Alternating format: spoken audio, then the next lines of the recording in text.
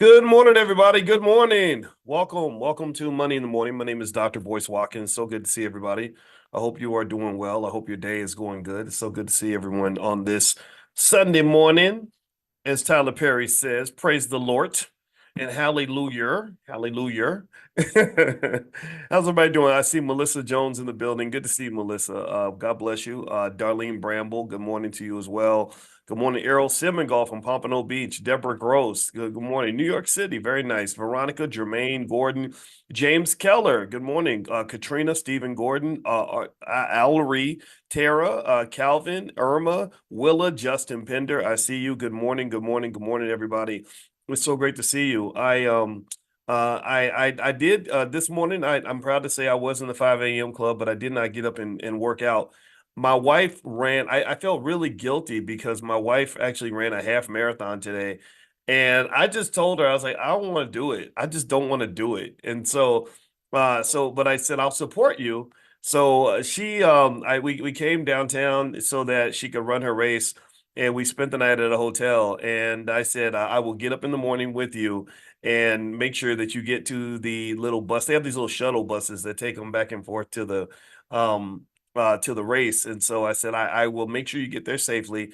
And we missed the bus because we woke up. It's crazy when you wake up at 5:15 and your first thought is like, oh crap, we overslept, right? So we got up at 5:15, we had overslept. We're walking through downtown Chicago, and we finally found some other runners, and they took the train. And it was interesting. I went down the train station. I hadn't taken the train in Chicago in a while, and it was interesting. I saw a brother who was talking very loudly to himself. He was really aggressively speaking, like almost like he had a really good voice. He was very coherent and it sounded intelligent, but maybe a little schizophrenia hit him, and he was like, and then what you do is you have to make sure that you understand that the way you get it done like this is like blah blah blah. And he's just talking, and when nobody else there. And I just said, man, this is so interesting. It made me think about, you know what it made me think about? It made me think about how we don't do enough in terms of mental health in our country. We just kind of ignore that. He clearly could have probably benefited from a facility, and he was probably scaring the white folks that were in there, I'm sure. And I was just kind of thinking about it, and I really thought about it also because it made me think about some of the black men I know in my own family who had potential that for whatever reason things happen, right? I was thinking about my father. My biological father got, I guess he got introduced to drugs. And that is, and you know that part of the story, so I'm not going to bore you with it. But he got into the drug stuff, and so he was never my father. He wasn't there when I was born. My brother and sister, who were raised by him, they didn't seem to say a lot of great things. They weren't really raised by him, like he was around for a little while, and but I'm not going to talk too much about them because they didn't ask to be discussed here, so I'm not going to dig into their private stuff. But it's just kind of like I would hear stories about him being a pretty smart guy that just didn't reach his potential, and I think the drugs played a big part in that. Possibly, I know that he did some prison time and whatnot, and it just reiterates what I've mentioned to you all, that I just think it's so unfortunate that we have not fully processed what drugs have done to the black community. Drugs to me are the worst thing to happen to black people since slavery. I will stick to that point. I believe, because that's what I believe. It's also probably about $5 to $10 trillion in lost human potential. Like if you think about what a really smart black boy could be if he's not on drugs versus what he becomes if he's on drugs, it's just not even a comparison. When you because you're literally going from being a tremendous asset, the league, you could be the league MVP, but instead you're the worst person on the team. You go from being, the Michael Jordan to being the guy at the end of the bench, and you go from being an asset to your family to being a complete liability. Your family's afraid of you. They're scared you're gonna come to the house and steal from everybody. I know a few moms that have 22-year-old sons that are getting out of rehab, and one mom told me that she had to move away from her house. She had to move because she was scared her son was going to come to the house and rob her. So I just thought about the pain that that mother must feel to know that my baby boy that I thought was going to be this asset for my life, that's supposed to be around helping me cutting the grass, saying, "Hey, mama, how can I help you? How can I protect you?" To literally her becoming like the biggest threat and menace in his life. So, besides just saying, just making that simple statement of saying no to drugs, I think it goes deeper than that in the sense that we have to really ask ourselves, like, how does that happen? Like, to really understand something, to solve a problem, you have to understand the process. You have to reverse engineer that, right? Like, so whenever you see a great black child grow up and become some prodigy, like I heard on the brighter note, I heard today from Dr. What's his name? He texted me this morning. He texted me an old picture we took at the All Black National Convention. His name is Dr. Let's see, here we go. Dr. Sean Harris. And Dr. Sean texted me this morning a picture of me and his son, Caden, who's 14 now, at InvestFest. I ran into them at InvestFest, and then he has a picture of his of that I took with his son and his daughter 8 years ago when they were both little tiny kids. And both of his children now at in their early teens are pretty. Caden has graduated high school at the age of 14. He couldn't talk for 5 years, but now he's graduated high school. His little sister is also on her way to becoming a millionaire at an early age. Caden's already a millionaire. Caden was at the White House a couple months ago, and he basically just sort of just said, "I'm not putting my kids on the white man's plan. The masses plan is not going to infect my children. Other people's plan is not going to infect my children. I'm the father. Man is short for manifest. I'm going to manifest my plan with these damn kids. That's what I'm going to do." And that's what he did. And now his kids are doing amazing things. And so really, in my view, pay attention now. You have to reverse engineer the things that are working. Like just like a basketball or football team. Like I watched Alabama and Georgia play an amazing game last night. And if your team is good, or if you see a great team, you reverse engineer. How does a team get that good? What do they do? What's the culture? How do they train their athletes? How do they set up their plays? What kinds of coaches do they hire? Right? We've got our team loses sometimes because we have bad coaches, right? We let little white ladies from the suburbs educate our kids in the Chicago public school system, and 90% of them come out and they can't read because you got bad coaches. You got bad coaches, you got bad culture, and that's why your team ends up losing. And then next thing you know, this little black boy who could have become a millionaire by the age of 14 could have finished high school like Caden at the age of 14, could have been changing the world. He's talking to himself 30 years later in a subway and scaring the white folks, right? Just kind of, it's scaring the black folks too, right? I wasn't really scared of them because I got uncles like that. I got relatives that got called strung out on drugs and alcohol. So I wasn't afraid, but I could tell that they were afraid. They got a little bit nervous, but still at the same time, my heart, I had empathy for him because I said, man, this is mental illness. My wife and I were sitting there and I said, "What do you think that is?" She said, "It looks like it might be schizophrenia." And I said, "How much of schizophrenia is linked to drug usage?" And she said, "Yeah, they're deeply connected." And so really when you have a culture, pay attention now. You got rappers. I just saw something the other day where there was a black man on a podcast by a guy that I respect named 19 Keys. He was on 19 Keys podcast. I think it's called High Level Conversations or something like that, which I love. I love anything that's high level. I think that's good.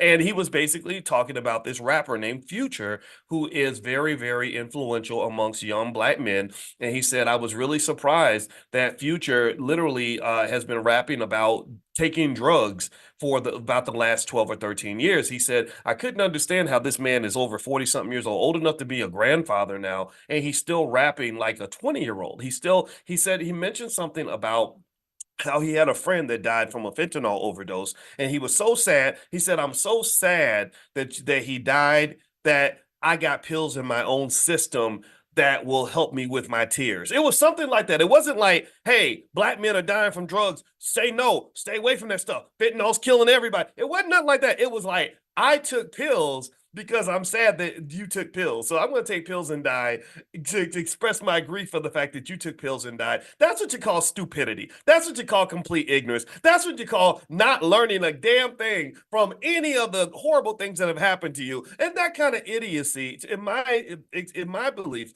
is built on low vibrational, sort of unintelligent, just significant, not just a lack of consciousness, but just a lack of even basic human thoughtfulness. Yeah, you're literally living like a dog. You're living like a dog because dogs will do that. Dogs will eat poison food and then eat poison food again. But even some dogs are smarter than that, and they don't keep repeating the same thing over and over again. So my thought is, why would in the world would we just sort of sit here like dumber than dogs? Because even dogs eventually learn, like, okay, I'm not doing that no more because that was bad.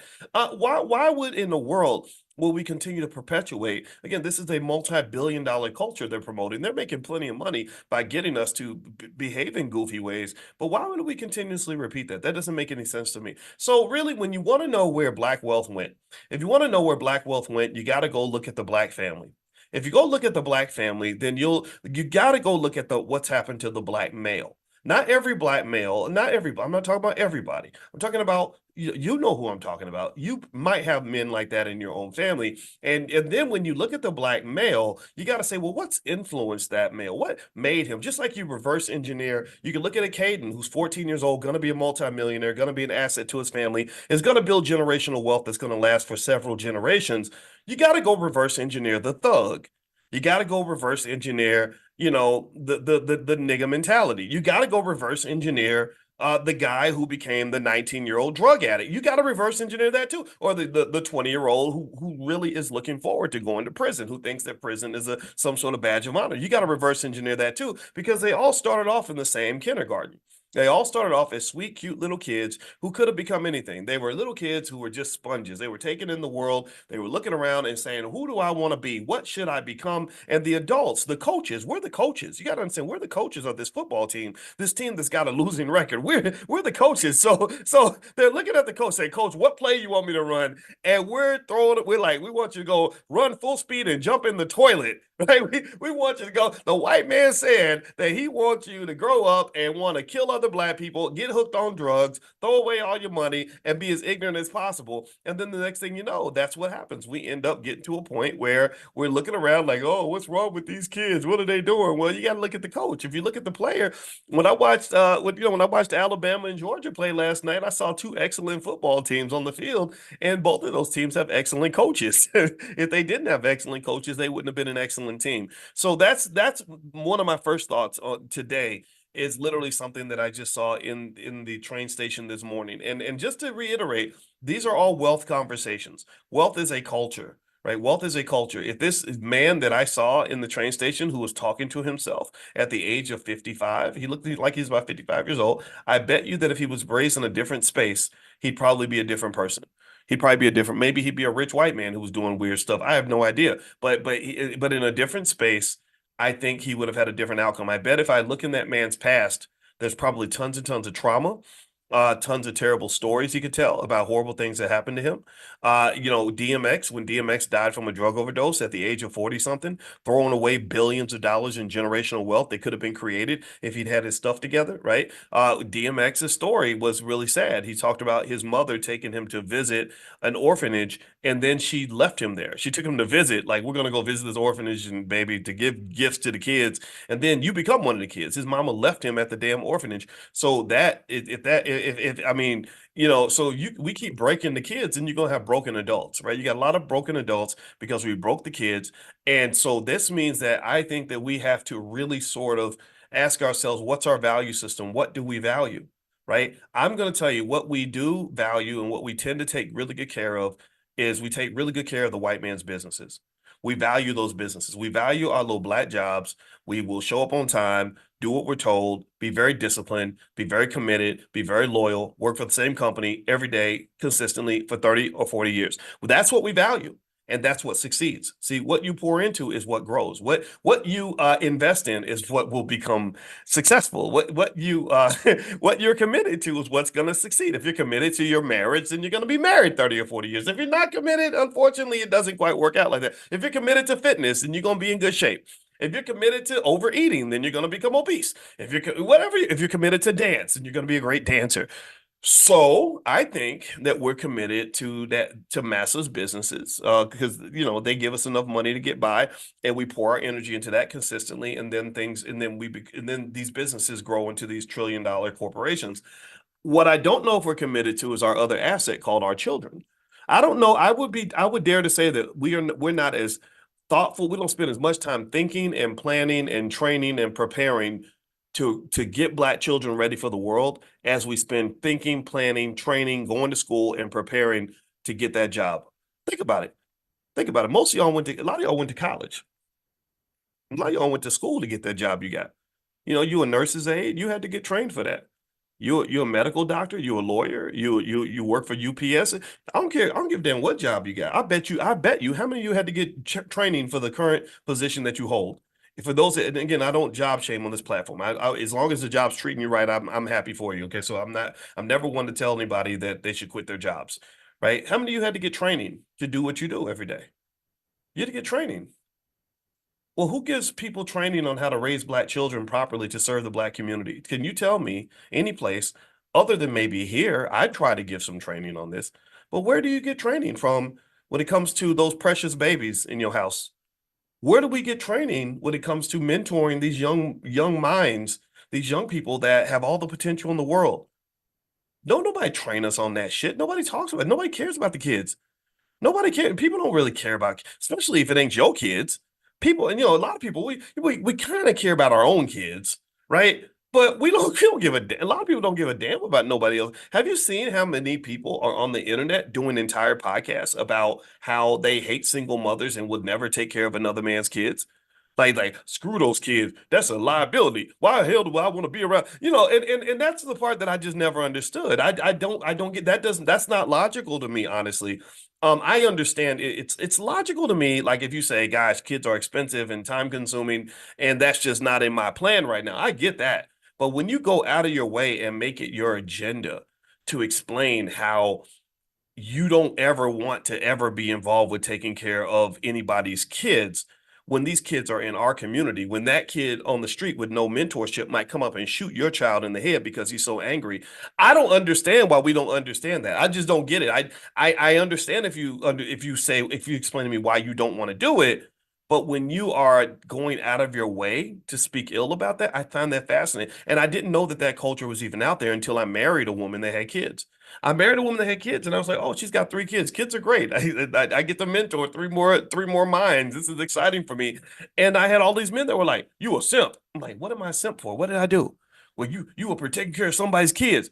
Yeah, but I like it. It's fun. The kid. Am I supposed to hate them? Am I supposed to just hate black kids and just like throw them in the garbage, like call the police? Like what am I supposed to do? Because and I didn't get it. I didn't understand it. It was very strange. So I just personally think overall, if you look at if you go out in the streets of Chicago, Philadelphia, other places, you see all these lost children, all these people, all the way from the 20-year-old who's messing around with fentanyl because nobody told him not, told him not to, or the 45, 50-year-old man who's walking through the train station talking to himself. All that to me is the result of extreme, extreme neglect. It's somebody neglected those people. Somebody didn't take the time to sit there and say and give some words of encouragement. You are special. You can do this, young man. You can do it. You are a beautiful black child, girl. You can do anything you want to do. We don't do that. And I just don't understand why we don't. We will cheerlead all day. We'll go work at Walmart and literally be like employee of the month and dedicate all this energy to that kind of thing. But when it comes to our own kids, which is our asset, that's our asset. That's the future. I mean, if you're pro-black, then you have to care about the black community. If you care about the black community, then you have to care about the kids because the kids are going to be all that you have after you're gone. After we're gone, that's all that's going to be left. So I just don't understand. And here's the thing: I think that part of that we learn from society. We learn that from America. America neglects its children too. If you look at the difference between what the Chinese government does with their kids versus what the American government does with our children, it's like night and day. I told you all about. Have I told y'all? I'm gonna be a little less serious right now. I'm gonna tell y'all a story, a terrible story where I lost a lot of money. Have I told y'all the Tekadu story? How many of y'all know my story about Tekadu? Tekadu is a Chinese company that I invested in a long time ago. And I made so much money off this company. I think I'm not kidding. I remember one time making like $50,000 in a week from this investment, right? So I had this company and I told you I like to buy stock and sell the options on the stock. So I would sell these options on this company. I was making $3,000 or $4,000 a week selling stock options on this stock. And it just kept going up and up and up and up and up. And anyway, one thing I did not do was I wasn't smart. Well, I would say I wasn't smart. I knew to do it. I just didn't do it. Sometimes you know what to do, but you didn't do it. And so basically, I just didn't buy put options on the asset. I didn't protect my investment. So one day, this stock, it was trading at $31 a share. It suddenly dropped to $3 a share. I kid you not, $3. So my investment, which was maybe $150,000, dropped to maybe 15, 20,000 bucks. It was, you talk about being mad that day. I wanted to kick something. I was mad as hell. And let me tell you why it dropped. It dropped because the Chinese government made a new rule where they said these companies in the same industry as Tekadu. Tekadu was one of those companies that would teach kids after school and help them get ready for college. They said these companies are putting too much pressure on the kids, it's stressing the kids out. So we're going to force all these companies to become nonprofits. You will not profit by disrupting the mental health of our children. We're not going to let you do that. And so they said, we don't care how much money you're making. We're going to literally right now go through this industry and make every company in this industry become a nonprofit. You cannot be a for-profit company and operate in this space. So on one hand, while I was cussing and screaming about the money I lost, on the other hand, I have so much respect for the fact that they were able to come in and do that. I'd never seen a company do or a country do this. It wasn't even on my radar. Like I talk about risk a lot, right? Risk was something I studied extensively in my doctoral program. And the thing about risk is that you have your knowns, your unknowns, and your unknown unknowns. Your unknown unknowns are things you don't even think about. Like I'm sitting here talking to you. I'm not even thinking about the possibility somebody could sneak up behind me and hit me in the head with a shovel because that's not even in my radar. You understand? Or that an earthquake can make this whole building fall down. I'm not even thinking about that, right? So that's kind of what this was. It was an unknown unknown. I had no idea that the Chinese government would be audacious enough to go into an industry and be that gangster to just literally obliterate an entire industry and destroy $1 trillion in economic value just for the kids. Because I don't live in a country that would ever do that for children. There are so many things that happen in our society that are unhealthy that will continue to be allowed to exist because of money.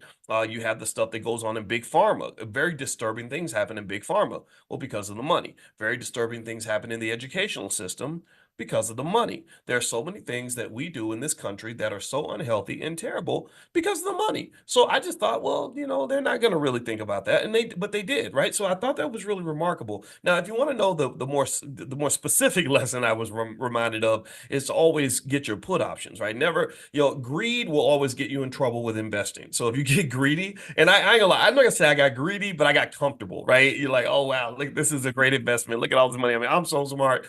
And but no matter who you are, you can't lose money. And what happened was I was thinking so much about the upside that I forgot about the downside. And also the reason some people don't invest is because they're thinking so much about the downside that they forget about the upside. You're so scared to lose money that you never make any money. But then sometimes you can be so obsessed with making money that you forget that you can still lose money. So really, in hindsight, whenever I build that time machine and go back and fix it, all I'm going to do is buy some really cheap put options and make sure that I maintain. Thank you, Calvin. There you go. There it goes again. Smartest black man on earth.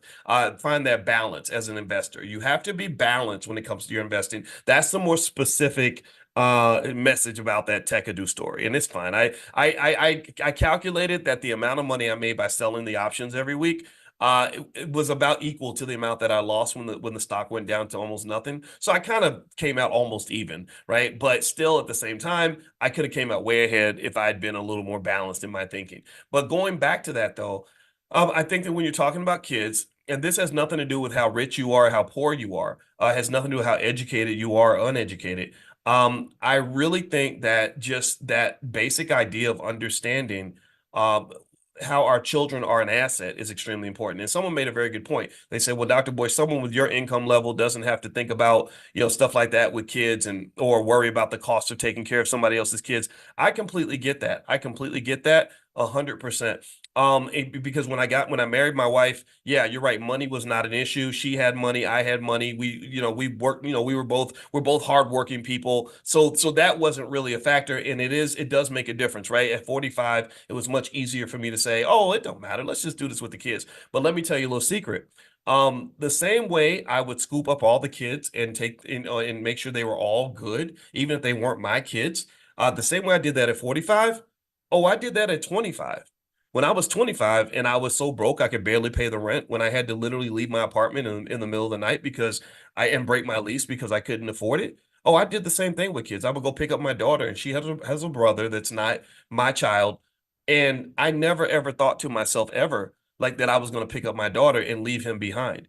Because I said if I love her, I gotta love who she loves. You understand? I can't say I love you and then force you to leave your little brother sitting there sad because he can't go to Disney World too, or he can't go, he can't go shopping with us too. I it just didn't, it just doesn't, it's, to me, it's just basic common sense. And also it's culture too. Remember, some of it's culture. My father did that for me. The father that raised me did that for me when I was a kid. He easily could have been out. So remember, the culture has shifted a little bit in that regard. At that time when my dad did it for me, most people thought that was an honorable thing. They said, that's good. You're taking care of this kid so he don't grow up and become a menace to society, and you're showing love to this child. But there were some people though who were like, who is this lady and who is this baby? Because my mother was a single mother when because I told you my father he had the drug thing, so he wasn't there. And my father, I'm sure when he brought me home, somebody was like, who is this kid? He's not one of us. And I didn't even realize that I was treated a little bit differently because I wasn't a blood relative. I never noticed it. And so that led me to reflect on childhood where children don't know the difference. Like, that's why, like, we make fun of kids. Like, if you date a nice lady or something and she's got kids and the kids are like, one of the kids is like, are you my daddy? Right. And you're like, I'm not your daddy. I'm not your, right. And I get that, right? That's kind of sad when that happens, but kids just don't know. Right? Kids, that old hip hop song, a child is born with no state of mind, blind to the ways of mankind. Right? So, God is smiling on you, but he's frowning too, because only God knows what you'll go through. So I look at those kids and they come into this world with no state of mind. They're blind to the ways of mankind. Kids are loving, kids want to share, kids want to help. Right. But then God is smiling on the child, but God is frowning because God's like, man, when the world gets a hold of this child, if they don't understand their responsibility, if they get bad coaches in this game of life, it's going to be really painful for them, right? So whenever I see a young black man or young black woman doing crazy stuff or whatever, I reverse engineer their life. I go backward. Remember, I'm a mathematician, and I told you all about that technique we have called dynamic optimization, where you solve a problem by looking at the end and working backward. So when I see a 20-something-year-old kid that's doing some crazy stuff, I want to go back. Like, what was going on in your life when you were 16, when you were 15, when you were 12, when you were 9, when you were in kindergarten, and you could have been anything, but yet somebody guided you in this direction. There was a culture that embraced you and made you into whatever it is that you are right now. I still remember when and here's the thing. Here's where this is impactful in the black community from an economic standpoint, but it also costs you things that are more valuable than money. One time, I picked up one of my girls, and she was really sad. And I said, "Well, what's going on? Are you all right?" And she said the baby I used to babysit got killed. And I said, who, which baby? She said he was 3 years old. And I said, how did a 3-year-old get killed? Like, what happened? And she said that the mother got into an argument with a guy next door, 19-year-old wannabe thug, type of guy. And he came back and he just decided, because he was angry, he was gonna like unload the whole clip of his gun into the house. He just shot into the house, didn't care about who he hit or whatever. And the problem is there were like 7 or 8 kids in the house and they were all playing. And the little 3-year-old got hit in the head with a bullet. And when I heard that story, I cried. I cried. And I didn't just cry for the baby that died. I cried for the baby that killed him, right? Because in my mind, I saw both of them as babies. I saw a 19-year-old. I know that don't get me wrong, he's responsible for what he did, and I was angry toward him. But if you get to my age, you know that if you see a 19-year-old, think about it like this: most a 19-year-old today was born in what, 2005. So you ain't really been here that long. You think you know stuff, but you don't really know nothing, right? We didn't know nothing when we were 19. We just knew what we were told. We knew what we were taught, right? And I just said, who turned the sweet little kid? When he was 3 or 4, he was probably like a kind little baby. He didn't want to kill anybody. He wanted to help. He wanted to help wash the dishes. He wanted you to tell him he was a good boy. He wanted you to give him a kiss and a hug. And what I realized is that every time he engaged the world, instead of somebody lifting him up, somebody tore him down. Right? Instead of making him complete, they cut him into pieces. He had to go through, I'm sure, a lot of pain to even become the kind of person who would even think it makes sense to unload a clip full of bullets into a house full of kids, right? And so to some extent, what that says is that everything is made in America. Our geniuses are made in America. Our thugs are made in America. Good dads are made in America. Horrible mothers are made in America, right? And so we got to think about what product we're manufacturing. We have to ask ourselves, when you think about, especially the kids that are in your sphere of influence. Now, again, it's perfectly fine if your focus is on your kids. I get it. Me and my wife got 3 kids. It's hard to focus on other stuff outside of those 3 kids. I understand. But some of you maybe were ordained by God. It's Sunday, so let's bring God into conversation. Some of you were ordained by God to influence kids outside of your own. Some of you may not have any kids, but that don't mean you can't be a parent, right? You don't have to have kids to be a parent. You can be a parent any day of the week. There are millions of our children out here that don't have a parent. That was my logic. That was my thought. I was like, well, I could go out and find some young. When I was thinking about getting married, I was like, I could go find some young girl and start having babies again. But I was like, damn, I don't want to change diapers and all that stuff. I don't want to start all over. So I actually had a preference. Like it actually would be nice if she's already got kids. That way I can get the fatherhood experience without having to go change stinky diapers for another 18 years. Or, well, not that you would be changing diapers for 18 years, but you get the point, right? So it's a preference thing. Everybody's got their preference, and I completely understood anybody who didn't have the same preference as me because we're not the same. What I didn't understand was just kind of the vitriol of of really speaking negatively about children as if they're some type of rodent or if there's some type of liability. That speaks to, in my view, a lack of vision. Because at some point, these individuals, these little nuisances that are in your life, these people that are getting in the way of your ability to go out and have sex with whoever you want and all this other stuff, these are the people that are going to be around taking care of us. They're going to be the ones who are going to be, we're going to be dependent on these little rodents, 15, 20 years from now.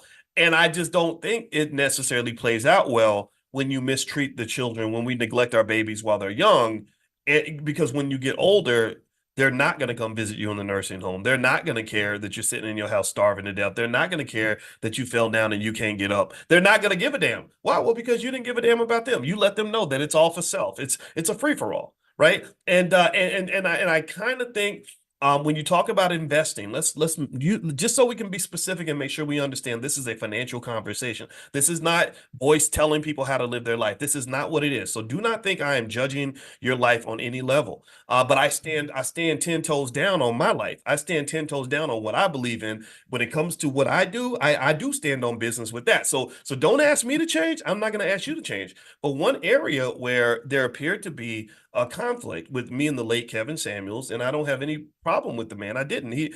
I liked a lot of what he did. I thought he was smart and articulate and everything else. But when we got to the point where he would make blanket statements about single mothers with kids, or that having children somehow made you just a lesser woman to spend time with, I just said that's not true, brother. What are you talking about, man? There's so many millions of us who were raised by mothers who did their absolute best, who were by themselves. My mother was raising me by herself, not because she was some raggedy hoe who just decided she wanted to go and do stupid things. She was 16, and the boyfriend that she was in love with didn't want anything to do with her. and so it was just her, this 16-year-old lady with this little big head baby that Planned Parenthood told her to get rid of because the daddy ain't crap. So you might as well kill his son too, right? And she did her best. That's what she did. And then a man came along who said that woman's gorgeous. My mother said, okay, well, if you want all of this, then you got to take this little boy too. And my father, rather than saying, yeah, all right, well, in order for me to get in your pants, I'll take the little Negro to McDonald's. He didn't do that. He said, oh, wow, I've been blessed with a son. This is awesome. And so he treated me like I was his own son. And what he didn't realize at the time was it wasn't just him doing the right thing and being a loving man and a protector and provider. It was a great investment. I think I was a pretty damn good investment. I was a great investment because I paid the man's house off when he got older. He ain't young and healthy like he used to be. He needs help.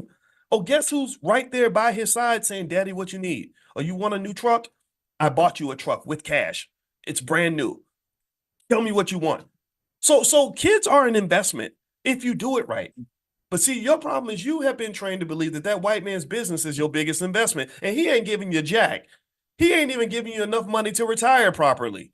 He's not giving you any loyalty. He's not giving you job security. He's not helping you get ahead financially. There's nothing about that loyalty you have to that job. I'm not disrespecting anybody who's doing it. So please just understand I'm just feeling passion right now. So forgive me if I say something wrong. I'm just gonna let it out. But that loyalty we show to those damn corporations, I don't think that's properly placed. My loyalty to a corporation will never be as great as the loyalty I have to my black wife.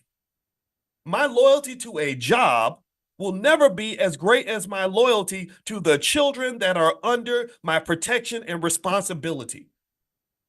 My loyalty to institutions created by that man who thinks he owns me will never be as great as my loyalty to the people in this room. I am here with you all every day, 7 days a week, because I'm connected to you. I care about what's happening in here. I don't give a shit about what they're doing in their business. That's their stuff. They get my spare time. You get my main time. And I really think that this is something we have to examine as black people, because there's a million examples of white folks getting up and saying, we want to say thanks to the black community because you built America. You're damn right we did. We should have been building the black community, but we was building your shit. Excuse my French. I'm gonna stop cussing this Sunday. I need to stop that. I apologize. Donald Trump. Well, you black people, you built America, and you're just now getting credit for that. Anybody remember when Trump said that? He was talking about how black people built America. He's like, well, we all built it, but you played a really big part, and you're just now getting credit for it. And all these black people are like, yeah, that's right. Thank you for acknowledging us, sir. And then Joe Biden gets elected, and Joe Biden's like, well, I just want to say thank you to black women, because without black women, we never could have gotten elected. And I'm like, ain't that something? He's like telling you, without you, we wouldn't have all this power. Without you, we wouldn't have access to trillions of dollars that we can give away to defense contractors and big pharmaceutical companies and all these other people who are not looking like you. Like, without you, we wouldn't have trillions of assets and power in our community. But your community doesn't have much of anything. Your family's broken. Your kids are out here in the street doing God knows what. You can't walk. You can't go to your grandma's house without worrying about getting shot. 90% of your kids are coming out of the public school system and can't even read, write, and do math at grade level. So what are you getting out of the deal? And seriously, I mean, what are you getting out of the deal? So what I really want you to do is I want us to do a meditation and an examination. This is a financial consciousness exercise, because this involves things that relate to investing, involves things that relate to money, and all things that are more valuable than money. A financial consciousness exercise, in my view, should be where you sit down and you say, where have I dedicated the most hours of my life? And how much have I benefited, as well as the people that I care about? Do that, right? Sit down and I want you to calculate, okay, there's 24 hours in a day, 168 hours in a week, 8,760 hours in a year. There's 87,600 hours in a decade. Over 50 years that you're working, you're putting in approximately about somewhere around 500,000 hours, let's say. 87,000 times 5 is about 400, or 80,000 times 5 is 400,000. You add another 35,000, about 435,000 hours of time that you've been on this earth. Of that 435,000 hours, you probably spent about 150,000 of those hours working, like at a job. A third of your life, actually. A third you spend sleeping. And then maybe part of that last third you get to do whatever you want. And I want you to just ask yourself, where am I putting most of my time? If I go through a typical day or a typical week, where am I spending most of my time? Where am I putting most of my energy? When I'm getting educated, what am I being educated about? Education. See, people make a mistake. They think education is the same as going to school. That's not true. A lot of people go to school, they're not educated. They also think that education is the same as knowledge. They think knowledge is the same as wisdom. All four of those things are very, very different. I don't know if we really value wisdom the way that we should, because if we did, I think that we would really think carefully about a lot of the things that we do. Wisdom comes from experience and deep thought, meditation, almost like consciousness. Not many people are conscious. Knowledge comes from just gathering information about anything that you need to know that's going to help you to live a better life and achieve the goals that matter to you. Um, Going to school and education are kind of linked to like whatever you do in your job. And I bet you that if you look at how much formal education you may have had in your life, I guarantee you that 90% or more of that education has gone toward you serving the white man in his companies. You went to school, you went to law school so you could go and become a lawyer at a law firm. You went to nursing school so you can learn how to be a nurse. And I want you to imagine, or you maybe you went to basketball camp to learn how to be a better basketball player. And I want you to imagine what if we spent that same time, we spent learning how to be doctors, lawyers, and nurses, and spent that same amount of time learning how to build a community, or learning how to raise healthy kids, or learning how to have a good marriage, or learning how to be healthy, period, mentally and physically. I guarantee you that that second investment would pay off much at a much higher level than the previous investment where you're specifically being trained to specifically serve somebody else. In a way, the way I think a lot of us are end up being raised is similar to Coming to America, where you had that point where the prince in the beginning was going to get married, and this beautiful girl comes in and she's like, she's so queen to be, right? And she's absolutely gorgeous. And this gorgeous woman, without knowing like the fact that she's so pretty, she could get all kinds of men, she's focused on one man and serving one man, and that's it. So he's like, well, so what do you like to do? She's like, whatever you like. Right? Like what so tell me about your life. And she says, I've been trained to serve you. That's it. That's what I've been raised to do. And so that means that number one, she doesn't realize her worth. She doesn't know that she could be a wonderful woman to a lot of men. She doesn't know that she's also the prize too. But then number two, when he says, I don't want you, then she has no purpose. She literally has no purpose. She's depressed. Like, what am I going to do now? I spent all my time preparing to serve this person, and I don't know anything else. I don't know any other options for myself. That's what I see when I see a black person who gets laid off from their job. And so because they can't get a job, they just sit there and do nothing because you've been trained your whole life to basically serve this other person. And when they don't serve you, or when they don't accept your service and they don't want you anymore, you end up in this position that I think is beneath you. You in a position where we end up looking so desperate. We end up wasting a lot of time. You waste a lot of resources. So this beautiful woman, because the prince did not want her, she wasted a ton of beauty. A lot of y'all saw that movie. That was a beautiful black woman, right? But so really the best pivot she could have done, the best thing her dad could have done for her is to say, look, hey, we're gonna get you ready to marry the prince. That's the plan. But just know you got a plan B, a plan C, and a plan D. We got lots of other amazing men you could be married to, lots of things you could do with your life beyond just this. This skill that you've acquired is not focused on one outcome. There's not one thing you could do with the skill. I have to have this conversation with a lot of PhDs, believe it or not. I know a lot of PhDs who are super smart people, super highly trained at the absolute highest level. But when the university doesn't want them or the university mistreats them, all they can do is sit and be sad about it. All they can do is complain. All they can do is get on food stamps and say, look at how bad they're treating me. This ain't right. Or I wish I could get a job, or I'll take any job I can get. And I'm the guy that says, well, just leave the damn industry.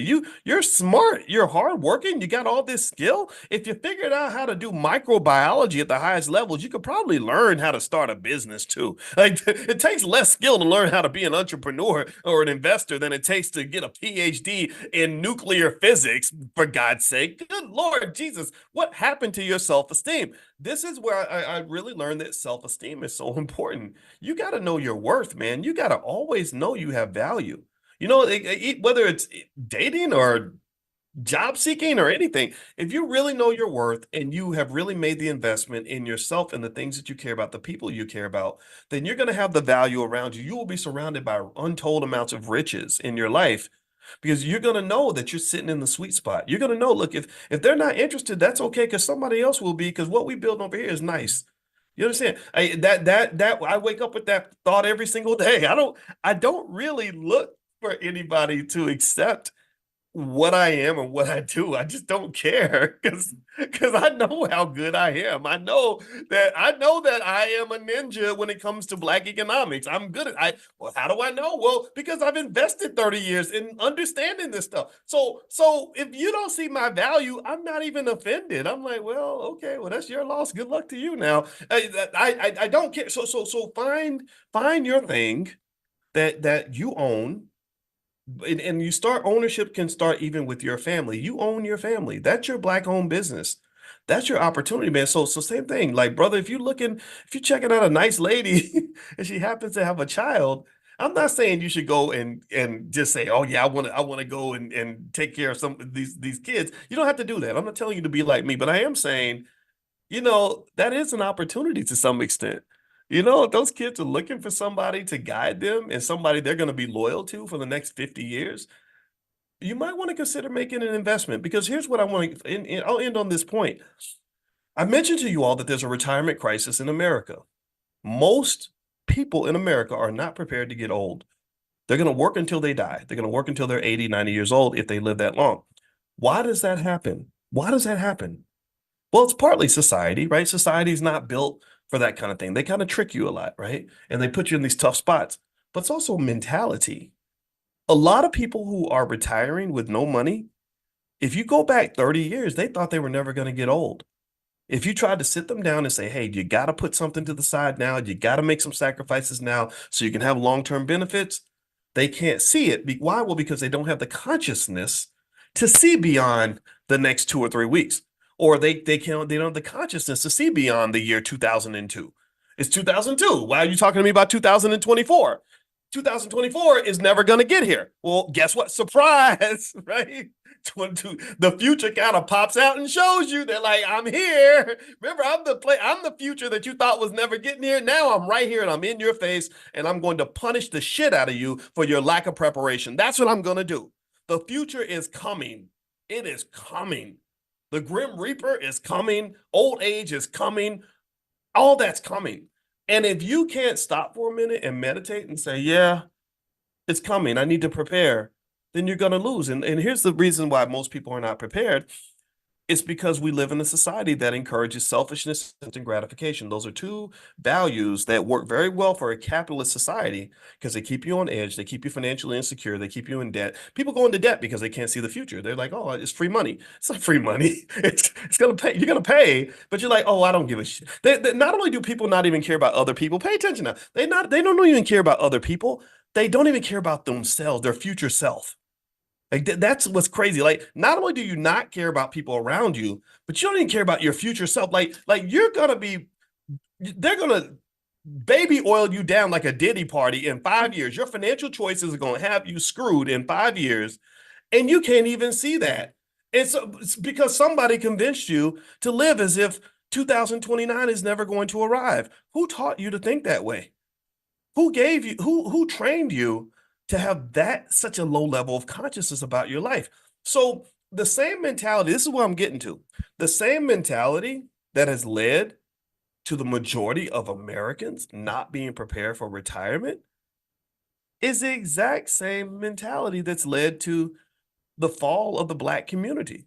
It's the exact same mentality that leads to so much economic and social desperation. It's the same mentality that leads to broken families and divorce and children who hate their parents and all that. All that's connected. All that's connected. I still remember in college just talking to dudes around me and saying, if we don't study and get a degree, we're gonna have a really hard life. And it's like, yeah, but I want to go to the party and the step show and I want to go and smoke and drink and do. I'm like, yeah, but if we don't sacrifice something now, we're going to spend the next 30 years in a prison, basically, a prison of our own choices. So I'd rather struggle a little bit now in the next 3 or 4 years and then live good for the next 30 or 40 years than to have fun for the next 2 or 3 years and struggle for the next 30 or 40 years. Do you understand? That's simply investing. That's all investing is. All investing is the ability to sacrifice something now so you can have more later on down the road. That's it. That's all it really is. So investing isn't just money. You invest when it comes to health. You invest when it comes to relationships, right? You invest like so I see a little 8-year-old kid who is looking for me to mentor him. And I could say, screw you, kid. I don't, you're not mine. I ain't got time. Or I could say, if I invest in you now, then maybe later on down the road, it'll pay off for me. I used to invest what my greatest investment is? Some of y'all that have been listening for a while, you'll know what my greatest investment was. My number one investment in my life, it had nothing to do with money. My number one investment in my life was my baby brother. When my parents gave birth to my brother, I was 13 years old. And my mother and father, I guess because money was tight, they didn't have the ability to hire a babysitter. And this is back in the 80s when you can get away with stuff like this. I don't think you can do this now. So they used to have me take care of my brother. I used to babysit my brother all summer long, 5 days a week. And I would have to watch him from 7 a.m. until about 4 or 5 when mama got home from work. And when I tell you I hated it, I absolutely hated it. Because I think I got something the equivalent of about 50 cents an hour or something. So every 2 weeks, mama would give me $40. So I get $20 a week to babysit my brother. And he would wake up early. The diapers were stinky. I'd have to be in there making bottles and just all kinds of. I'm 13. This summertime. I'm supposed to be out here running around, right? I'm literally a baby. So I'm nurturing this baby at 13 years old. It was very difficult. Let me tell you, when I say to you that that was the best investment I ever made, oh, I'm not lying. Because what I did not know is that when you pour into people when they're vulnerable, they're connected to you. My brother has been the most loyal business partner I have ever had in my life. When I was at Syracuse University and I was the one that was struggling, I was the one trying to figure out my next move because it was getting hot. I had to move. I had to find something else to do. I was like, I want to start this business, but I don't have any money. Guess who came to my side and worked with me full time without even asking for a paycheck? It was my little brother. My brother literally was responsible for helping me make millions of dollars over the course of my career. It could not have happened without him because he gave me the kind of loyalty that money cannot buy. I've hired people, I've fired people, I've had people betray me, I've had people ups and downs, I've had people that were fly by nights, I've had a lot of people come and go. He never left. Even when I was at my craziest, even when we made mistakes, even when we lost money, even when it blew up in our face, he was always right there by my side with a type of loyalty that money cannot buy. So when I tell you that I believe to the core of my soul that the best investments we can make in our lives are people, I mean that. If you spend time with those kids, you got those 3, 4 kids, that's the greatest blessing. How the hell you gonna act like getting a damn job at the Westin Hotel or something? I'm looking at the Westin out the window. We're actually having a convention at the Westin. Nothing against the Westin, but how the hell are you gonna act like getting a job or working for Nike or something is more valuable than the time you're supposed to spend with those kids? I just don't understand it. I just don't get it. Right. And I think that this is part of the mystery in terms of what happened to Black wealth. It's mentality, it's where we're investing our resources. And it's not the money. I'm not talking about investing the money. I'm talking about investing the time, investing the energy, investing the love, investing the attention. You're investing it in all the wrong things. So I guarantee you that most people know more about what's happening at their job than they know what's going on in the lives of their own damn children. And that is a problem.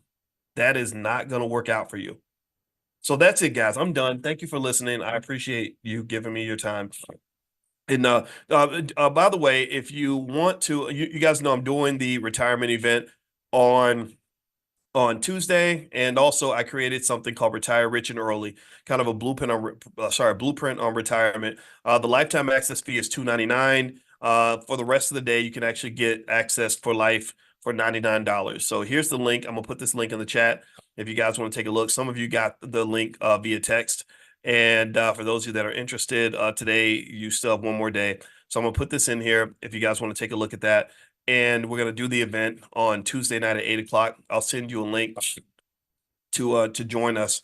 So here we go. There's the link inside the chat. Let me know if you see it.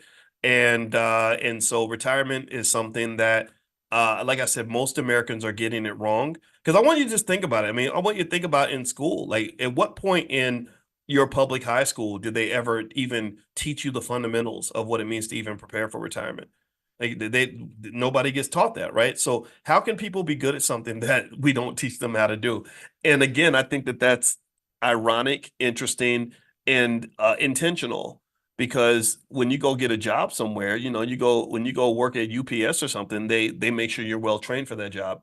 But when it comes to the game of life and the job of life and the job of raising children and taking care of yourself, nobody gives you formal training on that. I personally think there should be like life school, like literally like a school of life where you're learning everything that you need to know about how to survive in this world, especially if you're black. I think because when you're black, it's very complicated and there's a lot of stuff you need to learn. But instead, a lot of people are learning this stuff now on the internet. And some of the internet advice is absolutely horrible. So anyway, that's it. Junaville says, yes, life school.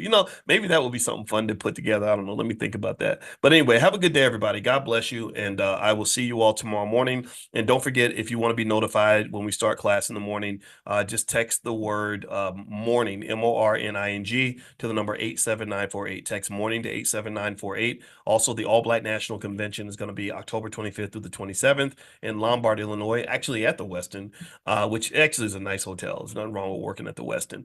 But anyway, if you want to join us for the convention, just go to allblacknationalconvention.com. That's allblacknationalconvention.com. So have a good day, everybody. I'll see you guys soon. Take care. Hey everybody, how you doing? I hope you guys can hear me okay. I see a few of you are already in here. I see Pivotal Move. How you doing from ATL? Larry Doherty, good to see you. Tara Redmond, B1 for Rosa CM. Anyway, can you guys let's do a quick audio check before we begin. Let me know if you guys can hear me because I'm actually gonna be driving while I do this conversation, which is the reason why it's going to be audio. It's not going to be video because I ain't trying to crash to do a podcast episode. But I actually wanted to share some thoughts about economics that I think can benefit you. So let me know. Give me a quick yes in the chat if you can hear me okay. And what I'll do is I'll kind of queue up in terms of letting you guys know what we're going to talk about today. Uh, Today, I want to talk a little bit about this stuff with Diddy in terms of the economic side of it all, and help you see some economic variables that maybe you might have missed. Basically, there's a lot to really talk about here because Diddy is a guy that has a lot of money. Lawyers are very expensive. RICO cases cost a lot. And they're repossessing a lot of his assets, things like that. So there's financial angles all over the place. But actually, before I begin, can you guys do me a quick favor? Let me know if you can hear me. As you hit the thumbs up button, give me a yes in the chat to let me know that my audio is coming through all right. And I'm gonna basically be on the move here, so I'm not going to be on camera today. So forgive me for that, but just give me a yes to let me know my audio is coming through all right. All right. So here is my thought that I wanted to share with you guys. So basically, with this Diddy stuff, a lot of us have been following this, right? And a lot of us are in it for the spectacle of it all. It's really interesting. Actually, I don't blame you if you find it interesting because we've been following Diddy for a long time. He's been around for over 30 years, and he's really almost, you would say he's iconic in the hip hop music industry. I mean, he is a walking corporation. He's a massive brand. He's probably a multi-billion-dollar asset, right? And that's what he is, right? And he's also a guy who is controversial. I ain't gonna lie, I never really liked him that much. He kind of always got on my nerves because I have my little pet peeve. If you want to know my personal pet peeve, so we can get that out of the way, is I have a big problem with black men who don't grow up. Black men who act like children until they're like 40, 50 years old. Diddy's been doing the same little dances, the same little goofball stuff for many, many years. He does a lot of talking. It isn't usually followed up with action. And what's worse is that this is how they keep the black community distracted. This is how they harm the black community. Is they take the clown and they put the clown in the position of the king. You understand? They take the clown and they'll say we're going to make the clown into the king, and then guess what happens? Guess what happens when they make the clown into a king? There's a saying that says if you put the clown in where the king is supposed to be, the circus doesn't turn into a kingdom, the kingdom turns into a circus. Do you understand? Do you get what I'm saying? So when you put the clown in the position of the king, which they did with Diddy, they would put him on the cover of magazines as some example of black excellence, black wealth. In fact, he was one of the people that helped to popularize the term black excellence, even though there's nothing really excellent there. Um, they made him into a political leader. Anybody remember Vote or Die? How many of y'all remember the Vote or Die campaigns where they were telling you that if you don't vote for the Democrats, you're going to be dead or something? I don't know what the hell that was. But that's what in politics, that's what you might call a scare tactic, right? That's literally a scare tactic. We're going to scare black people into voting for them instead of offering them something that they deserve. We're going to basically just scare the shit out of them and force them to believe that if they don't vote for us, then the Republicans are going to put us in chains. I literally remember Joe Biden specifically using the terms, they going to put y'all back in chains. And I remember him saying, if you don't vote for me, then you ain't black and all that stuff. And I hope that you weren't dumb enough to fall for that nonsense. I'm not telling you who to vote for. I'm not saying that you're dumb if you voted for a Democrat. I'm just saying that it's almost like sleeping with somebody. If you're going to sleep with somebody, don't sleep with somebody because somebody tricked you into it or forced you into it. Sleep with them because that's who you selected, right? So it's just like it's my body, my choice. It's also your vote, your choice, your life, your choice, your economics, your choice. And give me a yes if we can at least agree on that. We can agree that I'm not here to tell you who to vote for. I'm not here to tell you what your opinion should be. I just want to make sure that your opinion is your opinion and not the opinion somebody gave to you. Because there is a consistent effort to control the black community by putting the clowns in the driver's seat of the community. They will take a Diddy, they will elevate him, they will make him into a fake black leader when he's really not a black leader. He's really just a Negro manager. Or they'll take an Al Sharpton, who I saw Al Sharpton dancing with a bunch of white politicians the other day. I don't know if any of y'all saw that, but Sharpton was at having his 70th birthday party, and he was out there dancing with all these Democratic politicians, and there's always all this dancing, Roland Martin dancing, Al Sharpton dancing, Diddy dancing, right? And this is Dr. Claude Anderson has been talking to y'all about this for a long time. Dr. Anderson talks about how the singing, dancing Negro is always the one that they put out front. Malcolm X used to say that. Malcolm X used to talk about the idea that they would put clowns in the position of black leaders, and then they would look at the black community and say, well, they're just a bunch of clowns. Look at them following clowns, imitating the clown, sitting behind the clown. And I'm like, and a lot of us are sitting there like, we're not clowns. We're serious people. But if you don't put serious people in serious positions, then you'll never be taken seriously. Do you get what I'm saying? I hope you get what I'm saying. So Diddy, I'm going to give my perspective on that part is that Diddy's existence was always problematic, not just because of all the other stuff he may have done, but just what he represented in black culture. And I'm gonna tell you like this. I'm gonna tell you like this. If you want to know the real deal on why Diddy's going down, in fact, let me ask y'all a question. Let's do a straw poll. How many of y'all think that Diddy going down is deeper than just some guy who committed crimes? How many of y'all think that there's something bigger happening here? How many of y'all think that he pissed off the wrong person? Give me a yes if you think that, he fell out of favor with his bosses. Let me know if you agree with me that Diddy's whole prosecution, this whole parade and charade that's really going on it's all about basically the fact that they couldn't use him anymore. He wasn't an asset to them anymore. He was costing somebody some money. He made somebody mad. Give me a yes if you agree, because I'm gonna tell you that's what I think. And the crazy part is that it's not to say that I've ever felt that Diddy was this excellent role model or this amazing human being. I've never felt that way. I told y'all how I feel about the guy, but I think that there's some shenanigans going on. I think that this is a selective prosecution. I think that the people prosecuting him are probably just as guilty as him. In fact, I remember when the R. Kelly documentary came out, I happened to know one of the key producers on the R. Kelly documentary. And if I was to tell you what I know about her, if I was to tell you what I know about her, because, I know some celebrities, I'm in the grapevine a little bit. If I told you what I knew about her, it would blow your mind. I just don't want to get into that nonsense because I'm not out here trying to defend R. Kelly, right? That's not what I'm interested in doing. But believe me, these are games, people. These are all games. That's what it is. It's all games.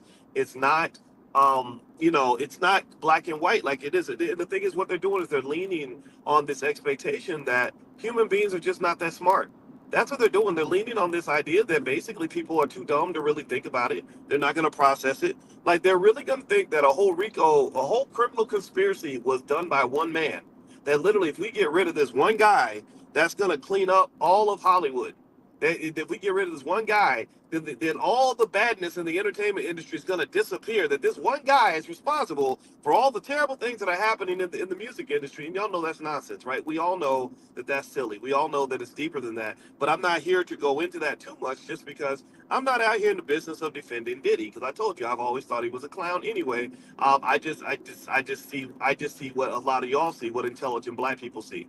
Now, with that said, what? Let me talk about just the idea of Diddy parties. Right now, it's fascinating. When you're 53, like I am. And by the way, I'm driving now. I'm actually in motion. Can y'all still hear me? Okay, give me a yes. I get real self-conscious about the audio when I'm on the move, and I apologize for doing this conversation via audio while I'm driving. I wanted to do Money in the Morning, our morning financial consciousness class, and I couldn't do it because the freaking hotel Wi-Fi was terrible. I was staying at a damn Hilton. You would think if you're a Hilton Honors member, they'd be able to give you some good Wi-Fi, but man, the Wi-Fi was garbage, so I couldn't actually talk to you guys. And I apologize for those of you that were going to meet me in class. If you want to get invited to our free Money in the Morning financial consciousness class, it's free to the community. I'm a finance PhD. I like to just talk about economics in a variety of ways to help you understand money because I want you to have some. So if you want to join us for free, just text the word morning, MORNING, to the number 87948. Text morning to 87948. Somebody type 87948 in the chat so others can have it. So anyway, back to Diddy. Okay, so we've established that Diddy was used and manipulated to basically become a false figurehead for the black community. He was empowered, I believe, for a number of years and really allowed to get away with crimes, I believe, because he served a different purpose. He served a purpose for mostly politicians. I don't think I think that it's not a coincidence that a lot of the people that you see that are black entertainers or black people that are working closely at a high level of the Democratic Party, in many cases, these are individuals that have high profile criminal or court cases in front of them.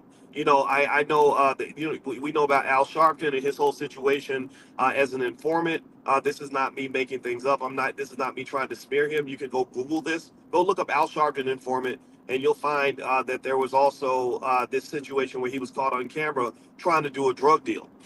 Now, most of y'all, just so you know, don't ever let the FBI catch you on camera doing a drug deal, because you won't be sitting next to the president in the White House. You'll be sitting next to Big Pookie in cell block A. Okay, so just know, don't you try to do that. But there's that video out there. Go look it up. Just look it up. Don't believe me. Just go look it up.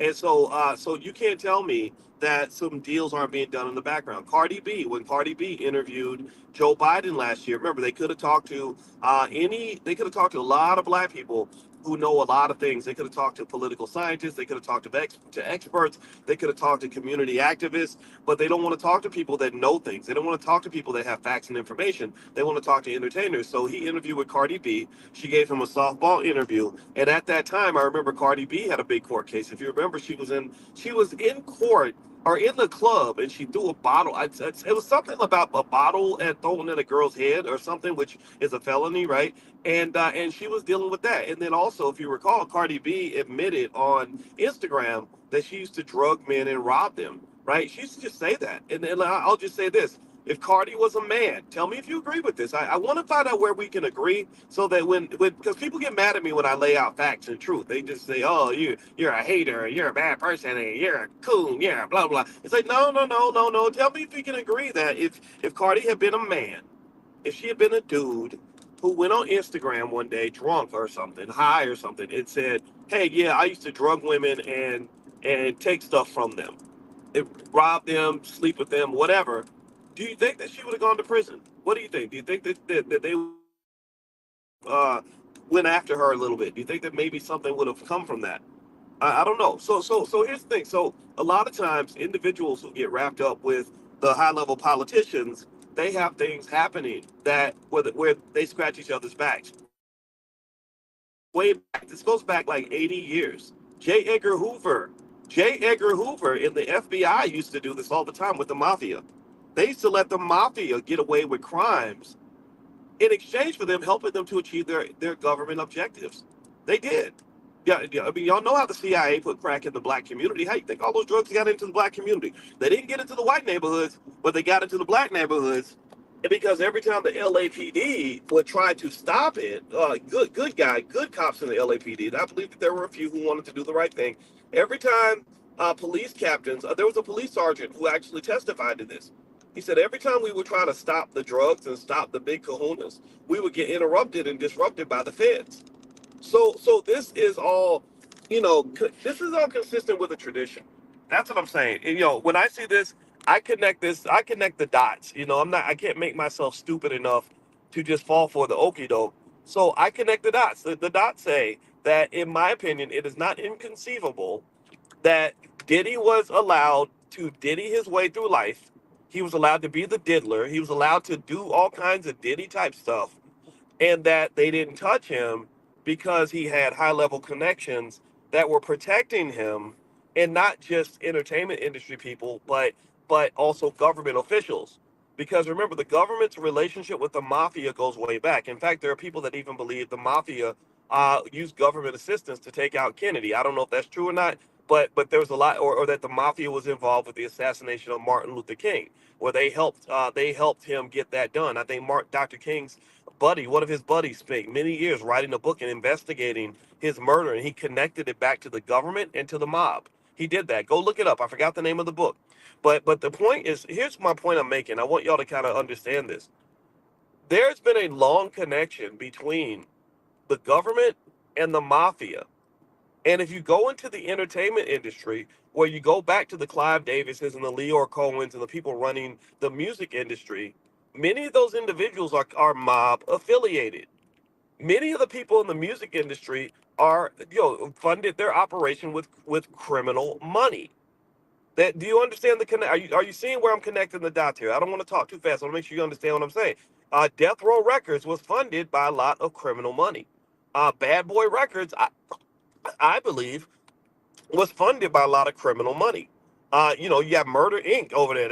I think they done dealt with some stuff with the feds and all that, right? So it's not a coincidence, right? So here's what I'm saying is that I believe that Diddy's whole prosecution really is a matter of making him the fall guy. Maybe because they're protecting other people, but at the very least, because perhaps he went rogue on them. I think that he did that goofy ass vote or die campaign, which I never supported any of that nonsense, because I was like, stop telling people they're going to vote, they got to vote for you or they're going to die. Like, let's stop re traumatizing black people. Everybody uses your trauma for their economic benefit. Everybody knows how traumatized black people are. Everybody knows how broke black people are. Everybody knows how economically vulnerable black people are. And what they do is they rely on the fact that you feel consistently unsafe and insecure, and they use that to suck things out of you. They use you like the poor little girl with low self-esteem who was sexually abused by her daddy, and they take that little girl and pimp her on the street.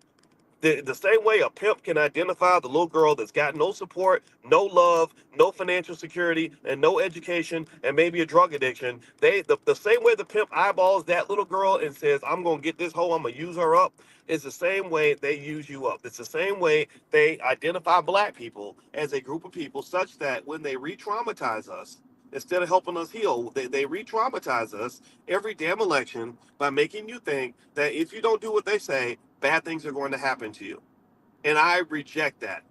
Like my mama is a praying woman. She's a praying, godly woman. And she would say, what she say? I reject you in the name of Jesus. Or I rebuke you. She would say, I rebuke you in the name of Jesus. So when you're coming in with all that nonsense, trying to get black people to serve you out of fear, I reject you. I rebuke you in the name of everything decent, because what you're doing is wrong.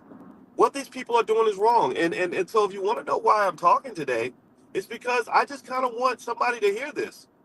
I need us to really think about these things. We don't process. We need to have these conversations on a different level. We need to stop with letting people just get us doing the same thing over and over again and thinking that that's going to make a difference. It's not going to make a difference. Or somehow making us believe that the people who are exploiting us are the ones who are going to elevate us.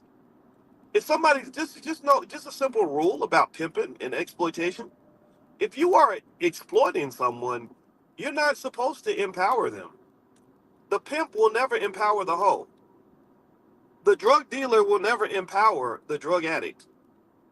The drug addict's gonna have to go somewhere else for rehab. The hoe's gonna have to go somewhere else for support. She's tempted to go to the pimp because the pimp is the one that she's closest to. The pimp is the one she's had the relationship with.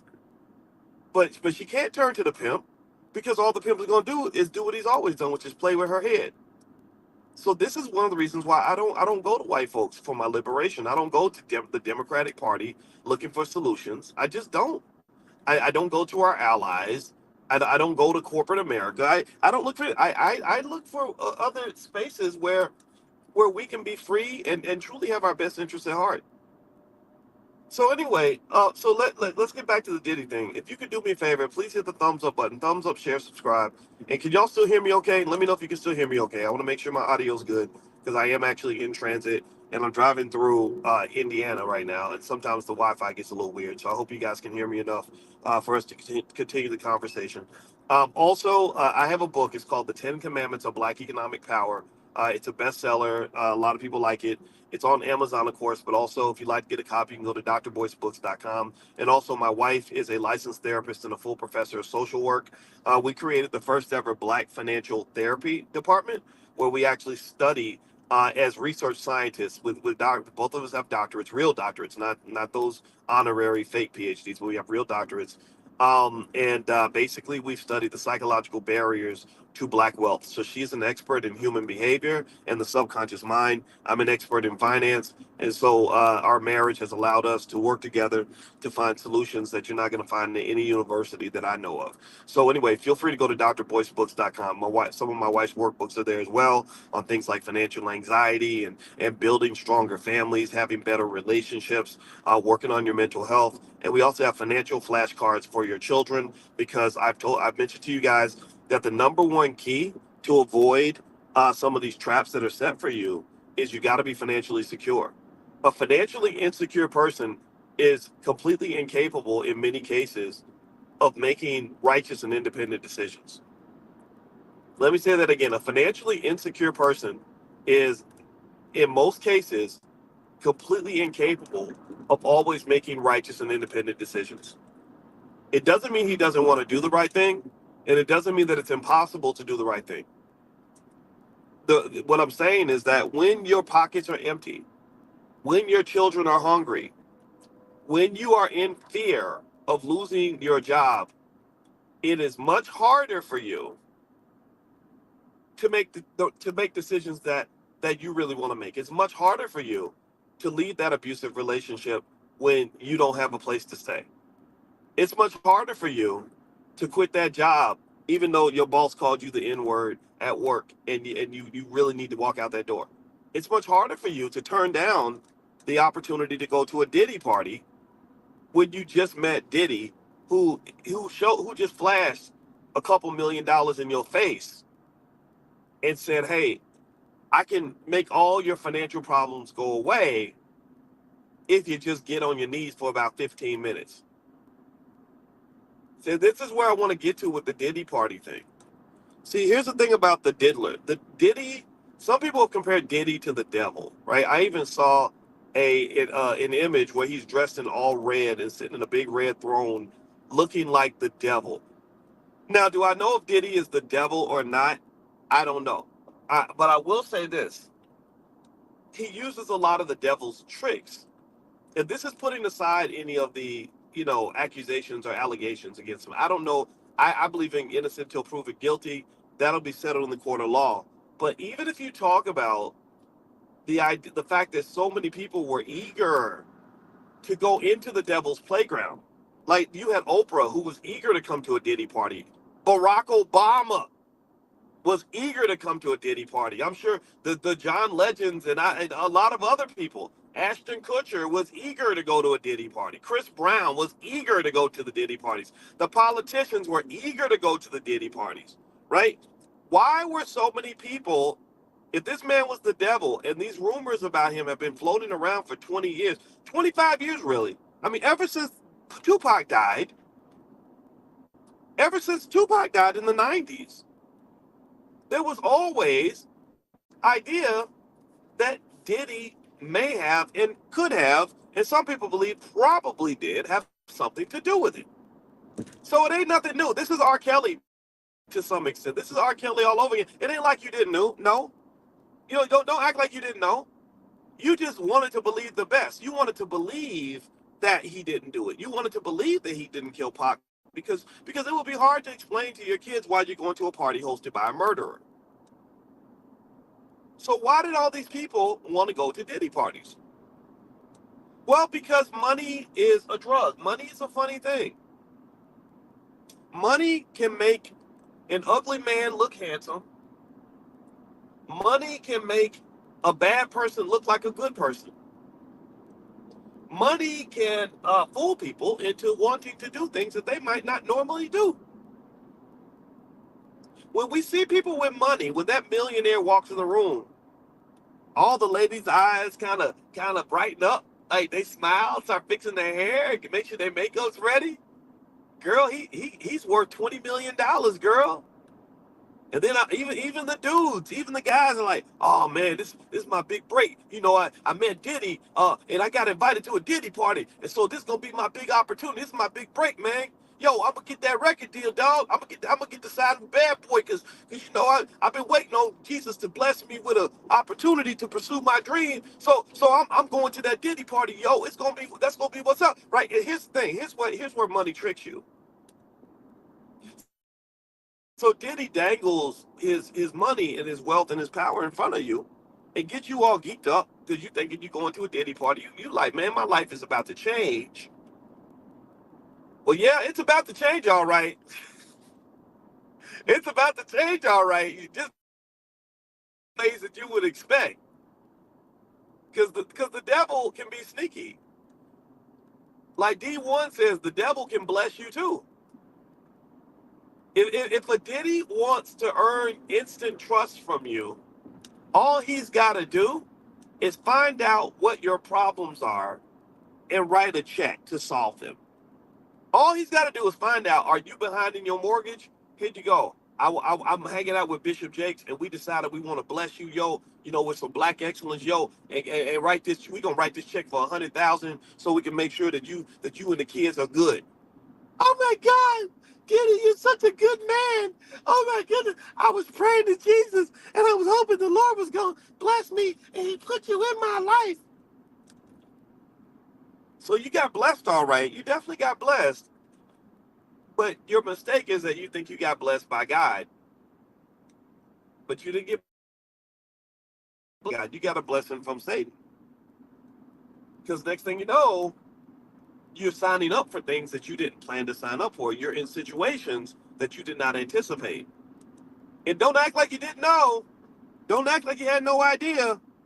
Because people been connecting Diddy to a murder. They've been connecting Diddy to murders since the 90s. So don't act like, well, we just went to the party. We had no idea this was happening. I didn't participate. No. Yeah, I get it. I know you didn't. I believe 99% of the people that came to a Diddy party were not really at the after party, right? I believe that 90+% of the people who came to that party wasn't doing no drugging, no sexing, none of that. I think that 90% of the people that went to the Diddy party just went and left, right? And I believe that the reason that so many people lined up to go is because money and power are very seductive. Money and power are a drug. Money and power are the things you want to get close to. And if you don't have financial consciousness, there's that word consciousness. If you don't have financial consciousness, if you don't have discernment, if you don't have the ability to say no, if you don't understand all the things in your life that are more important than money, then you're an easy target. You're easy. We just got to get her at the party and put something in her drink. And next thing you know, she's going to participate in the freak offs, and we're going to get it all on tape. So we're going to have this tape for the rest of her life. So she better not say nothing, or we're going to threaten to release the tape. Let me give y'all, let me give y'all a real story. I'm gonna be open and vulnerable and share this story with you in hopes that you'll understand why I felt compelled to share this conversation today. Before we do that, could y'all please do me a favor and hit the thumbs up button? Thumbs up, share, subscribe.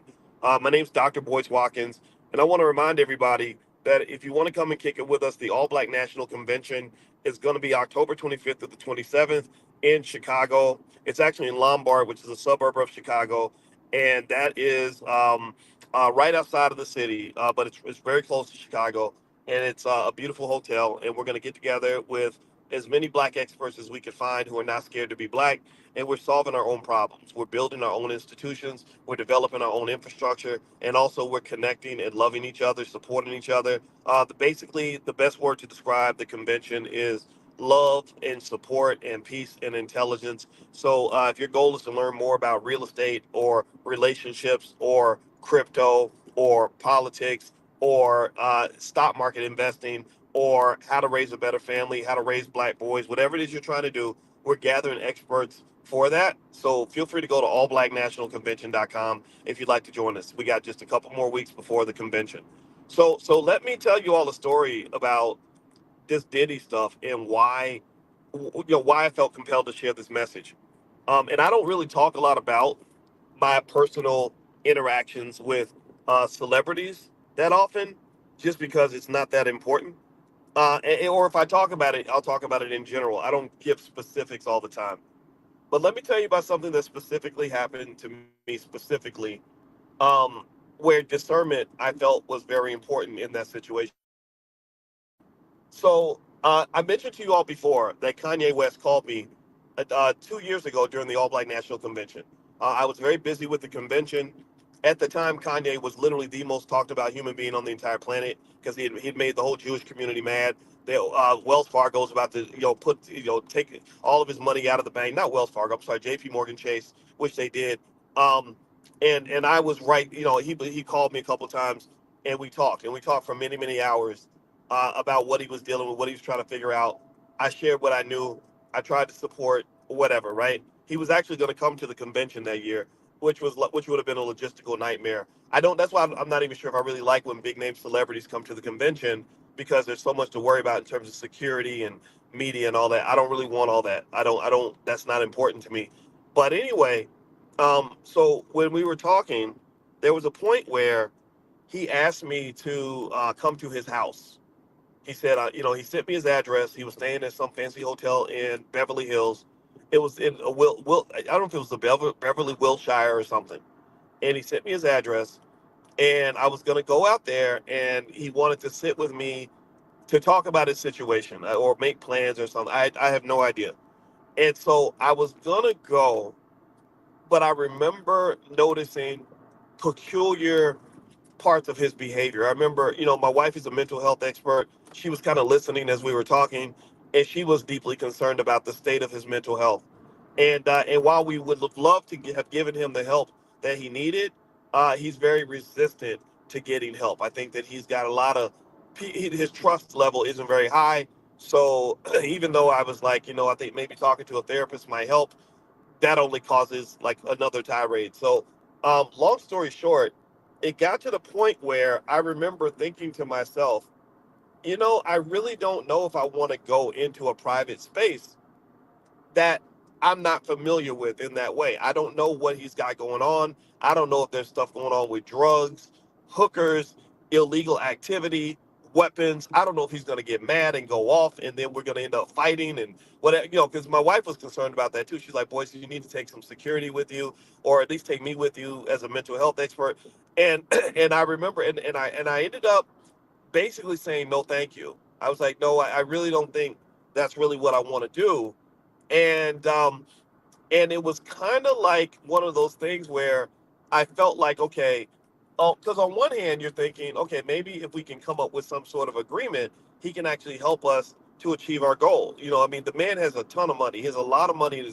Well, it's easy to get money when white people like you and they love your music and you're selling shoes all around the world. So he's making plenty of money, and the fact that he called means he understands some element of what we're doing. I told him about B1 culture. I told him about what our core values are. Like we believe that black people should educate our own children, create our own jobs, and support black owned businesses. So he got that part, but there was a part of him that was a little unhinged. And I did not feel comfortable even going in that space because I said, what if I go in that space and he drugs me? I just didn't know. I remember thinking that way. And I remember when I told him he wasn't happy, he got pissed off, like, how dare you say no to me, that kind of thing.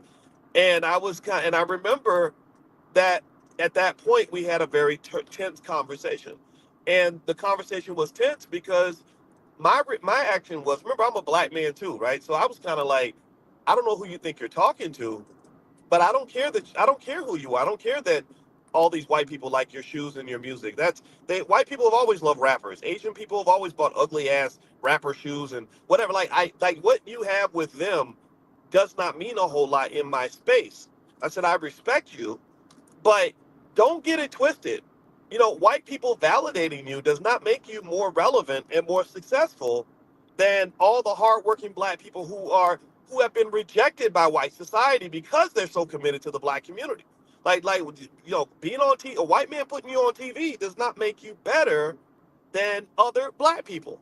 And that's one thing I've always really try to help people understand, because you can't get caught up in that mindset. So what I remember telling him was, I said, look, I don't have as much money as you. I'll never make $100 million in a year. I wish I could have talked to you about that money, because there's a lot of good work that could have been done with that money. But you want to go spend $2-3 million on your daughter's birthday party. I can't stop you from doing that, but it concerns me. I wish I could talk you out of it. But I have enough money that I'm financially secure. There is nothing that you have that I need, and there's really nothing that you have that I want. Right? I would love to partner with you because we could accelerate the mission. We could get a lot done, but I can walk away from all that I got. So let's get that off the table right now. And let me explain this to you. What allowed me to really say that to him, and I said it respectfully, I wasn't trying to cuss nobody out or be a jerk or nothing, but I was able to say that because it was true. I am financially secure. Also, I know who the hell I am. So I don't need to be on TV to feel like I'm more successful. I feel like the most successful man in the world when I got a wife and kids who honor me because I am a great father for them. I feel like the most successful man in the world when I walked across that stage and got my PhD when no other black person on the planet was able to achieve that doctorate that year. I was able to pull it off. It was really hard. I felt like the most successful man in the world when I talk to y'all every day, and you tell me how my words are shifting your life and really elevating you and black families and black children. Like, that's the sweet spot. That's the win. That's what, in my view, that's my value system. That's what matters. A white man putting you on TV ain't shit to me. That means nothing.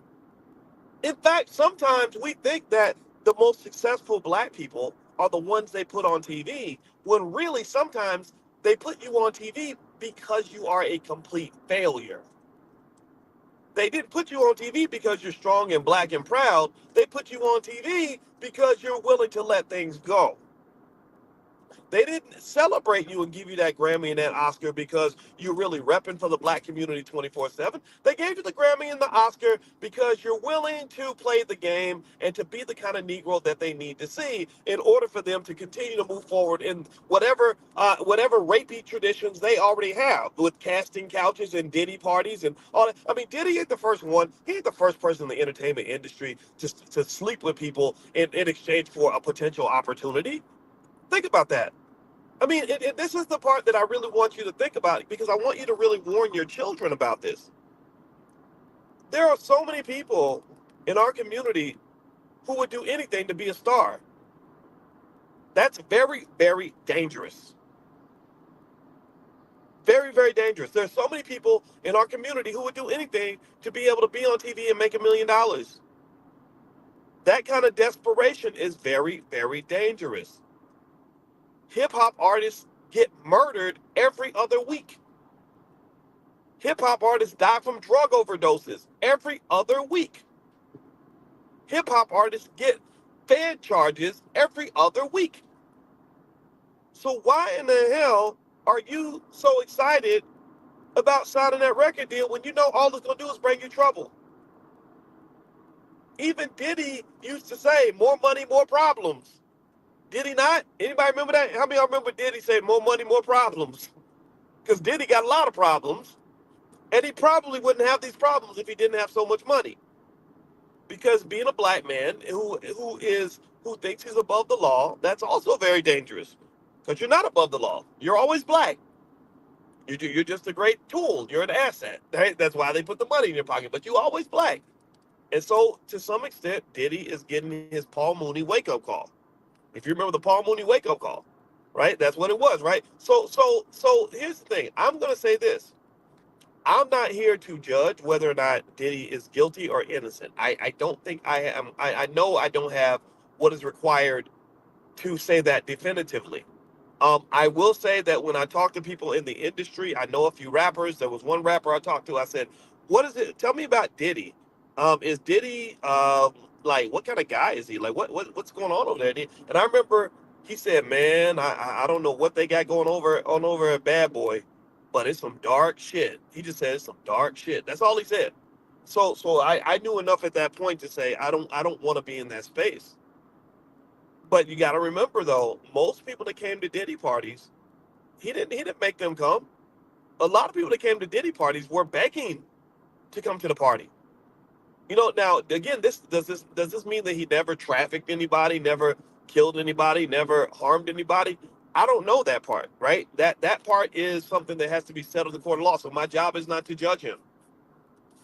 But I can say that most of the people that came to that party or any of those parties begged to come to the parties, and really there was an element of where I suspect that it was done strategically to lure celebrities in so you can catch them in compromising situations and use that for blackmail. And that's how you get all of Hollywood on board when you need them to support something that you're trying to do. It's, in my view, it's similar to the Epstein play.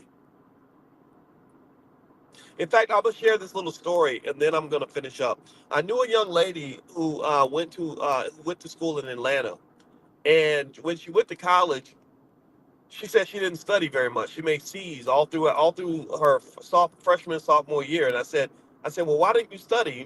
Let me tell you what she said. This is how poisoned the minds of some of our kids are.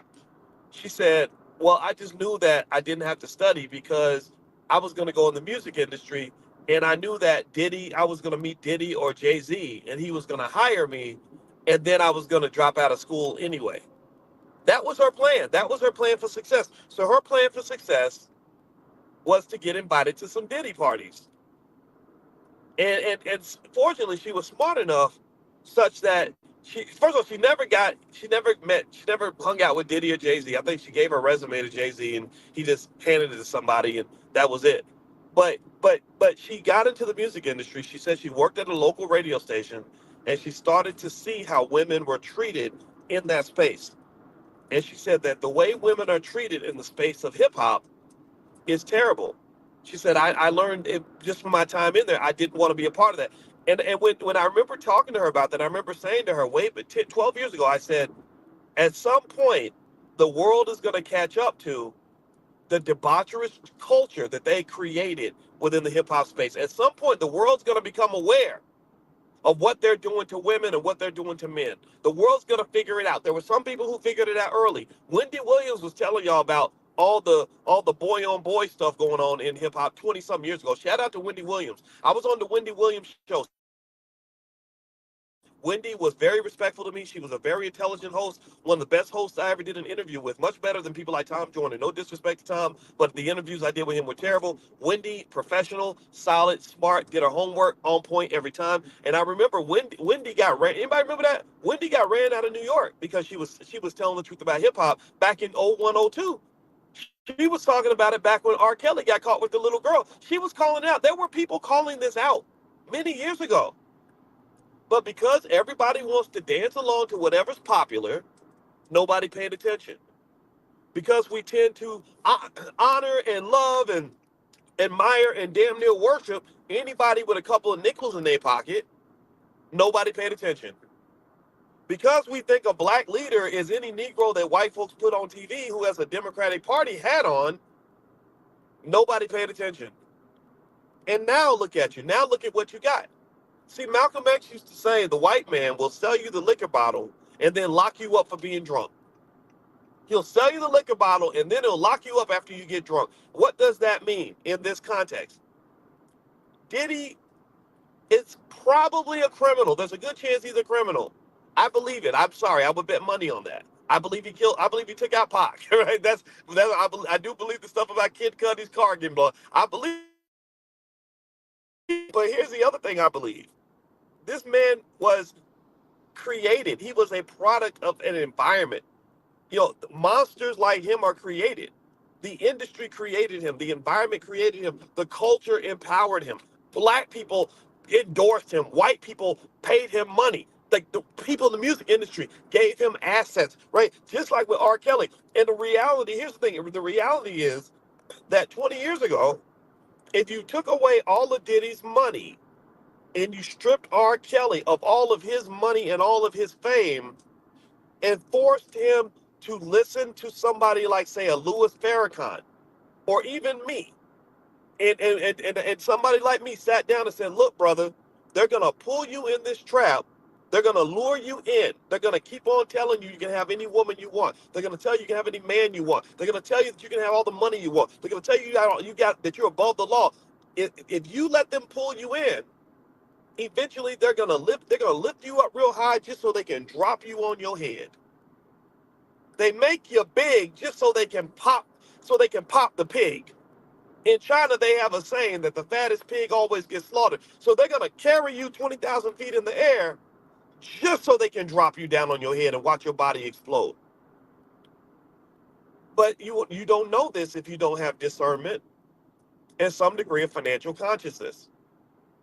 A lot of hip hop artists have this. I had a 2-hour conversation with Immortal Technique, one of the greatest rappers of all time. People sleep on him, but a lot of people don't. He's a great artist and a great man. And one thing Immortal Technique always said that I really respect is he said, all money ain't good money. All money ain't good money. And this is, so if you want to know what the solution is, how we can wrap this up, what the conclusion would be, is number one, financial consciousness is an absolute must. Just like I'm driving this car right now, I need to be conscious of the power of the car. I need to be safety conscious as I drive this car. I need to be conscious of what would happen if I'm irresponsible with this car. I cannot drive this car with my eyes closed. I cannot drive this car while I'm sleeping. I have to be conscious in order to control this power that lies beneath me. Well, the same thing is true with the power of money. If you get access to lots of money and you don't have financial consciousness of the power of money, that money, like this car, will destroy you, become your worst nightmare, and possibly end your life. The second lesson is, if you want to call it that, is that you got to teach this stuff to your kids. The Diddy case is a great learning opportunity for a 10-year-old boy who wants to be a baller or a rapper. It's a great learning lesson for a teenager that thinks thinks him and his homies are going to get a record deal. It's a great case study for the black male in America. Don't be running off with the dudes that got the most money and the most flash and whatever. It's a case study for any little black girl who's thinking about what kind of man she wants to have a relationship with. You got to understand, these are case studies delivered to you by God. This is a freaking case study better than anything you will ever get at Harvard Business School. So you got to talk to your kids about this. What am I telling my child? Number one, I'm telling them everything that glitters ain't gold. Substance over flash. What am I telling them? I'm telling them consciousness is critical. What am I telling them? That you got to know what environment you're walking into. What am I telling them? I'm telling them that you got to know who the hell you are so that when you get in the space of wealthy, powerful people who can change your life, you're not going to let them have you pulled in directions that you should not go. What am I telling my child? I'm telling you, babe, we're going to get you financially secure so that you will never make a decision out of desperation. So we're going to buy stock for you at the age of 2 so that by the time you're 22, you're going to have a couple $100,000 in the bank. What are we going to do? We're going to teach you how to start your own business so that if you are disrespected or if you are in a space where you're being asked to compromise your values, you can walk away because you know that you're not going to be homeless. You're not living paycheck to paycheck. A free black man, free black woman cannot live paycheck to paycheck. Do you understand what I'm saying? Do you get what I'm saying?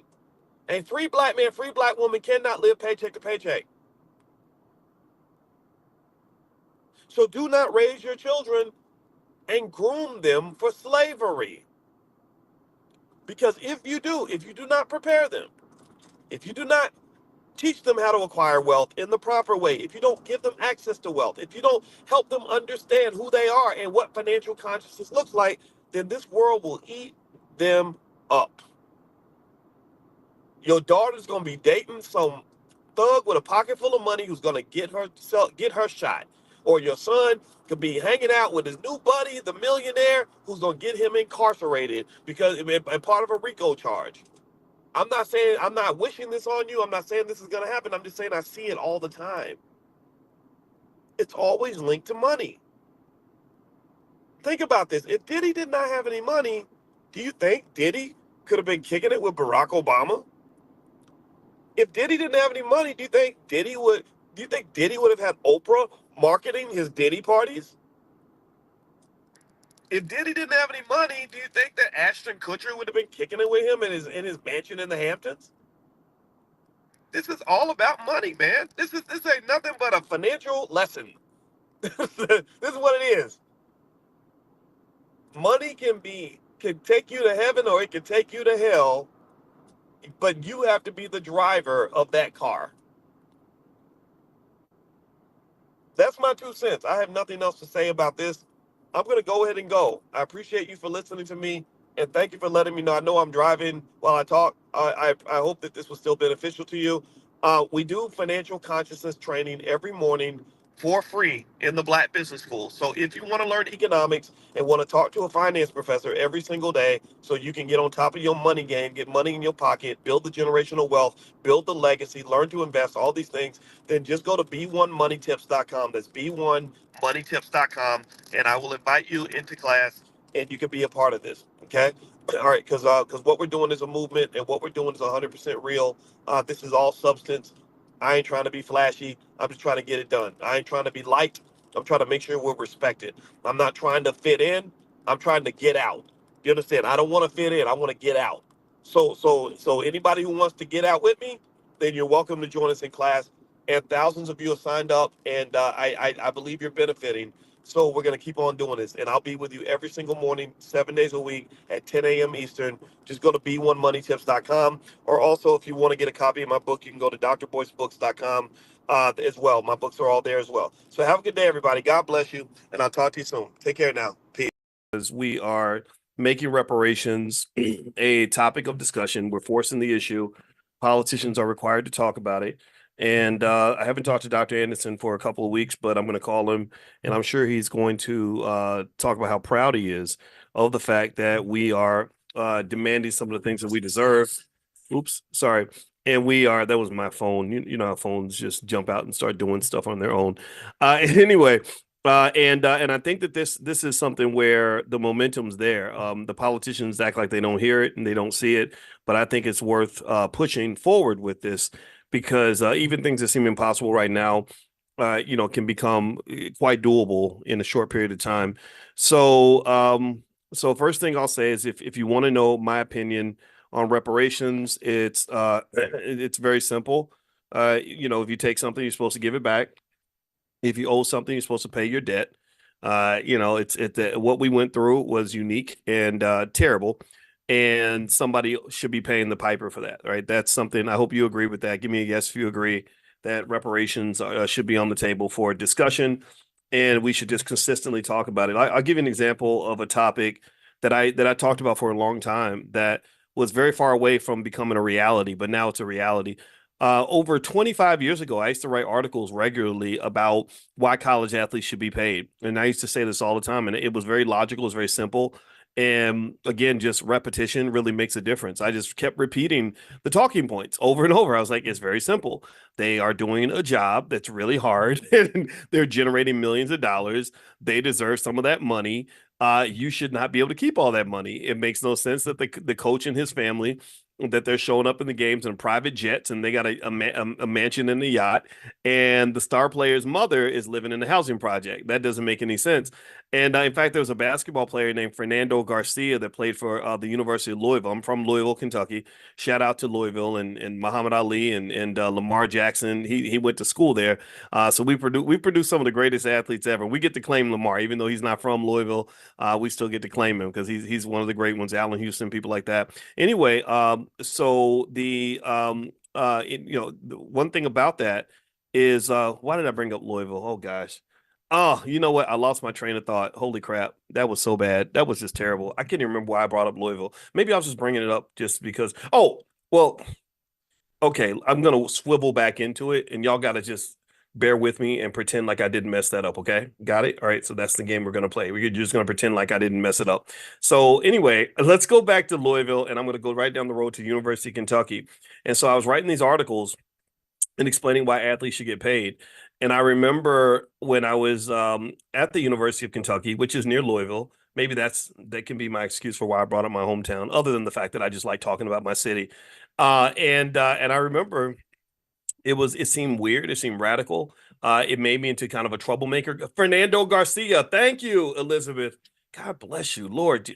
You know, I'm too young to be having these senior moments, y'all. Y'all got to help me. So Fernando Garcia actually played down the street at the University of Louisville. I went to Kentucky, but he played at Louisville. I was a big Louisville fan, and I remember while he was playing for the University of Louisville, the athletic department that year I think made about $20 million. And I remember his brother got murdered in a housing project while he was playing for Louisville. And I remember saying it's crazy that this kid is making millions of dollars for these people, and he's got family members getting shot in the projects. You know, Rick Pitino, who was the coach at Louisville at that time, I believe. I was like, his kids ain't getting shot in the projects.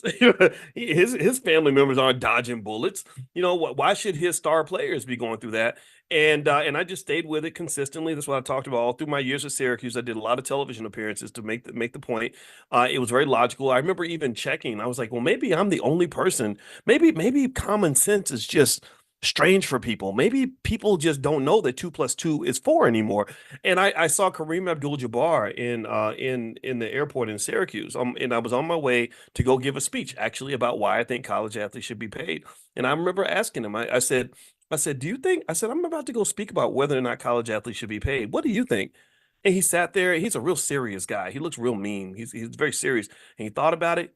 He said, well, of course we should get paid. He said, we made millions of dollars for UCLA when I played for UCLA. And I said, well, thank you for confirming that. And you know what would happen is every time, this is how you know when you get people on the ropes is when they just don't want to talk about it anymore. And so I remember when I would have debates about that topic on a show, they would always say, well, we invited someone from the NCAA to defend their perspective. And unfortunately, they didn't send a representative. And I remember thinking, well, of course they didn't, because they don't want to sit and try to defend this. Definitely not to a professor who's a black man who understands both education and economics. Like I understood a few things that they didn't want brought up, like the racial aspect of it, the fact that you're stealing billions of dollars from the black community. I understood the educational aspect of it. I saw students in my classes flunk out of college because their athletic schedules were so grueling that they couldn't come to class. And don't touch me when it comes to finance. I mean, I'll dunk on you when it comes to finance. I'm the Michael Jordan Tupac of finance. I have the skill, and I will talk crazy to you while I tear you down and break you into little pieces, because what you're doing is wrong. You're stealing money from the black community, and that is not appropriate behavior. That is not cool. And I know that maybe for some people this is okay. Maybe some people think it's great. Maybe some people are just appreciative for whatever little crumbs you're giving them. But some of us got to be crazy enough to get in your face and kind of pop out and show you and say, "Look, this ain't right. You need to stop this. This is ridiculous." And here's the crazy thing about the NCAA that was interesting to me is I said it's so sad that they're that greedy. Remember, I told you all this is why I'm not a capitalist. You got to be careful about labeling yourself a capitalist, because capitalism, unfortunately, in its most extreme form, becomes a type of really nasty greed. The NCAA was always greedy. I was like, you could literally just give these guys $1,000 a month, and they would be really grateful. And literally, they're bringing in the kind of revenue that an NBA player brings in. So imagine if you took LeBron James and only paid him $1,000 a month, and you got to keep the rest of the money. That's a pretty damn good deal. I said, so if they would just give the athletes a little something, something, not let them starve to death, not let their mamas be in the projects, send their mama a damn plane ticket for the championship game, you could at least do that. But they were so extreme that it was just sad, and it was very ridiculous. So that was one of those things where I remember when I would talk about it, I just sort of hung on to what I felt was right, even though most people did not. I'd have to argue with people, and I'd be like, why am I arguing with you about this? You wouldn't work for free. You don't work for free. You get up and you go to work at UPS or McDonald's or wherever you work. You're expecting your paycheck. So what about the athletes? And so through the years, what happened was the argument gained momentum. I wasn't the only one. There were others who kind of picked up on it. I shared my argument with millions of people because I probably wrote 1,000 articles about this topic. I gave probably 500 speeches about it. And then there were others though as well who talked about it. And now the athletes are being paid. Now you got college. Now they got another problem that money can cause. Now you got coaches that have to coach a quarterback who, it lives in $1 million house or something, which is a whole different dynamic for college sports. And that's a whole nother conversation. We can hit that in Money in the Morning. And by the way, if you're not invited to Money in the Morning, I think you guys would like it. It's our morning financial consciousness training. It's 100% free. We do this in the Black Business School for anybody that wants to learn. You don't have to pay money. You just got to pay attention. So if you'd like to join Money in the Morning, you can go to b1moneytips.com, be the number one moneytips.com, or you can also text the word morning, MORNING, to the number 87948. Text morning to 87948. So so the second area that really took a lot of time, a lot of repetition to kind of get to the point that we are now is really the whole conversation about generational wealth. And I've talked to you guys about this, so I'm not going to belabor this point, but I want to get to the third point in a second, which is what we're going to read about with Dr. Anderson. So the second thing with that generational wealth thing, if you go back to about 2006, when I was on the faculty of Syracuse, and I would go on radio stations and say, we need to talk about Black wealth. We need to get Black folks invested. We need to start talking about generational wealth. And at that time, not many people were talking about it. Not many people were interested in it. I would go on to urban radio stations and they would say, that's stupid. Black people don't care about wealth. You should be talking to Chinese people, Jewish people, and white people. And I said, well, I teach white people, Asian people, and Jewish people at Syracuse University. I'd rather talk to Black people and keep repeating myself until they finally get what I'm saying. And so literally for 16, 17 years, I've been repeating myself on the generational wealth thing. And over time, I saw the changes. I saw the transformations. I saw when Jay-Z put out 444. And it was interesting because that happened, that song came out shortly after I had a 3-hour conversation with Beyonce's road manager. And I said, why is it that you have rappers here that are living in an intelligent life, but they are promoting a stupid life? Like, why would he not talk about his business decisions? Why would he not talk about how he's building his family and making these moves? Why are you keeping our people on the street while you're going to the penthouse? And he said, well, don't worry about it. Doc, actually, Jay-Z's really conscious. You just don't see it. And I'm like, well, if I don't see it, then it don't exist. If you don't see it, I mean, if you're not showing people what you are, then you are whatever they see. Right. So I said, if you're rapping about ignorant things, if you're rapping about things that are going to get young people sent to prison, that are going to ruin the lives of young Black men, that are going to destroy Black families, destroy Black communities, then you might as well be the devil or the Joker. Like you may pretending to be a devil pretty much means you're gonna do devilish demonic shit. So you might as well be the devil. Don't say, well, I'm really an angel. I'm just pretending to be the devil, and I'm going through the world wreaking havoc on people. No, if you whatever you're acting as, whatever you're doing in front of the world, that's what you are. That's what you. So we had we had a long conversation, about 3 hours. I don't even remember the guy's name, but he was like a road manager for Beyonce. He did something with the Beyonce tour, and then later on, like that 444 song came out. And I was like, I wonder if our conversation had an impact on that. Maybe it didn't, though. I can't take credit for that, but I was really happy because that was part of the shift in the culture. That was about maybe 2014.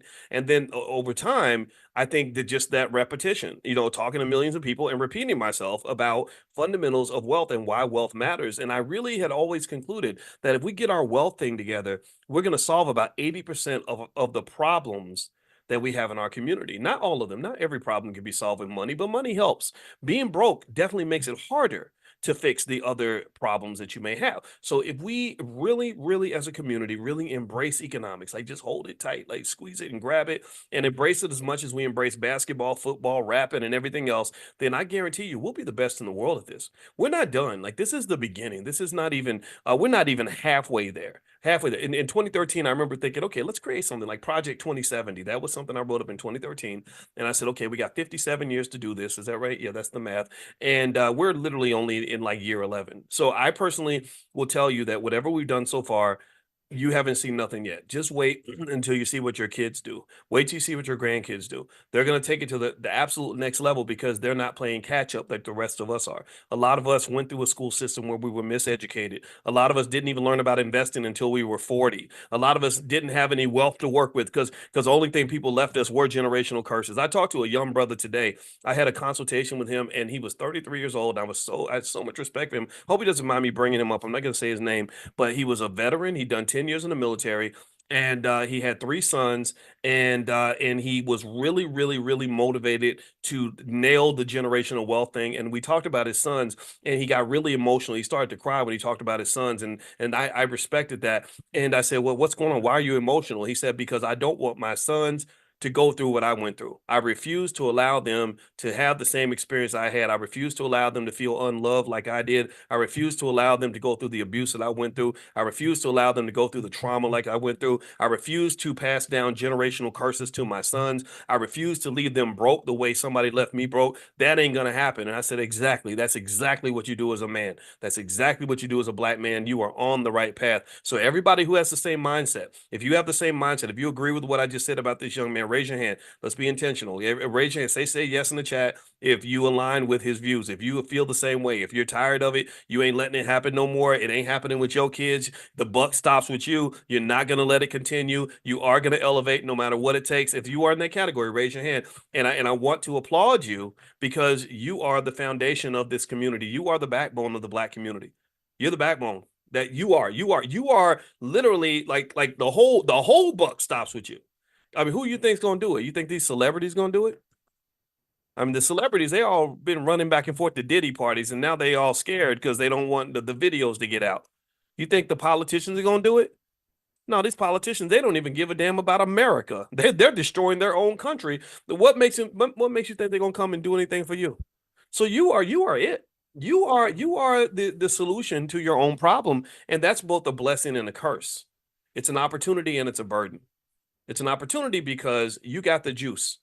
You have the right ideas. You're focused. You're in it. You're locked in. You're putting your energy into it. You're pouring into the bucket.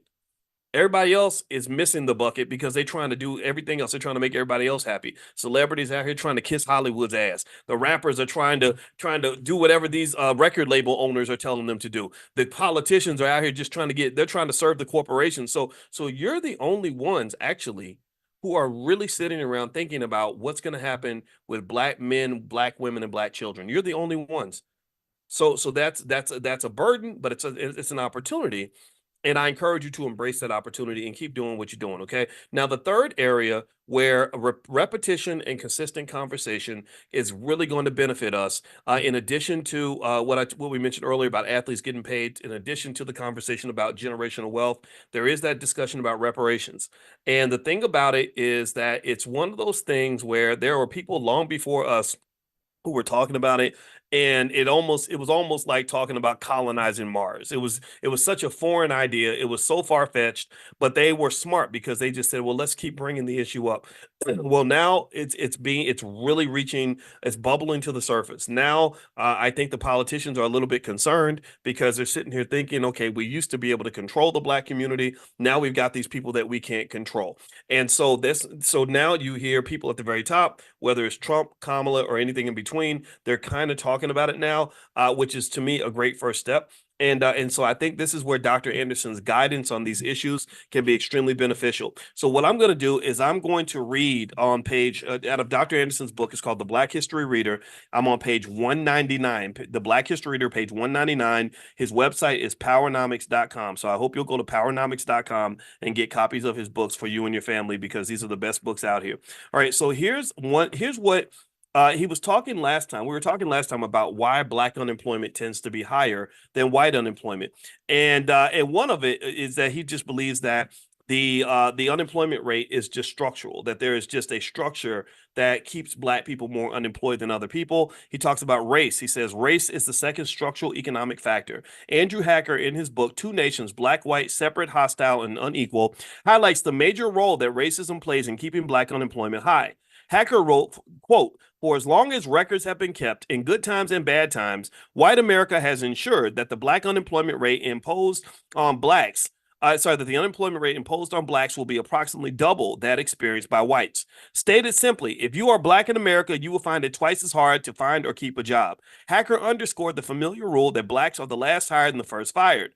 Throughout the nation's history, if whites or other business owners had job openings, they would first hire members of their own group. Unfortunately, there are no incentives or benefits for whites or others to gain from providing jobs for blacks. In the public sector, nearly 70% of the nation's employed blacks work in some level of government, federal, state, and local. The trend of downsizing government has resulted in many blacks being downsized out of work or forced into retirement. As blacks are forced out, positions are filled by incoming immigrant groups. Downsizing government meant de-employing blacks and helped to increase black unemployment. So a lot of the reason your unemployment rate is high is because America is a racist country and the infrastructure is managed and controlled by people who don't look like you, and you have to be conscious of that. The third point he brings up, which is really important, this is where these HBCUs need to pay attention. Anybody who's part of an HBCU, please share this video with them. Share this part of the video with them so they'll hopefully bring some of this into their curriculum. He says that a lack of black business ownership is a big part of the reason black unemployment is so high. He says the third structural factor that drives up black unemployment, and perhaps the most important, results from the failure of black Americans to own businesses, a natural source of employment for their own people. Only 2% of blacks find jobs in the few black businesses. Moreover, the few black businesses that do exist typically employ only 1.5 people.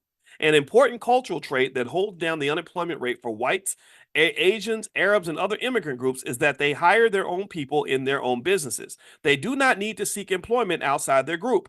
Their businesses, on average, employ 5 or 6 people. Compare that set of facts to the circumstances of blacks. Black Americans have some control over this unemployment factor. They could do what other groups do normally: build businesses and hire members of their own group. While immigrant group behavior can be instructive to blacks in America, building a business has its own set of problems. The majority of whites, Asians, Arabs, and Hispanics work in their own businesses within their own communities. Blacks live in neighborhoods, not communities, and they are conditioned to look for jobs rather than to make jobs. Blacks look for jobs outside of their neighborhoods. So how many of you had that experience where when you were coming through school, the best thing people thought they could do for you was teach you how to apply for a job? Anybody remember going through that where you'd have mock interviews and they explained to you how to fill out the job application? They explained to you how to dress for the job, how to code switch properly so you can make sure that you get the job. Right? We all went through that. That was the dominant training. So what I really think is, what if we supplemented that? Or what if we said, for every second we spend teaching our kids how to get a job, we're going to spend 2 seconds teaching them how to create a job? Like, what if you did that? I mean, I want you to really think about the math here. It's very basic math. It's really simple stuff here. Look, there's 24 hours in a day, 8,760 hours in a year. In the course of a 10-year period, you have 87,600 hours with that child. Over a 20-year period, you have about 175,000 hours that you get to spend that this child is on this earth. Now, a big chunk of that time, they're asleep. So out of 175,000 hours, the kid has about 100,000 hours of time where his little brain is taking in information. And for whatever reason, after he spends his 100,000 hours of time taking in information, a lot of our kids, for whatever reason, never learned how to read, write, do math, never learned how to start a business, but they know how to dribble basketballs, throw footballs, and repeat lyrics from Cardi B or or whoever, or Offset, right? And I personally think that this is something that we should be very conscious about. This is more what I would refer to in our class as an economic consciousness exercise, because I've always told you all that time is not money. Time is not money. Time is more valuable than money. So when I say that you're wasting time, that's worse than me saying you're wasting money. Money you can kind of get back. Money's a piece of paper that has questionable value, but time always has value, and time is always something that can be invested just like you invest money. So even if you don't have money to invest, you do have time to invest. And that kid who's a big ball of time, 100,000 hours approximately, is something that we're not investing in. We're under investing in it. And any asset, and your children are an asset, whether you know this or not. Every financial theory on earth I can put up a chalkboard and explain to you why your children are an asset and why some of your kids are multi-million-dollar assets. Every asset requires investment.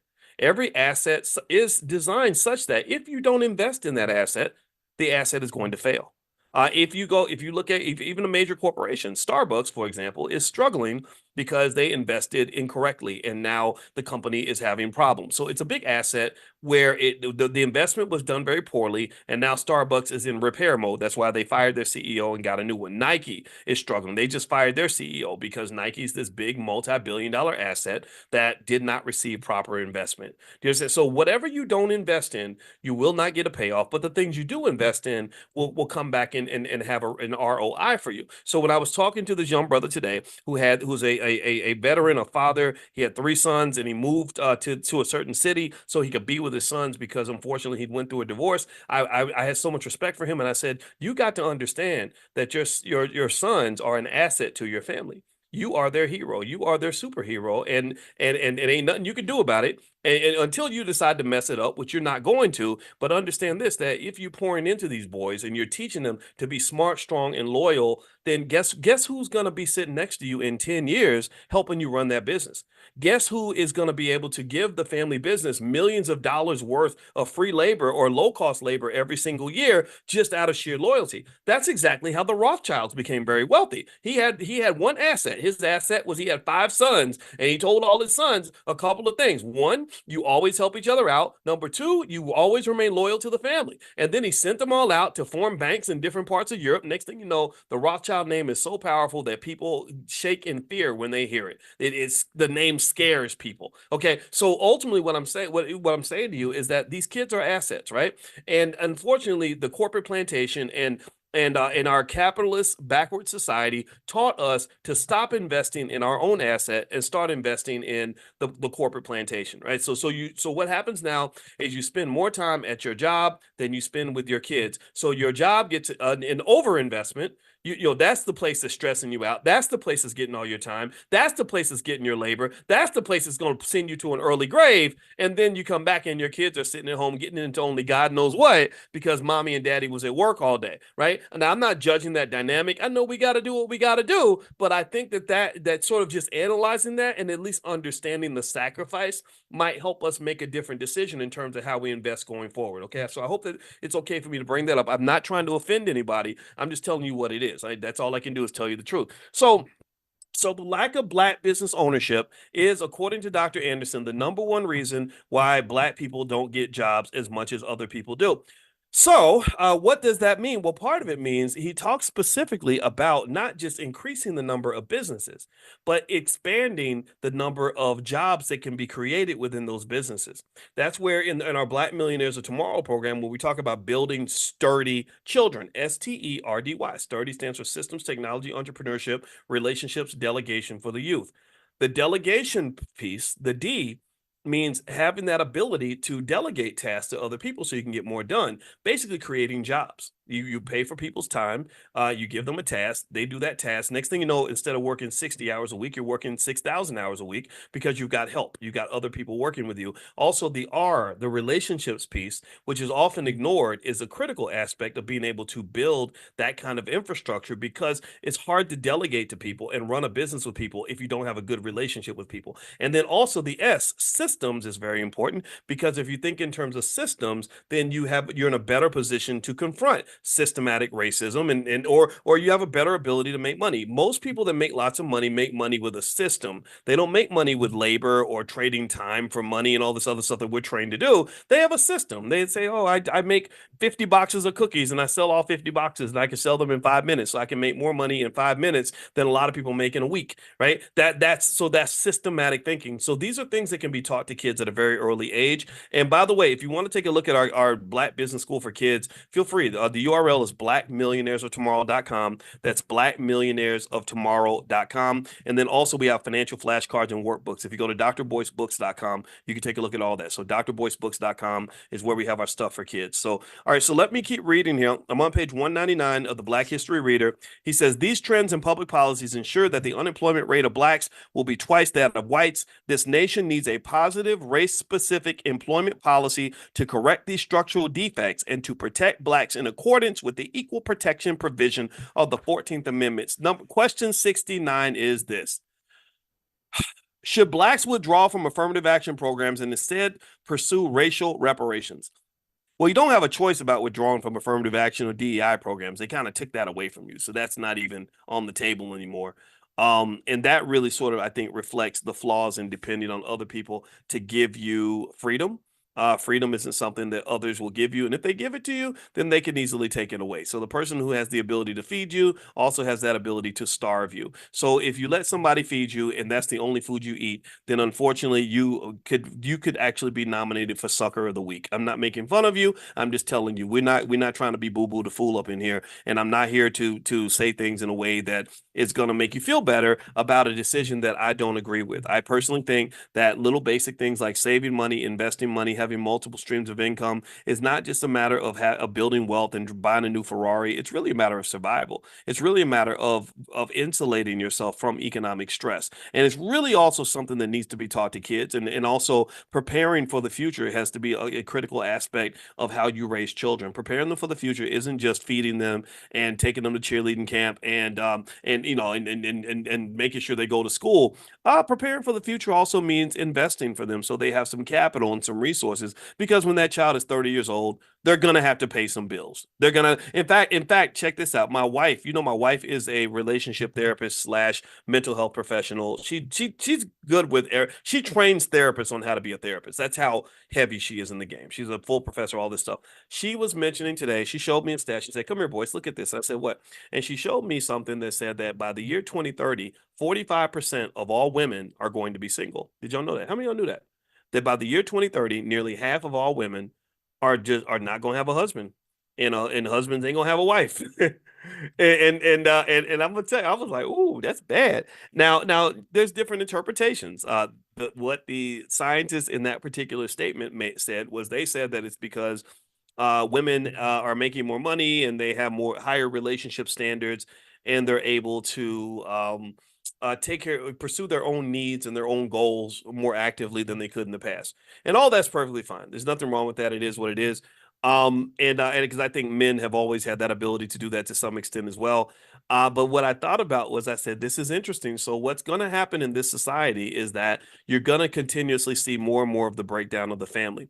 And the reason I believe that capitalists really love this is because if the family unit is broken into pieces, they can control you and extract wealth from you much easier as a split up unit than they can if you are a unit that's been able to work together.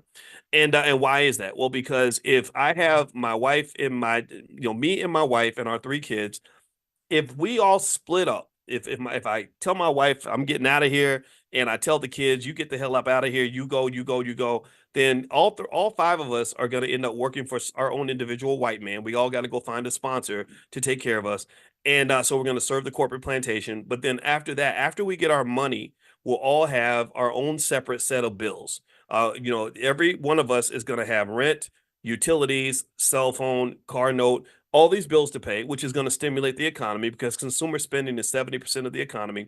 And then all of us are also going to have our own separate landlords and all that. Well, that's part of it too, right? So, oh, and then also all of us are going to have our own separate consumer spending when we go out and buy stuff, right? So you won't have the economies of scale that occur when you pull together a family where the cost of the bills go down because you can have kind of like the same amount of stuff for two people that you would have had for one person, but instead you got to kind of get duplicates of everything.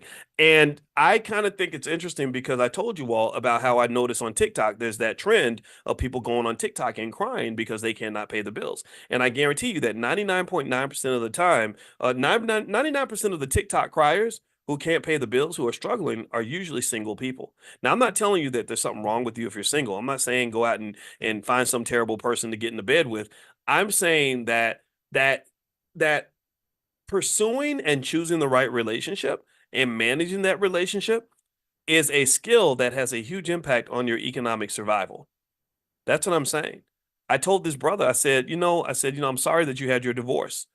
And I said, but you're a great man. You're an amazing guy. And I could tell, and you're doing therapy and you're doing the work. I said, I want you to keep going to therapy, not because something's wrong with you, but because I need you to be the best person you can be. And then after that, I want you to do your due diligence when you invest in a woman, because a relationship is an investment. Pick the right woman, and then also you work on yourself so you can show up and be the best man you can be in that relationship, because your relationship will be one of the biggest economic investments that you ever make. If you don't believe me, look at how many people get wiped out, in a divorce, wiped out financially, emotionally, and otherwise, right? So ultimately, I personally think that the relationship stuff, I don't really know if we meditate on it enough to understand that it's about more than just finding somebody cute to have sex with or having a lot of fun or feeling loved and all these other things. These things are nice. Don't get me wrong. I'm not saying these things are not important, but you got bills to pay and you got kids to raise. Like I love my wife. She's really great and all that, and she's the sexiest thing I ever saw. But on a day-to-day basis, we're sitting down having business meetings basically about stuff that has to get paid, stuff that's going on with the kids, stuff that's going on with the family, delegating tasks and responsibilities, and kind of running the household, right? So I personally just think that trend of most Americans being single, I think that's exactly what they want. I really do. I really don't think they want men and women really getting along and becoming unified and building family units that are going to override the government programming. I just don't. And so I just will say, wherever you want to be in that process, just be intentional about it, right? So if you just ignore what I just said, that's fine. But if you feel different, then be different, do different. So anyway, let me keep reading here. He says affirmative action, one of the most contentious public policy issues for nearly 50 years, provides benefits to women, immigrants, LGBT, the handicapped, American Indians, and religious groups, but only minimal benefits to blacks. Reparations should be corrective actions framed only for blacks.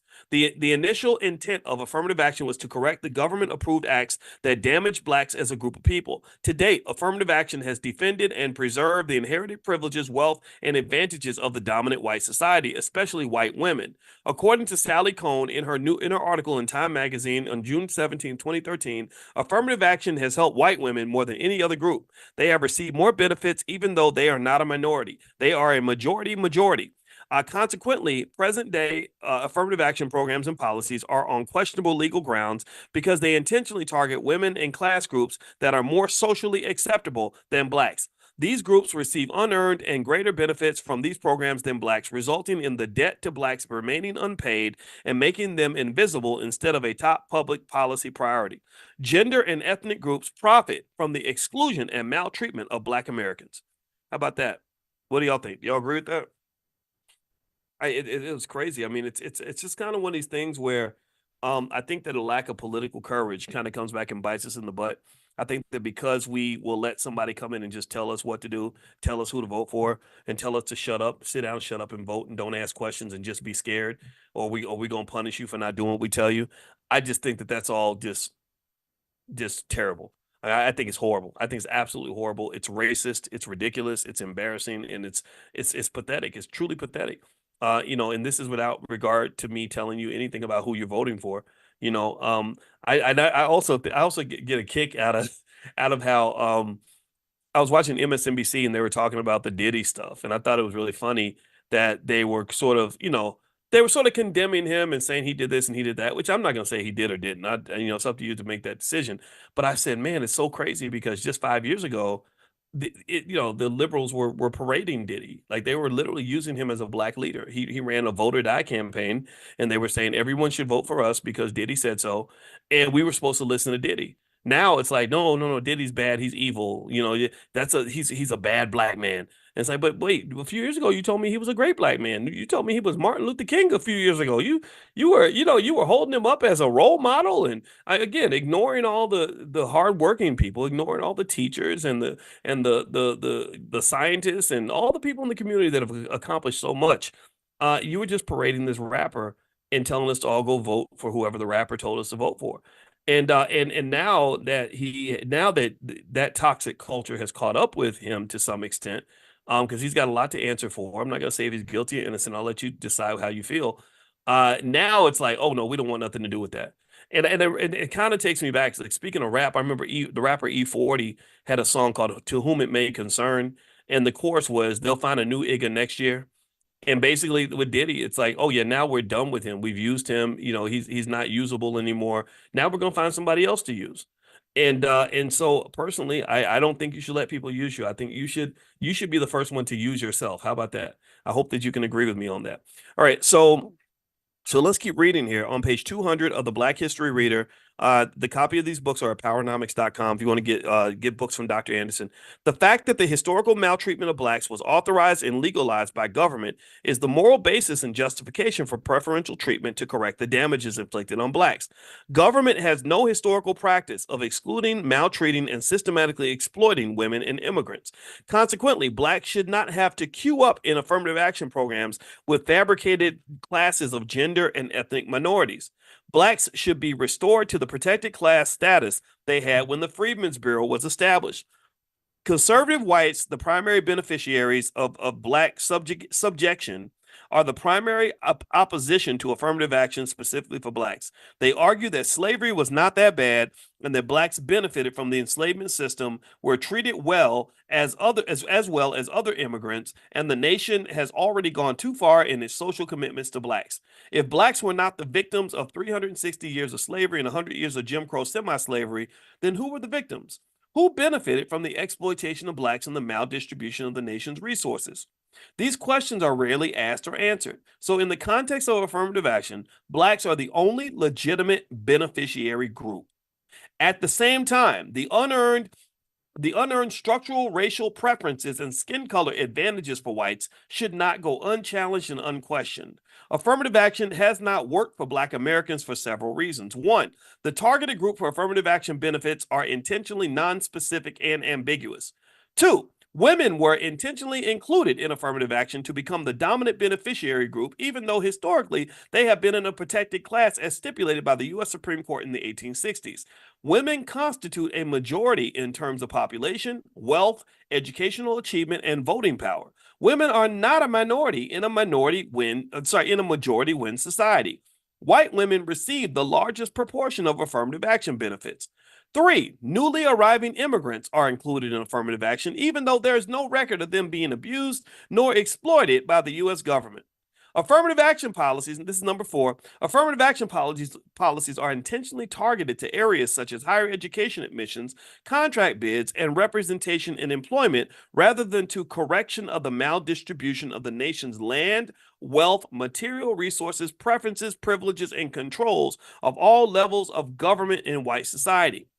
5, this is another reason why affirmative action has not worked. Black leaders and liberals surrendered to the realities of racism and political correctness and abandoned blacks for inclusion in a movement for all people, irrespective of how they have been treated historically. Number 6, most importantly, the number of benefit groups was intentionally expanded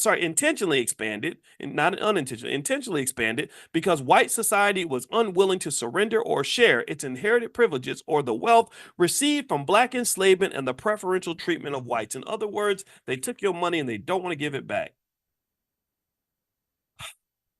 He just said a lot right there. So they use ambiguous groups. They included women, all women. Newly arrived immigrants were included for no particular reason.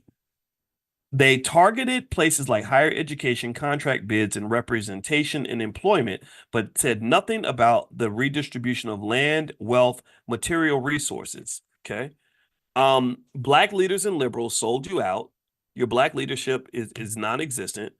And number 6, the number of groups was intentionally expanded because they were unwilling to surrender or share inherited privileges. In other words, they didn't want to give you your stuff back. And that's what Dr. Anderson says is the reason affirmative action did not work. So even when you had it, it wasn't very effective. It wasn't getting the job done. For a little while, it wasn't bad. I remember it being in college, and I remember knowing that because I had a high GPA, that I had a lot of opportunities coming my way. I got great internship opportunities, scholarships, all that because I was black. That was in the past. I don't think that would have happened later. And so while there was a little space for African Americans in affirmative action, it wasn't enough to elevate the community because even though we had a lot of black faces in high places, we had a lot of black people that were being elected to public office. We had lots of black people that were becoming CEOs of major corporations. You had lots of fancy black people that had fancy jobs working for big white law firms or working for universities and things like that. None of that had a structural impact and a broad-based impact on the economic condition of the black community at large. And part of that is because you really can't elevate a community without infrastructure specifically designed to elevate that community. In a way, when I visualize affirmative action, even when it was at its best, it's almost like you've got 50,000 people that are in the water. And someone pulls up and they say, "We've got a boat and we've got 300 seats on this boat that, and we're going to let y'all compete amongst each other to get these seats. But after that, we can't bring in any more of you." So in as a result of you have with the 50,000 people in the water, now you got 49,700 people still in the water and 300 Negroes on a boat. That's what happens. And then even worse than that, you get crabs in a barrel syndrome. Has anybody ever had a competition with a black person who needed to be the only black person to get the position, or got jealous because they wanted to be the only black person in the department, or ever seen that, right? Like, because you're basically positioned in what I refer to as the Hunger Games. It's the Hunger Games because you're basically, they're throwing you a little piece of meat and you are fighting to the death to get that one little piece of meat. And so ultimately, this creates a space where Black people are competitive with each other instead of being collaborative. See, collaborative energy requires you to have an abundance mindset. But in order for you to have an abundance mindset, it kind of helps for you to have an abundance of resources, right? It's hard to have an abundance mindset when you know there's a scarcity. It's hard for me to act like there's plenty of food when there ain't nothing but one piece of chicken and we both hungry, right? So what we're gonna have to do, so what has to occur, this is why consciousness is so important, economic consciousness, Black consciousness.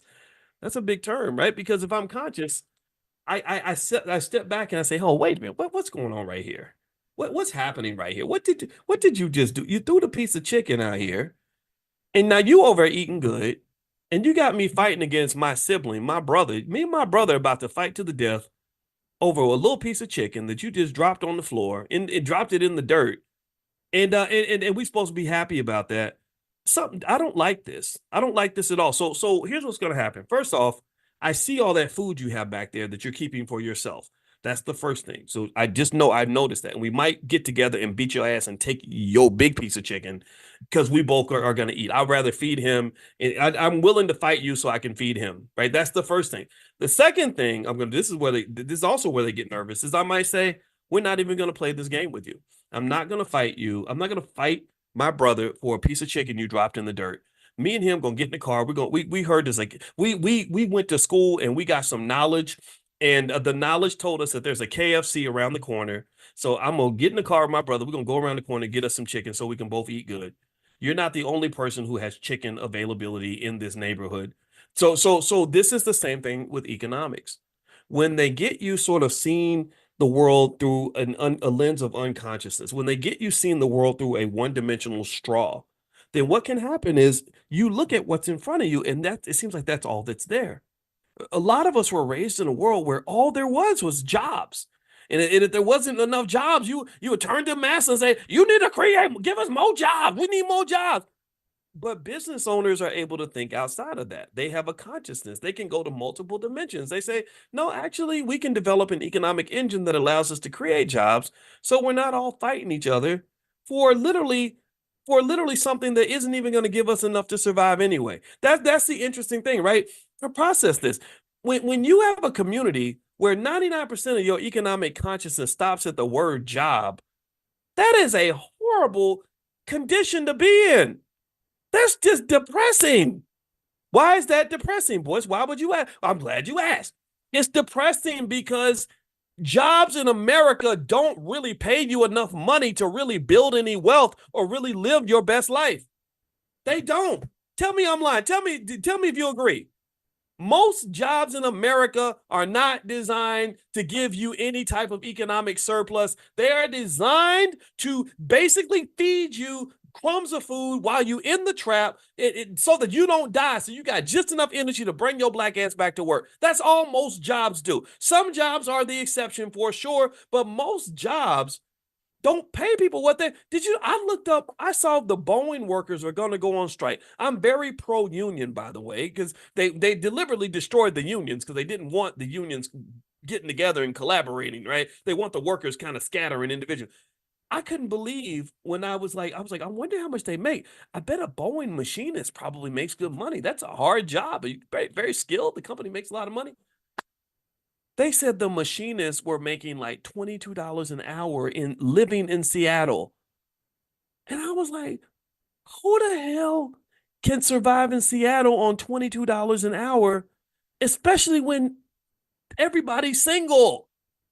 As a single person making $22 an hour living in Seattle, I mean, I guess it works if you're homeless or something, right? So again, if you're anywhere near this condition, please don't think that I'm in any way like trying to push my finger into the wound. I'm not doing that. I'm just here to tell you that really just the way we were kind of trained to even think about this economic game was screwed up from the jump.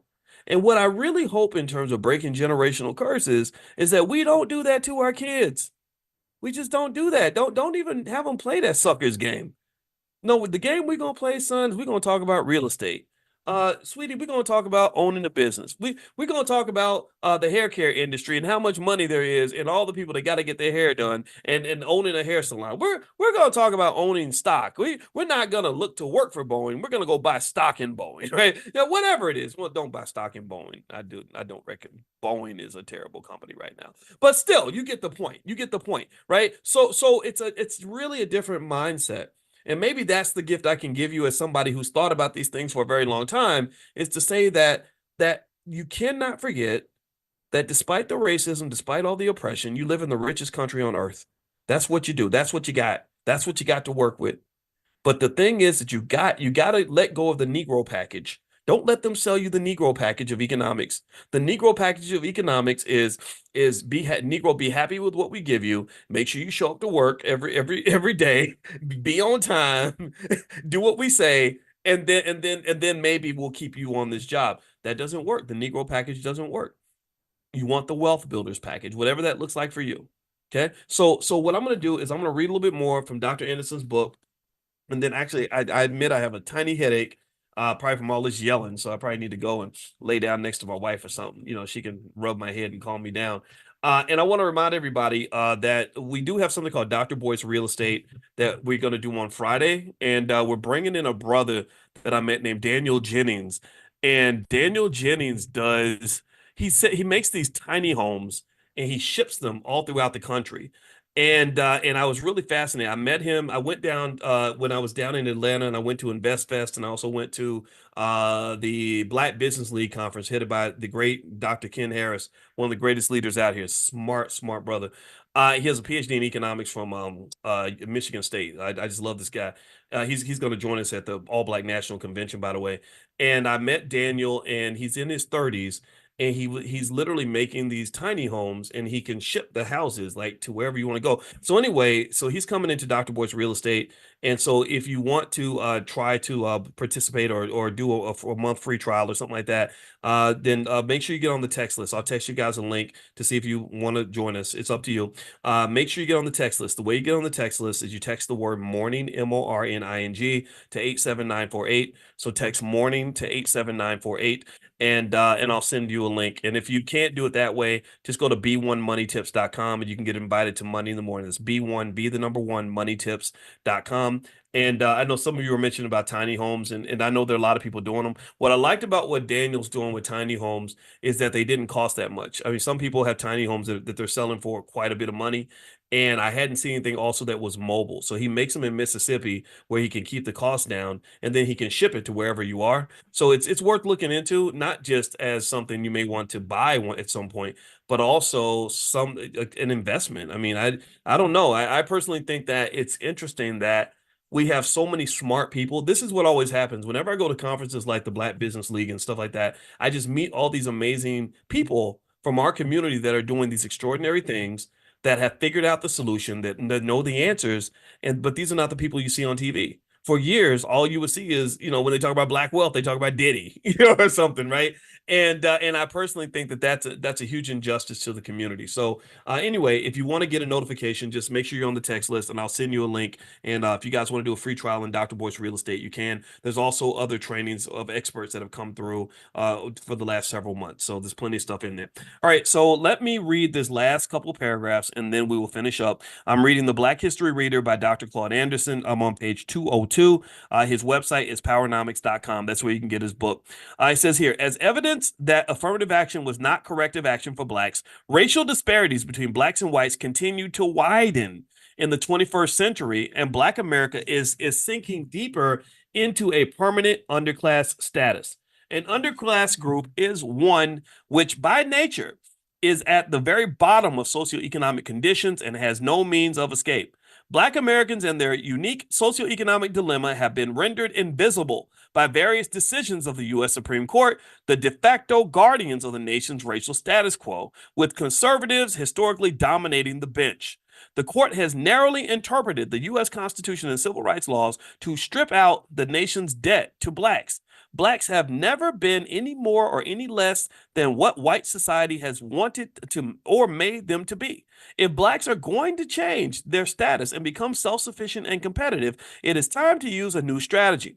They must begin to demand correction for injustices of the past based upon group exceptionality and unique historical experiences in America with no religious, ethnic, gender, or immigrant group can claim. Exceptionality must become the base for black reparations, black American descendants of slaves, separate from everyone else. That's what he's saying. So don't just throw a black person in front of us and say, hey, this is for you.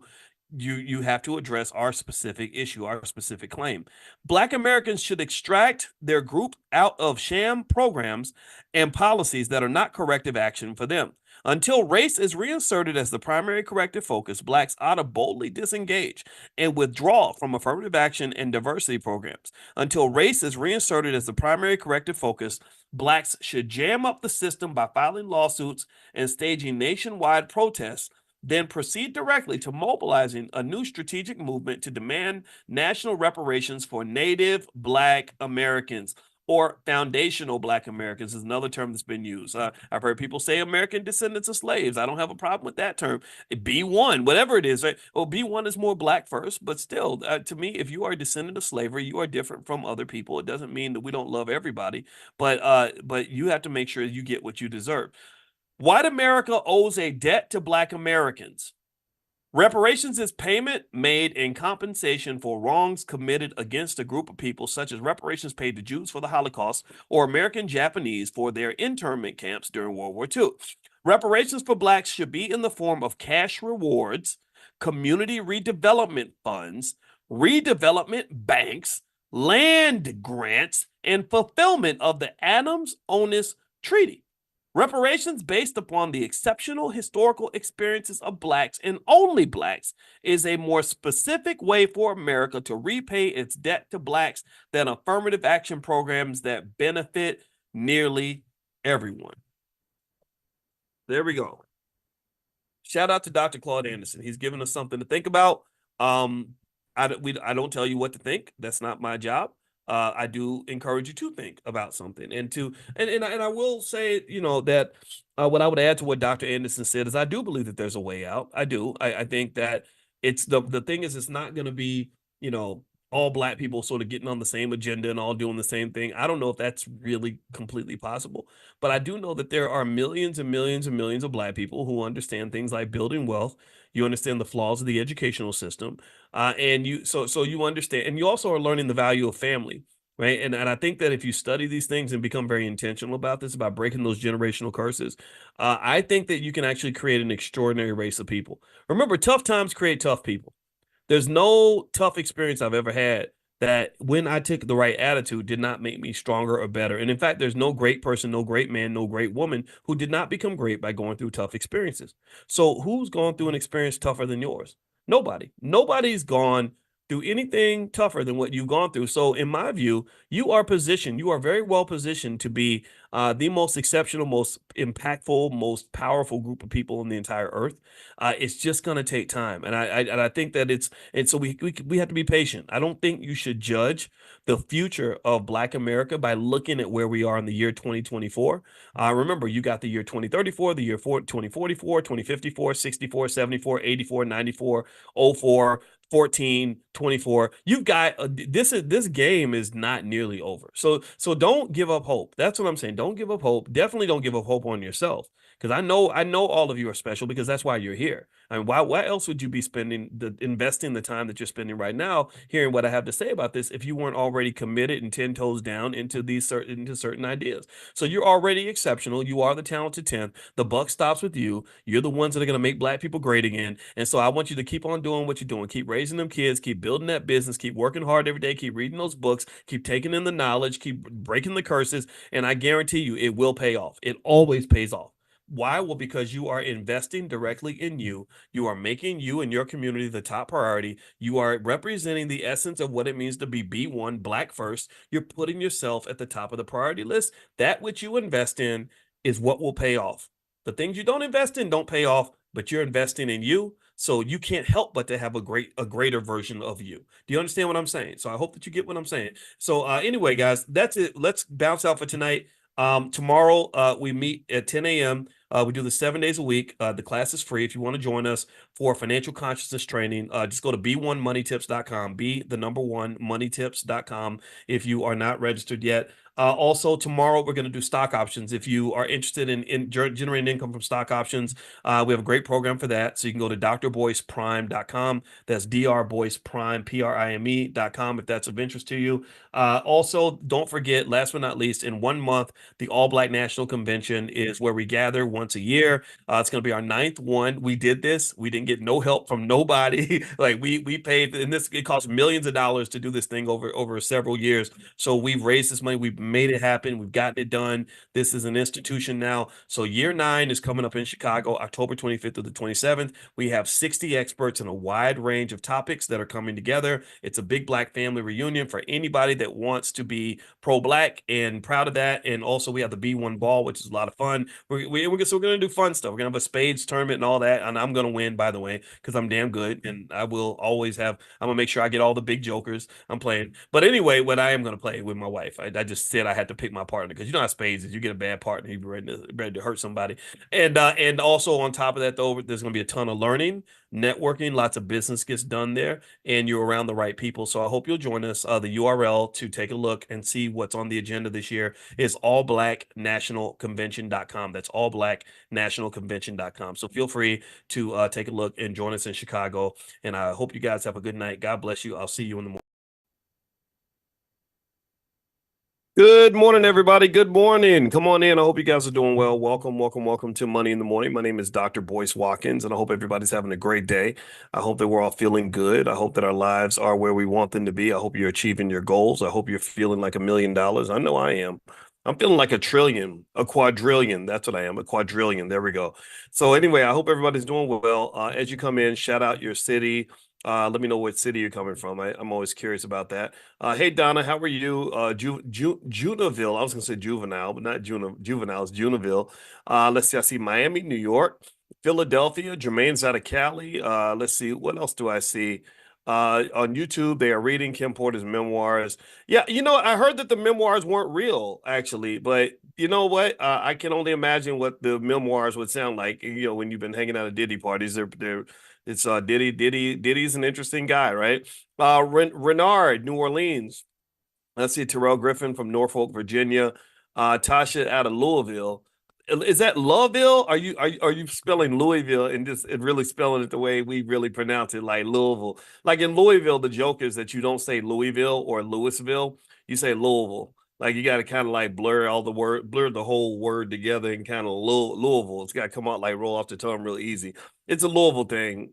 If you go to Louisville, you'll understand. Anyway, a shout out to Muhammad Ali, who's actually from Louisville. He was one of my great inspirations growing up. And my grandmother used to live down the street from Muhammad Ali's family. And she said, his daddy used to come over there with his girlfriend. And now, mind you, he had a wife too, but he would come over with his girlfriend and they would get to fighting. And then what they was fighting in my house. And she said, and I told them Iggas to get the hell up out of my house and all that fighting. So those are the types of Louisville stories you get about Ali. It's kind of funny. And my grandmother actually went to high school with Muhammad Ali. She went, I think she was a senior when he was a freshman. It was Central High School. So anyway, how's everybody doing? I hope you're doing good. I wanted to first off, I'm happy. I'm patting myself on the back. I was in the 5 a.m. club this morning. My wife rolled me out of bed. We went to the gym, pumped some iron, got ready to start the day. That's always a good way to start your day. Remember, health is wealth, and you want to take care of your health as you're building all this wealth and making all this money. If you exercise now, if you really start getting in shape now and do at least doing what you can, it's going to make a difference as you get older. You'll be able to enjoy that money. You know, there are lots of people who hit, 65, 70, and their bodies can't do anything that they want them to do. And that's a tough spot to be in. So if you are in a space where you still have that ability to get up and do something, all of us can do something. Just do a little something, something every day. And that way, the medical system does not come and take all that wealth you've been building, because that's what they do. They wait for you to build all that wealth, and then they take it all from you. Capitalism is funny. That's how capitalism works. Capitalism capitalizes off of every opportunity. And that's the power of capitalism, but it's also the flaw of capitalism, right? So the power of capitalism is that capitalists can see the money everywhere. They understand how to go make the money, and that's good, but it's also kind of bad because not only can you see the money everywhere, but you see money everywhere. Do you understand what I'm saying? Does that make sense? Like you don't just, it's not just that you have the ability to see money everywhere. You literally are obsessed with it to the point where money can kind of become your god. That's the problem in America. So don't ask me if I think America, if Americans worship Jesus Christ, or if they worship Allah or something different. I would say no, America worships money. That's what it's come. They worship money. And with money being our God, I don't think that ends well. I don't think that's going to be good for our country, nor has it been good for our country. And it becomes almost like a Diddy style drug addiction. I only say Diddy style because Diddy was on my mind. I'm actually bring up something that relates to financial theory. I got a whole list of notes that I'm gonna share with y'all. So you can believe me, these are some real legitimate financial theories that actually come up in that conversation. But the reason I say Diddy style is because I heard Suge Knight. Suge Knight, in case you don't know, Suge Knight ran kind of the Diddy rival on the West Coast. He ran something called Death Row Records back in the day, and they were sitting on a multi-billion-dollar empire. And we've talked about that in class, where unfortunately that was a lost opportunity. And we know what the word poor stands for. Poor stands for what? What does poor stand for?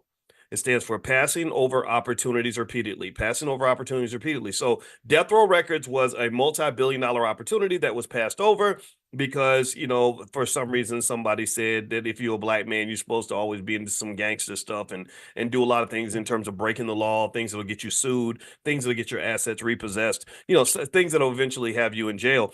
And I brought up Diddy style addictions, if you will, when I talked about capitalism, because right now I heard Suge Knight say something that I believe. He said that part of the reason that Diddy may not be eating in jail and all this is probably because he's dealing with withdrawal from drugs, right? He has a drug addiction, most likely, or at least that's what I suspect. And there's the withdrawal, right? From just the compilation of what happens when you are taking these substances in your body. Well, capitalism is a little bit like an addiction in the sense that if you look at America and you look at where America is right now, a couple things you want to think about on the financial side is, number one, I just saw in the headline as I was on the treadmill, I run like 30% of the time, and then I walk the rest. So I'm walking on the treadmill, or maybe running, I don't remember. And I look up at the screen and I saw that there's a news headline that says, politicians work to avoid another government shutdown. And I was like, I'll be damned.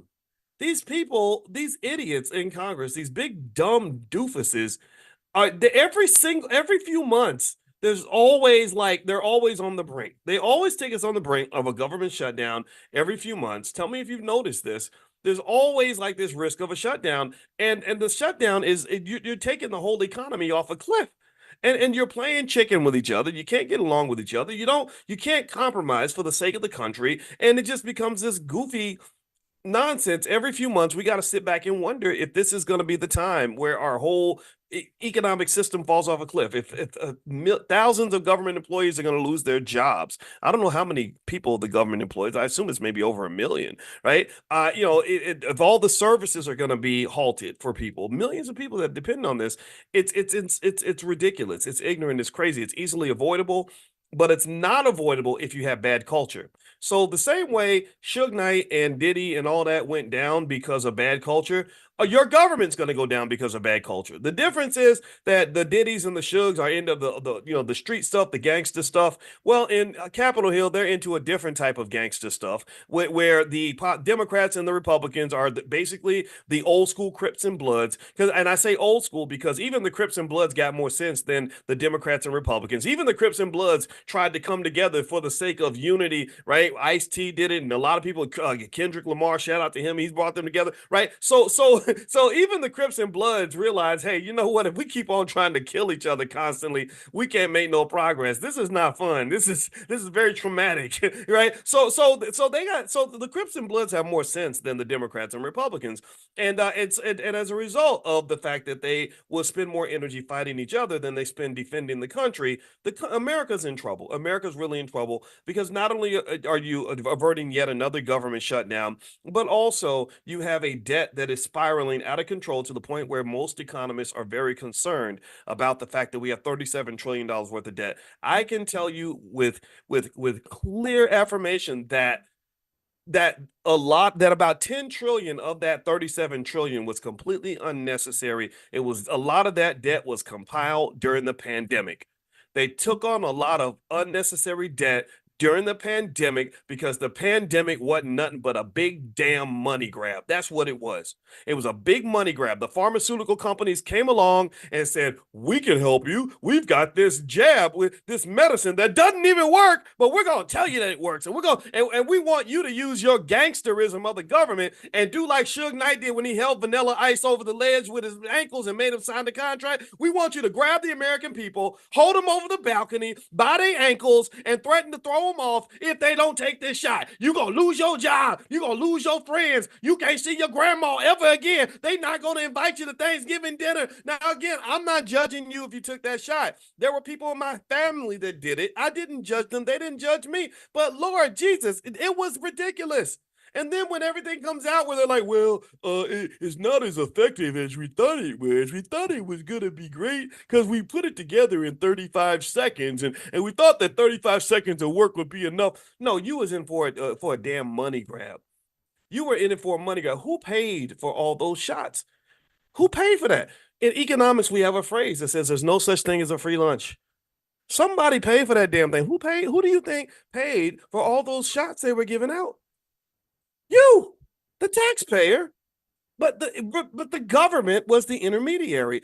That about 5 to 10 trillion of that debt, I bet you, came from the fact that they literally did a money grab and a wealth transfer straight to the pharmaceutical companies, straight to the pharmaceutical. Merck and Pfizer and Johnson & Johnson rubbing their hands like Birdman. We about to get paid today, dog. We about to get paid today, player. And they made trillions off of a drug that barely even worked. That wasn't even all that effective, right? And they were gangster with it because anybody who disagreed, anybody who questioned it, any Harvard educated scientist who said, hey, wait a minute, hold on, maybe this isn't the right way to go, they literally went in and they would ban that person. They would take down their Twitter account, get them fired from their job, chastise them in public. And that was wrong. That was wrong. I don't care what side of the debate you're on, that was wrong. And not only was it wrong, but that bad culture, instead of it costing, the Suge and Diddy are going to lose a couple $1 billion off their bad culture. The U.S. government probably lost 5 to 10 trillion off of that. That debt spiraled largely because of all the money that was wasted in the pandemic. It was completely unnecessary. The Federal Reserve made terrible mistakes that caused an insane amount of inflation. Inflation is like letting the cat out the front door. Once the cat gets out the front door, you ain't catching that cat. That inflation goes up. It does not come down. Deflation rarely ever happens. The best you're ever going to have with inflation is what they call disinflation. Disinflation is not deflation. Deflation is when prices come down. Disinflation means prices are still going up. It just the rate of increase just slows down a little bit, like a car. Like a car moving forward is like inflation. So if it's going 80 miles an hour and you slow it down to 40 miles an hour, that's better, but that's not the same as driving backwards. That's not the same as going back to where you were before. So when prices go up, they rarely go back to where they were before. Do you understand what I'm saying? Okay, so ultimately, and I was really thinking about Suge and Diddy on this, but I want to make this clear that we ain't just talking about ignorant, ridiculous things that black people do. You know, if you white up in here, you ain't off the hook. Y'all ignorant too. Y'all do some ghetto stuff too. So don't act like it's just us, because it ain't just us. Y'all not like us, but y'all have your own way of really doing savage things when it comes to economics. So anyway, before I move on, just quick housekeeping stuff I want to share with you tonight. At 8:30 p.m. Eastern, I'm going to do Powernomics training. Everybody in the community should be educated on Dr. Claude Anderson and Powernomics. And to do this for years, every single Wednesday, I've been reading his books and analyzing his books. We've gone through Powernomics all the way cover to cover. We went through Black Labor, White Wealth all the way from cover to cover.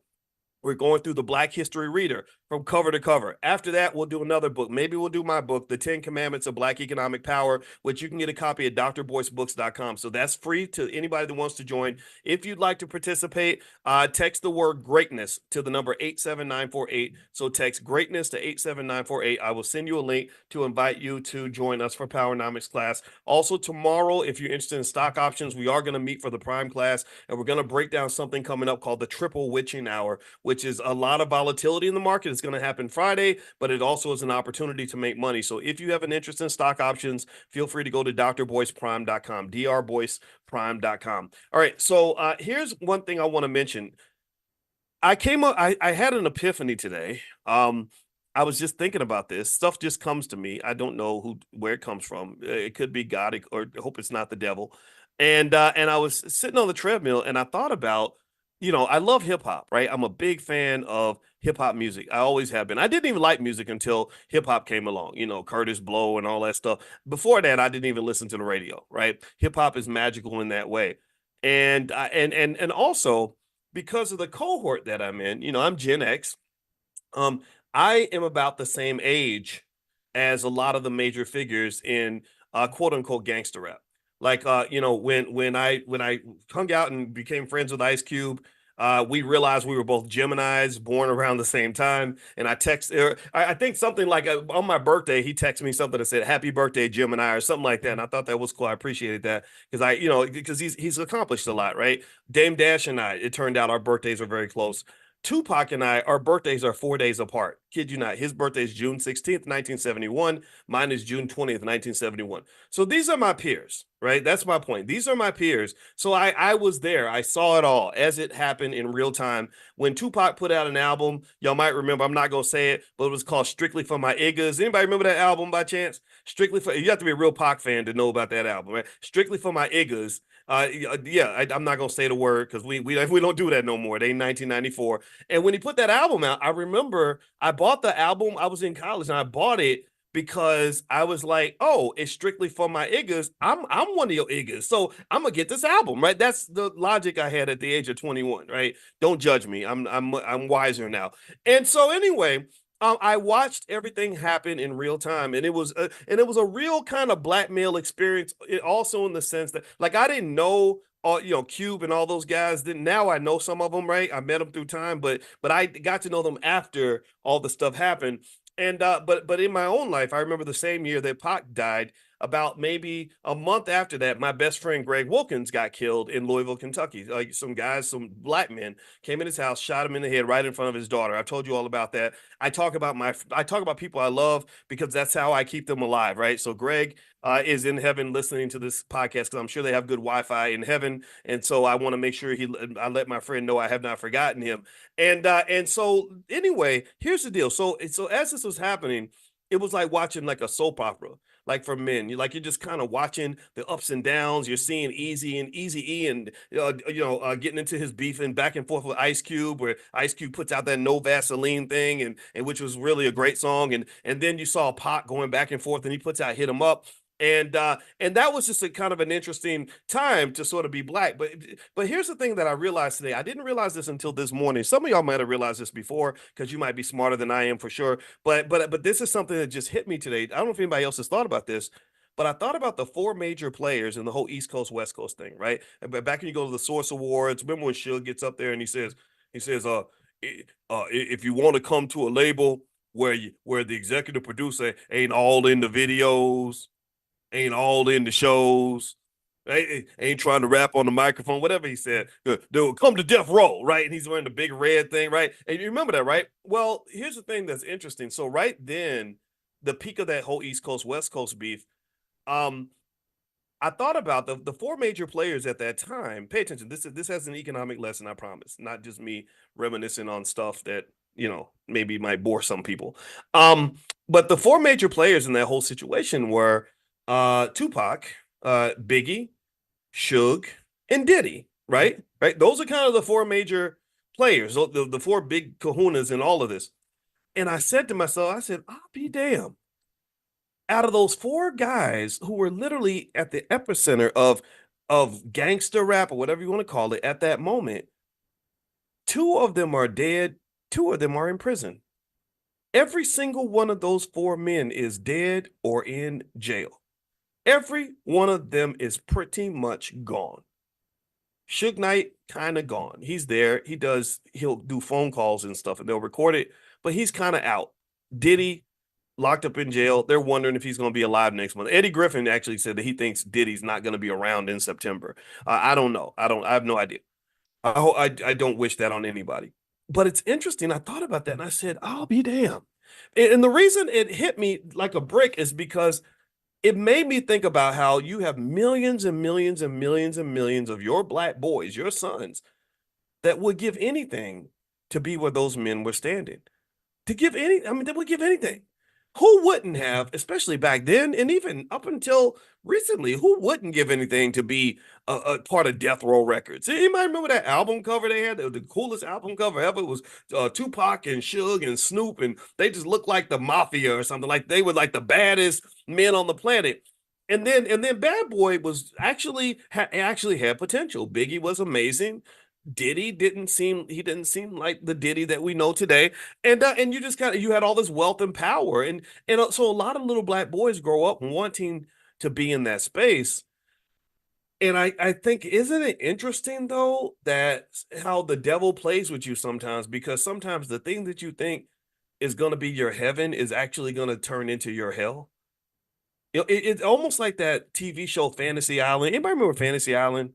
If you don't know Fantasy Island, let me tell you about it. So there was this guy named Mr. Rourke, and Mr. Rourke would greet people on this island, where on this island you would arrive, you would fly in, and there was a little guy named Tattoo. He was a little person. You can't call him, you can't say midget anymore. So he was a little person. And so Tattoo would see the plane, he would go, "The plane, boss, the plane." Right? That was a famous line. So the plane would come in and people would land and they'd be really excited to get to the island because Mr. Rourke can make all your dreams come true. And you would say, I've really dreamed about having a harem full of women, right? And he would make it happen, right? Or I always wanted to, spend time with my dead spouse, or I wanted to be the richest man in the world, right? And Mr. Rourke would always give you your fantasy. But what always happened in the show?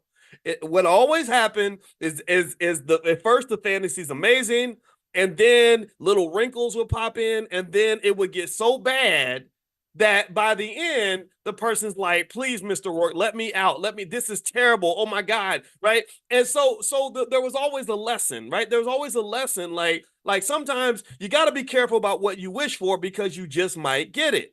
Or the other lessons, everything that glitters isn't gold, or the grass is always greener on the other side. Or sometimes you think you're blessed by God, but really, as D1 always says, the devil can bless you too. So to some extent, you can almost argue that hip hop and Death Row and Bad Boy and that whole culture, it was a whole culture. It was a multi-billion-dollar culture created by the industry, by the economic gods that actually had the money to fund all this bullshit.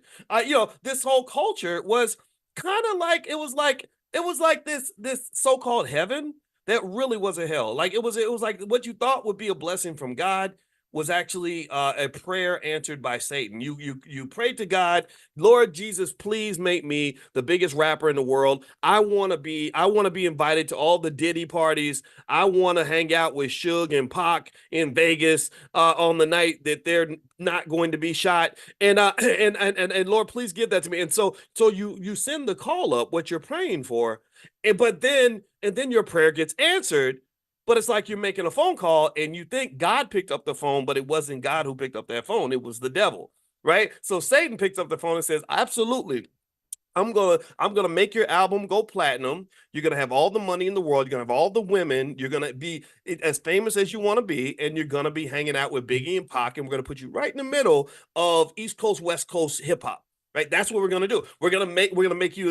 You're gonna be right there in the studio at Death Row Records with Suge, sit next to Suge. Every dream that you ever had is gonna come true. And then just like Fantasy Island, you find out, you get in the studio, and one day Suge Knight somebody brings 25 pounds of cocaine in the room, and along with an AK-47, and then they put the gun to your head and tell you that you better sign the contract or we're gonna kill you. Or you're riding in the car with Pac and Suge one night, and next thing you know, somebody runs up and pop, shoots you and kills you. Or you're hanging out at Diddy parties, and Diddy asks you to drop your drawers and put on some baby oil, and you're like, wait a minute, this wasn't part of the deal, and you're like stuck, right? You're stuck in that crazy conundrum where I'm gonna assume that a lot of people, I bet you a lot of people that if Diddy did take advantage of people, which I think that this happens a lot in these industries, it just does. He probably was able to take advantage of people that either were financially desperate, like I have no money, I have nowhere to go, or they were filled with desire and greed. Like when they say you got to be careful about what you want and how bad you want it, because I'm sure maybe at some point you can imagine Diddy asking somebody, like, hey, how bad do you want to be successful? Oh, I'll do anything, Puff. Anything you need, man, whatever you need. Well, come on, hey, Daddy, why don't you come sit on my lap, right? And then next thing you know, you're in your therapist's office questioning your whole existence, right? So this is the interesting thing about it. No, so that's the first lesson, right? Mr. Rourke style lesson. Maybe call me Mr. Rourke today.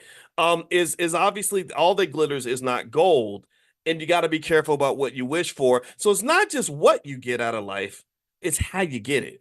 Do you understand? It ain't just so you can't just think about the what. You got to think about the how. You can't think about the ends only. You got to think about the means. Do you understand? It's okay to want to be rich, but you got to think about how did you get rich? It's okay to want to be powerful, but where did you get all that power from? How'd you get all that? What sacrifices did you make? See, there's always a sacrifice. There's always a sacrifice. There's always a sacrifice. If you watch even in the Avengers movies, there was the Soul Stone. Thanos wanted to control the universe, so he had to get all these stones. One of the stones was the Soul Stone, where they made him sacrifice something that was in his soul. He literally had to lose his soul in order to have that power. So unfortunately, what does occur is that if you are not financially conscious, if you're only thinking about the what and not thinking about the how, if you're thinking about the ends and not thinking about the means, then there's a very good chance you will end up losing your soul, especially when you're black. Especially when you're black. There are a lot of soulless, empty, unhappy, miserable, damn near suicidal people who are making millions of dollars in Hollywood right now. If you want to know why a Dave Chappelle, gets a $50 million contract and then has to go spend 6 months in Africa reflecting on his life, it's because somebody threw something at him that just made him question everything. Like, okay, I got to hit the reset button on the last 20 years and think about who I am and how I got here. What is it that I'm trying to do? And this is what's so interesting about money, is that a lot of times we just look at the fact that someone has money and we don't actually say, well, how did you get that money? And is that really what I want? I might want what you have, but I may not want to pay the price that you paid in order to get it, especially if the price is just a price that cost me something that money should not be able to buy.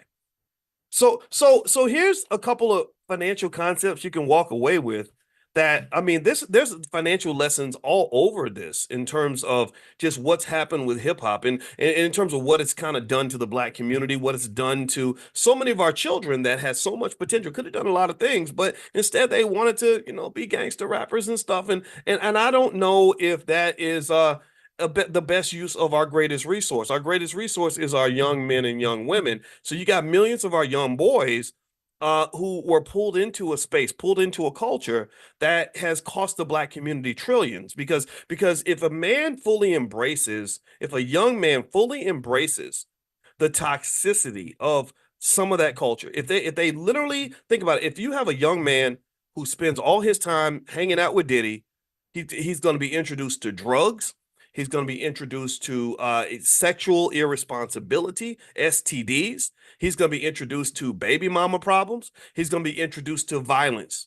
All of these variables get in the way of his ability to eventually become an adequate husband and father for someone, because it's kind of hard to have a daddy that's hooked on heroin. Trust me, I know. How many of y'all got a daddy hooked on drugs? I'm raising my hand. I got one. But I did not know my father because of the drugs. The drugs blocked his ability to just even say, hey, where's my son at? I gotta go find my son and spend time with him. I didn't have that, right? So this is costing the community so much. And this is one of the things where and one of the reasons why I believe that if you're pro-black, you have to be very much aware and conscious of what's happening culturally and who kind of did it, right? It's not just the rappers. The rappers, they kind of just do whatever they're told. Whoever pays the money, they just tell the rappers what to do and they do it. So again, they're the puppet. So if a puppet says something crazy, don't argue with the puppet. Go talk to the puppet master. The puppet master is the people that have the money. The puppet masters are the people at the labels that are writing the big checks. So these are the individuals that we should be most concerned about, even though the rapper should not be let off the hook. I think that there is a degree of freedom and sovereignty that an artist has in terms of how he expresses his art. And I have seen artists, shout out to David Banner, who actually woke up and said, I'm not doing this no more. I'm not spreading this message out to the community. Even the rapper T.I. and Lil Boosie, they saw their sons making a music video and they had all these guns in the video. And T.I., who has faced gun charges that literally almost took him away from his family for the next 25 years, did a great job giving his son a lecture on gun charges and how they come about and how having that gun on you could cause you a lot of problems. And I thought that was really great. I just want us to be able to get that a little bit sooner because we're losing a lot of our greatest assets along the way. So let me give you some financial concepts that you can sort of attach onto this. I'm going to become more of a researcher here. I'm going to put on my Dr. Boyce hat with this. Before I do that, I want to shout out Tierra Williams, who was on yesterday with on the podcast. She actually runs a company called Real Virtual, REEL Virtual, and they actually help people sort of get their businesses started and stuff like that. So if you have a business idea, she actually works in Hollywood and she's really good, very creative. She's excellent at storytelling. So if you want to sort of shape up your business idea, stuff like that, her URL is realvirtual.net, REEL virtual.net. So feel free to go to realvirtual.net. That's REEL virtual.net and tell her Dr. Boyce sent you, and they'll sit down and do a consultation with you. They can help pull together a team to help you get stuff done. Also, if you wanted to be interviewed and share your Black Business School story, they can actually do that too. So a lot of you have great stories. You're doing amazing things. And it also helps us actually too when you share your story, because I want people to know that the Black Business School is the best Black wealth think tank on the planet, that we are the best on earth when it comes to training Black wealth to our people. I have a whole PhD in finance. It's not fake. You can go look it up on the internet, but I blackified that sucker because I said, you know what? We don't need a casual discussion about economics. We don't need a generic discussion about economics. We need to do surgery on our community. We need to be very specific about addressing the very specific challenges that specifically are facing Black families in a specific way based on specific things that were specifically done to us by other people. So I'm not here to be an economic analyst. I'm not here to be a financial advisor. I'm not here to be a financial influencer. I am an economic scientist and a financial surgeon. So that's what we do in the Black Business School. And there's no place on earth that does it better. So if you have a story in terms of how your life has gotten better, I'd like to hear that story. So if you could reach out, go to Tierra. I'm gonna give her website one more time. If you reach out and say, hey, I'd like to share my story, tell you about our family, tell you about what we're doing with our kids, tell you about how our wealth has grown, tell you about how great we are at investing now, our family business meetings. I want to hear it all. So the website, one more time, it's realvirtual.net, REEL virtual.net. She's actually in the Zoom chat and she's putting the URL in there too, REEL virtual.net. All right. And so anyway, let me hop back in and finish up this thing. So just so you know, I'm not talking crazy about Suge and Diddy and Pac and all that. I know that there's disagreement, but just that epiphany that all four of those major figures, all four of whom should have been billionaires right now, all four of them, they're dead or in jail, right? So how is it that you're on track to be a billionaire, but you are dead or in jail? Well, there's a few financial concepts I want to introduce you to. One of which is called jump risk. Jump risk is basically this type of risk that you don't know is there, but it's actually there. Jump risk is this thing where you can think everything's wonderful and this bright and sunny and perfect, and then suddenly everything goes bad, right? Almost like weather in Florida. You ever been in Florida where one minute it's like 100 degrees, and then the next minute there's like a hurricane coming, right? So think of jump risk.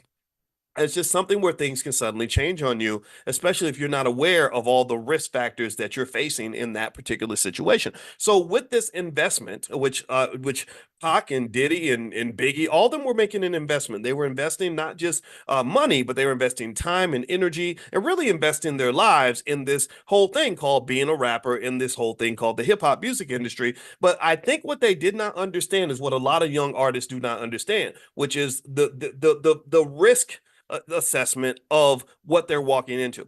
If you think about the fact that literally a rapper dies almost every single month, like literally a rapper dies about once a month. I was just looking at the whole thing about the poor rapper down in Memphis, Young Dolph. He got killed. I think they paid the guy $800 to kill him. And then Yo Gotti's big brother Jook got killed, which is all sad, right? It's just so much death, so much death. And if you think about this, right, I had a talk with a young artist who was blowing up. He was actually very close friends with one of the artists, PNB Rock, I believe, who was actually killed in a Denny's in public or something, after his girlfriend tweeted out his location or something. It was kind of crazy, right? And he was friends with him, and he was about to actually blow up. And we had a conversation, a private discussion, and I said, you need to really think about the risk of the industry that you're going into. You got to think about this. Like, do you really want to blow up in this space? Because you're going to have a whole lot of enemies, that you don't know about, and you're about to have a child, right? So I'm not telling you what to do, but I am telling you to really think about this, and don't just think about the fame and the money and the women and the power and everything else. I need you to also think about your son. Like, factor in that. Think about your mental health. Think about what it feels like to live your life where you constantly have to worry about a hater rolling up and killing you like Nipsey Hussle, right? Is that the life that you want? And after that conversation, he did kind of back off. He actually, he still does his music, but he actually does other things to help him make money. Because one thing I helped him understand was I said, there's a lot of ways to make money, man. There's so many ways to make money. Making music is not the only way to get rich. I mean, in fact, it's a hard way to get rich because there's so much competition. So jump risk is that risk that anything can sort of happen, out of the blue. Or another example might be, let's say that somebody says to you, let's say that you don't know anything about the drug game, and someone says, "Hey, if you carry this package down to Pookie's house on Tuesdays, I'll give you $1,000 a week." Right? So you can think that that is a risk-free job. Oh, this is easy. I just carry this package down to Pookie's house once a week, and it's fine. And it may seem that way for a really long time. For years, nothing bad will happen. For years, everything's fine. But then one day, there's that one day where everything falls apart. There's that one day where you get 30 years in prison. There's that one day where, or maybe where you get killed or get shot at. And then you're like, oh, there was risk here all along. I just didn't see it. That's an example of jump risk. Hip hop has a lot of jump risk. And the way you deal with risk in general with investing, and this is an investment decision. Biggie and Pac, unfortunately, were investing something more valuable than money, and they lost something more valuable than money. Suge Knight lost something more valuable than money. Diddy lost something more valuable than money. He's lost his mental health. He's lost his freedom, right? He's lost his whole legacy, right? So that's so much bigger than the $1 billion he's going to lose because they're going to take all his money. Believe me, they between lawyers, courts, lawsuits, white women, like they're just literally gonna be eating off of his wealth, almost like a group of parasites. And this is what happens, right? But with that said, though, he's gonna lose a lot of money, but that's not a fraction of what he's actually losing if you consider all the things that he's losing that money cannot buy. So one way to kind of manage various forms of jump risk or other forms of volatility in whatever choice you make, whatever industry you invest in, whatever investment you make, whether you're investing in a stock, whether you're investing in a business, whether you're investing in a relationship, is this concept, very simple concept called due diligence. Anybody know what it means to do your due diligence? What does that mean? What does that mean? Every business that makes an investment does their due diligence. They all they all sit back and they say, okay, let's go through this. Let's look at all the risks. Let's look at all the things that could go wrong. Right? Okay, Suge Knight. Suge wants me to sign with Death Row. What could go wrong? I don't know. Suge could have a bad day. I could get caught on a gun charge. I might get shot in the face. I might get caught with the dope in the studio at the same time. He might hang me over the balcony like Vanilla Ice. I don't know if this is something I want to do. I actually I was really proud of that D1. D1 is an artist that I love. I just love this guy. That's why I talk about him so much. And he is the only artist that I know who actually was invited to sign with Cash Money Records with Lil Wayne and Nicki Minaj and Drake and all those people down there in New Orleans. Most artists would jump at that opportunity. They would jump right into it. But D is smart. D did his due diligence. He thought about the risk factors and did a risk assessment and said, I don't really know if that's a culture that I want to be a part of. I don't know if that is going to really work for who I'm trying to be. I don't know if I can. It's it, D1. I mean, you talk about selling souls. His soul is not for sale. There's no price that could be paid that I've seen that could get him to sell his soul. Whereas for some people, for a lot of us, when we haven't really gained financial consciousness and we're thinking about the ends as a justification for the means, it's like, okay, where do I sign? What do I need to do? How do I fit in? Because I really want to get this money. And what happens, unfortunately, is that when you have individuals that have a massive amount of economic power, like say a Birdman runs the whole Cash Money thing, or a Diddy or whomever, in many cases they can smell that. Just the same way a pimp can smell when a young lady has some sort of emotional void, when she has an insecurity, when she is struggling, when she's not sure of herself, when she doesn't know what's going on, when she has an addiction and she's not able to be conscious and aware of what's happening. Like, they can smell these things, and those are the individuals that they choose to manipulate first.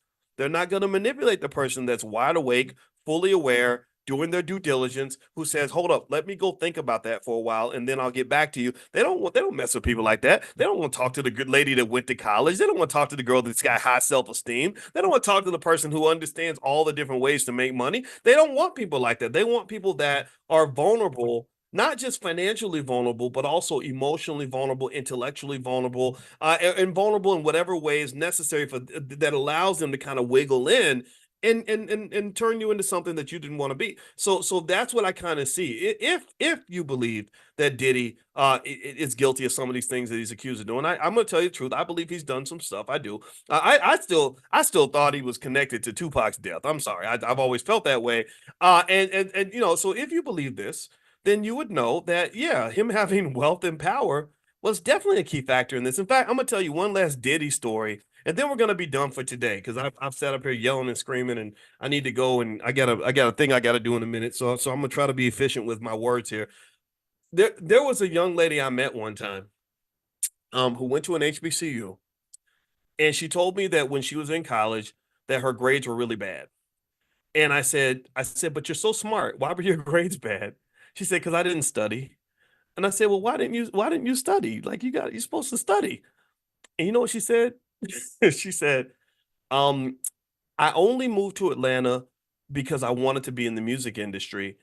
And I knew that once I got to college, I was going to go and meet Diddy or Jay-Z, and they were going to hire me because I know what I'm talking about. I know I'm good at what I do. They're going to hire me, and I was going to leave school anyway.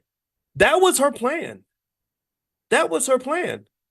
So do you understand when I tell you just the irritation I think we should have with the way the culture, this fake culture that was created by an industry, has infiltrated, it has poisoned, it has infected the minds of millions of young people. This was a very smart young lady. She wasn't no dummy. She wasn't no goofball hoochie mama, like, thug life. She didn't know. She had good parents. But in her mind, she'd formed this fantasy that Diddy or Jay-Z was going to sign her and she was going to be able to go into the industry. And what actually did happen, from what I understood, was that she spent enough time in the industry to see how women were treated, how women were abused, how women were being assaulted, and all these other things. And they kind of had created this space where it was almost like you were dealing with people that felt like they were above the law, and they would do horrible things to people, to men and to women, and they didn't believe anybody would hold them accountable. The thing about being famous sometimes is that famous people, if they're spoiled, are can be the absolute worst people to have in your life. They can be the worst friends to have in your life because in many cases they feel like human beings are disposable. Like, yeah, this girl's mad at me. I could just find another one. Yeah, yeah. We fell out and I screwed you over, but it's okay. I'm just gonna move on to a new person who's gonna be so enamored and intoxicated by my fame that they're gonna trust me all over again. And I'm gonna go through the same process all over again. So you really have people that will literally just screw one person after another, literally and figuratively, like sometimes with the baby oil, sometimes not, and they just can kind of go from person to person because we have a society that's so infatuated with fame, power, wealth, and success. And that's why I would say generally, I would say if you're getting married or something, be really careful about trying to have a healthy. I always laugh when people tell when I hear someone say, "Oh, I married this NFL player and I'm really mad because he wasn't faithful or he didn't treat me well." And I'm not saying that NFL players are incapable of being good, decent, loyal husbands, but I'm sitting there thinking, do you really understand how many thousands and thousands and thousands of women that they run into who kind of will bow at their feet, right? And so the relationship, what relationships require is a degree of humility and sacrifice and compromise. And it's hard to get people to compromise if they've never had to compromise anywhere else in their life. Or if nobody ever gave them a core value system that tells them that, look, you should compromise even if you don't have to. You should be a good person, even if it's not required. Do you understand? So I would just say in general, I'd never understand. I would always kind of think it was a lack of strategic thinking to try to form certain kinds of relationships with people that are in certain spaces. We really do spoil celebrities, and Diddy. I think it's interesting with Diddy to see how he's going to respond to living life as a prison inmate when he literally for many years has been able to basically do whatever he wanted, right? And so just think about these things as you kind of work with people and deal with people, because some people are great human beings and because they consciously and intentionally work to do that. And then there are some people who are just spoiled, rotten, broken, torn to pieces. And if you're attracted to them because they look good or they sound good or they smell good or they talk good or they're famous or rich or whatever, then you're unfortunately that lack of due diligence, it can cause you a lot of problems down the line. Just like that young lady I told you about who told me that her dream was to get signed by Diddy and Jay-Z. What if her dream had come true? What if Diddy saw her and said, "Oh my God," like what if he ignored all the other thousands and thousands of people trying to get into his face, trying to come work for him, and picked her and said, "Oh my God, you're just you're just everything I've been looking for. I want you to come to my mansion. You're gonna come live with me. I want you in the bedroom next to mine because I just need you to be nearby because you're so smart." For a little while, she would actually feel like she was blessed. For a little while, she would say, "Oh my God, my dream came true. I'm working with Diddy now." And then slowly but surely, just like Mr. Rourke on Fantasy Island, the dream slowly unravels and turns into a nightmare. And next thing you know, she's becomes Cassie, filing a lawsuit 10 years later, talking about how this person destroyed my life. Do you understand? So a lot of times, I believe that your worst nightmares show up dressed as a dream, right? This nasty turd is in this beautiful box with a bow on it and it's wrapped in gold. But if you take the time to open the whole box, you're going to find that the box is full of shit. So don't allow yourselves to end up in those situations. Do your due diligence. Open the damn box. Make sure you understand the substance of who you're dealing with, the character of the people that you're working with, the risk factors of the situation that you're involving yourself with. Don't just go chase the money. Do you understand? Are we clear? Give me a yes if we're clear so I can feel like I did something good today. I hope I did. I hope I helped somebody today because I love all of y'all and I want to see you succeed. All right. So last, if you allow me to share a couple things we're doing in the Black Business School, I would appreciate that because we're trying to build our institution here. Number one, All Black National Convention, October 25th through the 27th. We are officially 30 days away. I hope you'll come to Chicago. It's in Lombard, which is a suburb of Chicago. Beautiful place, beautiful hotel. Spent the whole year planning this. We have over 60 experts in all different walks of life coming together with amazing Black people to just have a great time, to learn, connect, and be in a space where you are persuaded to elevate in every way that you imagine, whatever that means for you. And I'm pretty vague with it. I was in the car today. Taylor, our baby, she missed the bus, and we were talking on the way to school, and I know she was feeling bad already, so I didn't want to rub it in. I was kind of upset because I was like, why didn't you set your alarm clock? But instead, I was like, you know what, boys, let's not talk about that. She's already mad at herself. So I said to her a couple things. I said, okay, so I want you to remember, what do you think is the thing that I want for you the most in your life? What do you think that that is? And she said, to be successful. And I said, no, no, no, no, no, no. That's no. I want you to be successful, but I said, I really want you to be happy. I want you to be happy. Right? And success and happiness tend to be connected. That's where the strategy comes in. That's why I'm going to encourage you to do your best, because success and happiness tend to be connected. I said, but I know a lot of successful people who are not happy. Right. So let's get you happy, content, and have your mental health together and make you successful, because that will help your mental health. Do you understand? So that's kind of my philosophy on life. I want you content and happy, but I also want you to be successful. I want some Black excellence up in this sucker. I want you to reach your potential, whatever that looks like for you, whatever that means for you. I want that to happen. So that's what the convention's all about. That's kind of the energy that you'll be in. That's the space you'll be in. So if you want to learn more, go to allblacknationalconvention.com. That's allblacknationalconvention.com. Number two, if you tomorrow night, Asada, Sister Asada, I don't have her last name, but she has a great math genius program for kids. We educate our own kids up in here. That's going to happen tomorrow night. So I will text you all the link to join Asada's event if you'd like to join. If you want to be on the text list, make sure you're on the text list. Pull out your phone, text the word morning to the number 87948. So if you text morning to 87948, I'll send you some of the stuff so you can join. Also, don't forget that tonight we're doing Powernomics training at 8:30. That's completely free. I'll also text it to you guys as well. Tomorrow we're doing stock options. I'll text that too. And that's pretty much it. So thank you guys for hanging out. It was great to see you. God bless you, and I hope you have a wonderful day. And I love every one of you. And I'll see you all tomorrow morning. Take care, everybody. Bye bye. As we are making reparations a topic of discussion, we're forcing the issue. Politicians are required to talk about it. And I haven't talked to Dr. Anderson for a couple of weeks, but I'm going to call him, and I'm sure he's going to talk about how proud he is of the fact that we are demanding some of the things that we deserve.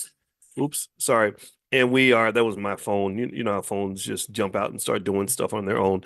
Anyway, and I think that this is something where the momentum's there. The politicians act like they don't hear it and they don't see it, but I think it's worth pushing forward with this, because even things that seem impossible right now, can become quite doable in a short period of time. So first thing I'll say is, if you want to know my opinion on reparations, it's very simple. If you take something, you're supposed to give it back. If you owe something, you're supposed to pay your debt.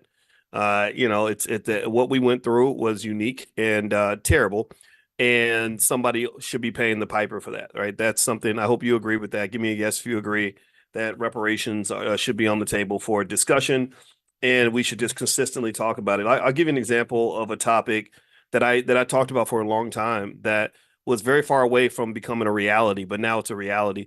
Over 25 years ago, I used to write articles regularly about why college athletes should be paid. And I used to say this all the time, and it was very logical, it was very simple. And again, just repetition really makes a difference. I just kept repeating the talking points over and over. I was like, it's very simple. They are doing a job that's really hard and they're generating millions of dollars. They deserve some of that money. You should not be able to keep all that money. It makes no sense that the coach and his family, that they're showing up in the games in private jets, and they got a mansion and a yacht, and the star player's mother is living in a housing project. That doesn't make any sense. And in fact, there was a basketball player named Fernando Garcia that played for the University of Louisville. I'm from Louisville, Kentucky. Shout out to Louisville and Muhammad Ali and Lamar Jackson. He went to school there. So we produce some of the greatest athletes ever. We get to claim Lamar, even though he's not from Louisville. We still get to claim him because he's one of the great ones. Allen Houston, people like that. Anyway, so the one thing about that is, why did I bring up Louisville? Oh gosh. Oh, you know what? I lost my train of thought. Holy crap. That was so bad. That was just terrible. I can't even remember why I brought up Louisville. Maybe I was just bringing it up just because. Oh, well, okay. I'm going to swivel back into it, and y'all got to just bear with me and pretend like I didn't mess that up. Okay. Got it? All right. So that's the game we're going to play. We're just going to pretend like I didn't mess it up. So, anyway, let's go back to Louisville, and I'm going to go right down the road to University of Kentucky. And so I was writing these articles and explaining why athletes should get paid. And I remember when I was at the University of Kentucky, which is near Louisville. Maybe that can be my excuse for why I brought up my hometown, other than the fact that I just like talking about my city. And I remember it seemed weird, it seemed radical. It made me into kind of a troublemaker. Fernando Garcia, thank you, Elizabeth. God bless you, Lord. You know, I'm too young to be having these senior moments, y'all. Y'all got to help me. So Fernando Garcia actually played down the street at the University of Louisville. I went to Kentucky, but he played at Louisville. I was a big Louisville fan, and I remember while he was playing for the University of Louisville, the athletic department that year I think made about $20 million. And I remember his brother got murdered in a housing project while he was playing for Louisville. And I remember saying it's crazy that this kid is making millions of dollars for these people, and he's got family members getting shot in the projects. Rick Pitino, who was the coach at Louisville at that time, I believe. I was like, his kids ain't getting shot in the projects. His family members aren't dodging bullets. Why should his star players be going through that? And I just stayed with it consistently. That's what I talked about all through my years at Syracuse. I did a lot of television appearances to make the point. It was very logical. I remember even checking. I was like, well, maybe I'm the only person. Maybe common sense is just strange for people. Maybe people just don't know that 2 plus 2 is 4 anymore. And I saw Kareem Abdul-Jabbar in the airport in Syracuse. And I was on my way to go give a speech actually about why I think college athletes should be paid. And I remember asking him, I said, do you think, I said, I'm about to go speak about whether or not college athletes should be paid. What do you think? And he sat there. He's a real serious guy. He looks real mean. He's very serious. And he thought about it. He said, well, of course we should get paid. He said, we made millions of dollars for UCLA when I played for UCLA. And I said, well, thank you for confirming that. And you know what would happen is every time, this is how you know when you get people on the ropes is when they just don't want to talk about it anymore. And so I remember when I would have debates about that topic on a show, they would always say, well, we invited someone from the NCAA to defend their perspective. And unfortunately, they didn't send a representative. And I remember thinking, well, of course they didn't, because they don't want to sit and try to defend this. Definitely not to a professor who's a black man who understands both education and economics. Like I understood a few things that they didn't want brought up, like the racial aspect of it, the fact that you're stealing billions of dollars from the black community. I understood the educational aspect of it. I saw students in my classes flunk out of college because their athletic schedules were so grueling that they couldn't come to class. And don't touch me when it comes to finance. I mean, I'll dunk on you when it comes to finance. I'm the Michael Jordan Tupac of finance. I have the skill, and I will talk crazy to you while I tear you down and break you into little pieces, because what you're doing is wrong. You're stealing money from the black community, and that is not appropriate behavior. That is not cool. And I know that maybe for some people this is okay. Maybe some people think it's great. Maybe some people are just appreciative for whatever little crumbs you're giving them. But some of us got to be crazy enough to get in your face and kind of pop out and show you and say, "Look, this ain't right. You need to stop this. This is ridiculous." And here's the crazy thing about the NCAA that was interesting to me is I said it's so sad that they're that greedy. Remember, I told you all this is why I'm not a capitalist. You got to be careful about labeling yourself a capitalist, because capitalism, unfortunately, in its most extreme form, becomes a type of really nasty greed. The NCAA was always greedy. I was like, you could literally just give these guys $1,000 a month, and they would be really grateful. And literally, they're bringing in the kind of revenue that an NBA player brings in. So imagine if you took LeBron James and only paid him $1,000 a month, and you got to keep the rest of the money. That's a pretty damn good deal. I said, so if they would just give the athletes a little something, something, not let them starve to death, not let their mamas be in the projects, send their mama a damn plane ticket for the championship game, you could at least do that. But they were so extreme that it was just sad, and it was very ridiculous. So that was one of those things where I remember when I would talk about it, I just sort of hung on to what I felt was right, even though most people did not. I'd have to argue with people, and I'd be like, why am I arguing with you about this? You wouldn't work for free. You don't work for free. You get up and you go to work at UPS or McDonald's or wherever you work. You're expecting your paycheck. So what about the athletes? And so through the years, what happened was the argument gained momentum. I wasn't the only one. There were others who kind of picked up on it. I shared my argument with millions of people because I probably wrote 1,000 articles about this topic. I gave probably 500 speeches about it. And then there were others though as well who talked about it. And now the athletes are being paid. Now you got college. Now they got another problem that money can cause. Now you got coaches that have to coach a quarterback who, it lives in $1 million house or something, which is a whole different dynamic for college sports. And that's a whole nother conversation. We can hit that in Money in the Morning. And by the way, if you're not invited to Money in the Morning, I think you guys would like it. It's our morning financial consciousness training. It's 100% free. We do this in the Black Business School for anybody that wants to learn. You don't have to pay money. You just got to pay attention. So if you'd like to join Money in the Morning, you can go to b1moneytips.com, be the number one moneytips.com, or you can also text the word morning, MORNING, to the number 87948. Text morning to 87948. So so the second area that really took a lot of time, a lot of repetition to kind of get to the point that we are now is really the whole conversation about generational wealth. And I've talked to you guys about this, so I'm not going to belabor this point, but I want to get to the third point in a second, which is what we're going to read about with Dr. Anderson. So the second thing with that generational wealth thing, if you go back to about 2006, when I was on the faculty of Syracuse, and I would go on radio stations and say, we need to talk about Black wealth. We need to get Black folks invested. We need to start talking about generational wealth. And at that time, not many people were talking about it. Not many people were interested in it. I would go on to urban radio stations and they would say, that's stupid. Black people don't care about wealth. You should be talking to Chinese people, Jewish people, and white people. And I said, well, I teach white people, Asian people, and Jewish people at Syracuse University. I'd rather talk to Black people and keep repeating myself until they finally get what I'm saying. And so literally for 16, 17 years, I've been repeating myself on the generational wealth thing. And over time, I saw the changes. I saw the transformations. I saw when Jay-Z put out 444. And it was interesting because that happened, that song came out shortly after I had a 3-hour conversation with Beyonce's road manager. And I said, why is it that you have rappers here that are living in an intelligent life, but they are promoting a stupid life? Like, why would he not talk about his business decisions? Why would he not talk about how he's building his family and making these moves? Why are you keeping our people on the street while you're going to the penthouse? And he said, well, don't worry about it. Doc, actually, Jay-Z's really conscious. You just don't see it. And I'm like, well, if I don't see it, then it don't exist. If you don't see it, I mean, if you're not showing people what you are, then you are whatever they see. Right. So I said, if you're rapping about ignorant things, if you're rapping about things that are going to get young people sent to prison, that are going to ruin the lives of young Black men, that are going to destroy Black families, destroy Black communities, then you might as well be the devil or the Joker. Like you may pretending to be a devil pretty much means you're gonna do devilish demonic shit. So you might as well be the devil. Don't say, well, I'm really an angel. I'm just pretending to be the devil, and I'm going through the world wreaking havoc on people. No, if you whatever you're acting as, whatever you're doing in front of the world, that's what you are.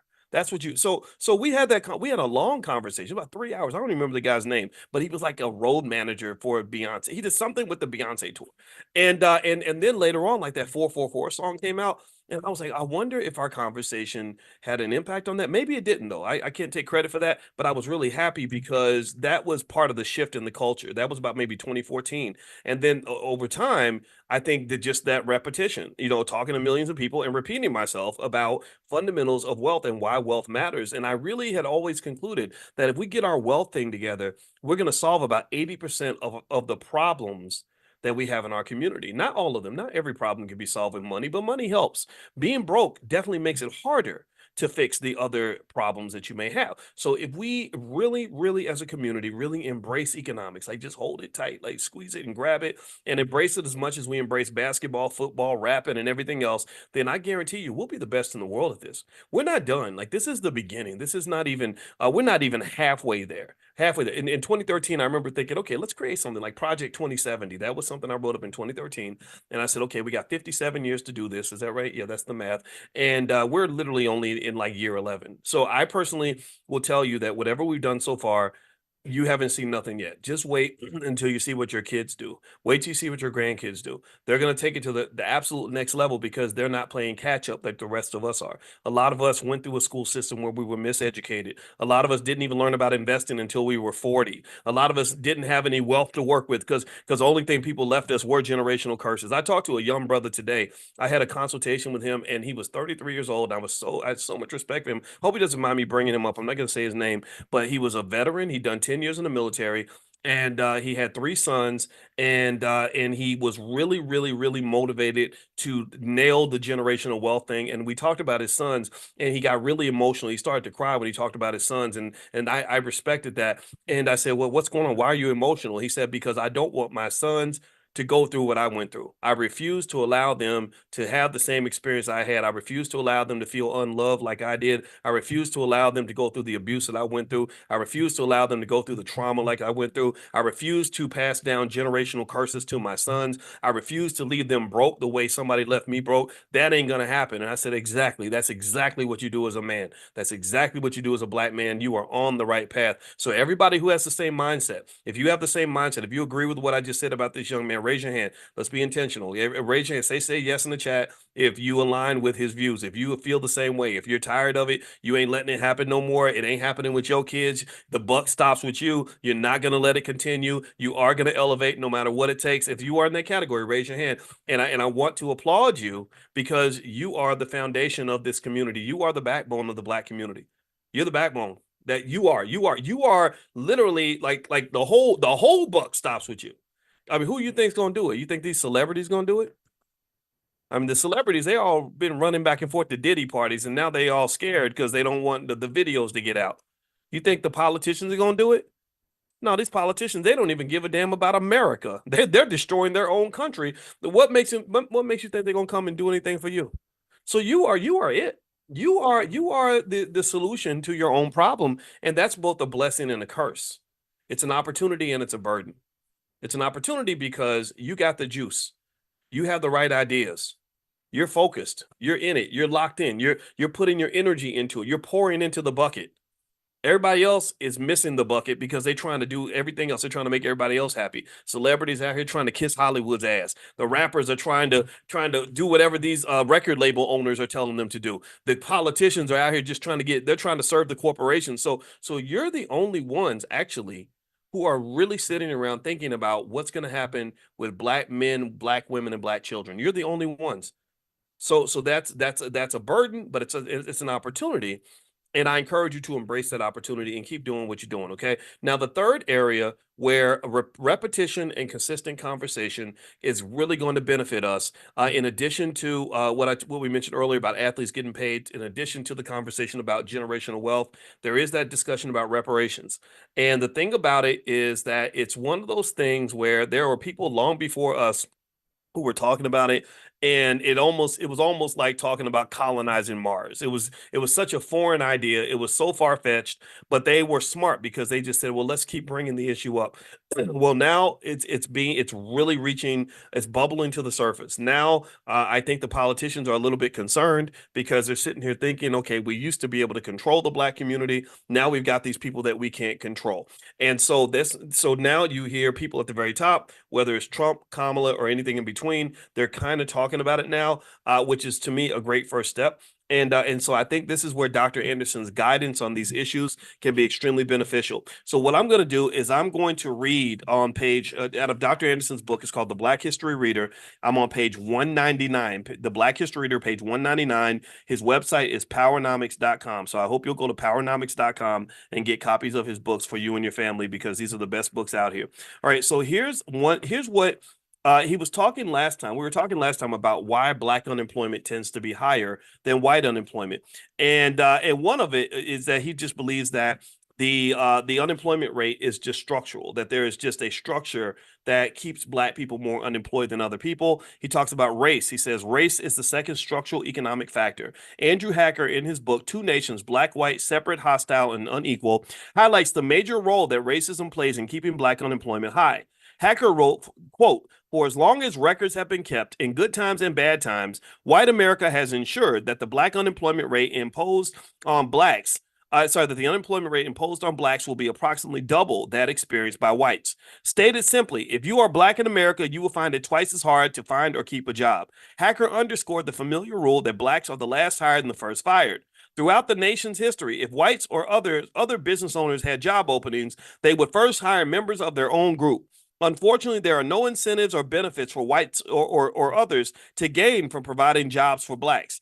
In the public sector, nearly 70% of the nation's employed blacks work in some level of government, federal, state, and local. The trend of downsizing government has resulted in many blacks being downsized out of work or forced into retirement. As blacks are forced out, positions are filled by incoming immigrant groups. Downsizing government meant de-employing blacks and helped to increase black unemployment. So a lot of the reason your unemployment rate is high is because America is a racist country and the infrastructure is managed and controlled by people who don't look like you, and you have to be conscious of that. The third point he brings up, which is really important, this is where these HBCUs need to pay attention. Anybody who's part of an HBCU, please share this video with them. Share this part of the video with them so they'll hopefully bring some of this into their curriculum. He says that a lack of black business ownership is a big part of the reason black unemployment is so high. He says the third structural factor that drives up black unemployment, and perhaps the most important, results from the failure of black Americans to own businesses, a natural source of employment for their own people. Only 2% of blacks find jobs in the few black businesses. Moreover, the few black businesses that do exist typically employ only 1.5 people. An important cultural trait that holds down the unemployment rate for whites, Asians, Arabs, and other immigrant groups is that they hire their own people in their own businesses. They do not need to seek employment outside their group. Their businesses, on average, employ 5 or 6 people. Compare that set of facts to the circumstances of blacks. Black Americans have some control over this unemployment factor. They could do what other groups do normally: build businesses and hire members of their own group. While immigrant group behavior can be instructive to blacks in America, building a business has its own set of problems. The majority of whites, Asians, Arabs, and Hispanics work in their own businesses within their own communities.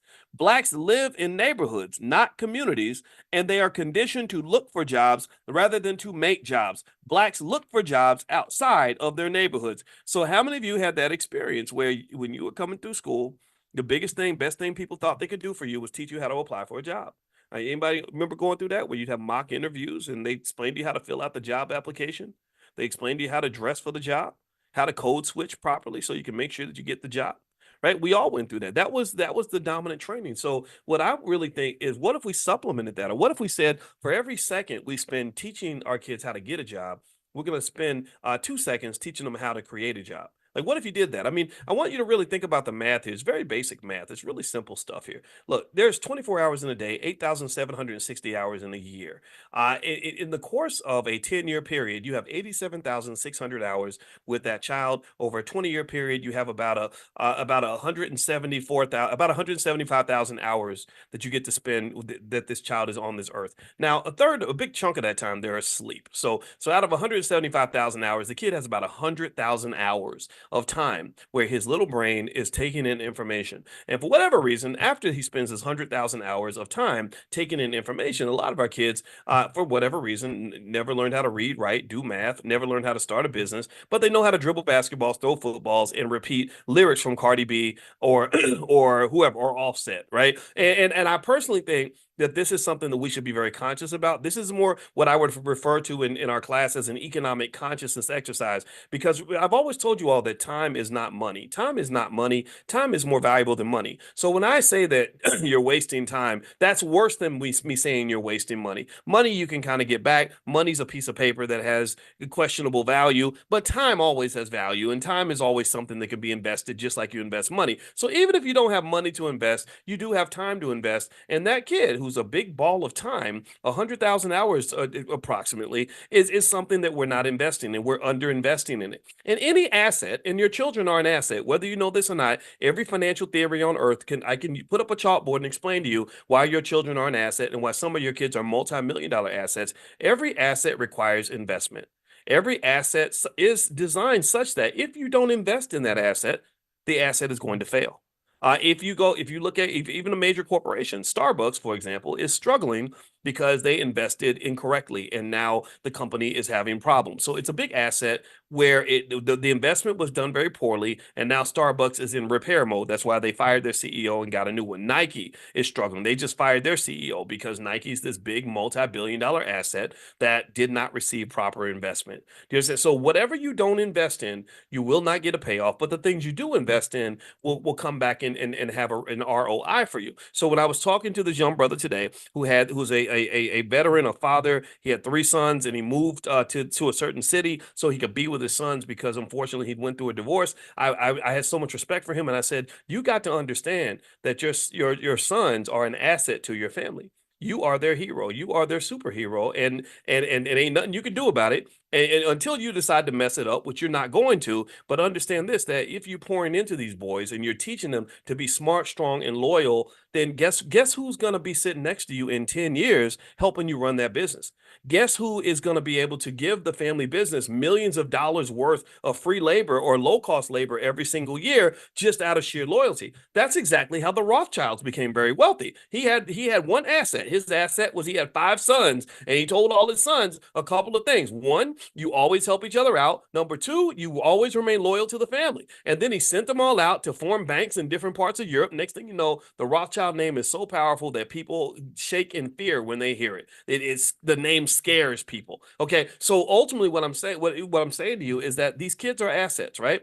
And unfortunately, the corporate plantation and our capitalist backward society taught us to stop investing in our own asset and start investing in the corporate plantation, right? So what happens now is you spend more time at your job than you spend with your kids. So your job gets an overinvestment. You know, that's the place that's stressing you out. That's the place that's getting all your time. That's the place that's getting your labor. That's the place that's going to send you to an early grave. And then you come back and your kids are sitting at home getting into only God knows what because mommy and daddy was at work all day, right? Now, I'm not judging that dynamic. I know we got to do what we got to do, but I think that sort of just analyzing that and at least understanding the sacrifice might help us make a different decision in terms of how we invest going forward. Okay, so I hope that it's okay for me to bring that up. I'm not trying to offend anybody. I'm just telling you what it is. That's all I can do is tell you the truth. So the lack of Black business ownership is, according to Dr. Anderson, the number one reason why Black people don't get jobs as much as other people do. So, what does that mean? Well, part of it means he talks specifically about not just increasing the number of businesses, but expanding the number of jobs that can be created within those businesses. That's where in our Black Millionaires of Tomorrow program, where we talk about building sturdy children, STERDY. Sturdy stands for Systems, Technology, Entrepreneurship, Relationships, Delegation for the youth. The delegation piece, the D, means having that ability to delegate tasks to other people so you can get more done, basically creating jobs. You pay for people's time, you give them a task, they do that task. Next thing you know, instead of working 60 hours a week, you're working 6,000 hours a week because you've got help. You've got other people working with you. Also, the R, the relationships piece, which is often ignored, is a critical aspect of being able to build that kind of infrastructure because it's hard to delegate to people and run a business with people if you don't have a good relationship with people. And then also the S, systems, is very important because if you think in terms of systems, then you're in a better position to confront systematic racism or you have a better ability to make money. Most people that make lots of money make money with a system. They don't make money with labor or trading time for money and all this other stuff that we're trained to do. They have a system. They say, oh, I make 50 boxes of cookies and I sell all 50 boxes and I can sell them in 5 minutes. So I can make more money in 5 minutes than a lot of people make in a week, right? That's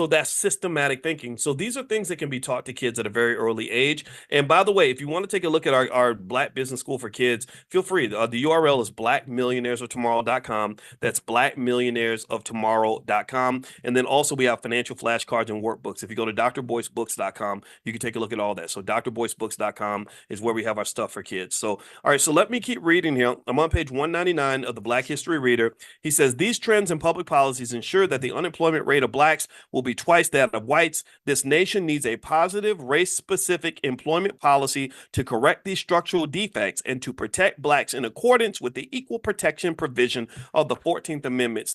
Question 69 is this. Should Blacks withdraw from affirmative action programs and instead pursue racial reparations? Well, you don't have a choice about withdrawing from affirmative action or DEI programs. They kind of took that away from you. So that's not even on the table anymore.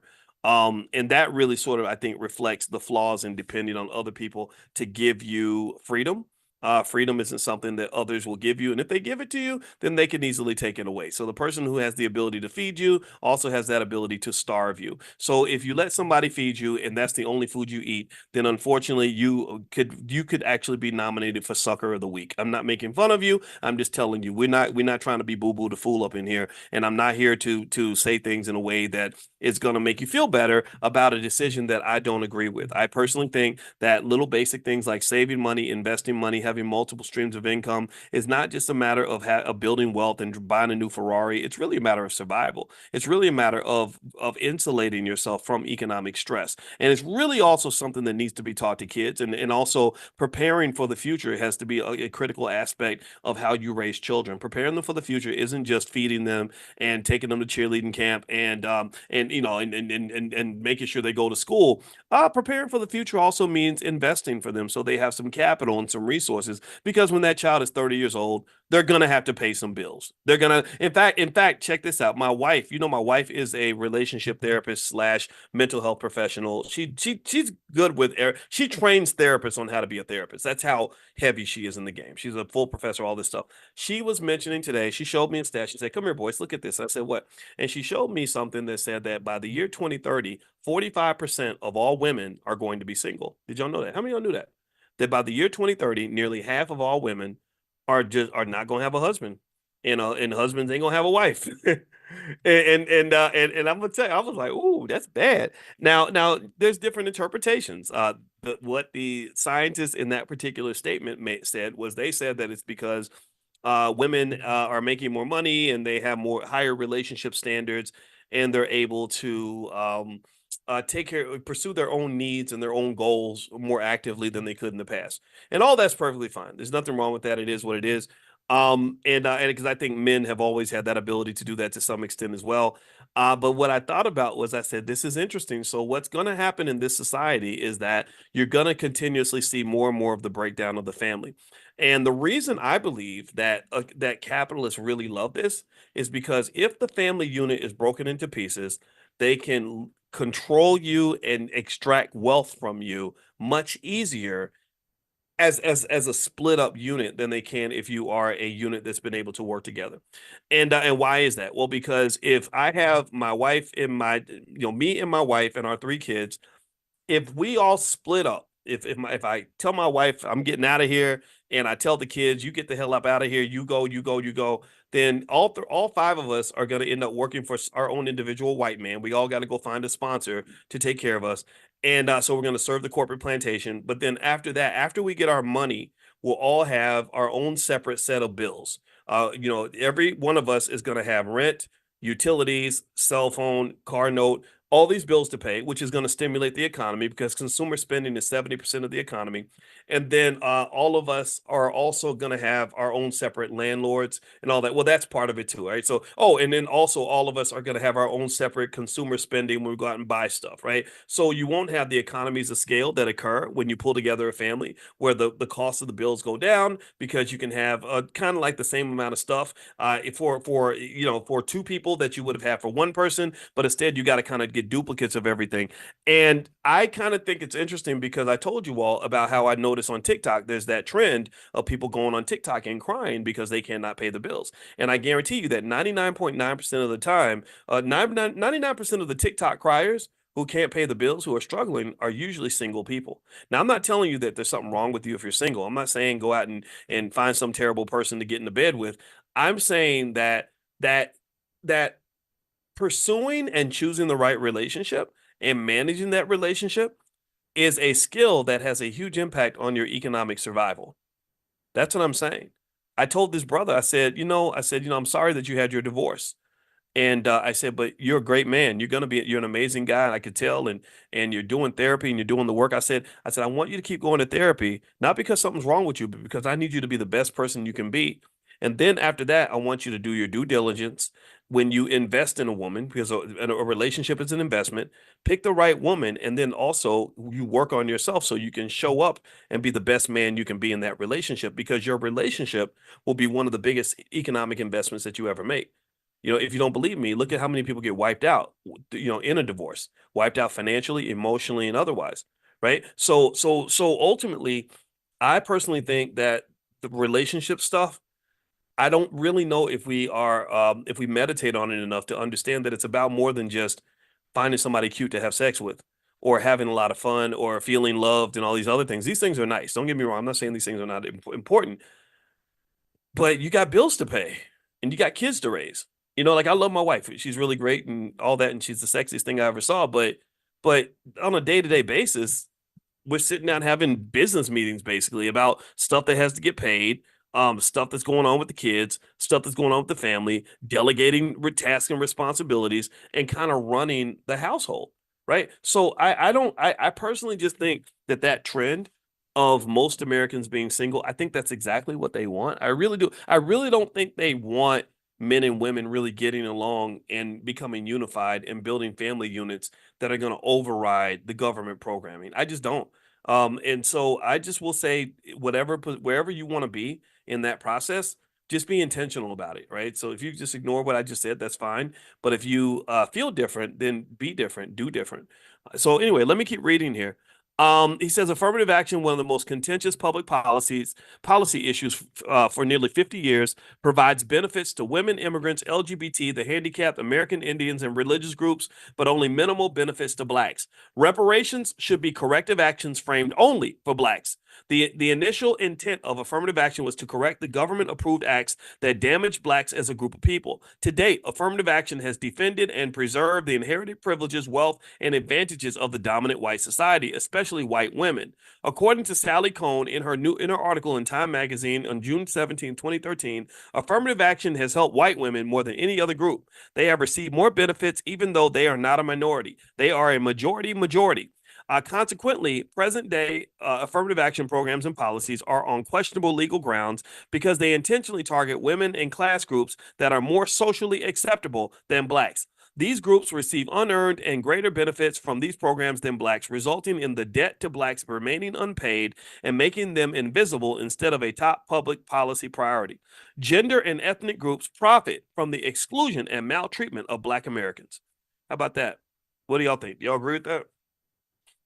It was crazy. I mean, it's just kind of one of these things where I think that a lack of political courage kind of comes back and bites us in the butt. I think that because we will let somebody come in and just tell us what to do, tell us who to vote for, and tell us to shut up, sit down, shut up, and vote, and don't ask questions and just be scared, or we gonna punish you for not doing what we tell you.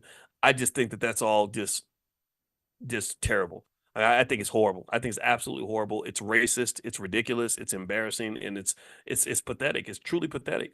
And this is without regard to me telling you anything about who you're voting for. I also get a kick out of how I was watching MSNBC and they were talking about the Diddy stuff, and I thought it was really funny that they were sort of condemning him and saying he did this and he did that, which I'm not going to say he did or didn't. It's up to you to make that decision.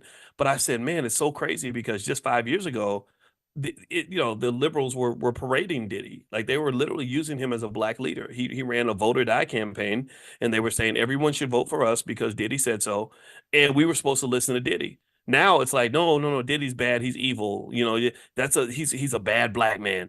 And it's like, but wait, a few years ago you told me he was a great black man. You told me he was Martin Luther King a few years ago. You were holding him up as a role model, and again ignoring all the hardworking people, ignoring all the teachers and the scientists and all the people in the community that have accomplished so much. You were just parading this rapper and telling us to all go vote for whoever the rapper told us to vote for. And now that toxic culture has caught up with him to some extent, because he's got a lot to answer for. I'm not gonna say if he's guilty or innocent. I'll let you decide how you feel. Now it's like, oh no, we don't want nothing to do with that. And it kind of takes me back. Like speaking of rap, I remember the rapper E40 had a song called "To Whom It May Concern," and the chorus was, "They'll find a new Igga next year." And basically with Diddy, it's like, oh yeah, now we're done with him. We've used him. He's not usable anymore. Now we're gonna find somebody else to use. And so personally, I don't think you should let people use you. I think you should be the first one to use yourself. How about that? I hope that you can agree with me on that. All right, so let's keep reading here on page 200 of the Black History Reader. The copy of these books are at powernomics.com if you want to get books from Dr. Anderson. The fact that the historical maltreatment of blacks was authorized and legalized by government is the moral basis and justification for preferential treatment to correct the damages inflicted on blacks. Government has no historical practice of excluding, maltreating, and systematically exploiting women and immigrants. Consequently, blacks should not have to queue up in affirmative action programs with fabricated classes of gender and ethnic minorities. Blacks should be restored to the protected class status they had when the Freedmen's Bureau was established. Conservative whites, the primary beneficiaries of black subjection, are the primary opposition to affirmative action specifically for blacks. They argue that slavery was not that bad and that blacks benefited from the enslavement system, were treated well as well as other immigrants, and the nation has already gone too far in its social commitments to blacks. If blacks were not the victims of 360 years of slavery and 100 years of Jim Crow semi-slavery, then who were the victims? Who benefited from the exploitation of blacks and the maldistribution of the nation's resources? These questions are rarely asked or answered. So, in the context of affirmative action, blacks are the only legitimate beneficiary group. At the same time, the unearned structural racial preferences and skin color advantages for whites should not go unchallenged and unquestioned. Affirmative action has not worked for Black Americans for several reasons. One, the targeted group for affirmative action benefits are intentionally nonspecific and ambiguous.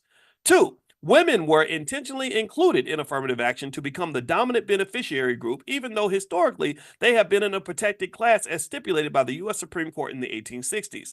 Women constitute a majority in terms of population, wealth, educational achievement, and voting power. Women are not a minority in a majority win society. White women receive the largest proportion of affirmative action benefits. Three, newly arriving immigrants are included in affirmative action, even though there is no record of them being abused nor exploited by the U.S. government. Affirmative action policies, and this is number 4, affirmative action policies are intentionally targeted to areas such as higher education admissions, contract bids, and representation in employment, rather than to correction of the maldistribution of the nation's land, wealth, material resources, preferences, privileges, and controls of all levels of government in white society. 5, this is another reason why affirmative action has not worked. Black leaders and liberals surrendered to the realities of racism and political correctness and abandoned blacks for inclusion in a movement for all people, irrespective of how they have been treated historically. Number 6, most importantly, the number of benefit groups was intentionally expanded, and not unintentionally, intentionally expanded because white society was unwilling to surrender or share its inherited privileges or the wealth received from black enslavement and the preferential treatment of whites. In other words, they took your money and they don't want to give it back. He just said a lot right there. So they use ambiguous groups. They included women, all women. Newly arrived immigrants were included for no particular reason. They targeted places like higher education, contract bids, and representation in employment, but said nothing about the redistribution of land, wealth, material resources. Okay. Black leaders and liberals sold you out. Your black leadership is non-existent. And number 6, the number of groups was intentionally expanded because they were unwilling to surrender or share inherited privileges. In other words, they didn't want to give you your stuff back. And that's what Dr. Anderson says is the reason affirmative action did not work. So even when you had it, it wasn't very effective. It wasn't getting the job done. For a little while, it wasn't bad. I remember it being in college, and I remember knowing that because I had a high GPA, that I had a lot of opportunities coming my way. I got great internship opportunities, scholarships, all that because I was black. That was in the past. I don't think that would have happened later. And so while there was a little space for African Americans in affirmative action, it wasn't enough to elevate the community because even though we had a lot of black faces in high places, we had a lot of black people that were being elected to public office. We had lots of black people that were becoming CEOs of major corporations. You had lots of fancy black people that had fancy jobs working for big white law firms or working for universities and things like that. None of that had a structural impact and a broad-based impact on the economic condition of the black community at large. And part of that is because you really can't elevate a community without infrastructure specifically designed to elevate that community. In a way, when I visualize affirmative action, even when it was at its best, it's almost like you've got 50,000 people that are in the water. And someone pulls up and they say, "We've got a boat and we've got 300 seats on this boat that, and we're going to let y'all compete amongst each other to get these seats. But after that, we can't bring in any more of you." So as a result of with the 50,000 people in the water, now you got 49,700 people still in the water and 300 Negroes on a boat. That's what happens. And then even worse than that, you get crabs in a barrel syndrome. Has anybody ever had a competition with a black person who needed to be the only black person to get the position, or got jealous because they wanted to be the only black person in the department, or ever seen that, right? Like, because you're basically positioned in what I refer to as the Hunger Games. It's the Hunger Games because you're basically, they're throwing you a little piece of meat and you are fighting to the death to get that one little piece of meat. And so ultimately, this creates a space where Black people are competitive with each other instead of being collaborative. See, collaborative energy requires you to have an abundance mindset. But in order for you to have an abundance mindset, it kind of helps for you to have an abundance of resources, right? It's hard to have an abundance mindset when you know there's a scarcity. It's hard for me to act like there's plenty of food when there ain't nothing but one piece of chicken and we both hungry, right? So what we're gonna have to do, so what has to occur, this is why consciousness is so important, economic consciousness, Black consciousness. That's a big term, right? Because if I'm conscious, I step back and I say, "Oh, wait a minute, what's going on right here? What's happening right here? What did you just do? You threw the piece of chicken out here, and now you over eating good, and you got me fighting against my sibling, my brother. Me and my brother are about to fight to the death over a little piece of chicken that you just dropped on the floor and dropped it in the dirt. And we supposed to be happy about that. Something, I don't like this. I don't like this at all. So here's what's gonna happen. First off, I see all that food you have back there that you're keeping for yourself. That's the first thing. So I've noticed that. And we might get together and beat your ass and take your big piece of chicken because we both are going to eat. I'd rather feed him. And I'm willing to fight you so I can feed him. Right. That's the first thing. The second thing this is also where they get nervous, is I might say, "We're not even going to play this game with you. I'm not going to fight you. I'm not going to fight my brother for a piece of chicken you dropped in the dirt. Me and him gonna get in the car. We heard this, like we went to school and we got some knowledge, and the knowledge told us that there's a KFC around the corner. So I'm gonna get in the car with my brother. We're gonna go around the corner and get us some chicken so we can both eat good. You're not the only person who has chicken availability in this neighborhood. So this is the same thing with economics. When they get you sort of seeing the world through a lens of unconsciousness, when they get you seeing the world through a one-dimensional straw, then what can happen is you look at what's in front of you, and that it seems like that's all that's there. A lot of us were raised in a world where all there was jobs. And if there wasn't enough jobs, you would turn to the master and say, "You need to give us more jobs. We need more jobs." But business owners are able to think outside of that. They have a consciousness. They can go to multiple dimensions. They say, "No, actually, we can develop an economic engine that allows us to create jobs, so we're not all fighting each other for literally something that isn't even going to give us enough to survive anyway." That's the interesting thing, right? To process this. When you have a community where 99% of your economic consciousness stops at the word job, that is a horrible condition to be in. That's just depressing. Why is that depressing, boys? Why would you ask? I'm glad you asked. It's depressing because jobs in America don't really pay you enough money to really build any wealth or really live your best life. They don't. Tell me I'm lying. Tell me if you agree.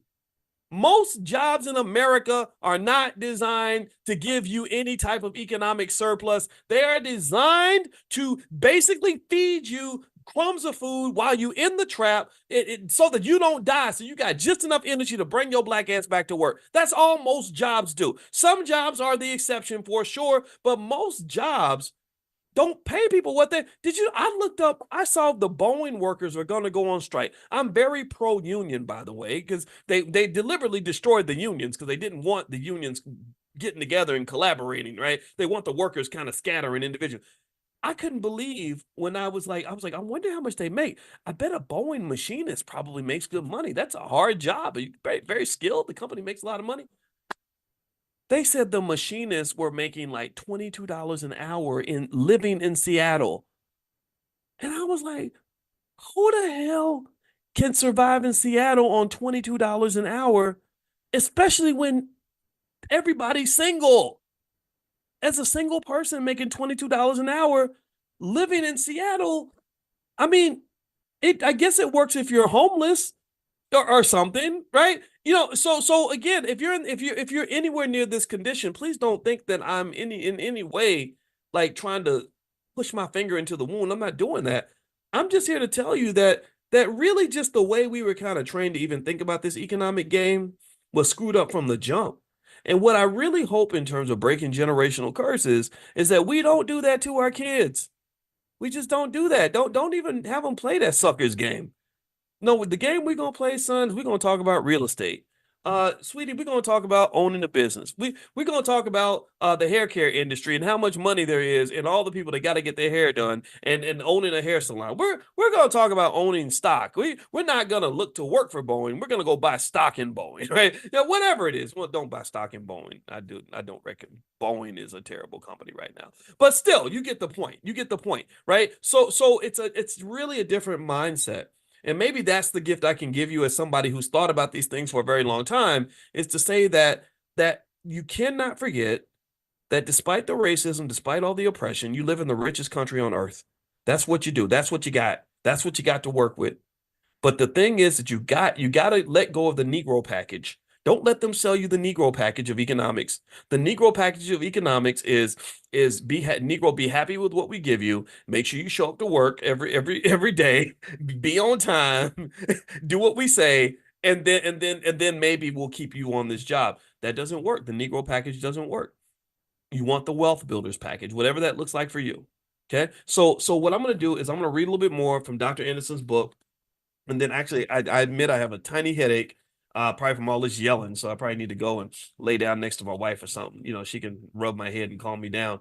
And I want to remind everybody that we do have something called Dr. Boyce Real Estate that we're going to do on Friday. And we're bringing in a brother that I met named Daniel Jennings. And Daniel Jennings he makes these tiny homes and he ships them all throughout the country. And I was really fascinated. I met him. I went down when I was down in Atlanta, and I went to Invest Fest, and I also went to the Black Business League conference headed by the great Dr. Ken Harris, one of the greatest leaders out here. Smart, smart brother. He has a PhD in economics from Michigan State. I just love this guy. He's going to join us at the All Black National Convention, by the way. And I met Daniel, and he's in his 30s, and he's literally making these tiny homes, and he can ship the houses like to wherever you want to go. So anyway, so he's coming into Dr. Boyce Real Estate. And so if you want to try to participate or do a month free trial or something like that, then make sure you get on the text list. I'll text you guys a link to see if you want to join us. It's up to you. Make sure you get on the text list. The way you get on the text list is you text the word morning, MORNING, to 87948. So text morning to 87948. And I'll send you a link. And if you can't do it that way, just go to b1moneytips.com and you can get invited to Money in the Morning. That's B1, be the number one, moneytips.com. And I know some of you were mentioning about tiny homes, and I know there are a lot of people doing them. What I liked about what Daniel's doing with tiny homes is that they didn't cost that much. I mean, some people have tiny homes that they're selling for quite a bit of money. And I hadn't seen anything also that was mobile. So he makes them in Mississippi where he can keep the cost down, and then he can ship it to wherever you are. So it's worth looking into, not just as something you may want to buy at some point, but also an investment. I mean, I don't know. I personally think that it's interesting that we have so many smart people. This is what always happens whenever I go to conferences like the Black Business League and stuff like that. I just meet all these amazing people from our community that are doing these extraordinary things, that have figured out the solution, that know the answers. But these are not the people you see on TV. For years, all you would see is, when they talk about black wealth, they talk about Diddy, or something, right? And I personally think that that's a huge injustice to the community. So anyway, if you want to get a notification, just make sure you're on the text list, and I'll send you a link. And if you guys want to do a free trial in Dr. Boyce Real Estate, you can. There's also other trainings of experts that have come through for the last several months. So there's plenty of stuff in there. All right, so let me read this last couple of paragraphs, and then we will finish up. I'm reading The Black History Reader by Dr. Claude Anderson. I'm on page 202. II. His website is powernomics.com. That's where you can get his book. It says here, as evidence that affirmative action was not corrective action for blacks, racial disparities between blacks and whites continue to widen in the 21st century, and Black America is sinking deeper into a permanent underclass status. An underclass group is one which, by nature, is at the very bottom of socioeconomic conditions and has no means of escape. Black Americans and their unique socioeconomic dilemma have been rendered invisible by various decisions of the U.S. Supreme Court, the de facto guardians of the nation's racial status quo, with conservatives historically dominating the bench. The court has narrowly interpreted the U.S. Constitution and civil rights laws to strip out the nation's debt to blacks. Blacks have never been any more or any less than what white society has wanted to or made them to be. If blacks are going to change their status and become self-sufficient and competitive, it is time to use a new strategy. They must begin to demand correction for injustices of the past based upon group exceptionality and unique historical experiences in America with no religious, ethnic, gender, or immigrant group can claim. Exceptionality must become the base for black reparations, black American descendants of slaves, separate from everyone else. That's what he's saying. So don't just throw a black person in front of us and say, hey, this is for you. You have to address our specific issue, our specific claim. Black Americans should extract their group out of sham programs and policies that are not corrective action for them. Until race is reinserted as the primary corrective focus, blacks ought to boldly disengage and withdraw from affirmative action and diversity programs. Until race is reinserted as the primary corrective focus, blacks should jam up the system by filing lawsuits and staging nationwide protests, then proceed directly to mobilizing a new strategic movement to demand national reparations for Native Black Americans. Or foundational Black Americans is another term that's been used. I've heard people say American descendants of slaves. I don't have a problem with that term. B1, whatever it is, right? Well, B1 is more black first, but still, to me, if you are a descendant of slavery, you are different from other people. It doesn't mean that we don't love everybody, but you have to make sure you get what you deserve. White America owes a debt to Black Americans. Reparations is payment made in compensation for wrongs committed against a group of people, such as reparations paid to Jews for the Holocaust or American Japanese for their internment camps during World War II. Reparations for blacks should be in the form of cash rewards, community redevelopment funds, redevelopment banks, land grants, and fulfillment of the Adams-Onis Treaty. Reparations based upon the exceptional historical experiences of blacks and only blacks is a more specific way for America to repay its debt to blacks than affirmative action programs that benefit nearly everyone. There we go. Shout out to Dr. Claude Anderson. He's given us something to think about. I don't tell you what to think. That's not my job. I do encourage you to think about something and I will say, that what I would add to what Dr. Anderson said is I do believe that there's a way out. I do. I think that it's the thing is it's not going to be, all black people sort of getting on the same agenda and all doing the same thing. I don't know if that's really completely possible, but I do know that there are millions and millions and millions of black people who understand things like building wealth. You understand the flaws of the educational system, and you understand, and you also are learning the value of family, right? And I think that if you study these things and become very intentional about this, about breaking those generational curses, I think that you can actually create an extraordinary race of people. Remember, tough times create tough people. There's no tough experience I've ever had that when I took the right attitude did not make me stronger or better. And in fact, there's no great person, no great man, no great woman who did not become great by going through tough experiences. So who's gone through an experience tougher than yours? Nobody. Nobody's gone through anything tougher than what you've gone through. So in my view, you are very well positioned to be the most exceptional, most impactful, most powerful group of people on the entire earth. It's just going to take time. And I think that so we have to be patient. I don't think you should judge the future of Black America by looking at where we are in the year 2024. Remember, you got the year 2034, the year 2044, 2054, 64, 74, 84, 94, 04, 14, 24. You've got this game is not nearly over. So don't give up hope. That's what I'm saying. Don't give up hope. Definitely don't give up hope on yourself. because I know all of you are special because that's why you're here. I mean, why else would you be investing the time that you're spending right now hearing what I have to say about this if you weren't already committed and 10 toes down into certain ideas? So you're already exceptional. You are the talented 10th. The buck stops with you. You're the ones that are going to make black people great again. And so I want you to keep on doing what you're doing. Keep raising them kids, keep building that business, keep working hard every day, keep reading those books, keep taking in the knowledge, keep breaking the curses, and I guarantee you it will pay off. It always pays off.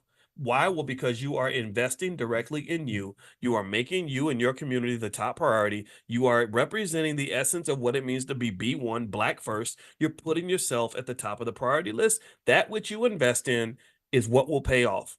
The things you don't invest in don't pay off, but you're investing in you. So you can't help but to have a greater version of you. Do you understand what I'm saying? So I hope that you get what I'm saying. So anyway, guys, that's it. Let's bounce out for tonight.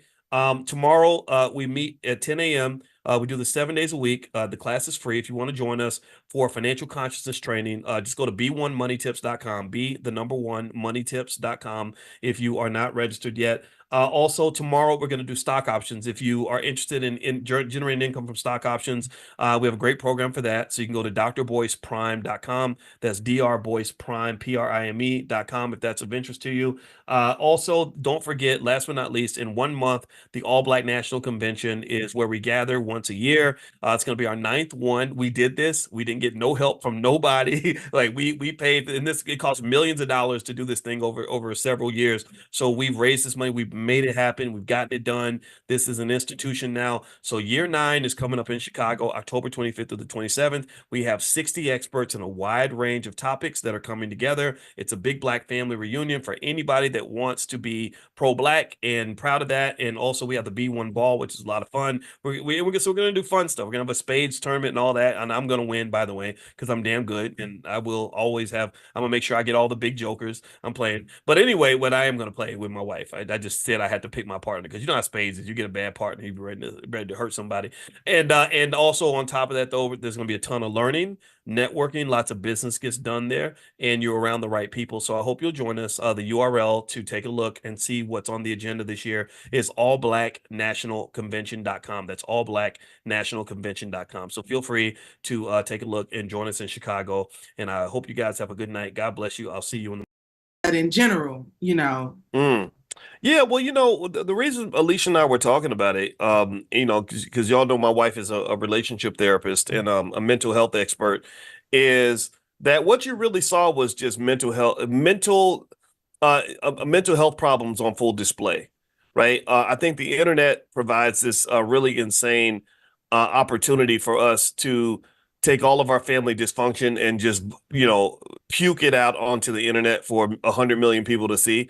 And so they've really been getting messy with each other. And it's not just costing them in terms of the things that money can't buy, like, like the stability, psychological stability of your children. And the fact that your kids are going to see all this and know that mama slept with daddy's best buddy 5 years ago, that kind of thing. But also, these two together, each of those individuals has a corporate brand that's probably worth at least a couple $100 million. So you're also destroying the economic potential of your family empire. When you're two of the biggest artists in the world and you're married, you could become billionaires like Beyonce and Jay-Z, or you could just, destroy it all in public. And that's what I kind of saw. Mm-hmm. Yeah, well, for me, what I saw was, I'm no relationship therapist, so I feel like love is one of those things that nobody teaches us, and business relationships in love. A lot of people don't teach us growing up how to resolve conflict. Every marriage that ends in divorce is irreconcilable differences in some capacity. So you find like we've learned how to drive a car. We've learned how to, you know all the finances. You have all these theories to get to an answer, right? But mathematically, but what the hell do you do when somebody cheat on you? It feels very much like this doesn't, how do you regulate your emotions? How do you figure out how to go to the elders? And I feel like we missing that. Offset and Cardi B should have elder relationship advice to guide them. Like, you young people in love with millions and millions of dollars. Why would they be figuring this out via Black Twitter? You know, this is something that requires true leadership. If they had the insight, they would be like, well, we can reach out to Dr. Boyce and Alicia and see if we can get some kind of guidance on how to reconcile. Who teach men how to have sexual discipline? Who teach women how to have sexual discipline? These are all internal things that either you have it or you don't. So I personally believe that divorce doesn't have to be the end if someone taught us how to resolve conflict. Wow, I think that's a great point. That's really interesting when you talk about that. Just and maybe this is another area where the Black community, in my view, has lost trillions in wealth just from because knowledge is a form of wealth. And we have elders, who have a lot of knowledge, who have a lot of experience, who have a lot of expertise, who are specialists, who have degrees in this stuff. But there's something about the culture that's promoted most heavily in the Black community that is very youth centered. That pretty much almost acts like if you're above the age of 35, you ain't got nothing interesting to say or do. But if you're a 22-year-old with a mental health issue, then you're going to have 100 million followers and you get to go online and just throw out all this chaos.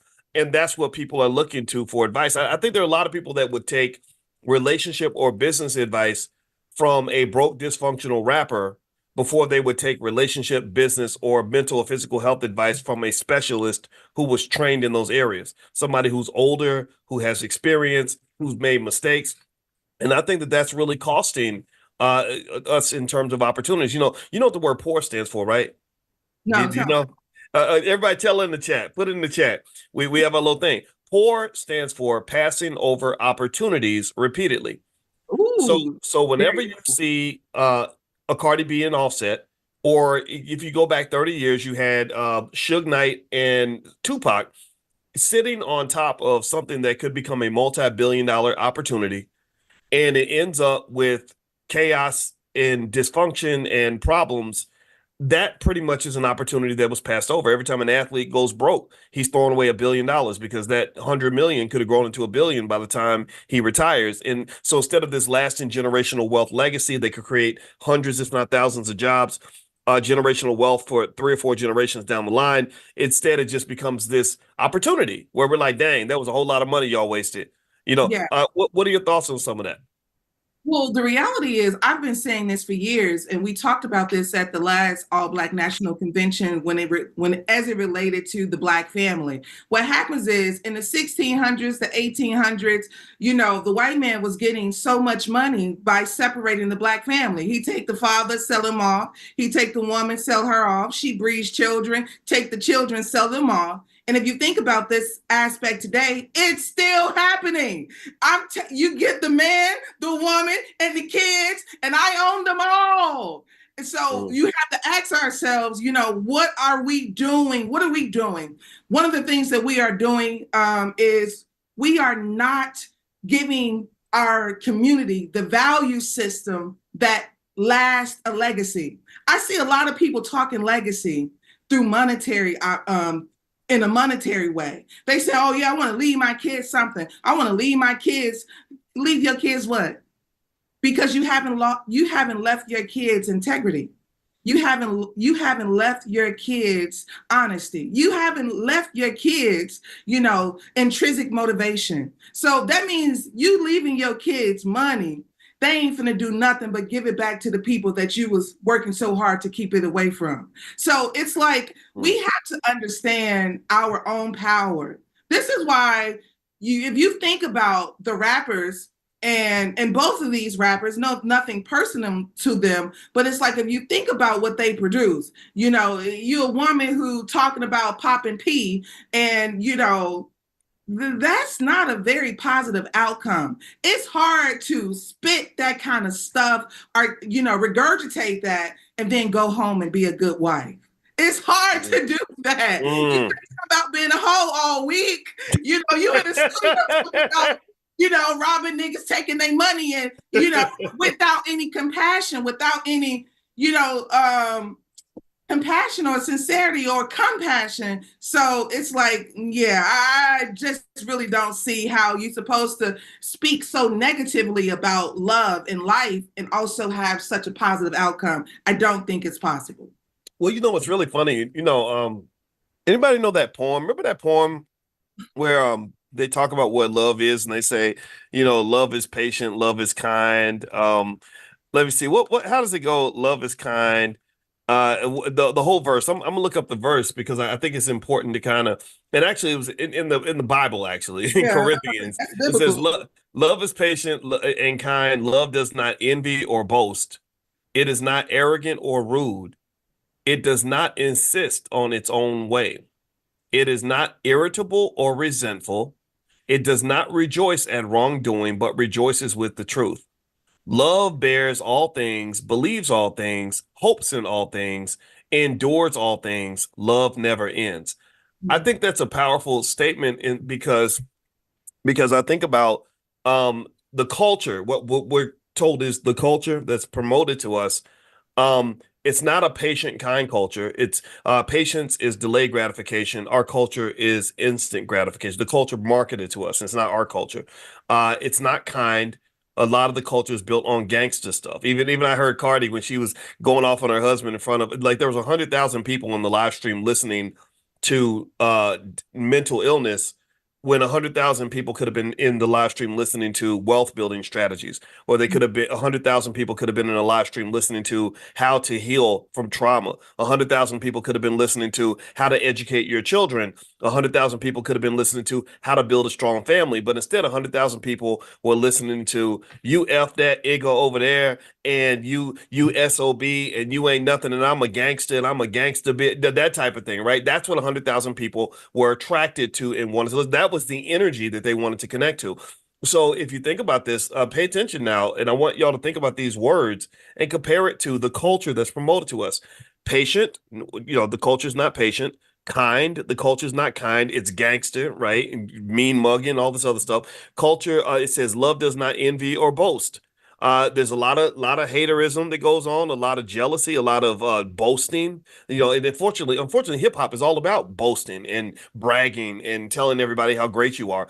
It's not arrogant or rude, right? Arrogance is everywhere in the culture that's promoted to us. I look at me, I'm popping my this and I pop in my collar and I'm better than you and better than, whatever, right? And you can keep on going. I mean, you can really keep going down this list. So it's almost, Madam President, it seems to me that it's like, it's not just the economics that's missing. It's like the spirituality.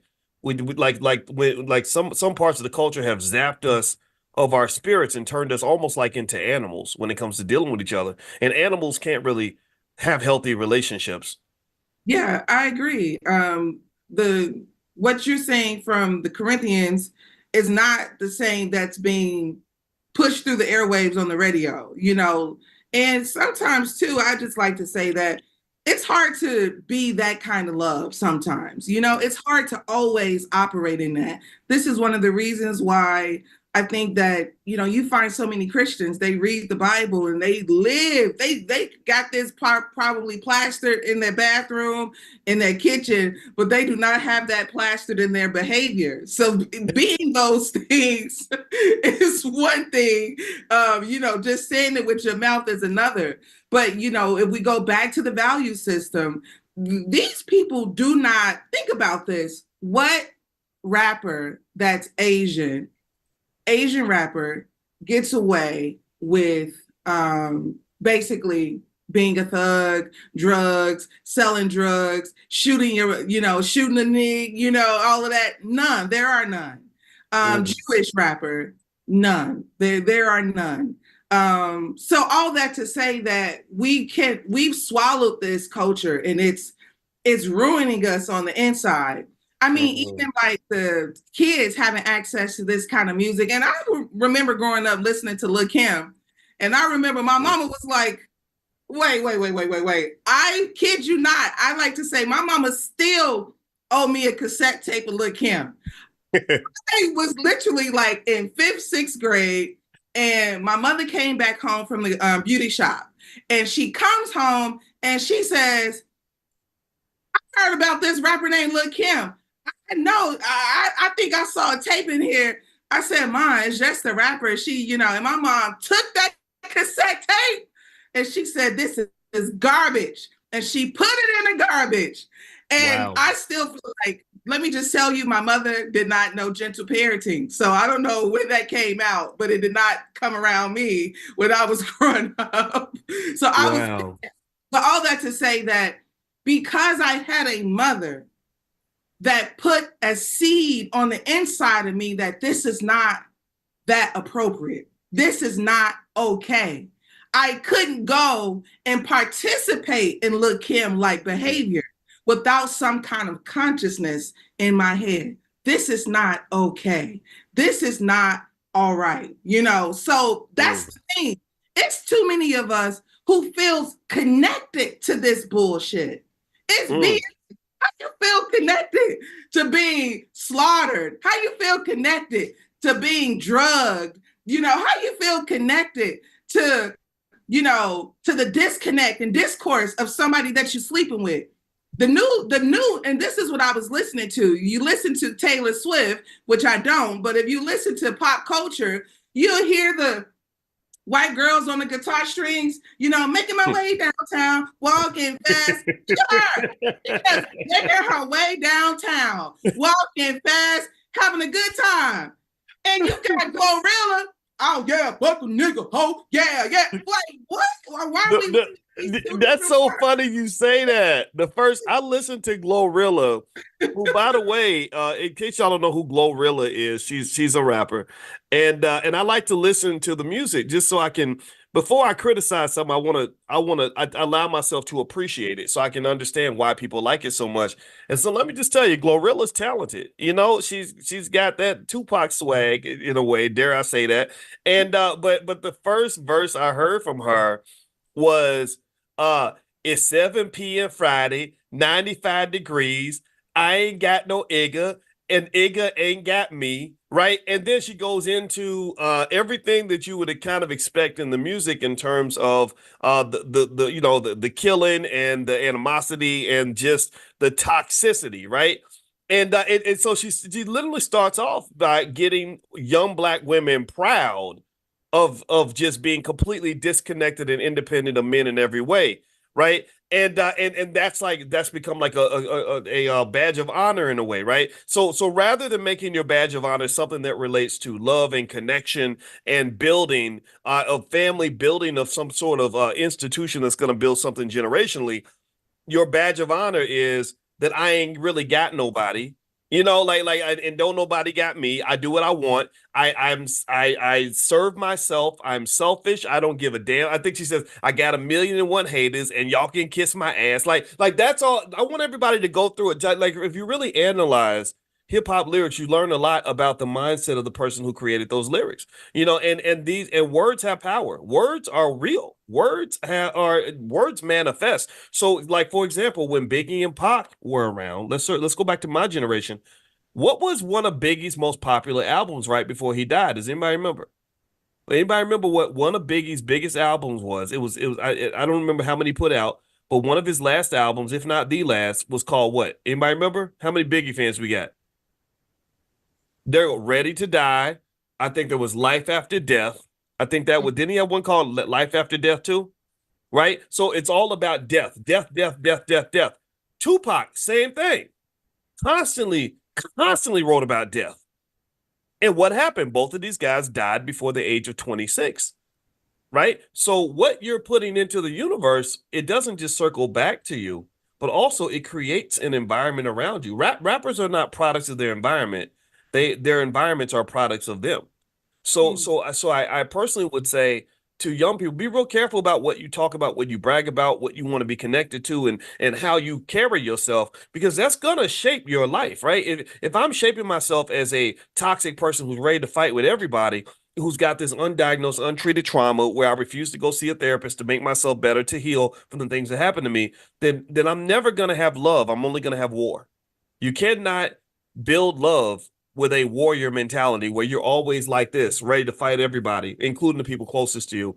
And this is killing families, which ultimately kills Black wealth. Madam President. No, I totally agree. We are as how we are connected through wealth is through togetherness. So if there's this deep separatism between us, then we lose our money. I think I heard one of the brothers say that every billionaire company in the country is a family. It's not a LeBron James. It's not a Jay-Z. It's, Heinz Ketchup. It's a family name. It's Walmart. It's a family name. Chick-fil-A. It's a family enterprise. So the value system works. Hilton brand. It's a family. People talking about Paris Hilton. You got to look up her grandfather and her father. She's not sitting around at the front row of Fashion Week because she was a model. She's sitting around at Fashion Week because her father and her grandfather took care of the business. So we are all under this impression. If you think about this too, Dr. B, everybody in the Black community is pulling their own generational start, which is problematic, because you got a grandmother and grandfather. Hey, we know the stories there. Maybe they was able to secure homes and loans and all of that. But hey, then you got kids that branched off. Man, I got to get out of here. I got to go start something up. And then, hey, then the kids, hey, I got to get out of here. I got to start something up. And I thought about this because I grew up in a very what is it called? Like a multi-family home, like my grandmother, my mother. Oh, multi-generational, right. Multi-generational home. So in my multi-generational home, it dawned on me when I got into the spirit of entrepreneurship, it dawned on me. I said, why do we go out to work every day when I was a young girl? Why didn't we come home and start talking about what we bring into these companies and how we were going to bring it together? And this is the problem that I have. I tell people this all the time. In our community, if you want to have a cookout, you want to drink, hey, bring the Hennessy, y'all. We're going to kick it. You can get everybody and their mama come over, play a game of cards. But if you tell them, hey, y'all, we finna read, we finna take care of the taxes. We finna read. We finna take care of our taxes tonight. This is what we're gonna do. You're gonna figure out how we should formulate our business, whether it's an S corp. Look how many people don't show up. Nah, man, I'm tired. I have worked all week, man. You acting white. Yeah, and it's like, and this is real. This is real, y'all. This is real because the reality is, ask your children. This is what made me think about. I was rushing out the house probably a few days ago. I'm rushing out the house and I just heard the voice of my stepfather because I was leaving out the house and I had things everywhere. I had things in the kitchen that I hadn't put up. I had my bedroom out of place and I heard the voice of my stepfather say, where do you have to go that is so important that your house is not in order? That made me turn around. No. Wow. There is nothing I have to do, nowhere I have to be that's more important than having my house in order. Yeah, I feel like so often, so frequently, we feel like this other side of success is like this, is having dinner with Jay-Z. No, the other side is you really taking in all that you know. Even when you think about this, Dad, like our say, for instance, growing up, your parents say, hey, man, you can't go outside until you make your bed. You're like, man, I don't got time to be making no bed. I'm ready to go outside. It's like you want to do those things. But then when you grow up and you start making your bed and you don't need nobody telling you, you're living a life of discipline. You're living a life of taking care of business before you hit outside. But people don't tell you that. They'll have you thinking, and mind you, all of the rappers, I ain't heard Megan Thee Stallion is the only rapper that I know that is possibly a college graduate, right? And I'm not the one here to say that being a college graduate makes you more of anything. But just think about this. If you want to work at a music industry, at a music label, you got to have a prerequisite probably of a college degree. But if you want to rap for the label, you don't need no form of education. You don't need nothing. You can be felon, don't matter. We don't care. To be in the forefront. And I feel like we as a people, we've agreed to all of this. This stuff isn't just happening to us. If we was the type of people that was like, hell no, you can't put this music on our children. Mm. Guess what? Those labels will stop doing it. But for years, these labels, they pick the worst of the worst to go out and spread. And we do it. We do it willingly. Wow. Well, by the way, everybody, for those who came in, this is Madam President, is the one and only. And you might have, if you were listening carefully, you might have heard her call me Dad.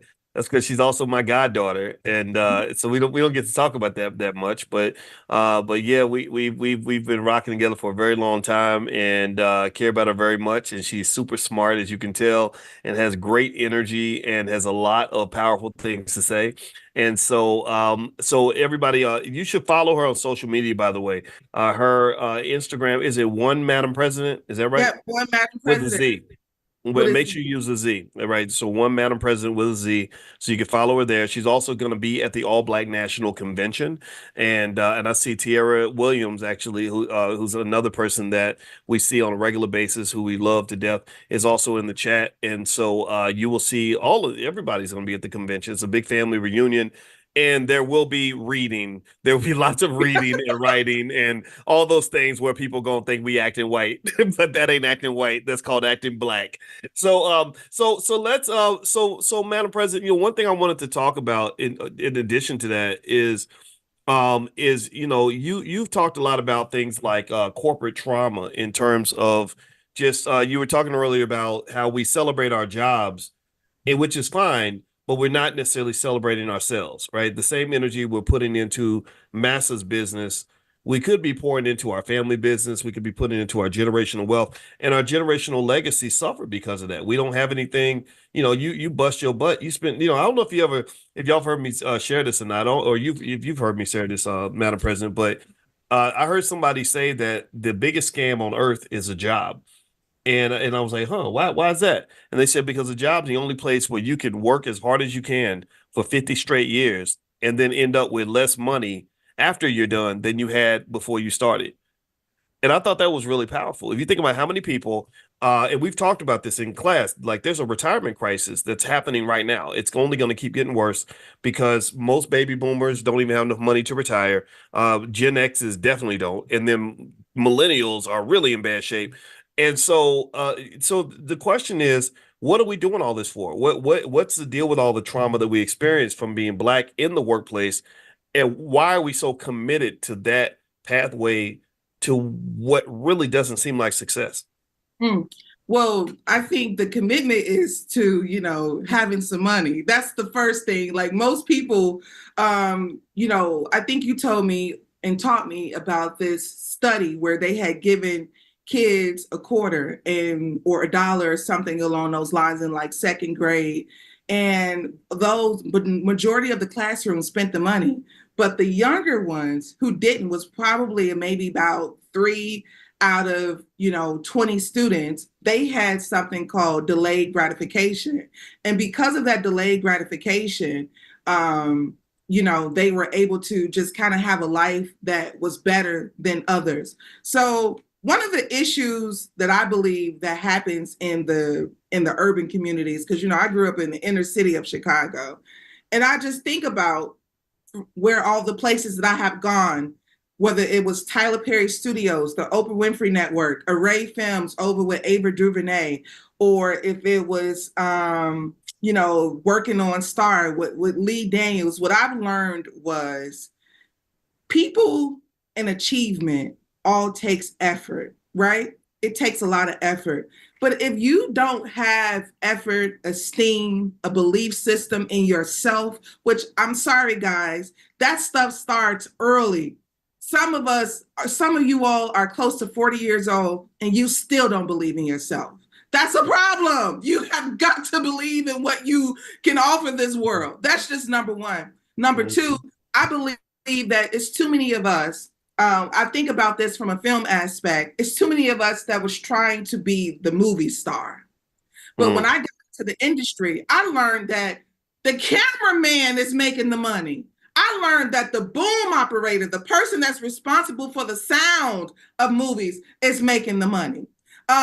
Think about all the Black actors that you know and how many of them were able to reach the status of a Denzel Washington. That's not easy.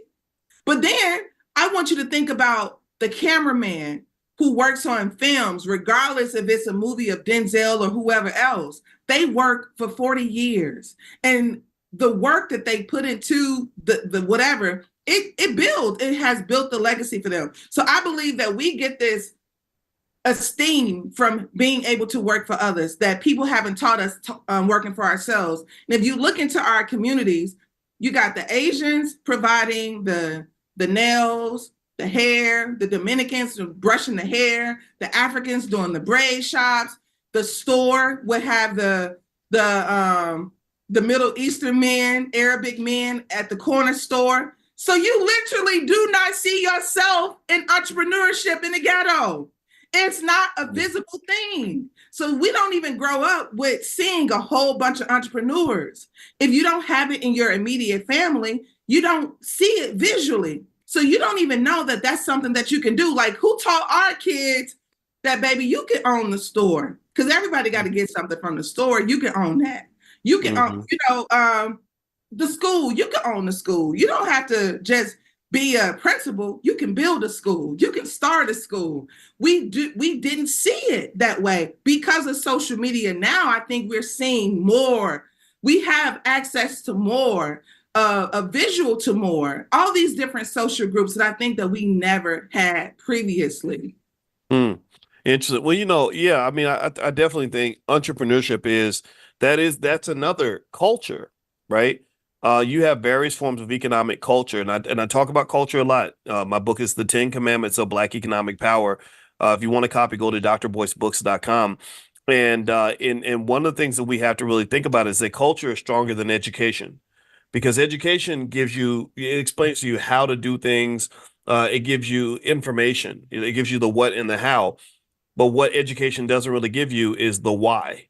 Like, why are you doing this? What's your value system? Culture tells you what your values are. Culture tells you why you do certain things.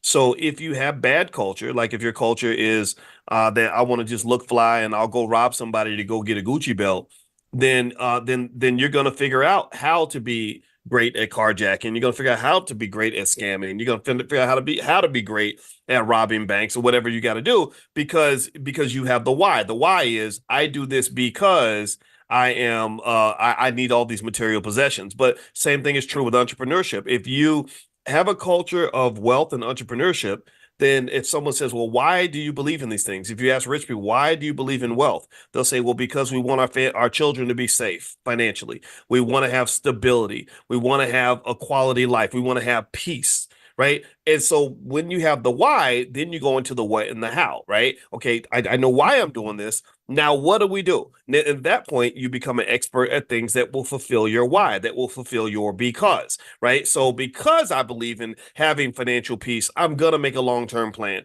Because I want my children to be economically safe, I'm going to invest for my children. Because I want to have a peaceful life, I'm going to go start that business. I'm going to go and find a good spouse that is able to help me grow economically, right? So you got to understand, like, what is your culture? And I want you to ask yourself that question. And so, Madam President, in terms of that, in terms of culture, I want to ask you about another kind of culture that was a little bit toxic and has been kind of talked about a lot lately, and that's kind of the Diddy culture.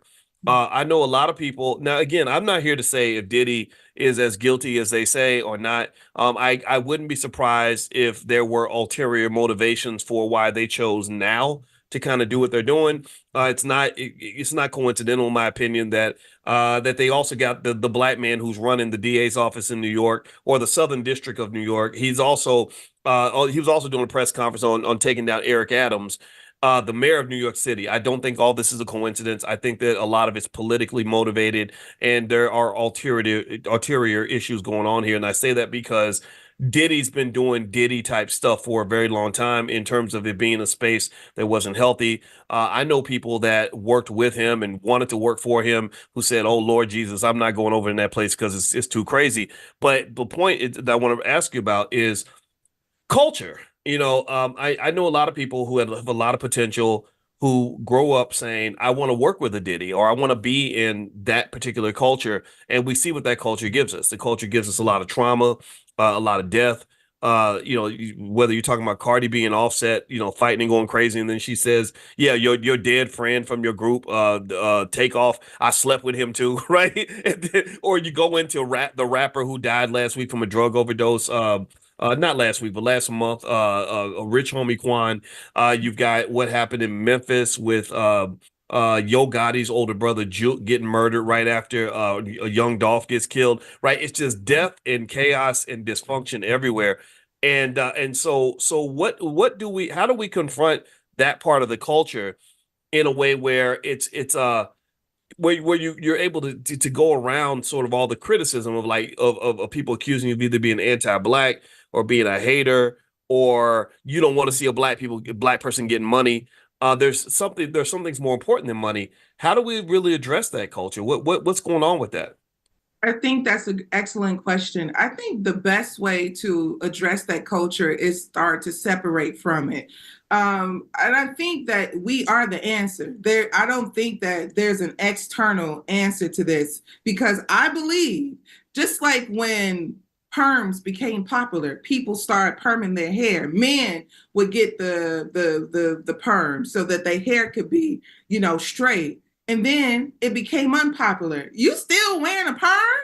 What are you doing? So men said, "Nah, man, you don't wear that stuff no more," because women didn't like it, right? So women, sometimes they said, "Well, I keep myself together. My man like this, so I need to behave like this." We have lost even interest in showing up for one another.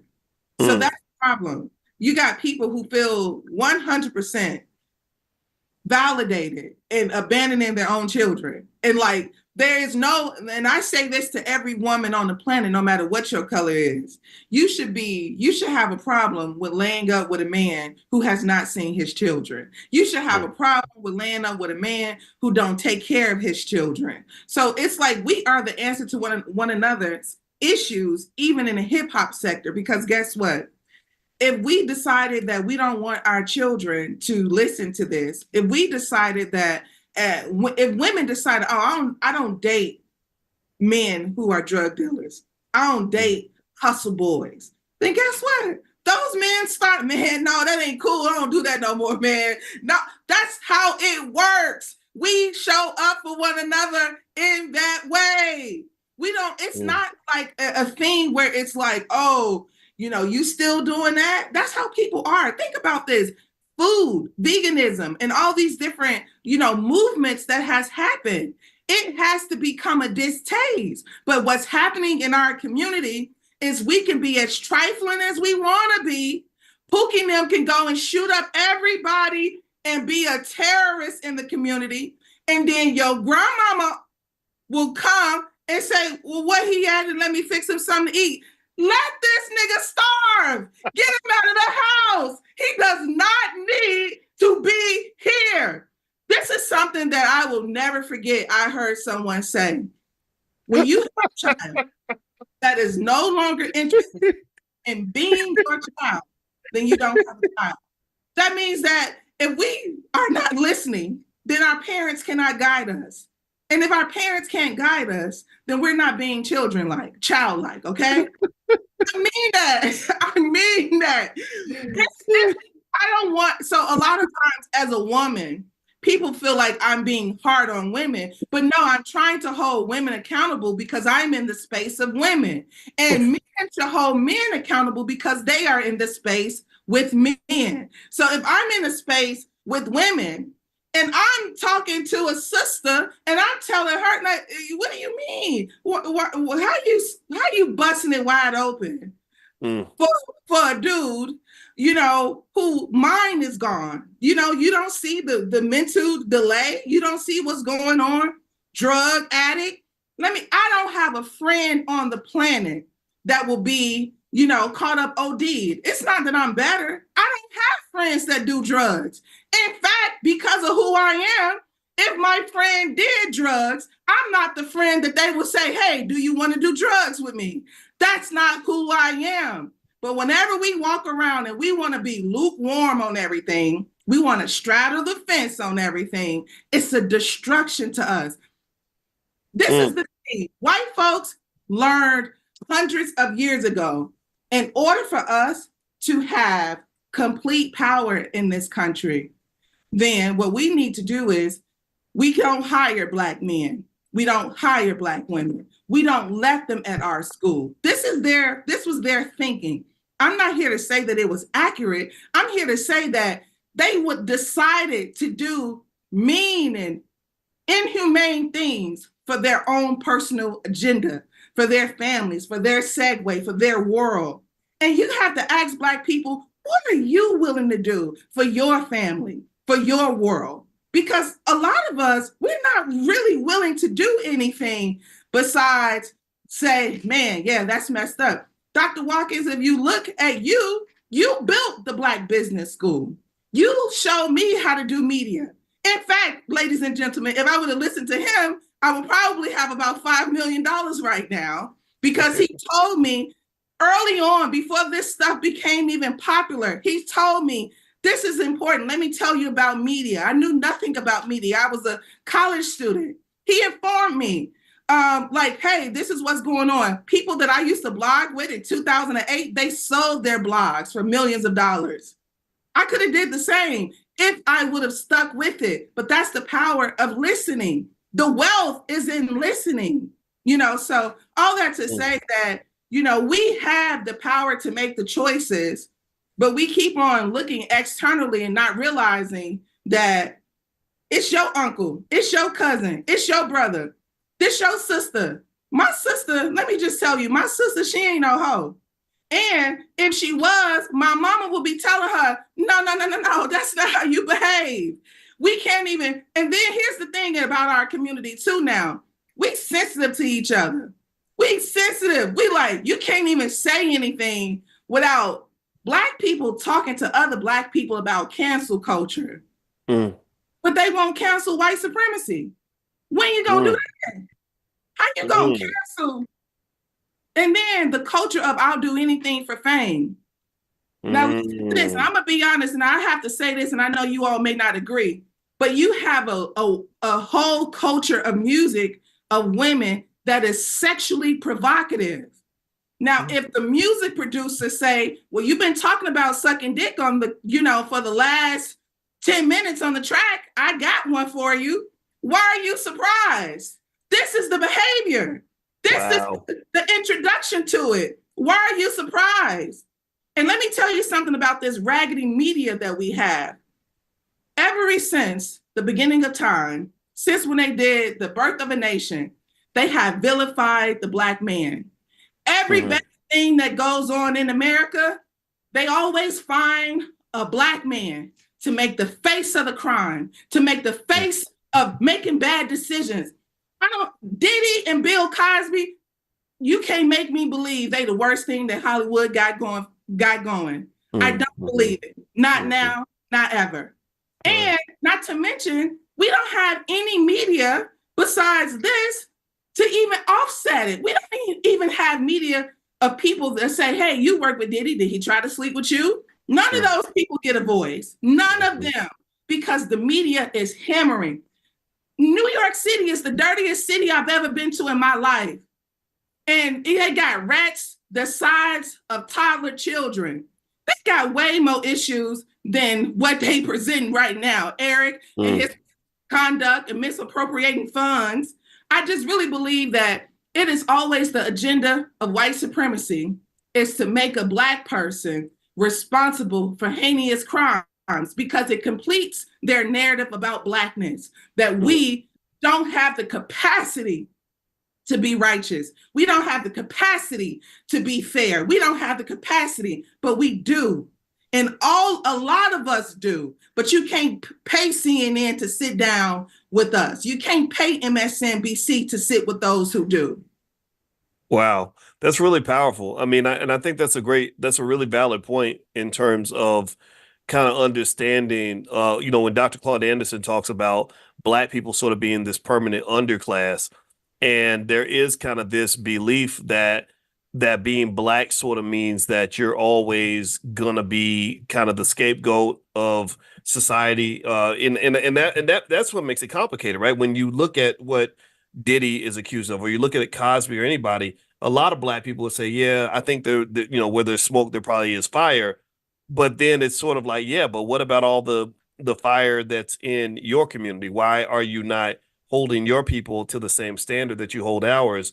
And it's very easy to label Black people's criminal. In fact, one wealth strategy that's used right in broad daylight against the Black community is to find wealthy Black people, particularly the men, and find something that they did that can either get them canceled or that could be interpreted as being against the law, right? And so you have a Gloria Allred who loves to find women who dated rappers or slept with them and then sue them, based on some accusation that in many cases can't even be proven. But the guy might end up writing that $10 million check just because the accusation alone is enough to destroy him, right?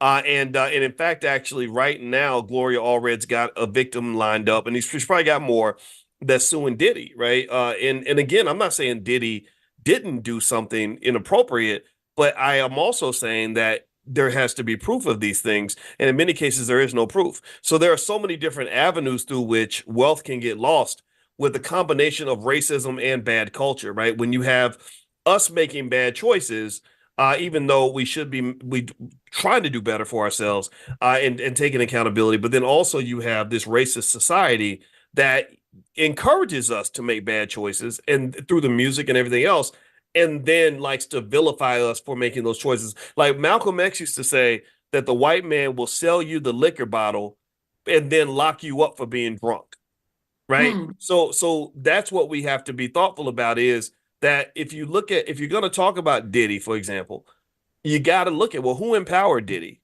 Who made Diddy a Black leader, so to speak? Because he was a Black leader. Diddy was a guy that was not just iconic culturally.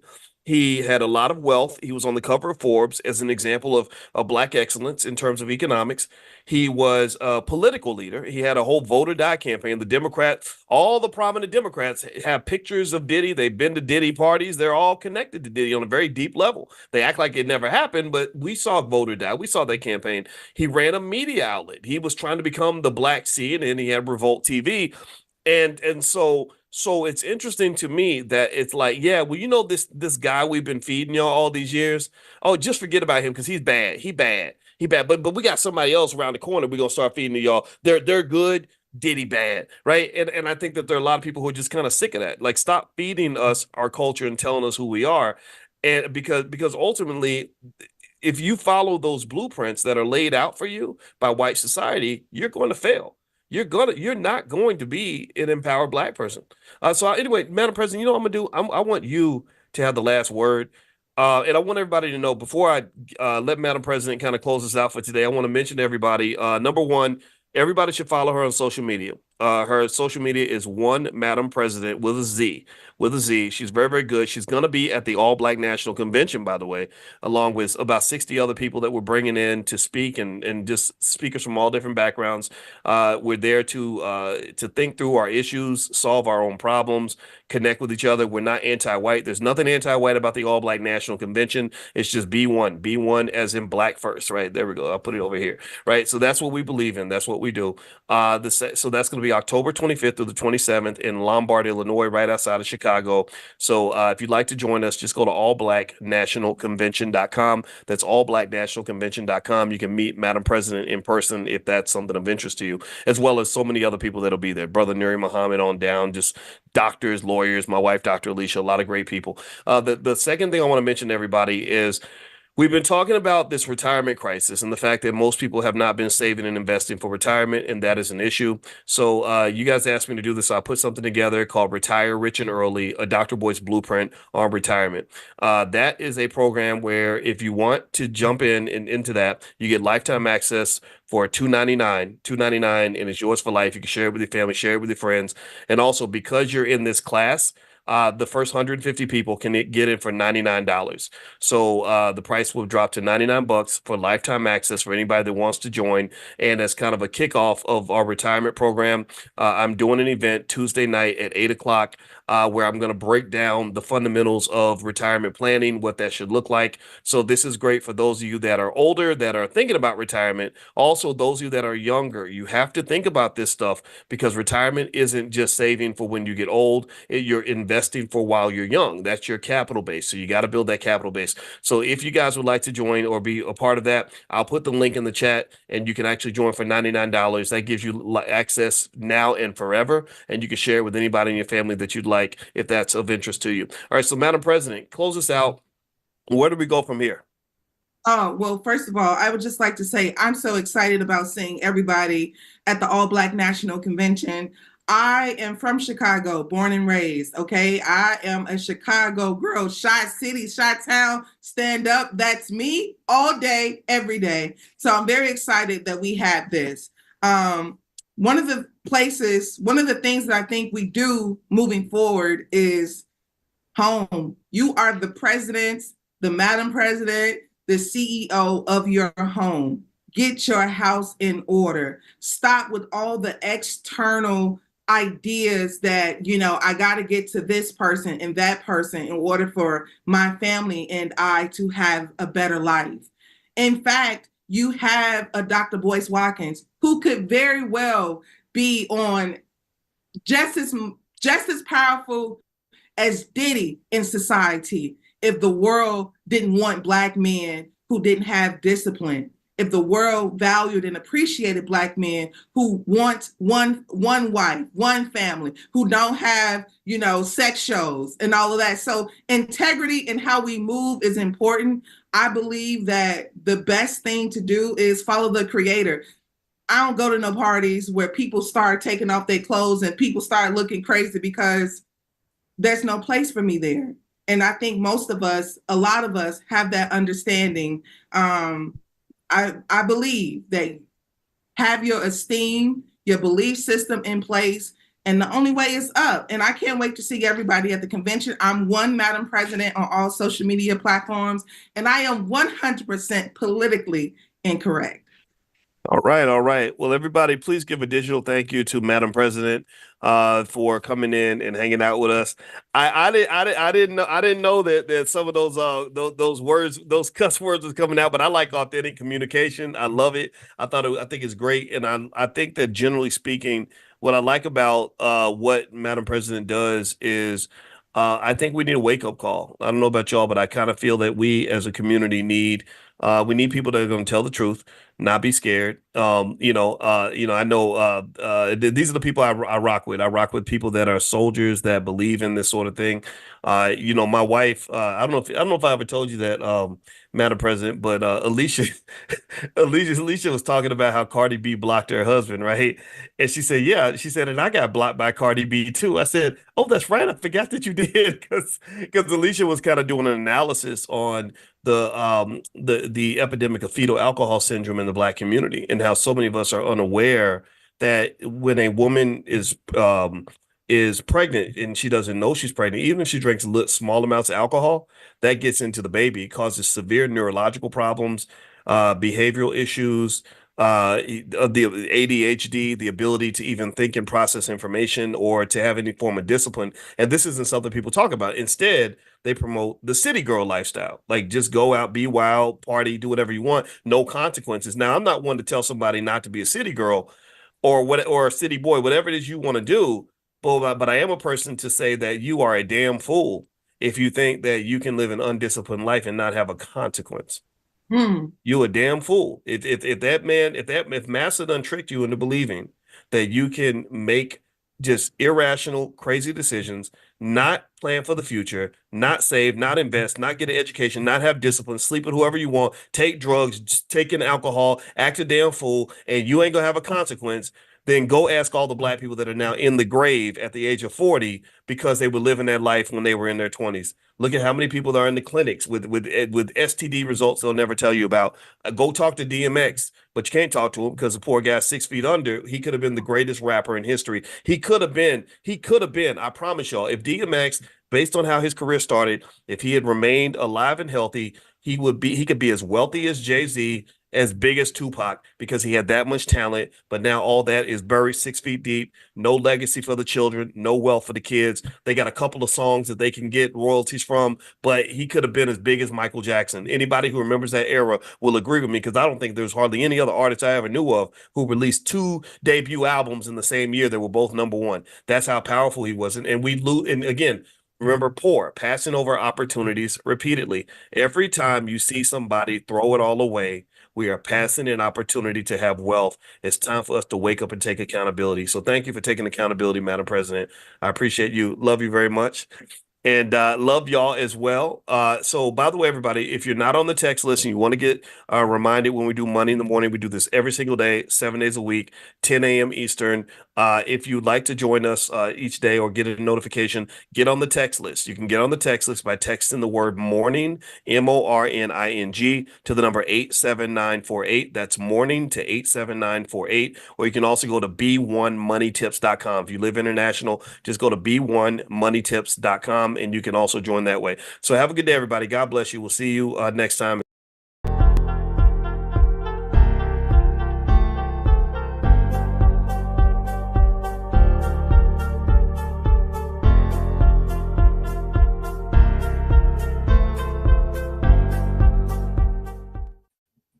Hey, what's up, everybody? Hey, how y'all ladies doing? Lovely. How are you? I am great. Welcome, you guys. Welcome, everybody that just joined us to Fly Nubian Money, where we help you to master your mindset and maximize your money today. This is going to be an explosive and, frankly, a disturbing topic.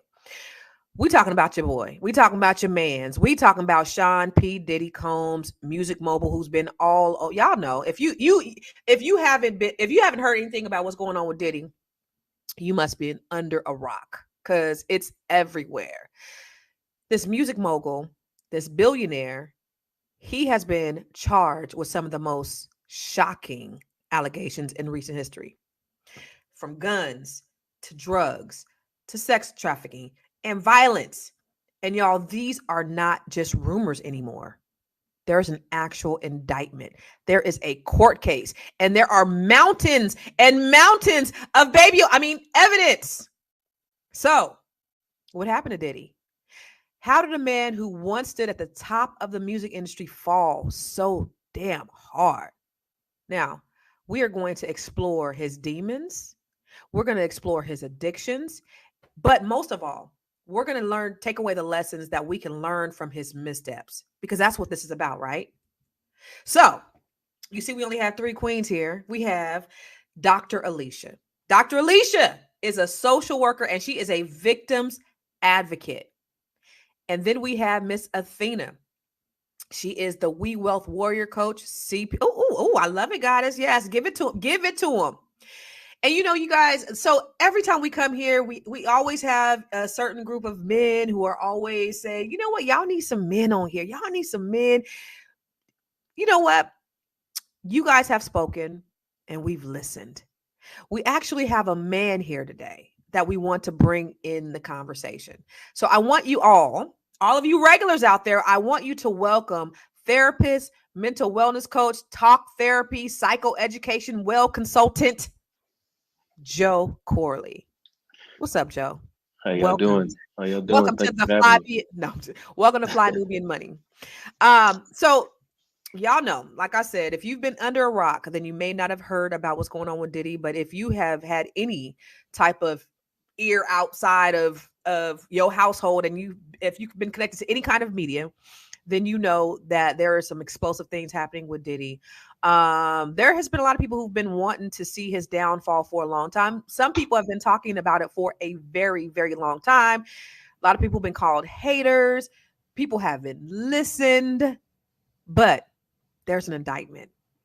And so there's a couple of videos I want to go ahead and take a look at and just kind of explore what's been going on. And we have 2 good doctors here today.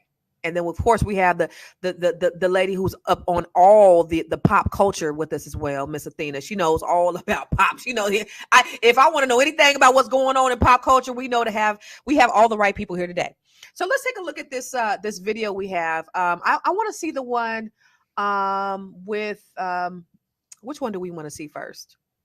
I voted for Faison, but you know, whatever you want Let's to look do. at Faison's fat ass. I mean, let's look at Faison's. I need y'all to help me. We all heard about Puffy, and I see a lot of people, yay, yay, yay. I'm confused. The Cassie thing, I understand. I think you should definitely lock this up. Put hands on the young lady. But I don't understand the other shit. Can y'all help me? When has being nasty been a federal crime? And I'm glad they told me. I didn't know there was a limit on baby oil. I'm getting a few, you know, because we get ashy, but you get a massage or something or whatever. I don't know. I don't know. So perhaps Faison needs 1,000 bottles of baby oil to take the ash off of his ass. But I mean, that is a very, very, very uncommon thing. But what do you think, Athena, of the idea that he's saying, look, I could see, you know, him beating Cassia, but what is the problem with this man having a high freak meter? Do you think it's just a high freak meter, or do you think that there's actually a real problem? I think that in the case of Diddy, there's definitely a real problem. And I don't think people realize how sinister or how deep it goes. I definitely do think that Diddy is probably on a case level of like an Epstein. I follow this lawyer on YouTube. Her name is Attorney Simone Wedwine. And she was saying, she was reading through the actual paperwork, the things that have been filed. And they were saying that, you know, even his companies were like fronts for like sex trafficking ring almost. Because why would you need 1,000 bottles worth of baby oil? That sounds like a business. That sounds like inventory. That's not like personal use. So that goes back to what Armando said. Diddy was an investor of baby oil, 1,000 shares of oil. He was investing in petroleum. I guess so. He didn't have a sex ring. He was an investor. You see, this would make sense if he owned a bunch of sex shops or something like that. But how many parties are you having that you need 1,000 bottles of baby oil? And 784 dildos were found as well. Like how much? Talk about that too. Yeah. You know, I'm with Boys. Boys said this poor brother seems to have a breathing problem. Talking about Faison. I couldn't even hear anything over the breathing. So that's all I heard. And I heard a stomach growling. So that's the only thing I heard. But what did he say? Dr. Alicia, what do you think about what Faison said? Because I couldn't hear over the breathing and the stomach growling.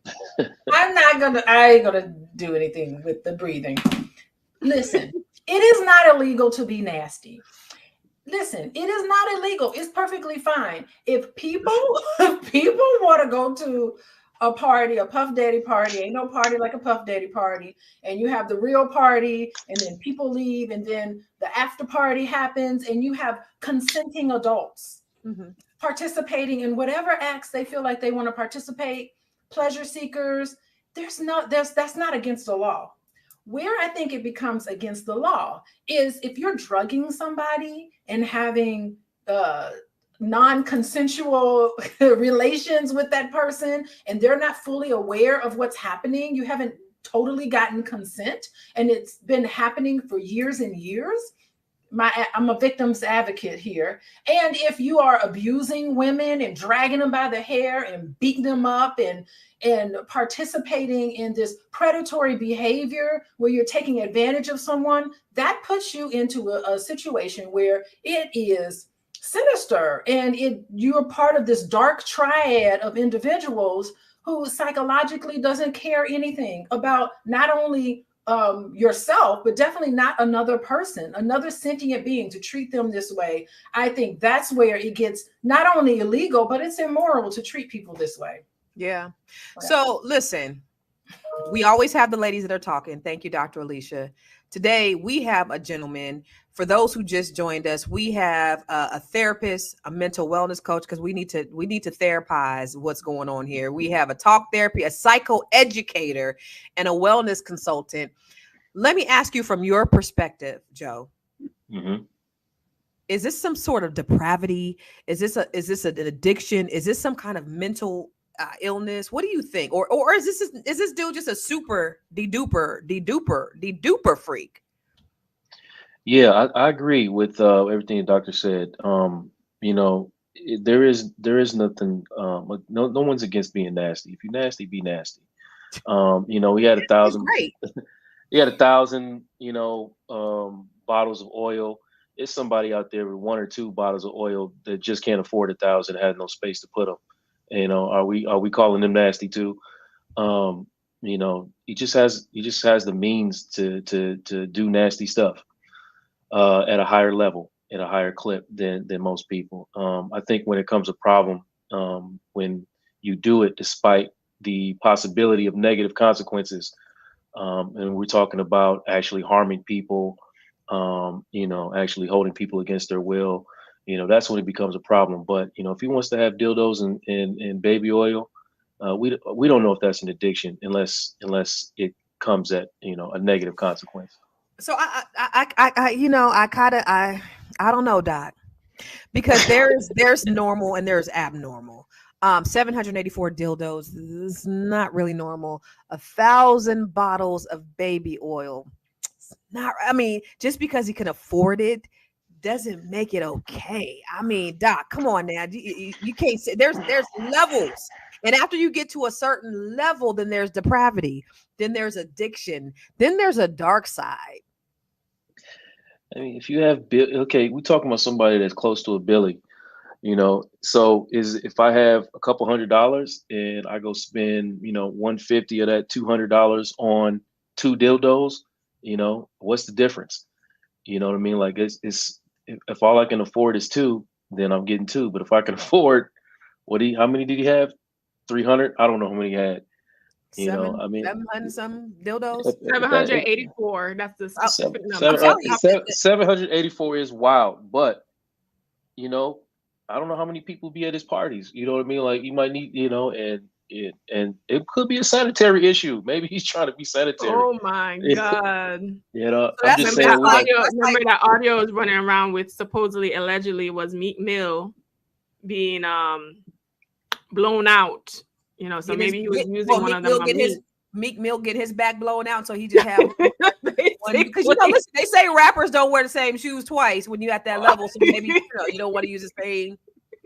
Dr. Alicia, I see you over there chomping at the bit. What do you think about this? Yeah, I mean, listen, it depends. Listen, any one of these things independently, you wouldn't really have concern about it. But taken together, the videos, the weapons, the oil, the drugs, the dildo, all of the evidence is overwhelmingly more than just being nasty. And I think that when we start labeling it, oh, they just being nasty, you're minimizing the experience of the true victimhood of individuals who have been caught up into this, and it's not been pleasurable for them. This is not just being nasty. This is where you're violating other people, you're abusing other people, you're using your power to take advantage of other people. That steps into, like I said, not only immoral and practices like that, but it is bigger than just an addiction issue. It is, you're traumatizing other people,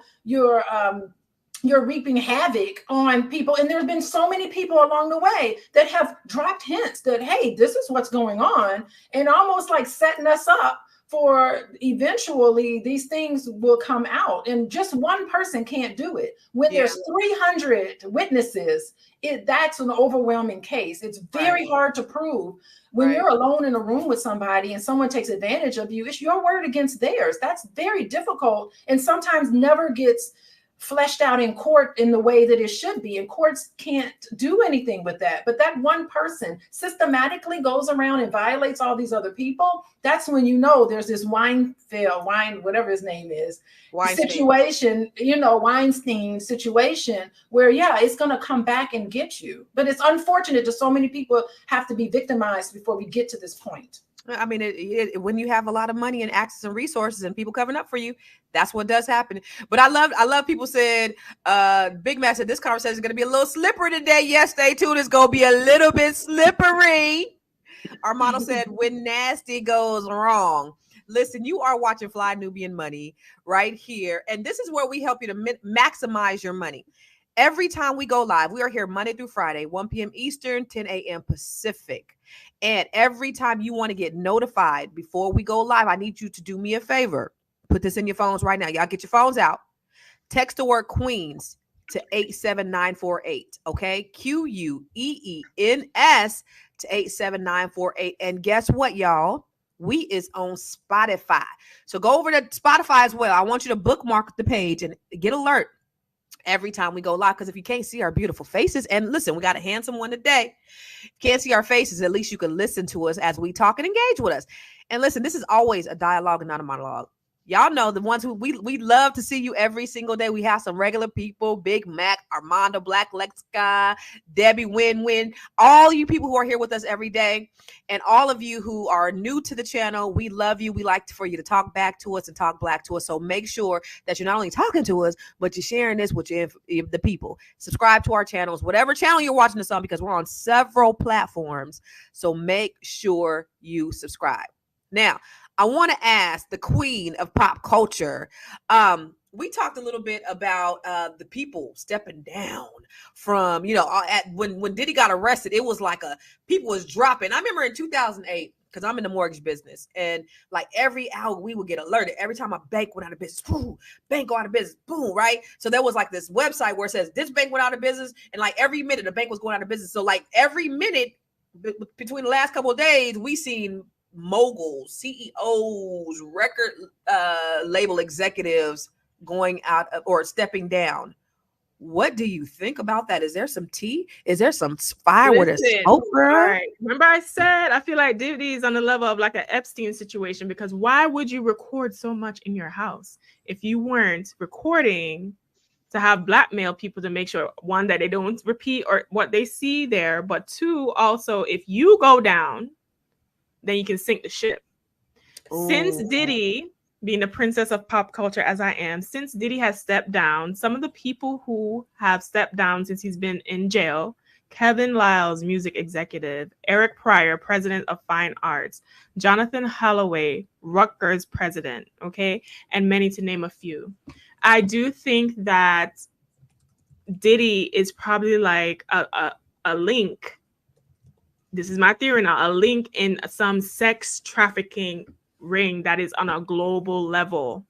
So I think everyone is circling the wagon around that. Mm-hmm. And what I also think when it comes to the Diddy situation, his fall from grace, notice that he didn't start having these type of issues until he started suing that Diego liquor company, that liquor giant that he had a contract with. And towards the end of the legal dispute, which got resolved in January, he no longer owned it. So I think Diddy pissed off his handlers, the people who sign his checks. And since he sued them, now they're coming to pull his chain, because what we do know and understand, since this is Fly Nubian Money and we're talking about money, is that when you do not solely own your business and you are dependent on people to distribute your product, as Black people who don't own distribution and certain things like that, those type of people with that type of money are not going to do business with you unless they have a file on you. So when you get out of line, they yank that chain. So that's why I feel like Diddy's going through this now, because it's been, 30 years of this? Listen, what you said, I've been seeing stuff pop up on social media last couple of days. I saw Eddie Griffin today just saying that Diddy has video of him having sex with all of these major players. Clive Davis, he said he has video on everybody. And so the reason why the feds went and raided his house is because they say, yo, Clive Davis and all of them have friends in the Department of Justice, and said, y'all need to go get them tapes. Now, that he's a smart man, then he may have had, of course, I'm sure he's duplicated them, but they don't want him to implicate them in this sex ring that you're mentioning. So that is a very good, thought, because I think that there might be some truth to that, when there's smoke, there's fire. There's also his bodyguard. And I want to play that video. There's also his former bodyguard who was talking about this very thing. And he's been talking about this for years, y'all. Y'all know who I'm talking about. Let's run that tape. Some dudes belong in jail based on what they do and how they do it. We know that to be true. And it's just this situation, man, when they get down to all the facts and all what happened, he may belong in jail, bruh. And that's not my doing. That's not Cassie doing. That's his doing and his learned behavior from the people that mentored him. You got to realize, man, he learned from Andre Harrell. He learned from Russell Simmons. He learned from Clyde Davis. You understand? When those people are telling you that they were heavy into the drugs, they was heavy into beating women and doing things at that age, at that crazy stage, that's going to make him think that he could get away with the same thing that they was getting away with back then.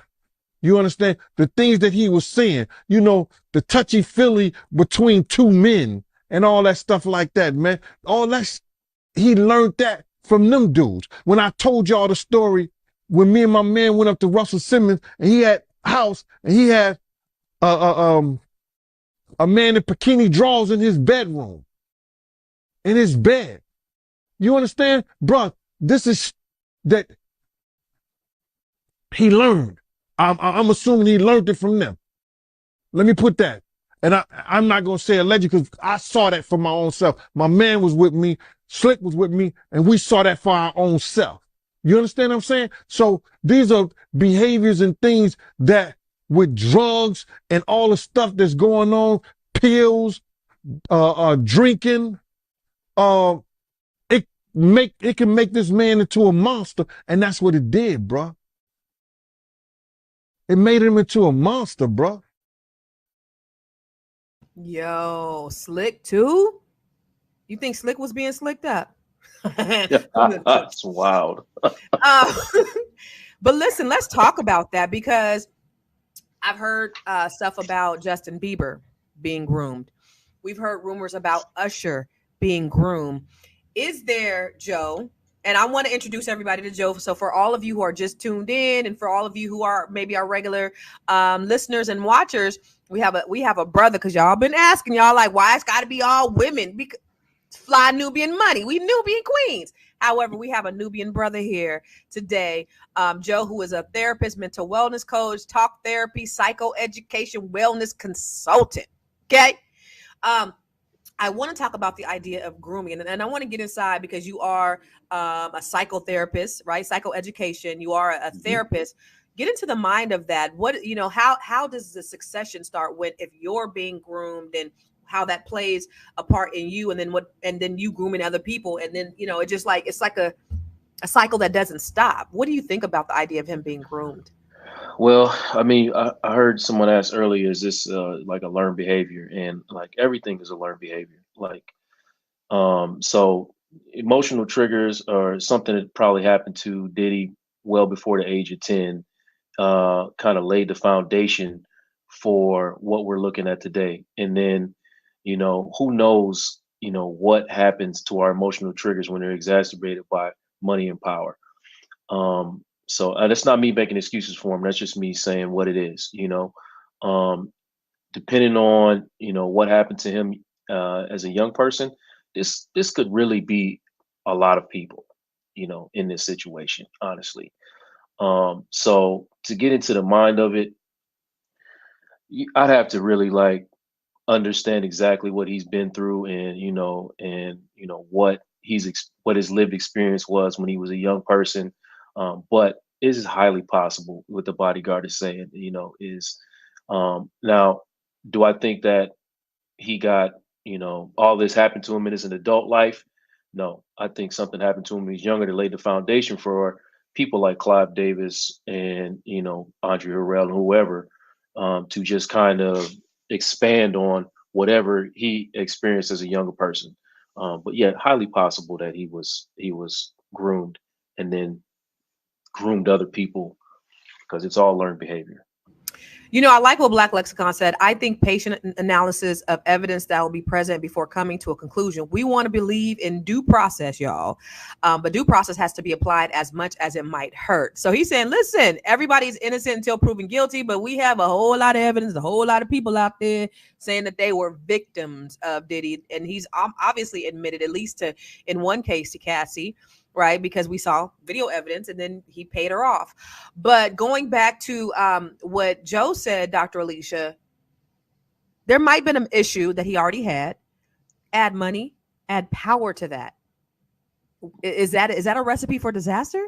Well, listen, my brother went to college with Sean, and he said that he would just run around campus. He was not very attractive.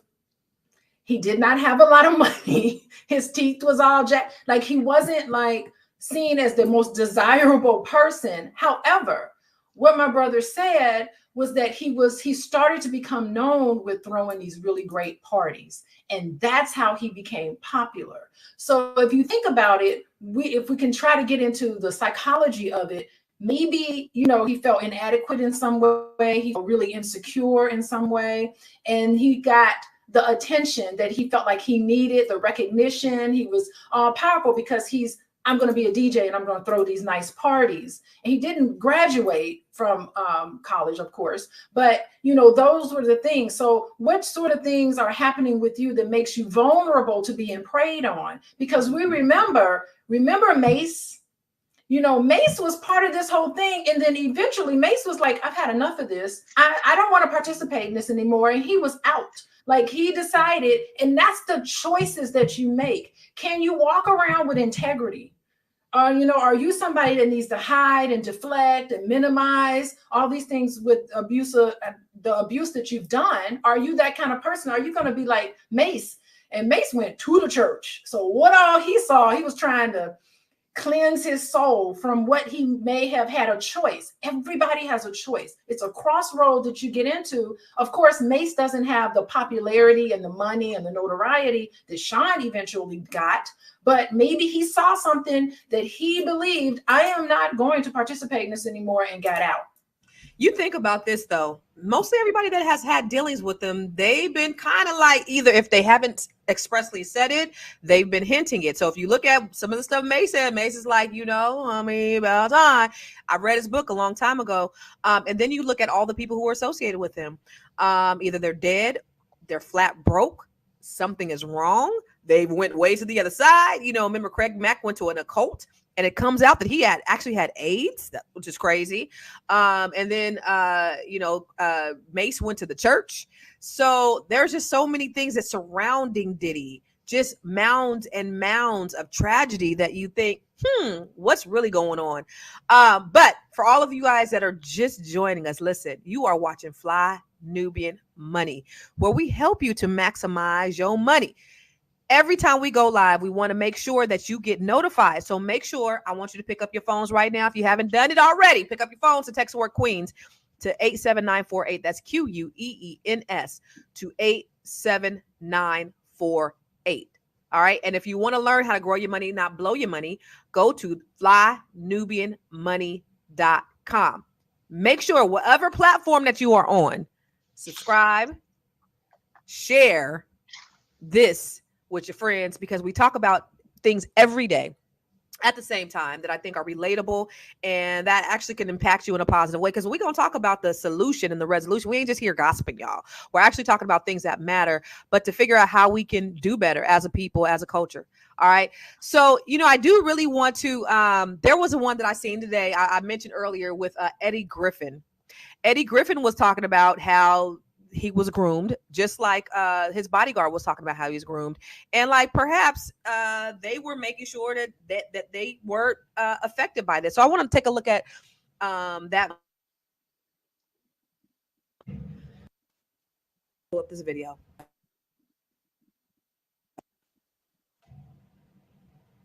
Somebody said, "Oh, Armando said, do you?" As we're pulling up the video, we'll ask a question. Do you guys think Diddy will turn up unalive to prevent exposing the industry? It's a possibility. That happened to Weinstein, right? He turned up unalive.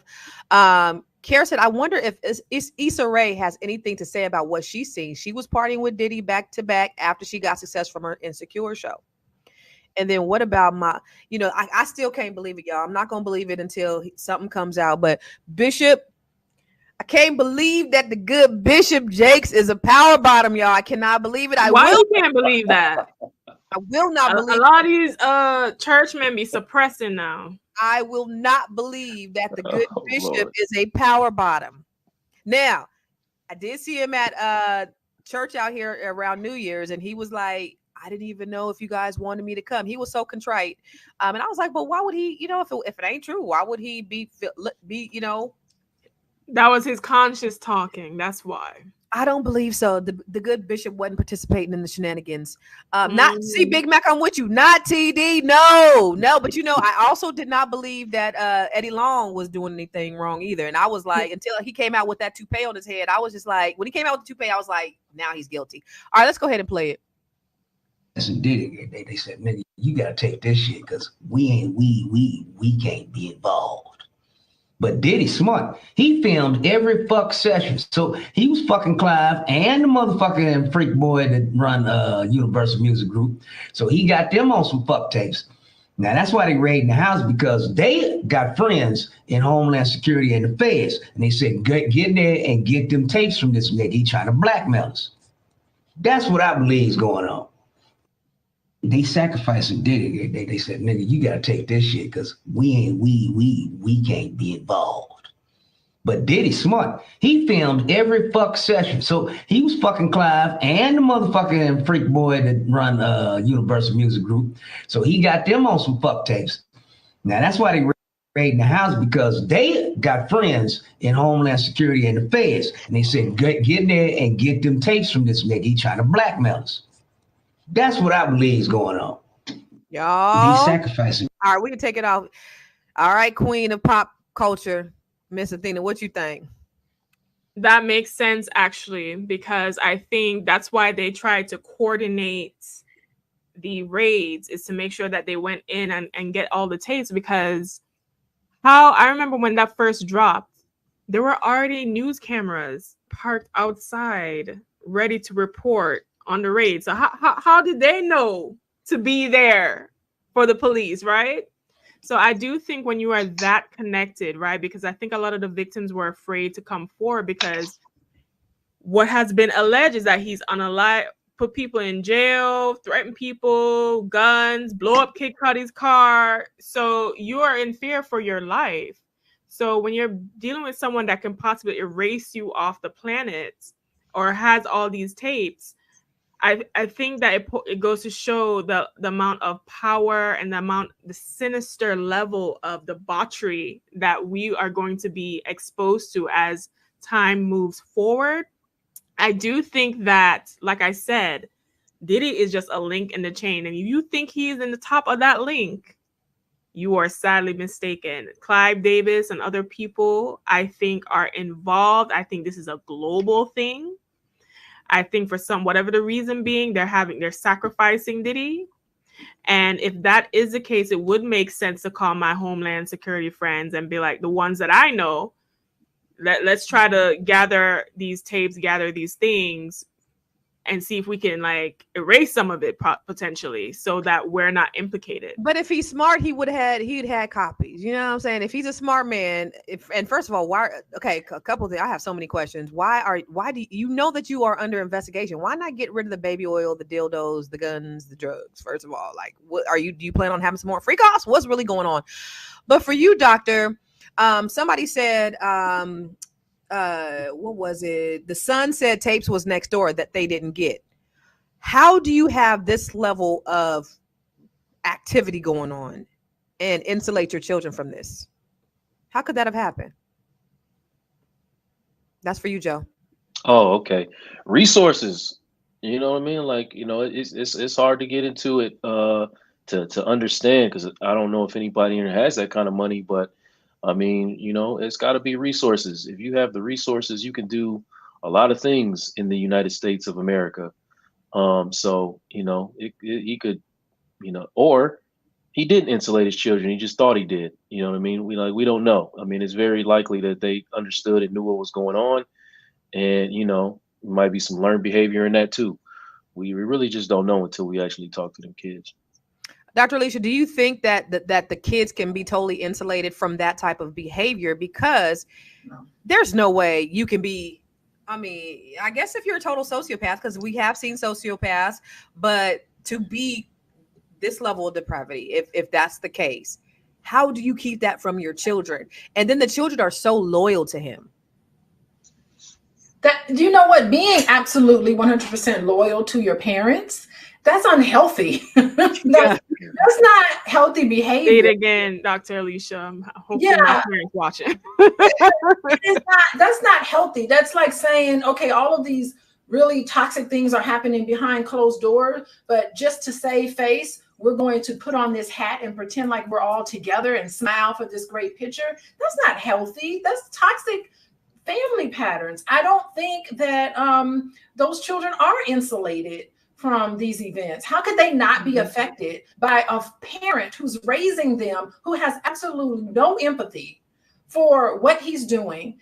He's rationalizing his behavior as it being okay. How can you really teach your children one thing and then go on and practice another? Children need what That's you're what I'm doing. saying. It doesn't make sense that you can hide 1,000 bottles of baby oil and not have to explain that to somebody. Also, I'm sorry, I didn't mean to cut you off. I'm sorry, go ahead. I was gonna say also, your granny was a freak too. Like, how much do you know about what your granny was doing? There's levels to the freakness, and we have our freak. Everybody got a little freak in them, but how much do you know about your freaky granny? Is all I'm saying. Like, how much do you know? My granny got 11 kids by 4 different men. I know she was a freak. Okay, well, you know that because she got 11 kids, but you don't know how she was getting them kids. She could, she might be hanging from the chandelier. I bet she was. Joe is being spicy today. She might be hanging from the chandelier. I bet she was. And then with no wall, Joe. No, but I get it. But that level, there's like stuff that you could do behind the bedroom doors. Yeah. But you're bringing different people in and out. There's a slide that we have where it said that people had to get IVs to replenish their electrolytes during freak-offs. Combs distributed a variety of controlled substances to victims, in part to keep, this is not just your regular granny freaky shit, Joe, in part to keep the victims obedient and compliant. The indictment alleged after the freak-offs, Combs and the victims typically received IV fluids to recover from the physical exertion and drug use.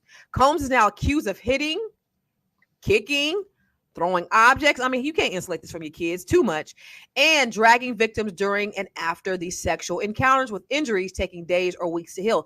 Not only to Cassie, Kim Porter. This is his children's mom, and they had to know. And look at how loyal. And it goes back to what Dr. Alicia said. That is an unhealthy, or something is going on, because that this man has violent tendencies. It's been shown. If the way he whooped her ass like he did right here, as we seen him drag her back from the elevator to that room, he did the same thing to their mom. How are they then so loyal? I just saw my man, Albie Shore, my ex-boyfriend, Albie Shore, last week, and he was out in DC with his son, Quincy. They were over at the White House for the Black Excellence thing. But Quincy is loyal to Diddy, and he's like, me and Al, we just cool. We homies.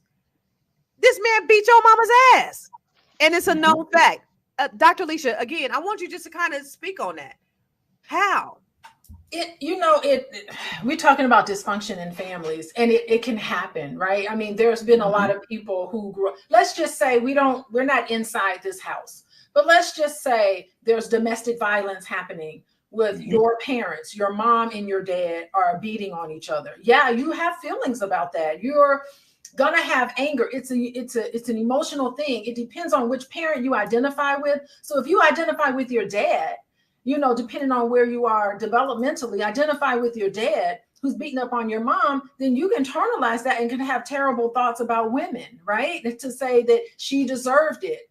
And if you identify with your mother's pain and you see that your dad is beating on your mom, yeah, you're conflicted with that, because at the same time, you know that these are people that should be loving and taking care of you. At the same time, they're violating you, because witnessing your dad beat your mom, I mean, that is a violation of what you see.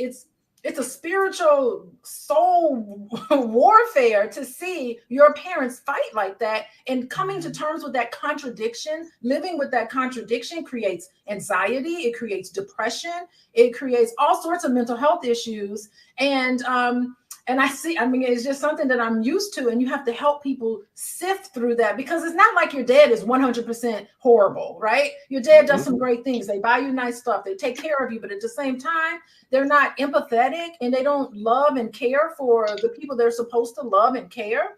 You love somebody, but if you love someone, you shouldn't put your hands on them and hurt them in that way. And how do you rectify that? It's something that a lot of people need to go to therapy to be able to sort through all of those conflicting feelings that you have, because you witness such a horrendous thing that's scary, fighting. And to your point, Dr. Alicia, we've seen making a band. Remember when he made him walk across the bridge for the cheesecake? Like, we've seen so many things where Diddy has been abusive to people. This is not normal behavior that he's exhibiting. We've seen him throw things at people. We've heard stories for years of how he's abused people who work for him, how he tried to humiliate. I don't know if you guys remember Christopher Williams, I guess, owed him some money, or he wanted some money. And so what did he do? He made Christopher Williams give him oral sex. And somebody came in and he was just like, yeah, watch this, because I want to humiliate this dude. So we've heard these stories for years. There's no way that his kids ain't heard some of these stories or even witnessed some of the things. So the level of loyalty that they have, it's just unnatural. I tell you, my ex did some stuff to me, and my kids are absolutely not loyal to that Negro from what they've seen, some of the stuff that he's done to me. So imagine not only the stuff that he's done to other people, but that they've seen him do to their mom. So you guys, listen, if you have just tuned in, this is Fly Nubian Money, and we are talking about Diddy's dark side. Are his addictions to blame to his actions? And I want to talk about the part that maybe drugs have taken in all of this debauchery.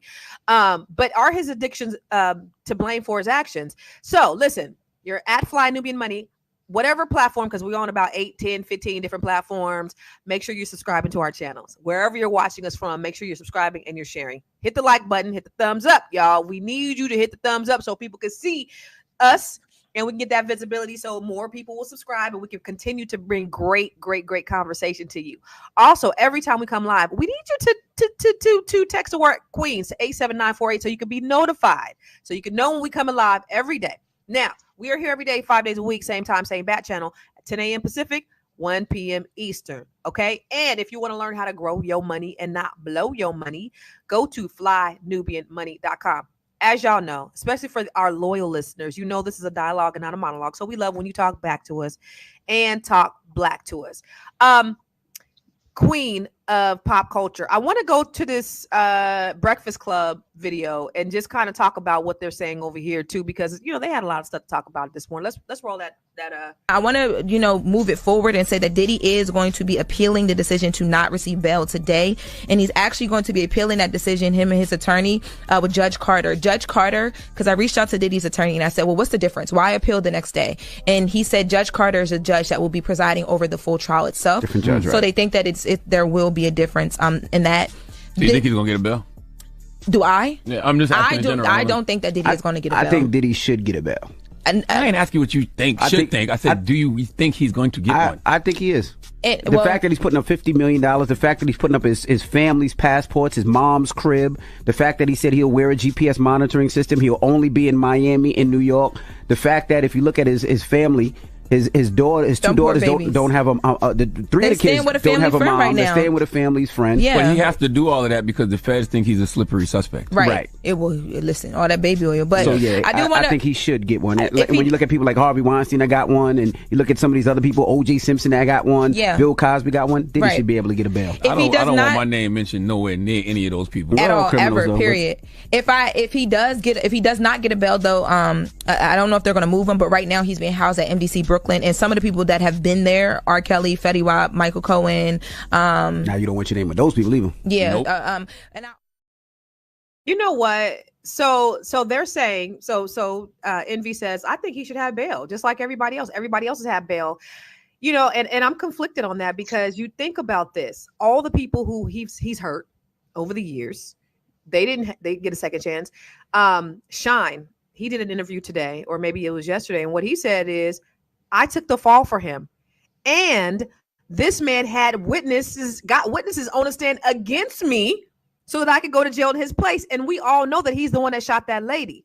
Now, the lady that Diddy shot, she's been saying this since she was shot. No, Shine didn't do it. Diddy did it. And when Diddy got arrested, she said, thank God, hallelujah. So, you know, people are saying, you know, Diddy's not, and then we often compare, well, the white man do it, and you know, they get bail. But, you know, there's been so many victims that just because somebody else has done wrong, it doesn't mean that he should get the same privilege. I mean, what do you think, doctor? Do you think that he should be able to get bail because of, you know, you compare him to everybody else? Joe, sorry. Talking to me? Okay. Yeah. I don't think, you know, it's hard to say, you know what I mean? You're dealing with the legal system. It's a real sensitive. Now I'm talking about you. Do you think that he should get bail based upon his charges? You know, that's a tough question. I'm gonna be honest and say yes, because I do believe in due process. So I do believe that he should get bail, and while he's having the opportunity to defend himself. So just what I believe. What about you, Athena? No, I don't think he should get bail, because this is not, those cases that were brought up were not a huge sex trafficking ring type of situation to where the Department of Homeland Security has to run raids to your house. Yes, those men were nasty, but their nasty was at a lower level. This is like, you know, the Burj Khalifa nasty right now. And then the other thing too is it's hard for him to go and get bail because he had that 100 million default judgment against him by one of those accusers. And what happens sometimes in the legal system, shout out to Simone Redwine, attorney on YouTube.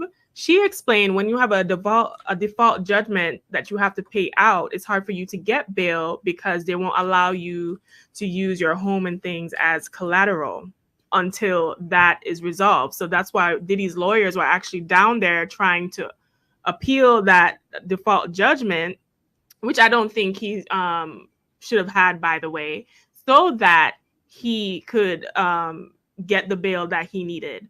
But my answer is this: I don't think that he deserves to get bail. I think that he is too much of a flight risk. Yes, he can put up everything. The 50 million, that's not all of his money, right? He's trying to sell that current house for 60 million. He can definitely hop on the little jet and go and see Russell and live out the rest of his days. So I don't think that he's too much of a flight risk. All right, what do you think, Dr. Alicia? Do you think he should get bail based upon his crimes? I don't really care if he gets bail or not. I'm more concerned about justice being served. Remember, I'm a social worker and a victim's advocate here. I want the individuals who had to suffer, who did suffer. I want them to get justice for what they've gone through. And I don't want it to stop at Sean. I want everybody who was connected to this, who allowed this to happen. I want some consequences to go beyond Puff Daddy. It has to go beyond him. And if it stops at him and they put everything on his head, then I will be very sad about that, because justice would not have been done. I want justice to be done. Maybe I live in a roses, everything should be roses in this world, but I would love to see a balance here. I would love to see things set straight and justice to do its job, not just with Diddy, but all the people who were involved. Who are the people on those tapes that knew those individuals were being drugged and beaten and knew about it and went for it anyway? Who enabled all of this? Who sold you the drugs? Who got you that? Dr. Alicia, they set up the rooms. They had the lighting. They put the baby oil in place. They wiped everything down when it was done. They provided the IVs. Somebody was helping facilitate this. See, it's for the same reasons. It's for them same reasons that I think that he should get bail, because accountability would not. It's just not working right. You know what I mean? So having him locked up while he's, you know, under indictment is, to me, not a fair distribution of accountability. It's for them same reasons that I said what I said. But to the point, though, look at the comments. Death God said Diddler called Kaylina like 144 times. So then there's an issue of witness intimidation, right? And then Kelsey Devereaux said the judge, put that on the thing, the judge said he called a witness 120 times, which was concerning because he could be on the witness list. So you think about those things because even behind jail, he still has power. You know, Incock said Diddy should not get bail because he has a tendency to reach out and intimidate people who were victimized or friends of the victims. He did too much and now he's paying for it. Afua said Diddy is fighting for his life. The next Epstein, he knows too much. So what's going to happen when he goes to jail? Renda said he's definitely a flight risk. I mean, if you felt like you could get on a plane and go somewhere and not be extradited, would you? Knowing that there's imminent jail time. Nobody wants to be R. Kelly. Nobody wants R. Kelly, but R. Kelly's in jail singing his ass off. He is singing. Did you see them videos of R. Kelly singing his ass off in jail? He in there having a good old time.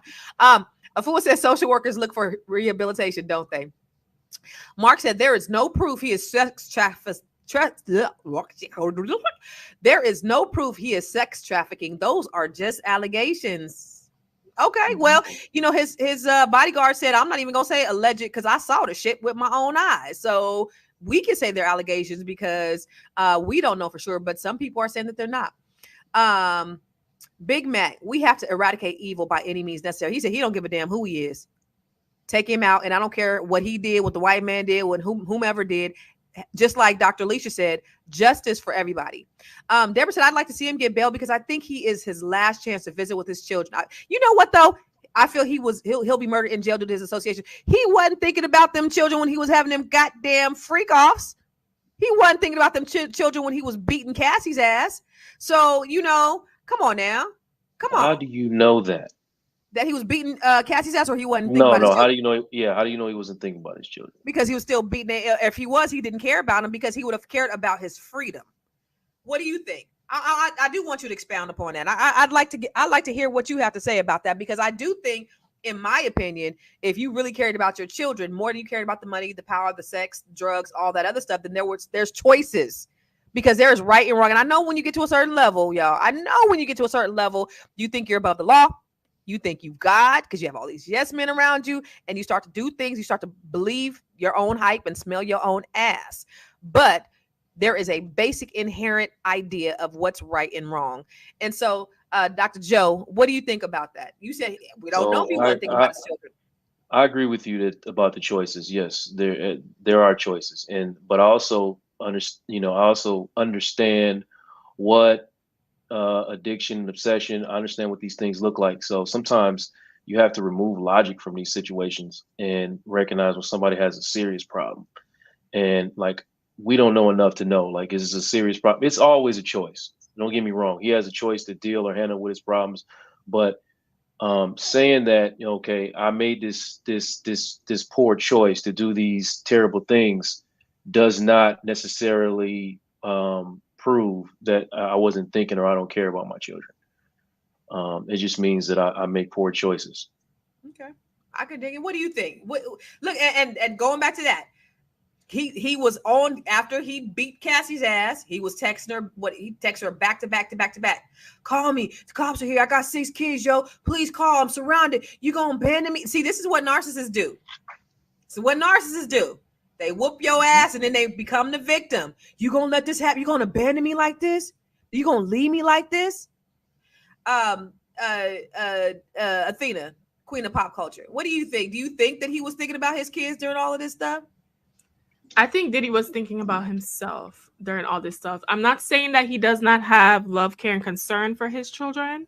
What I am saying is that the mindset to do all the things that he has done, this is definitely someone who is very much self-centered, self-focused. I don't want to use any therapist terms because I am not a therapist and I cannot diagnose anybody, but we all know what I'm hinting around. So, I think that he doesn't really care. I think when you get so much power, and maybe we can expound on this a little bit with the therapists that are here, when a man has that much power and money, it just seems like a lot of them are just inclined to engage in the most debaucherous things that they can just get away with, right? How come I don't see any super rich man on Diddy level being ultra righteous? Or if they are, it's a front. Because for the longest time, even, you know, Russell Simmons, we were looking at him like this yoga, peaceful, you know, eat, pray, love guy, and apparently he did some stuff too. So who out here doing the work? Who out here after they get the money? Is innocent. TD Jakes is innocent. But to your point, Dr. Alicia, let's talk about that. What Athena's question, like at that level, the amount of depravity and, you know, the power and the money, can people have self-control when you're at that level, or is everybody out there like the wild, wild west? What's going on? Dr. Alicia?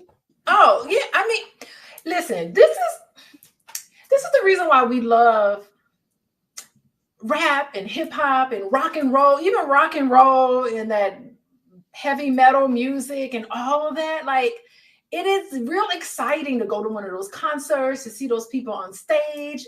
And these are, mind you, these are smart. They're sinister, but smart. They're talented. I mean, there's some really good music coming out of them. I mean, during that time, especially with Bad Boy Records, there's some music. Mary J. Blige album, come on, that seminal album, it's a classic, right? So like, it's all this fun. It's like sex, drugs, and rock and roll. It's like all of the things that they live a life that we as regular people don't live. We look at it, it looks fun, exciting, it's gluttonous. I can eat what I want, I can drink what I want, I can do drugs, I make all this money. It's this lifestyle they got. They live in these nice houses, got their own private jets, and all of this stuff. It's exciting, touring on the God complex, right? Like this whole thing, it's stuff that we look at like, wow, how cool would it be to live that life, you know? But then underneath it, it's a double-edged sword, right? Underneath it is this stuff that's coming out. We're thinking how great and fun this is, but really it's very toxic. These people are empty on the other side of that. They come out of it with substance abuse issues and all sorts of, their brain cells are just wiped out. You should see some of these people, like Ozzy Osbourne or whatever. He can't even put a sentence together. He looks like he's just been too much drugs, too much rock and roll. But that's part of it that just makes us kind of like excited about it. I know I was, you know, I can see it differently, but yeah, I mean, this is part of that culture that's being promoted that's not healthy for us. Yeah. I mean, it is the God complex. It's like if enough people tell you that you are everything, that you are the almighty, then you start believing that shit. But, you know, just like you said, you know, when you have that, he still produced great music. You know, somebody said, you know, can a bad seed produce good fruit? I mean, I'm sure his children are, you know, great children, and he's done some really great things. But I do want to know, can we separate what he contributed to the culture from who he is as a person, if these things are true, Joe? I mean, that depends on who you are. I mean, you can separate them, but you know, it's kind of hard because what memories do you have of Diddy? Do you have any memories of Diddy where his ego wasn't out of control, no matter what he was doing or what he was producing? You know what I mean? Like, you know what? Let me tell you something. I hate what R. Kelly did, just like the rest of them. But if Step in the Name of Love comes on, I'm getting my ass on the dance floor and I'm stepping. I don't care. This man produced classics, and I'm going to step every time. That makes me feel good. It brings back times of my life. I do believe you can separate the two for me. I believe that, you know, absolutely. You can separate the art. Listen, if we're going to stop listening to people because they live a debaucherous life, we would have no music. Right. Turn it all off. And they took R. Kelly off for a long time. People stopped playing that at parties. And it's like, no, you cannot end a party not with grown people, without Frankie Beverly. Before I let go and Step in the Name of Love, I don't give a damn. Yeah. But you know, you think about how young these people are when they're getting into this stuff. And I saw somebody, you know, say, you know, it doesn't absolve you from your choices. And that's true. But I also I like to put things in perspective. That's what I do as a therapist. I put things in perspective. We all had, you know, moments in our 20s and teens that were dumb. But we just did dumb broke stuff. Okay. So he's just doing dumb rich stuff. Oh, And so I'm this just is not- Rich Tivity's Yeah, Joe. This is Rich Tivity. No, Pippin. It's No, what it is. Joe. You cannot tell me that you understand his perspective unless you have walked in that perspective. It is very difficult for you to 1,000 say. dildos, 1,000 babies. It's very difficult for you to listen. It's all about coping, right? So whatever he's doing, and it may be strange to us. And a lot of it is illegal if what they're accusing of him of is true, but it's all about coping. You know what I mean? So this is how he's chosen to cope, bad as it is. But like I said, you did some things to cope that was just brokish. You know what I mean? So he just wasn't doing doing rich. drugs. You That's might not have drug- been. You got You might drugs. not You have got been. guns involved. I mean, you got battery, abuse. You got trauma. You have there's Mm-hmm. more to it than just being a freak. It's more to it than that, Dr. Alicia. What you think? What you think No, about what Absolutely. No, 100%. I really do agree with Joe here because it's when you work for yourself and you're an entrepreneur, it's so different from getting up and going to work. Like his whole lifestyle was enabled him to continue this and there was no stops along. No one tells you no. Everybody's pulling all the stops to say yes. So when you have a lot of money and influence and your whole lifestyle is waking up at 2:00 and hitting the studio and doing this stuff, it separates you from regular people who get up and have to go to work every day. Like it's hard to do drugs and start a sex ring when you're working for Nabisco. You can't do that. You got to go to work from 9 to 5. Right. It's real hard to do Right. that. You can't manipulate women when you're driving in traffic trying to get to work on time so you can make this meeting. Right. So his whole lifestyle, it fuels this sort of thing. And it tells us that innocent people, like think about the people who want to become rock stars, who want to go to Hollywood. Sometimes they come from very vulnerable past. And we talked about preying on individuals. Sometimes they have backgrounds. I mean, just listening to I love listening to the stories of successful people, but sometimes they cling to this success because they're hiding from the fact that they do have these insecurities underneath. That Puff Daddy text message that he sent to Cassie highlights his abandonment issues. So he had to have been rejected or neglected or felt unwanted as a child, because why would you have such a obsession? Abusive behavior is linked to abandonment issues. Is that abandonment, Dr. Alicia, or is that manipulation? It could be manipulation. I mean, it could possibly be, but it fits the profile of an abusive person. Or a narcissist. Places of insecurity or manipulating. He could be Machiavellian, where he's into manipulating someone. But people who've experienced some abandonment, they tend to be manipulative and jealous, and they want to dominate their partner, and they want to, they are looking out for bits of rejection. They don't want somebody leaving them because they see them as an extension of themselves. All of those things could definitely play a part.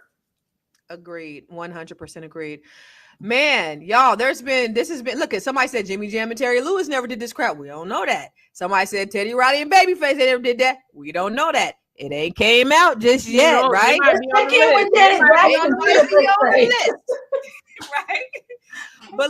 But check it. We are not here to judge. We're not here to be the judge or jury. This situation, it does challenge us to really reflect on our own lives. If we have the same access to power, like Dr. Joe said, and if we had the same resources as Diddy did, would we be in the same position? Would you? I can tell you I would not be. No, I mean, I would be gallivanting and living my best goddess life. You have to have some moral compass. And just like Tiara said, you got to know who you are before you move to LA or get into these industries. Like you have to, obviously, maybe he had no real foundation or grounding. And just like Dr. Alicia said, she said, he wasn't the most attractive guy. He probably didn't get all the girls. He didn't get all the play. But when he did get it, he probably didn't know what to do with it. So it's really easy to point fingers. But, this is a reminder that unchecked desires and influences can lead to destruction. So we need to really use this moment to evaluate where we are and make sure that our own moral compass isn't broken. But I can guarantee you all hear me today, Constance Carter ain't gonna get $1 billion and go crazy. I know that because I know who I am and I know whose I am. Dr. Joe, tell us your last final thoughts and where we can find you, Dr. Joe. Joe Cordy. Okay, where can we find you? We want to know what you have to say about this. Yeah, so I'm on Instagram and I'm on Facebook. You can, that's my real name right there. My real picture pops up when you put that in there.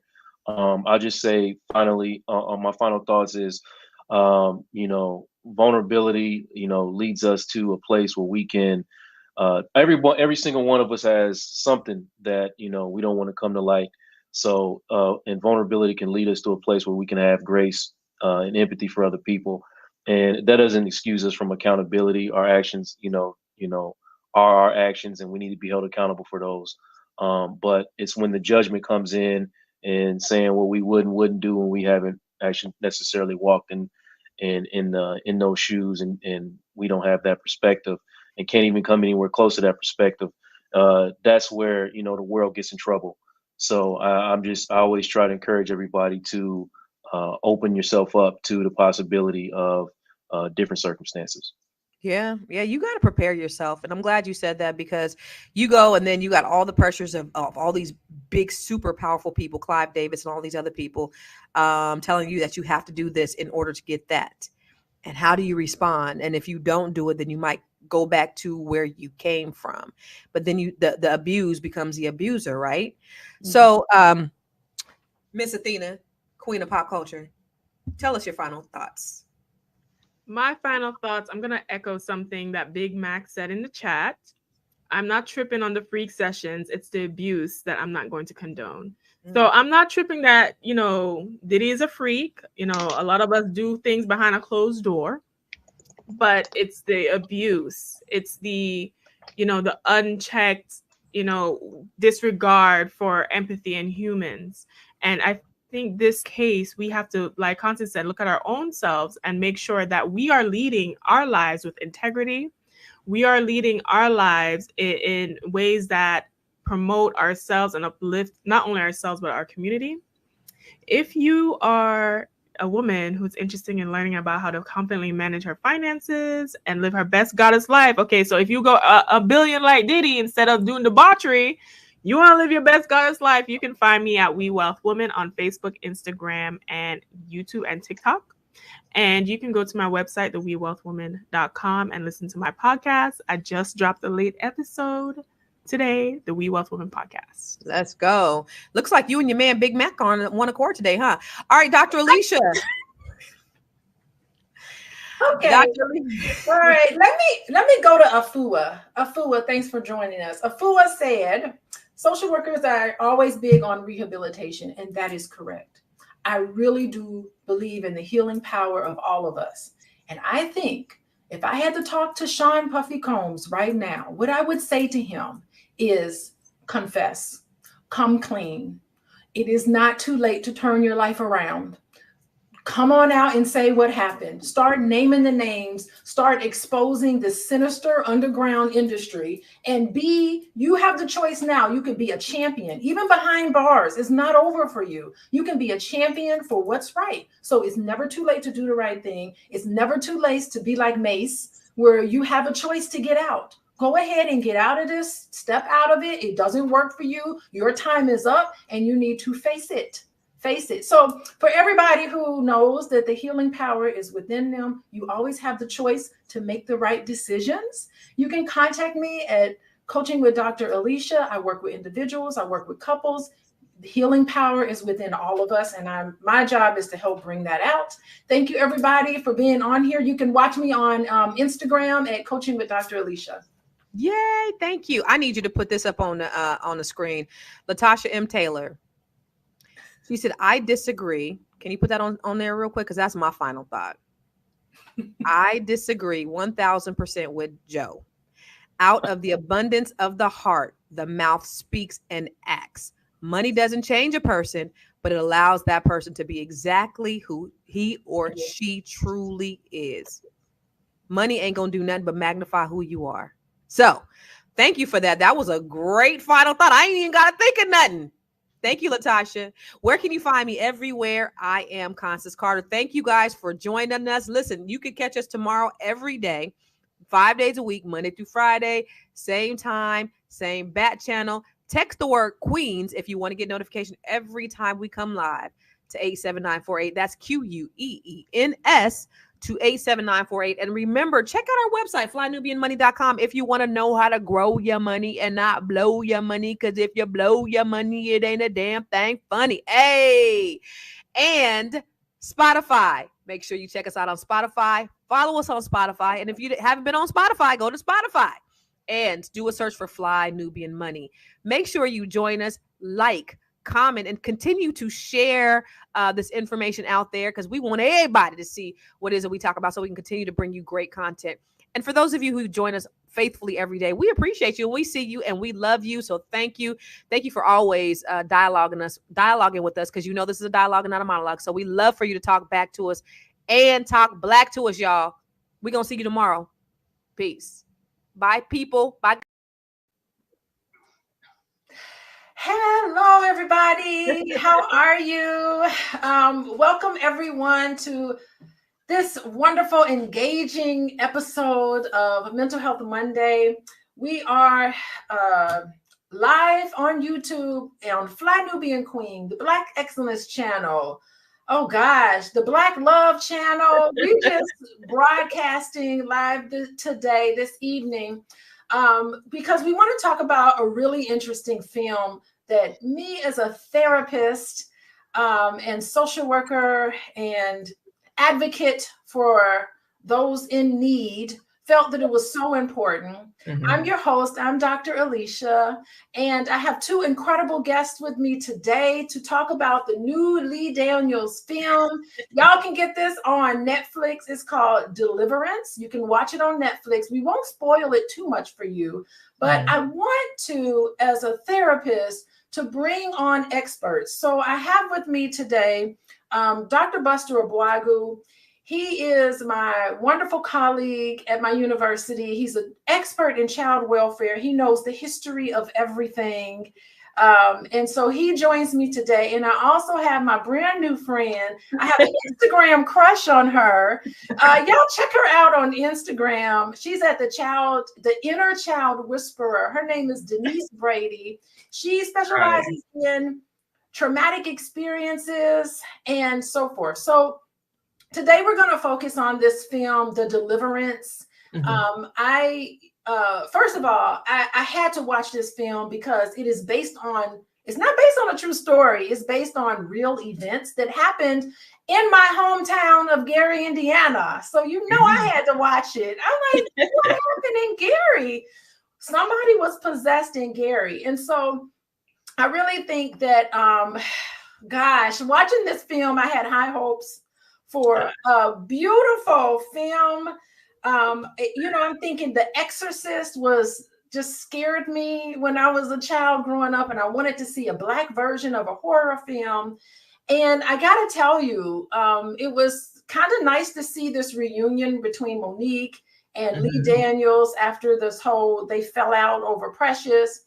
Anyway, we won't get too much into the content of this video because I really thought that we could focus our time on drawing out some really interesting topics that affect us. Child welfare, intergenerational trauma, all of these family dynamics that we saw on the screen. It just seems like Lee Daniels took all of the trauma in Black families and threw it up against this film and decided, I'm just going to let Black people run with this. So if you watch the film, it could be triggering and very traumatizing. So today we're going to try to make sense of all of the really real issues and themes in the film, The Deliverance. Okay, I've said enough. Let's dive right in. I want to go to Dr. Obwagu, Buster Obwagu. Okay, this film is very, very fascinating because it talks about the child welfare system, and the character Monique plays a social worker. And every time I see a social worker on the screen, because I'm a social worker myself, I tend to cringe because they portrayed this social worker as cold. She was she didn't listen very well, not very much empathy there. You can tell that there were some, they had an ongoing relationship. So apparently there was always some accusations in this family. And I really didn't see this character, Monique, who played the social worker. She really did not connect with her on a real level until the end of the film, which should have happened at the beginning of the film. So here we go, this sort of like messages about the realities of child welfare and what it says about this system and how it impacts Black families, because disproportionately Black families are in contact with the child welfare system, and it wasn't very kind. So what do you have to say to that, Dr. Buster? Yeah, thank you, Dr. Alicia, for bringing us to this forum. It's my pleasure to be a part of it. The child welfare system is very convoluted and has been.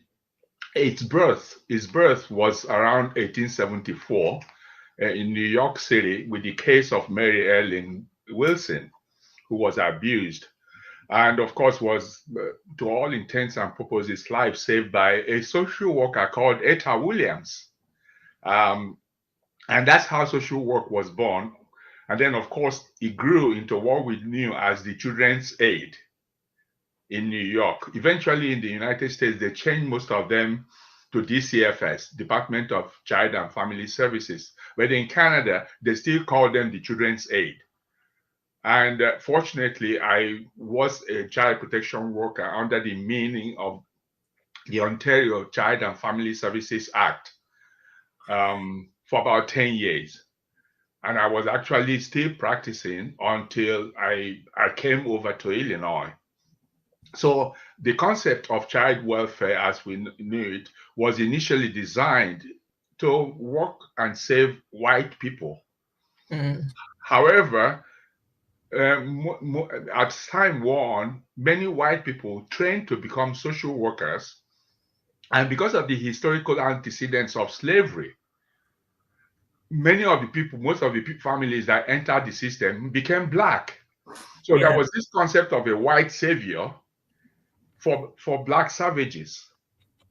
And that has defined, child welfare as we know it, with a preponderance of Blacks overrepresented in the system, where the services are not there.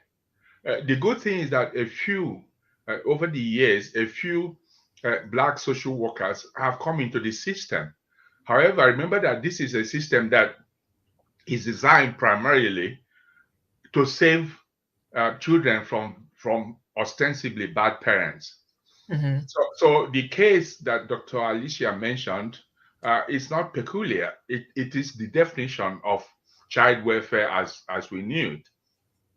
And in my case, at the time I was working as a child protection worker, even in a place where they have fewer Blacks, at the time I left Canada, the population of Blacks in Canada was under 1 million.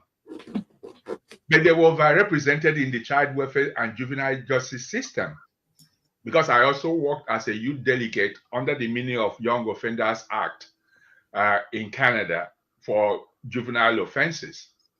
So the essence of this is that the initial, ab initio, the reason for creating child welfare was to assist children following the Mary Ellen Wilson case.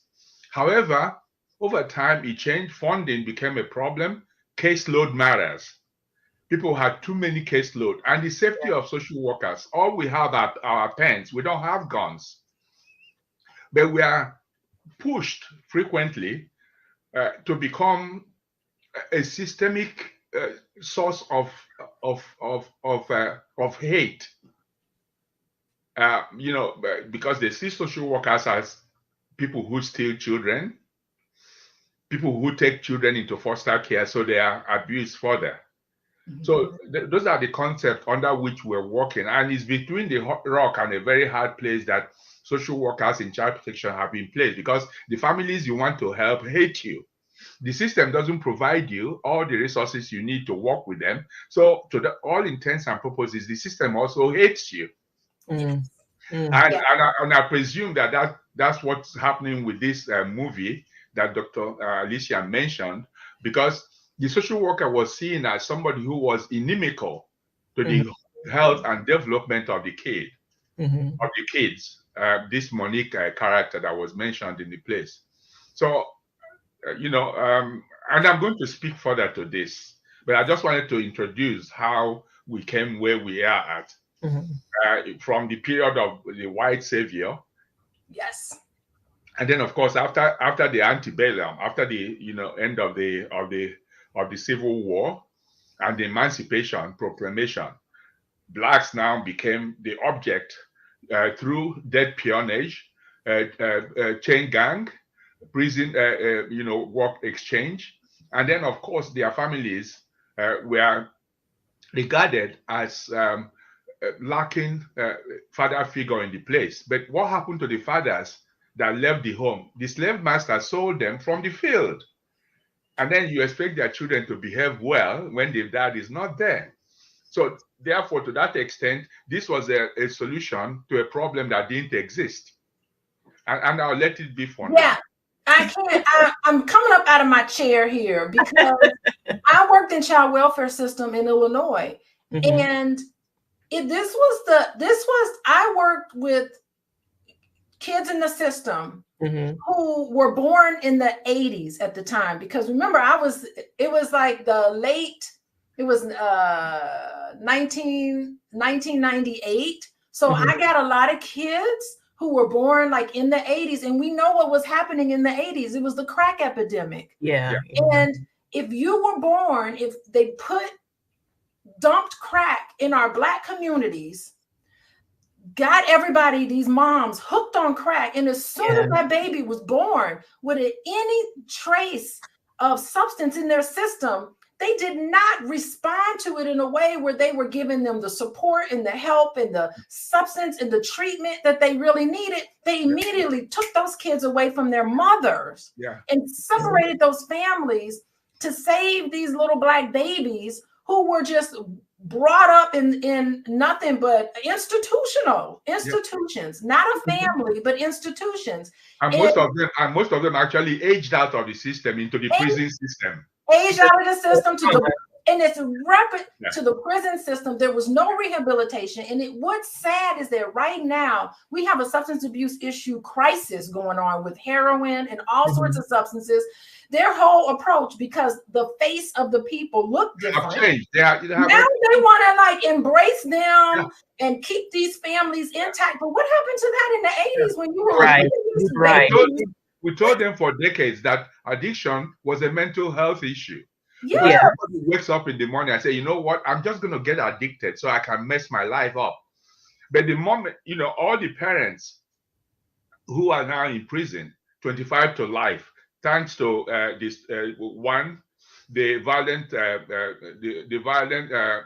Violent Crime Control and Law Enforcement Act of Bill Clinton, 1994, and then Ronald Reagan. Most of these parents who had crack cocaine or marijuana are in prison. And then, of course, now marijuana, the only people who can get licensed to sell marijuana legally are not Black people, not those people in prison. And it gets better. Now we have opioid addiction. An average of between 110 and 120 people die every year in the United States, much more than Vietnam. Vietnam was about 62,000. Yeah. So now, who is being affected? Most of them don't look like you and I. They are white people in Appalachia. So now we have to save them. Now we have begun to recognize that it's a mental health because the faces have changed. Yes, absolutely. Denise, you want to weigh in on this? Yeah, I think that now that it's affecting them, it's a big thing. Let's save, let's put money towards it because now it's affecting them that my children, how did these drugs get to my community? They've been there. It's just now the faces of it is something different. Now we want to pour money into it. We want to make commercials. We want to make it political. Okay. We don't want to be poor. We don't want to be on drugs. Not our kids. Keep that over there in the hood. Absolutely. And I just never understood in the film why did the social worker never set this family up for family therapy? I'm like, where's her therapist? Like, she needed someone to talk to and to bounce off of. You would think that a child welfare worker worth anything would have a wraparound plan for this family. But it was so one tone that I was just waiting. Okay, where's the therapy? Yeah, but the major problem, remember that primordially, anybody could be a social worker. Yeah. To that extent. Remember The Family Visitor by Mary Richmond. At that time, anybody could be a family visitor. And plus, remember that child welfare is a part of this. Is a part of the family services system. Those are the places where the government and politicians cut first, and that's why you have those caseloads. Somebody's carrying 70, 80 cases. Yes. How are they going to work them? How are they going to work them? And of course, the foster parents are reimbursed at minimally. Yes. And they can hardly sustain themselves. I remember that the Black community are pouring in and of themselves. Therefore, they have no capacity to even take in foster children so that they are not lost, so that they don't lose their identity. Because remember that a preponderance of the adoption and fostering was by white people. And in that case, the Black children lost their identity and lost their sense of who they are. At some point, I think it was in 1980s, Black social workers were agitating. However, the systems do not have enough resources to provide all we are talking about, including counseling and stuff like that. So they just went with what they had. Yeah, this is so fascinating what drugs has done to our communities. It's like they took all of the men and put them in prison. They took all of the moms and made them into terrible mothers and then stripped their kids away from them. That really was just slavery all over again. Modern day slavery. That's what happened. So let me move on, because that's it. Okay. So I was so happy to get the inner child whisperer on here because y'all check out, let me tell you, Miss Denise here. If y'all go to the show notes, y'all will see a link to her analysis of this film. And when I saw that, first of all, I got an Instagram crush on you because I love your stuff on Instagram. Thank you. And I thought your analysis of battling this inner demon, because this is a horror film, but I have been talking about inner demons for several years, the shadow side and all these things. How about you? Like, what did you get with this movie under this concept of battling your inner demons as the inner child whisperer? Well, I felt like it reminded me just how we all have demons inside of us, not literal demons, but things that we are trying to fight for, trying to get past. And there was like this scene where she finally was able to overcome so many different things when she was able to release the demons inside of her, which in some ways at times I find where she don't have to sacrifice her children to heal her own pain. But it was a lot of, all of us have things inside of us that we're trying to release. And if you look past the Lee Daniels of it all, the Tyler Perry of it all, okay, you will see the deeper meanings that you have to work through and have all that stuff be released, because if you don't, your demon's gonna control everybody. Like they control her kids. Her mama was controlled. And the one thing for me, when you guys were talking about Monique, I was like, how did Monique go from being an abusive mother and precious to now being a social worker with the same attitude? Yeah, just to support what you're saying, it reminds me of The Exorcist with Linda Blair. And the demon had the kid and had even her mom, because the demon Pazuzu was somewhere in the Middle East. Yeah, that's true. Before I weigh in on this whole demon thing, I want everybody to text love to 87948. We love mental health. We love y'all Black people. So text love to 87948, and then you'll be able to get text messages. You'll find out when I do Mental Health Mondays. I have my Healing Haven book club on Sundays, and whenever my husband and I decide to do a YouTube video, you'll get text notifications about that. Plus, I send you stuff. I can send you information and stuff like that. So I just want to tell everybody, this is Mental Health Monday. I am Dr. Alicia. If you like what Dr. Buster is saying, by the way, a male professional, okay, from Nigeria. People notice your Nigerian accent, Dr. Buster. If y'all interested in working with him, contact me. I'll get you in contact with him to make sure you can have somebody who understands your unique issues as a Black man. And of course, if you're interested in working with me, you can contact me at Coaching with Dr. Alicia. Please go to Inner Child Whisperer on Instagram and reach out, because she is like so great. You nail it. All your posts is like cracking me up. I'm like laughing. I'm so inspired by you. I'm not that creative. I can't come up with fun videos like that. But we are here talking about the Lee Daniels film, Deliverance. And we've been talking about the racist systems of child welfare system. We are talking about how these movies, have y'all seen horror films like It and other horror films like what's another one where you're like The Shining, all of these movies about the demon inside. It's really about facing all of the things that you suppress. And when you suppress it, believe it or not, it grows. That's why I love the movie It, and even Smile kind of gives it to you, where you have Smile. It's like you have this plastic exterior that has nothing to do with what's going on inside. You're burying down your feelings. And I think for Black people, especially us that have been through any sort of painful experience, and let me tell you something, you sign up for a painful experience just being born. Trying to make it through this world, you sign up for a painful experience, but you don't have to suffer from it. No, Dr. Alicia, just to chime in. Yes. Remember that the historical antecedents of slavery meant that Black people had to internalize their pain. Yes. I remember when I came to North America and I came to the United States particularly, I was vociferous because I didn't experience slavery. I experienced colonialism. I was allowed to go to school to the highest peak.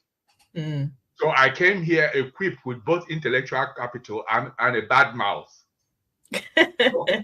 So when I voiced it, and Dr. Alicia and my colleagues know that I have no blinders.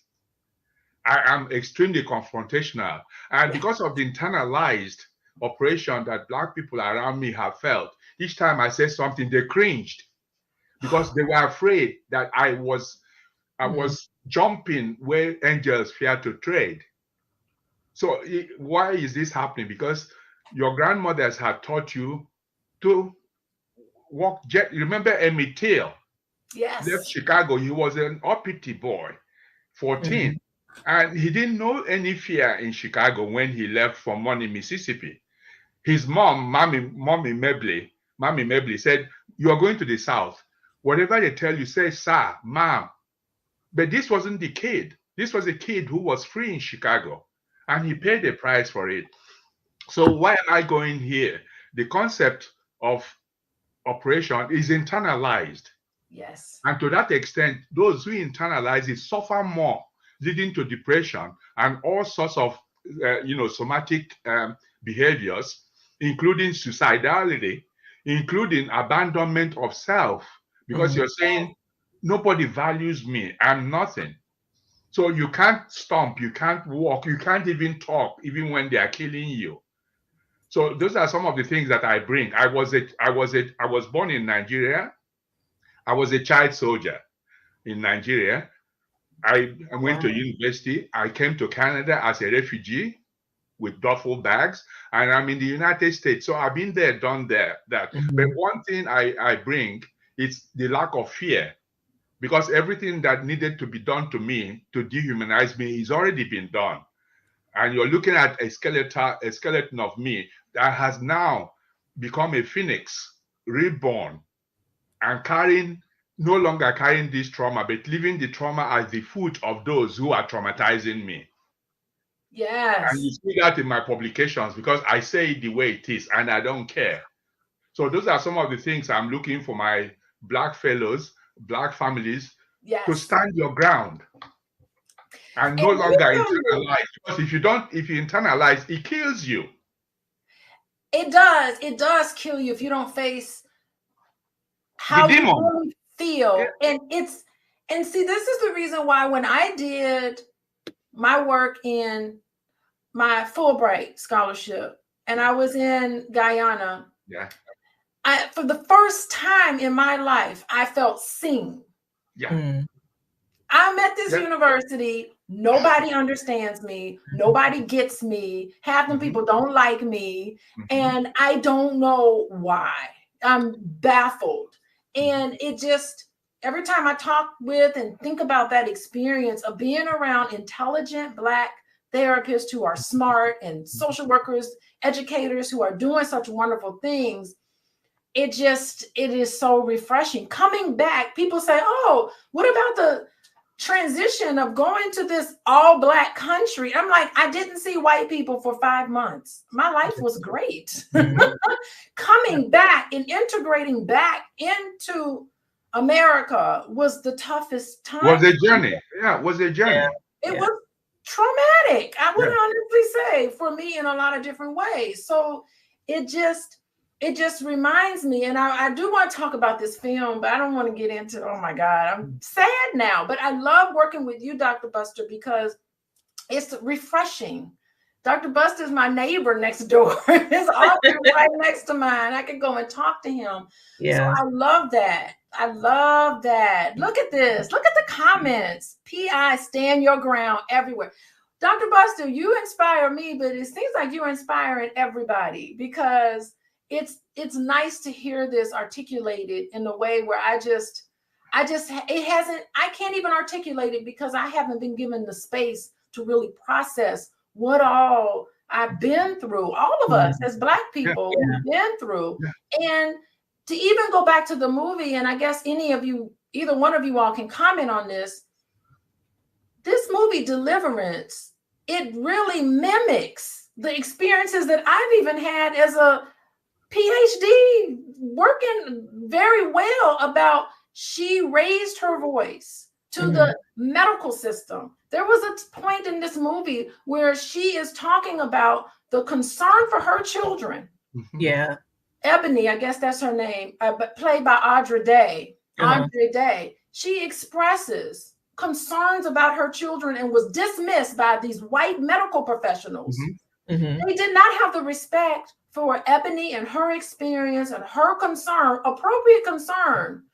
And here she is in contact with yet another system of racism and white supremacy, basically. Like, what is this poor Black single mom? What does she know about what's going on? I ran the test. I know better. Yeah. Either one of you all can comment on that. Yeah, Serena Williams, the tennis star, has a daughter.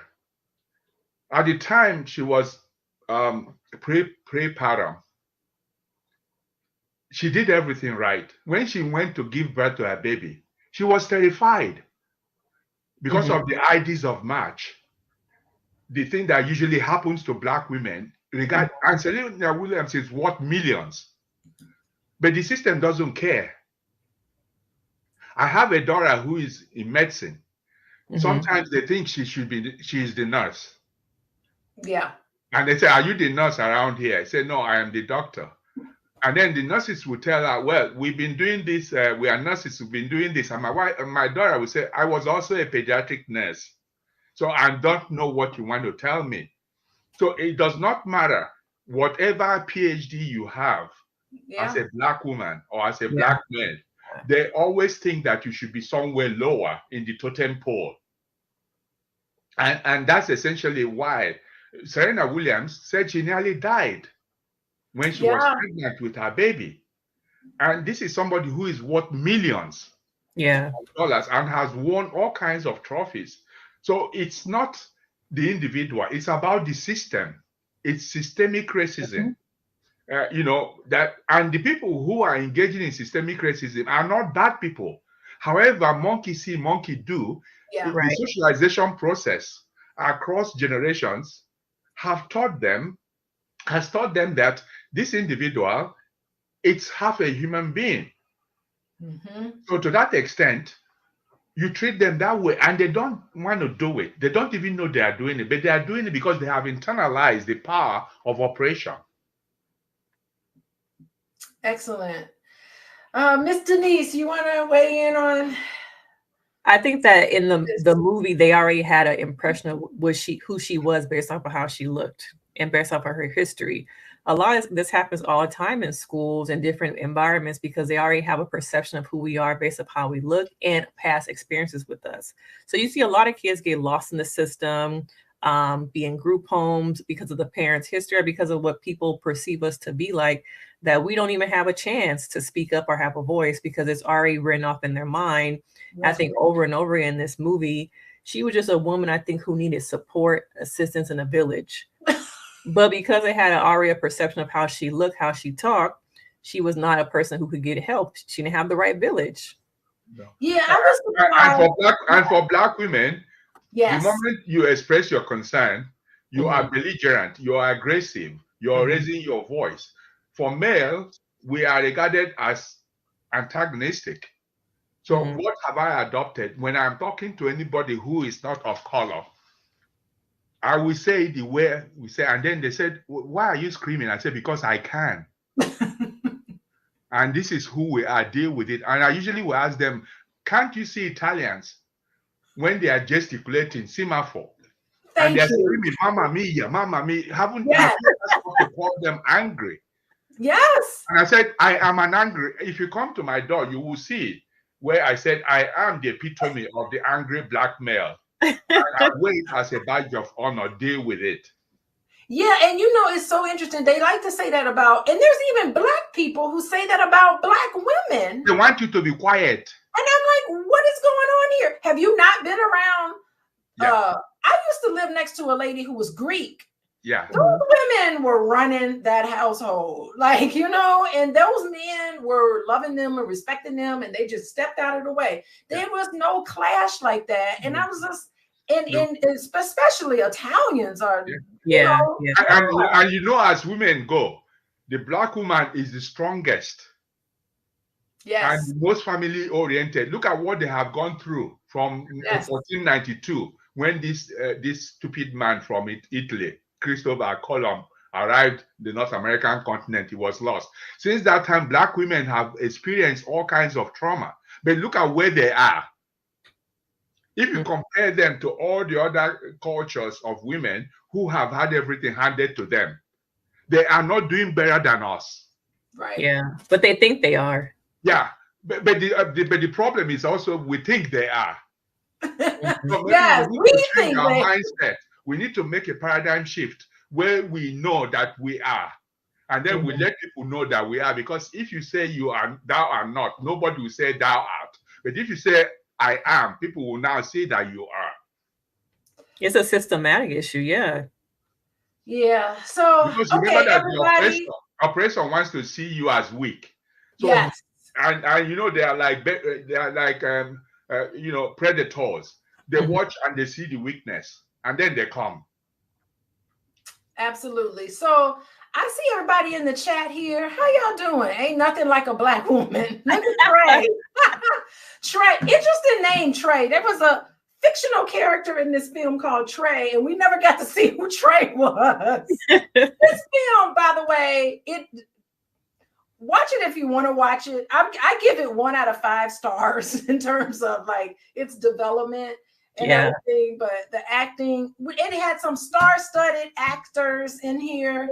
It had the mom. The mom was played, you guys, by Glenn Close. He must have threw a bag at her. And Glenn Close's character is very interesting because she really kind of she takes on a different type of role as an actress. Her name is Alberta. I had to write her name down. She plays the mother of Andra Day's character Ebony, and their interactions with each other is very, very hostile. It's very antagonistic. There's a lot of B words that are flying back and forth at each other. There's an opening scene of the movie at the dinner table.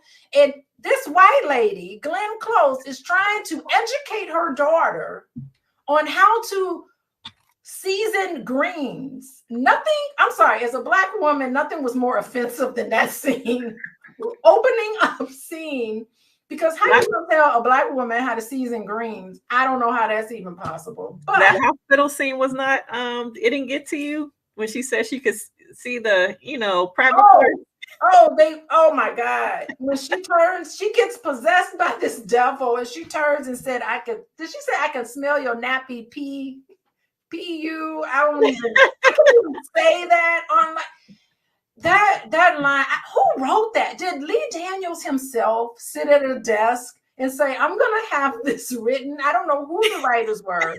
It was crazy, but she's a single mom. She lives with her mother. She has all of these issues going on with her children.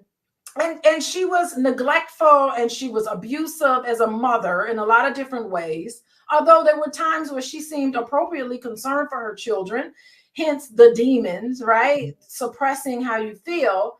But there was all these references to intergenerational trauma. Mm-hmm. And I was wondering from you, Denise, tell me what you saw and what came up for you when you noticed the dynamic between this mother and daughter dynamic, these 3 generations of people living in this haunted house.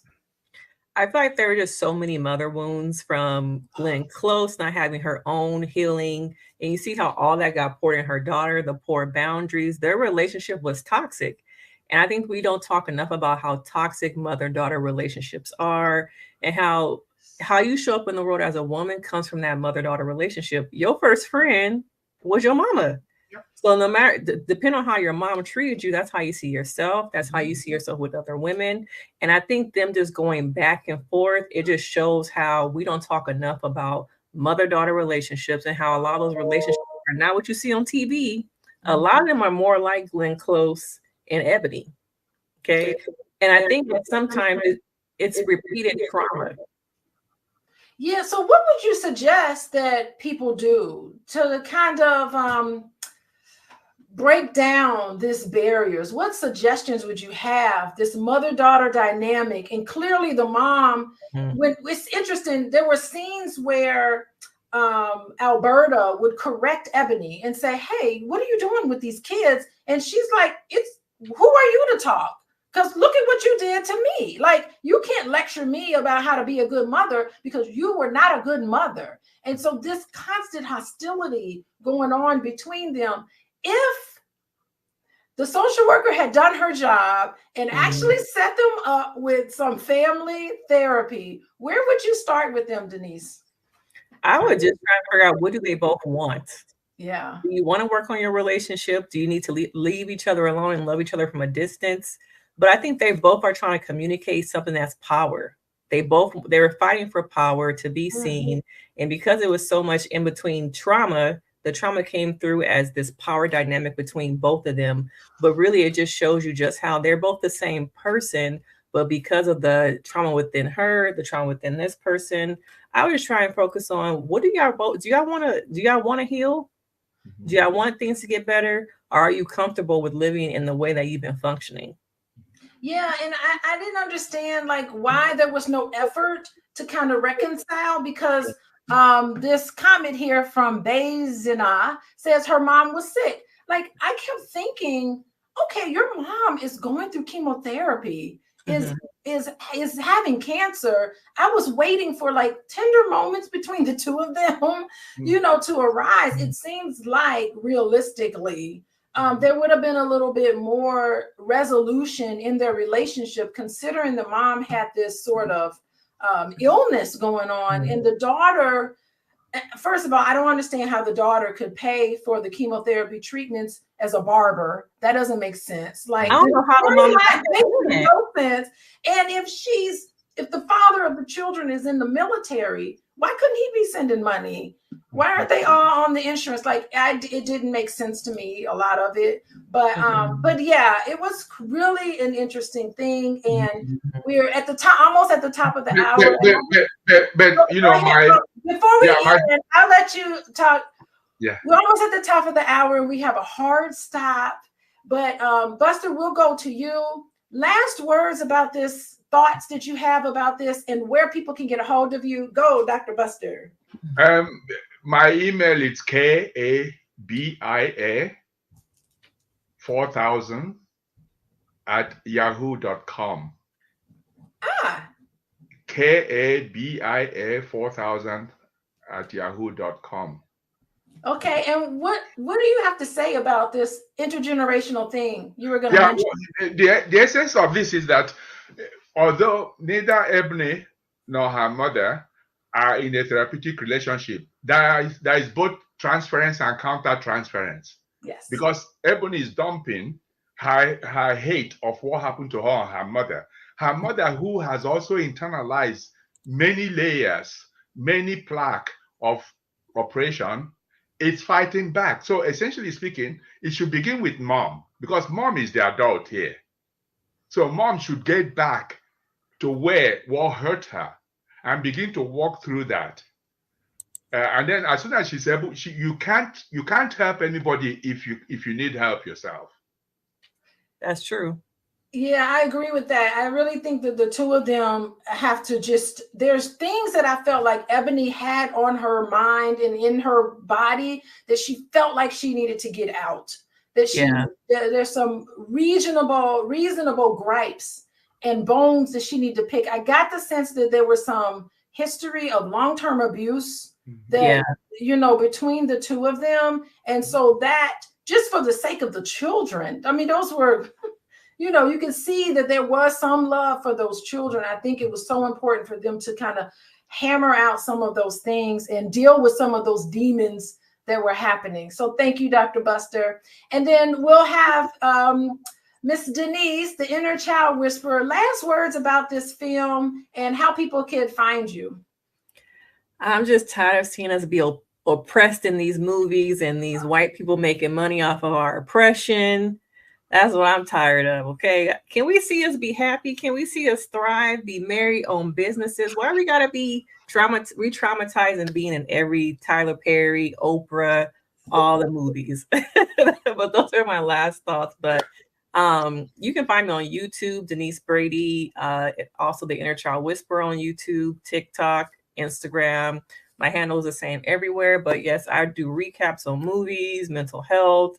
I recently have been recapping the Braxton season, and those videos have been very popular, going over trauma, dysfunctional families. So make sure you hit that subscribe button on my channel also. Yeah, and then the link to her video is in the show notes, so you'll be able to do that. Yeah, so stand your ground. You are worth it. That's right.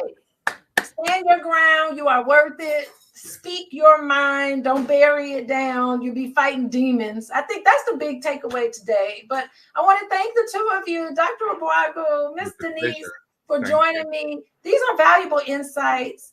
Viewers, thank you so much for tuning in. Come back next Monday. I'm inviting the two of them back on here. Somebody will be contacting you. And of course, if you want to contact me, you can see me at coachingwithdralicia.com.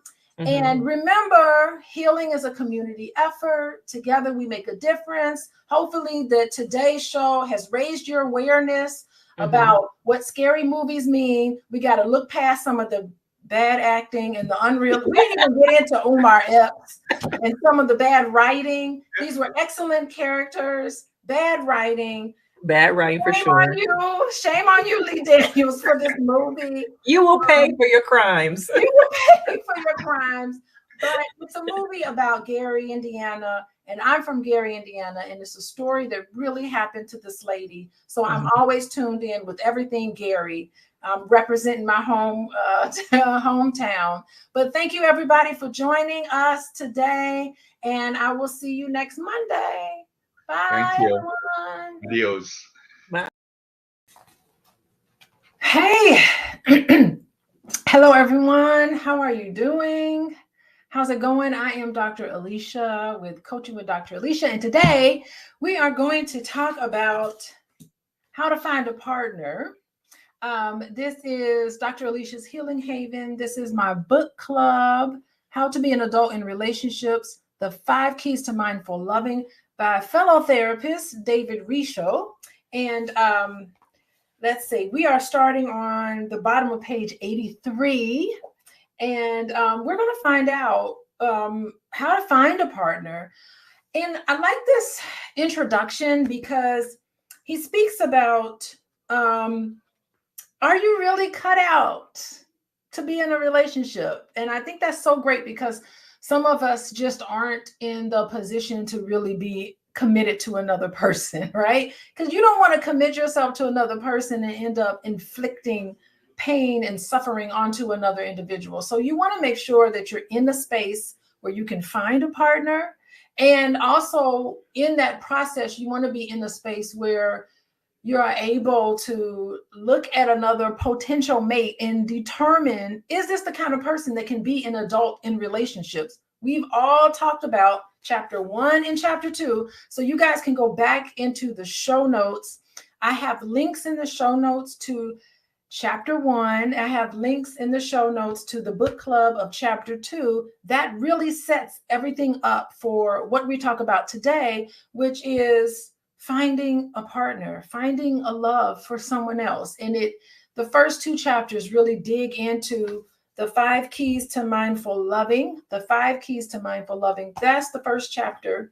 And chapter 2 really talks about what happens in your life when you were not able to have the 5 keys to mindful loving that wasn't given to you when you were young, growing up, and how it can operate in your current life and what you can do to save yourself, to give yourself what you missed at home.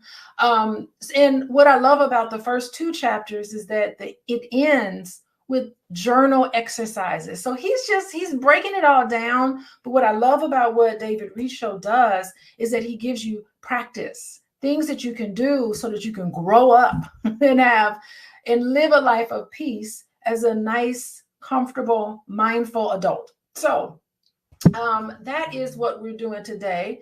And hey, everybody. Hey, Dr. Vibe and Dennis and James. These names are so familiar. Maya, Patricia, how you doing? There's no sound? Wait, can y'all hear me? I hope you can hear me. Let me know if there's sound. If you can hear me, say yes. I hear everybody. I can hear myself. Let me know if there's no sound. Dennis, there's sound? Yes. Okay, there's sound. I got a little worried. So let me see. Let me change some of the colors around. I don't want red. Let's change some colors. Let's get some blue going on. Blue is for what I consider, blue is for openness. Blue is about trust. So I want to get some blue in here and make it in a nice little friendly bubble. So that's what I want to do. Okay, so yes, you all can hear me. You can see me. But what's more important is that you can hear. Hi, Riley. How you doing?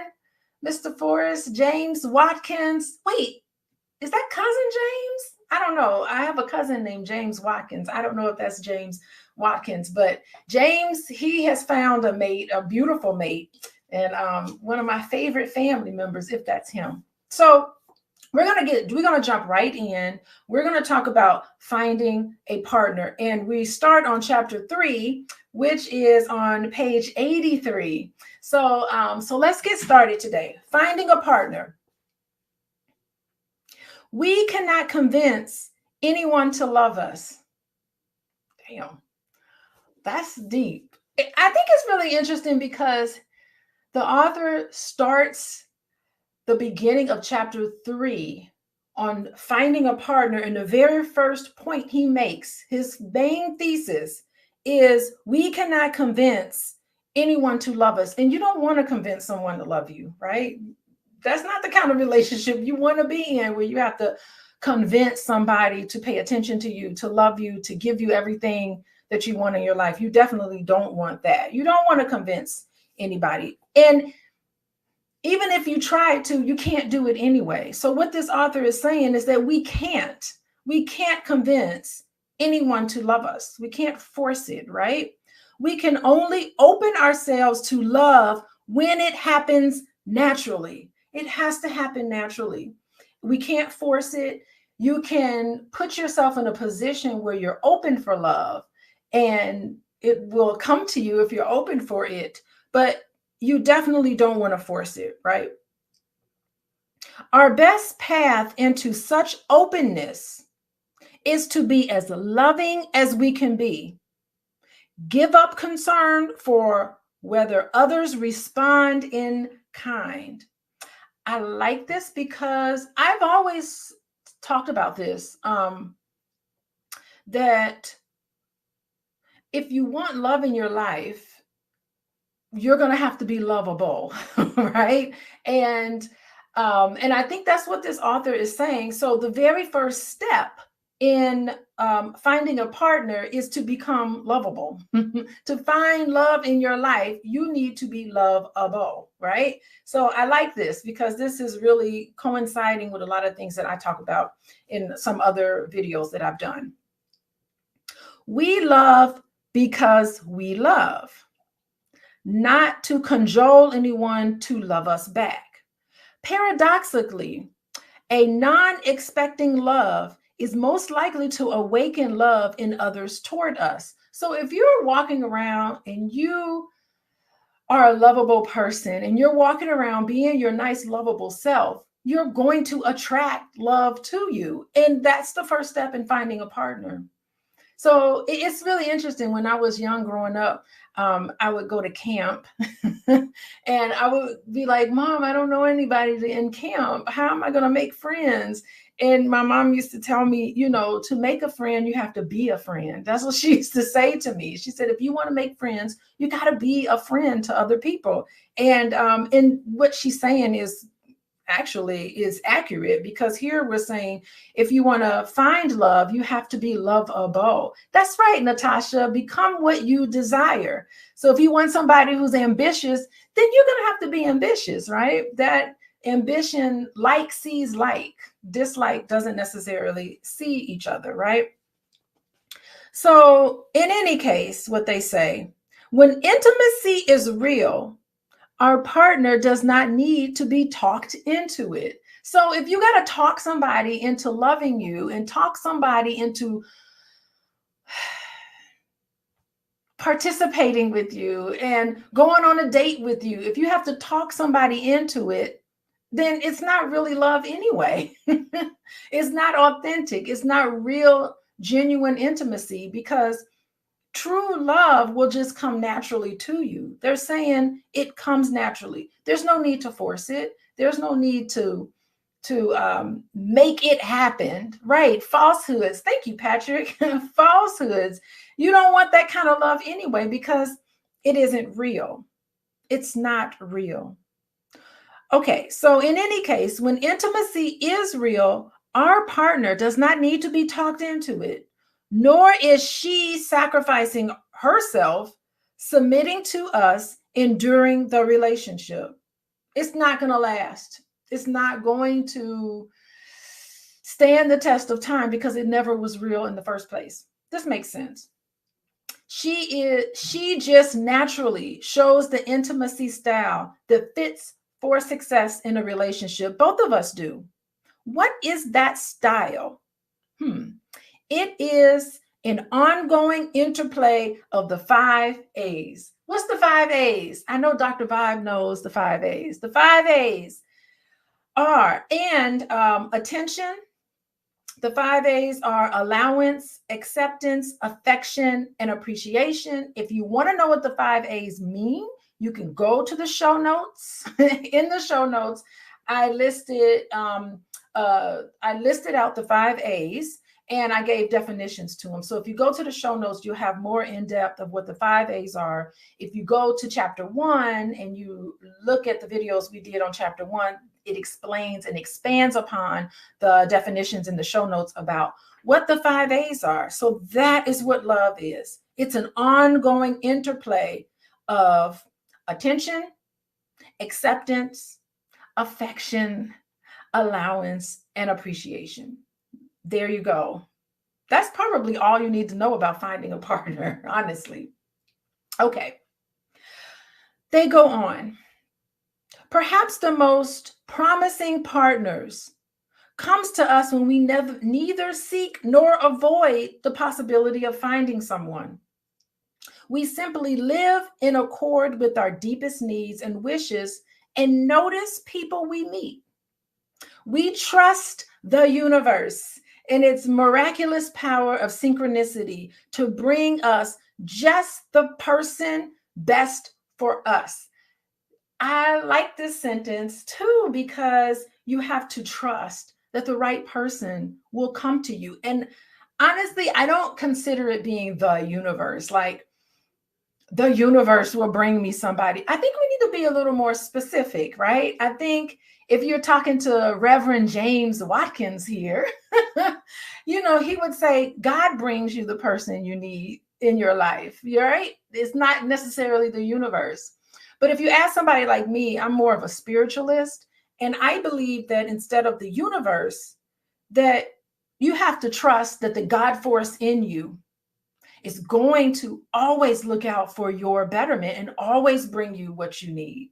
So that's the lens I put on that. I don't necessarily say the universe will bring me a man. I say the God force within me is strong enough to attract what I need in my life in this moment. So it all depends on whatever you connect with, the universe, you connect with God. Maybe some people think God is outside of themselves, but I think God speaks to me all the time. God is in me, right? I am hopefully a creation of God. And so I am part of that. So that's how I kind of see it as a spiritual thing. But there is a synchronicity and there is a process, and you have to know and believe this process, that just the person who's best for you will come to you, right?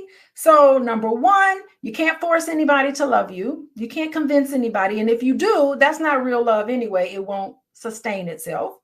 That's the first lesson he's saying on how to find a partner. The second piece to finding a partner is just to know that the perfect person is going to come to you. You have to know and believe that this will happen to you, right? And I haven't even made it past the second paragraph. So I love this. Okay. But even more important than finding a partner. So what's more important than finding a partner is taking care of our hearts. And in the dating game, it can be devastating enterprise of broken promises and disappointed expectations. So he's letting you know this is the reality of life. You're going to kiss some frogs and it's not going to turn into a prince, right? So even in the dating world, there's going to be some broken promises. There's going to be some disappointed expectations. That's realistic. But in the midst of this all, the third thing that this book is talking about is that you have to know how to take care of yourself. You have to know how to protect your heart. I love this. Okay, look at this. Petrolia. Yes, finding a partner is long overdue for me. Okay, well, listen, pay attention today, because now you will know exactly what to do to attract this person to you. So the first thing is to know that you can't convince a partner to come, that the universe or God, or however you put that, has a miraculous power. I believe we have a miraculous power in ourselves to find just the perfect person we need. And also we have to understand that in this dating world, we cannot betray our true nature. Okay, because we have to take care of ourselves. We can't betray ourselves in a desperate attempt to get somebody to want us. No, desperate. So I know Petrolia Moss, Miss Moss here, you can't betray yourself. It may be long overdue for you, but maintain and protect your heart in that process. We have to retain our boundaries. if the process is not to end in self-abandonment and self-deprecation. So you cannot abandon your heart and put yourself out there to be abused, right? And no self-deprivation. You are worthy of love, right? You're worthy of the 5 A's. Whether you received it or not growing up, all of us are worthy of the 5 A's, to give and to receive. We cannot allow anyone to take advantage of us or put us down for trying. Ain't no shame, Miss Moss, in trying to find someone. There's no shame attached to that. I love that. Looking at ourselves from this perspective, we think, I want a partner and I can take care of myself as the first step. I remain the century over my vulnerable inner self during this process, which may be quite dangerous to my self-esteem.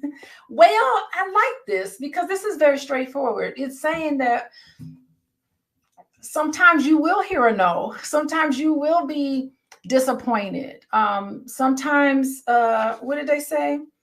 Sometimes you will have broken promises, right? But you can't allow that to damage your self-esteem. You can't allow that to take away from how you feel about yourself, because you are worthy of the 5 A's. To give and receive. Yet we cannot be overcautious. For our sense of aliveness is directly proportional to how much we allow our longings to have their full career in our heart. Longing is a source of motivation and thus of achievement. Longing is a source of motivation and achievement. When you long for something, that helps you. You know, when you long for health, physical health, that gets you out of bed to go to the gym.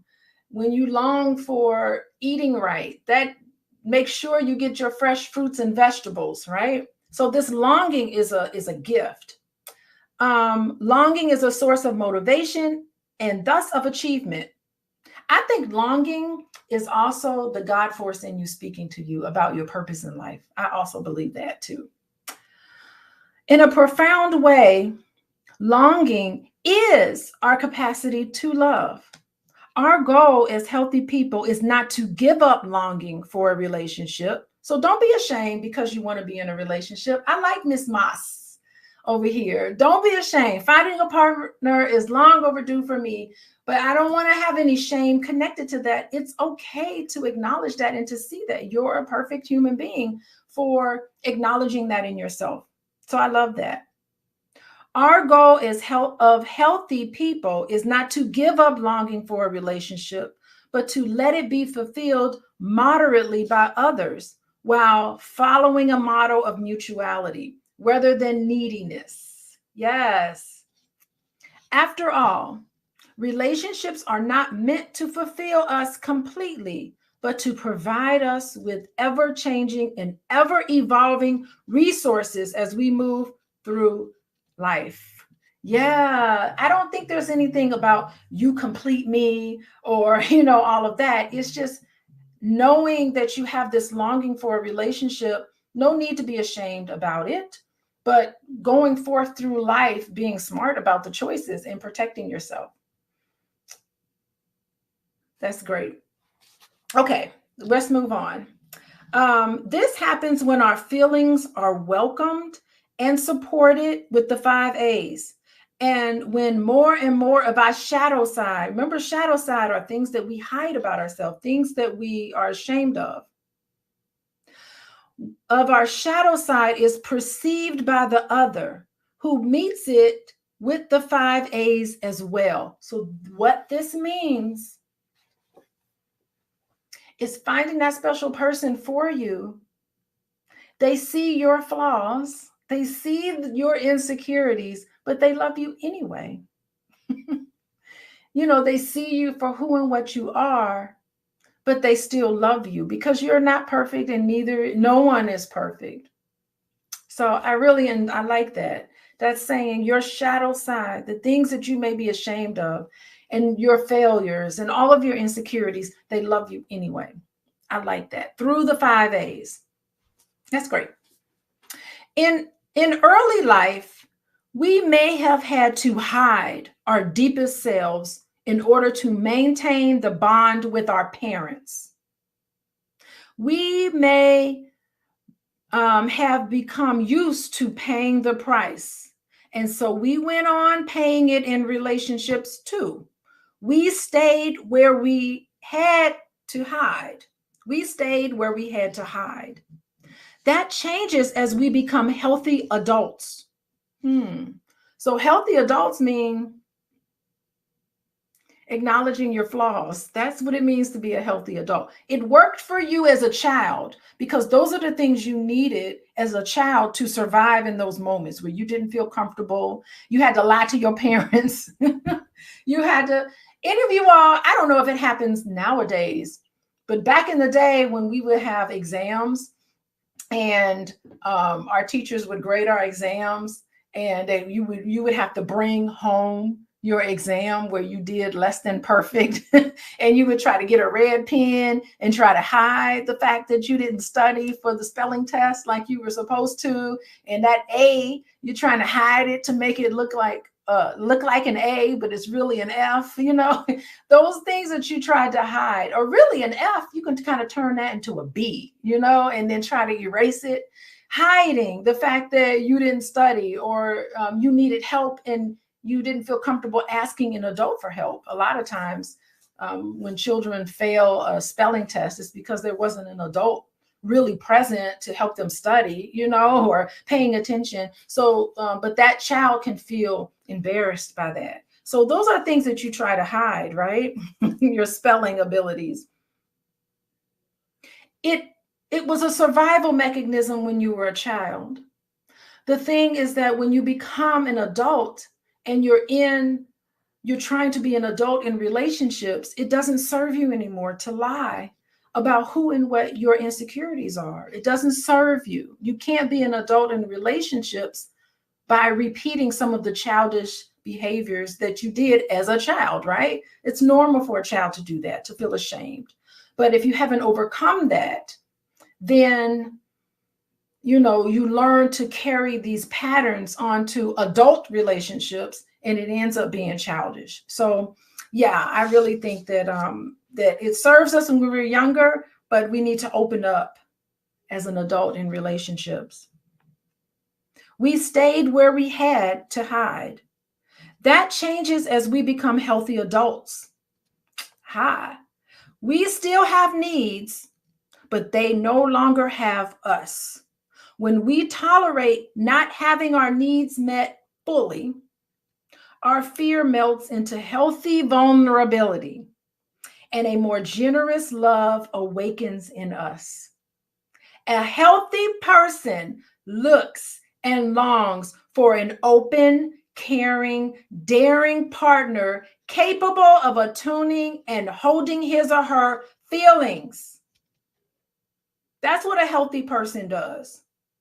This grants unprecedented permission for the frightened child within, who's scared about what's going to happen when you bring an F home, right? Within, to release old hurts and new ties. That's what a healthy person does in relationships. You have to be vulnerable. Vulnerability is equals to adult relationships. Dag. Not once did they mention what? How much money is in your bank account? Not once did they mention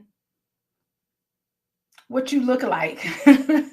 Not once did they mention anything external. All they mentioned so far in this book on finding a partner, and we're not talking about high value, low value. I do not believe in high value people and low value people. I know that people say that a lot, you know, but I don't believe in that. I think all of us are valuable. You cannot convince anybody to love you. You have to trust in the God-force power, of miraculous power, of synchronicity to bring just the person you want in your life. You have to protect your heart. You have to acknowledge the fact that you are longing for someone to love and someone to love you. You have to acknowledge that without shame. Wow. And you have to get into a place where you can be vulnerable, where you can, a healthy person looks and longs for an open, caring, daring partner capable of attuning to and holding his or her feelings. This grants unprecedented permission of the frightened child. We all have that frightened child in us, to release old hurts and trust new ties. You have to be the ability to trust, and that is healthy. That's it. That's the introduction to how to find a partner. I think that's a lot of good stuff here. How y'all feeling? I think that's great. People who are just coming in, I just want to say I am Dr. Alicia with Coaching with Dr. Alicia. You can find me on Instagram if you so like to see some of the things that I put up on Instagram. Where's my Instagram? It's up here somewhere. There I am on Instagram at Coaching with Dr. Alicia. That's my Instagram. You can find me there and see some of the things that I post on Instagram. Today, we are reading How to Be an Adult in Relationships, the 5 Keys to Mindful Loving. We are on chapter 3, which is about how to find a partner. So today, we are going to cover the first couple of pages on what you need to do to find a partner. And we've learned that you got to be lovable. To be loved, you're going to have to be lovable. And I love that lesson. And there he's saying, David Risho, in 5 Keys to Mindful Loving, he's saying a lot of the things that I talk about. So that's really good that another therapist sees the same thing I see. And being a licensed therapist, I just want to educate you guys on what I have to go through to maintain my clinical license. I have to do trainings and I have to maintain my license. I can't have any criminal activity in my background, no malpractice issues. I have to pay a lot of money to the board in order to renew my license every 2 years. There's so many CEUs I have to get. It's a lot. I've been licensed for over 20 years, practicing for over 30 years. It's a lot. It takes a lot to become a professional. And I just want to say that because there are a lot of really wonderful experts on relationships, but not all of them are licensed. So I just wanted to just educate you guys on what it means to be a licensed therapist and what it means to not be a licensed therapist. So I just wanted to educate you guys on what it takes, because I go through quite a bit to maintain my license as well as maintain my job. I'm a full-time college professor. Just telling you a little bit about myself. And you can follow me on Instagram if you want. Let me put back up my website. Oh boy, I gotta find it in this list. There's a lot of things in here. Let's see, Coaching with Dr. Alicia. Where is it? I don't know where it is.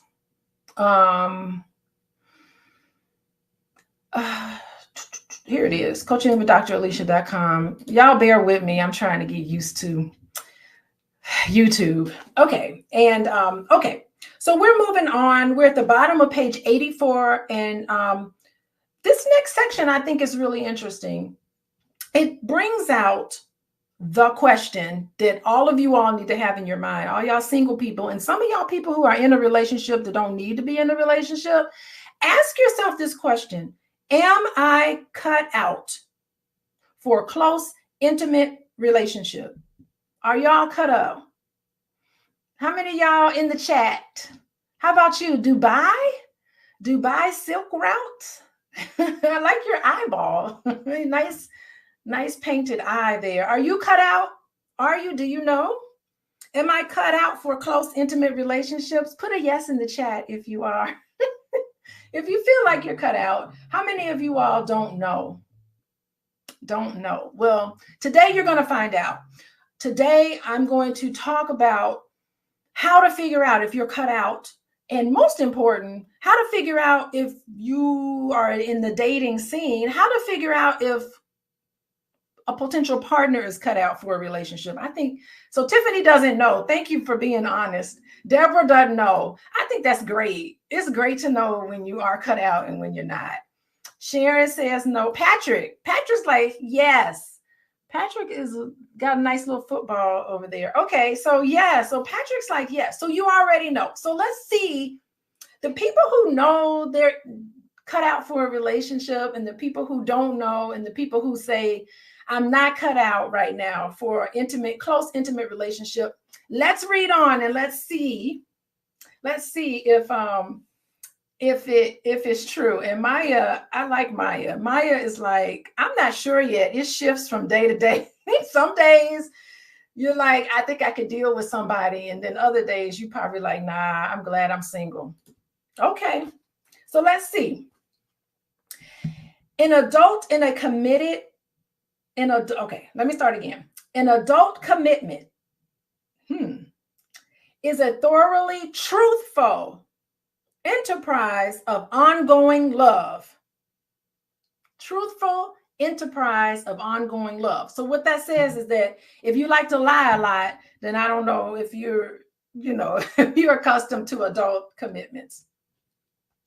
It entails an unrelenting willingness to keep agreements and handle obstacles by addressing, processing, and resolving conflicts.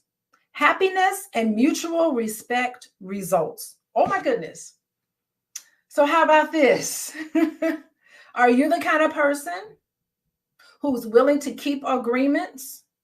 Who's willing to handle obstacles? Because you're going to have obstacles in your relationships. Are you the kind of person that can handle obstacles by facing it full on, by addressing it, by processing it, and by knowing that you have to solve the inevitable conflict, right? Because happiness and mutual respect results. So if you like to tell a lot of lies, that's not happiness and mutual respect, right? If you're confronted with an obstacle and you don't want to take it hands on, you don't want to take obstacles, then maybe you're not ready. I think that's what this is saying. And you don't know how to resolve conflicts. You're not even interested in it. Then maybe you're not cut out. I think that's where he's going. True love cannot be fooled, nor does it fool others. As mature adults, we can no longer be charmed by looks or sweet talk. That's superficial. Yeah, that's interesting because I just talked about that. You know, they're talking about openness and willingness to love and be loved, but not once did they talk about how somebody looks. Not once did they talk about any of this superficial things. All that matters is enduring mutual commitment. Mutual commitment. That's all that matters. Some people confuse attachment with love. Go away. We may feel attached to someone and imagine we love him. Someone may be attached to us and we imagine he loves us. But mindful love is bonding by commitment, not attachment by clinging on to something. Being attached will immobilize us. Love, on the other hand, helps us achieve a progressively effective and joyous evolution. Just because you're connected to somebody or any of those things, that does not mean that there's love, right? Isn't that interesting? We can also mistake dependency for connection. Insecure people may try to create a connection with us by fostering dependency through the offer of what? Of riches, humor, flattery, indebtedness, or feeling guilty for letting somebody go because you feel like you owe them something. So you're with them because you feel like you're with them because of duty. I'm not with this person because I really want to be with them. I'm with them because I feel bad for them. I feel sorry for them. And I feel like it's my duty to be with them. That's not adult love, and so forth. Wow. The 5 A's, especially allowing, offers the reliable alternative path. Yes, it's so fascinating because this kind of reminds me of like the Dream Girls. Y'all know the Dream Girls? No, no, no, no way. I'm living without you. Men hate that song, by the way. The Dream Girls, the famous Dream Girls song about I'm not going and you, you're gonna love me. Men hate that song. And I know why, because it scares them. Because they're like, stop being clingy and attached to me. I don't effie. Yes, thank you. As a woman, I thought it was beautiful and romantic, but then I started looking around and men hate that. Men really hate that. Yeah, love bombing is not love. Love bombing is manipulation. Thank you. Yes, Dennis, I love that song too. It's very emotional, but remember, it's clinginess. It's attaching and clinginess. It's not mindful love, right? Somebody, Derek, you want someone to be clingy? So that song doesn't bother you, but it bothered my son when he heard it. And I was talking to Dr. Boyce about it, and he was like, I do not like that song. He can't stand it. So anyway, I started singing that to him, and he wasn't for it. Okay. Of course, not everyone is cut out for a fully committed relationship. Someone can work diligently on all the practices in this book and still not be able to fulfill the needs of another adult in an intimate bond. Those are facts right there. And they should never be. You should never look for a partner to complete you. Like the Jerry Maguire, remember how at the end of Jerry Maguire and it was like, you complete me. No, that's not healthy, right? You should never look for someone to complete you. But such a person may not be relationship oriented. You need to know when you're not. I love the people who said, no, I'm not ready for a relationship. Who said no? There was a bunch of people who said no. They said they weren't ready. I think that's the most beautiful thing you can discover about yourself, the fact that you're not ready. Some people aren't relationship oriented, or may simply have no interest in doing the work a relationship requires. Some people just aren't in the space to do it. And when someone tells you, I'm just not in the space to be in a relationship, you need to believe them. Don't try to convince them otherwise. Oh, I can love them out of it. I can forget them. I really like them. They should really want to be in a relationship. No, it doesn't work that way. Just let them go, right? Let them go. Some people are more comfortable with and only psychologically calibrated for light relationships, casual friendships. They're just not ready for deep love, right?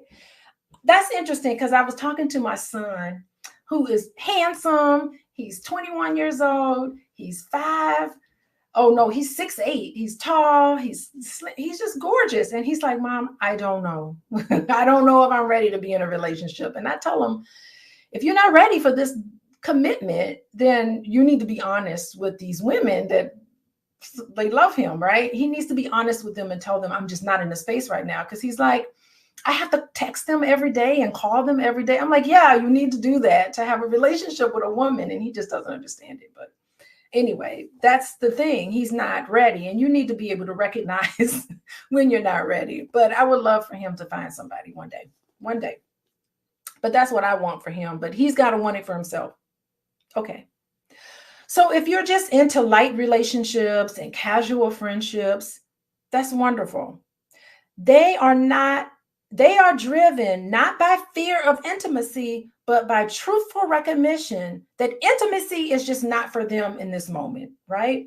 There's no shame in not wanting a relationship. Single people who are happy to be single, and I see them online and they're talking about the fact that they're single and they're happy that way.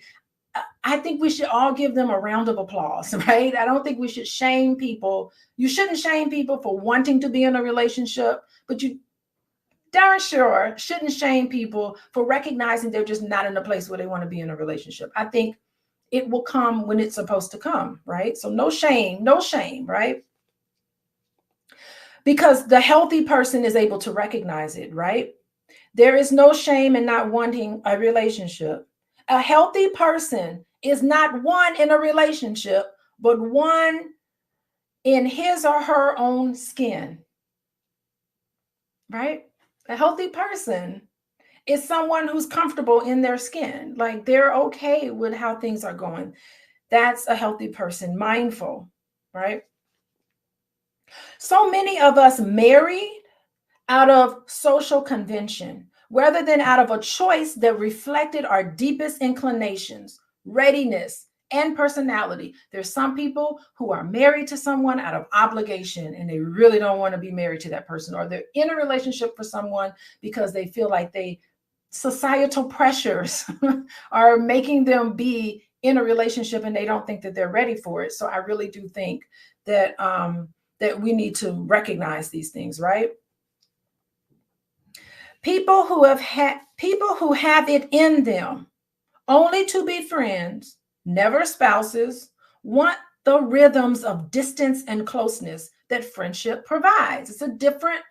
I was just talking to my husband about this. I said, we do these pillow talks together sometimes. And I said, wow, I was listening to our pillow talk. I don't go back and listen to them ever.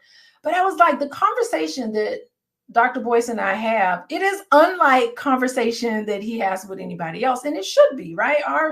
I say things to him that I don't think anyone else would say to him, because I have that permission to do it, because we are in an intimate relationship, right? So no one else could say that about. No one else could say stuff to my husband, but only I can, right? So it's okay if I say it, but if someone else said it, I'd be like, hold on, what you doing? That's not appropriate, right? So it's that sort of difference, right? It's a difference there, a set of expectations. I say stuff to him that he probably won't mind, but if someone else said those same things, it'd be a different story. So that's what comes along with being married, that level of closeness, right? But some people prefer absence, alternating with perseverance rather than continued presence. This is a legitimate option, but social pressures, once internalized, may push such a person into marriage, and the result is two unhappy people and perhaps unhappy children.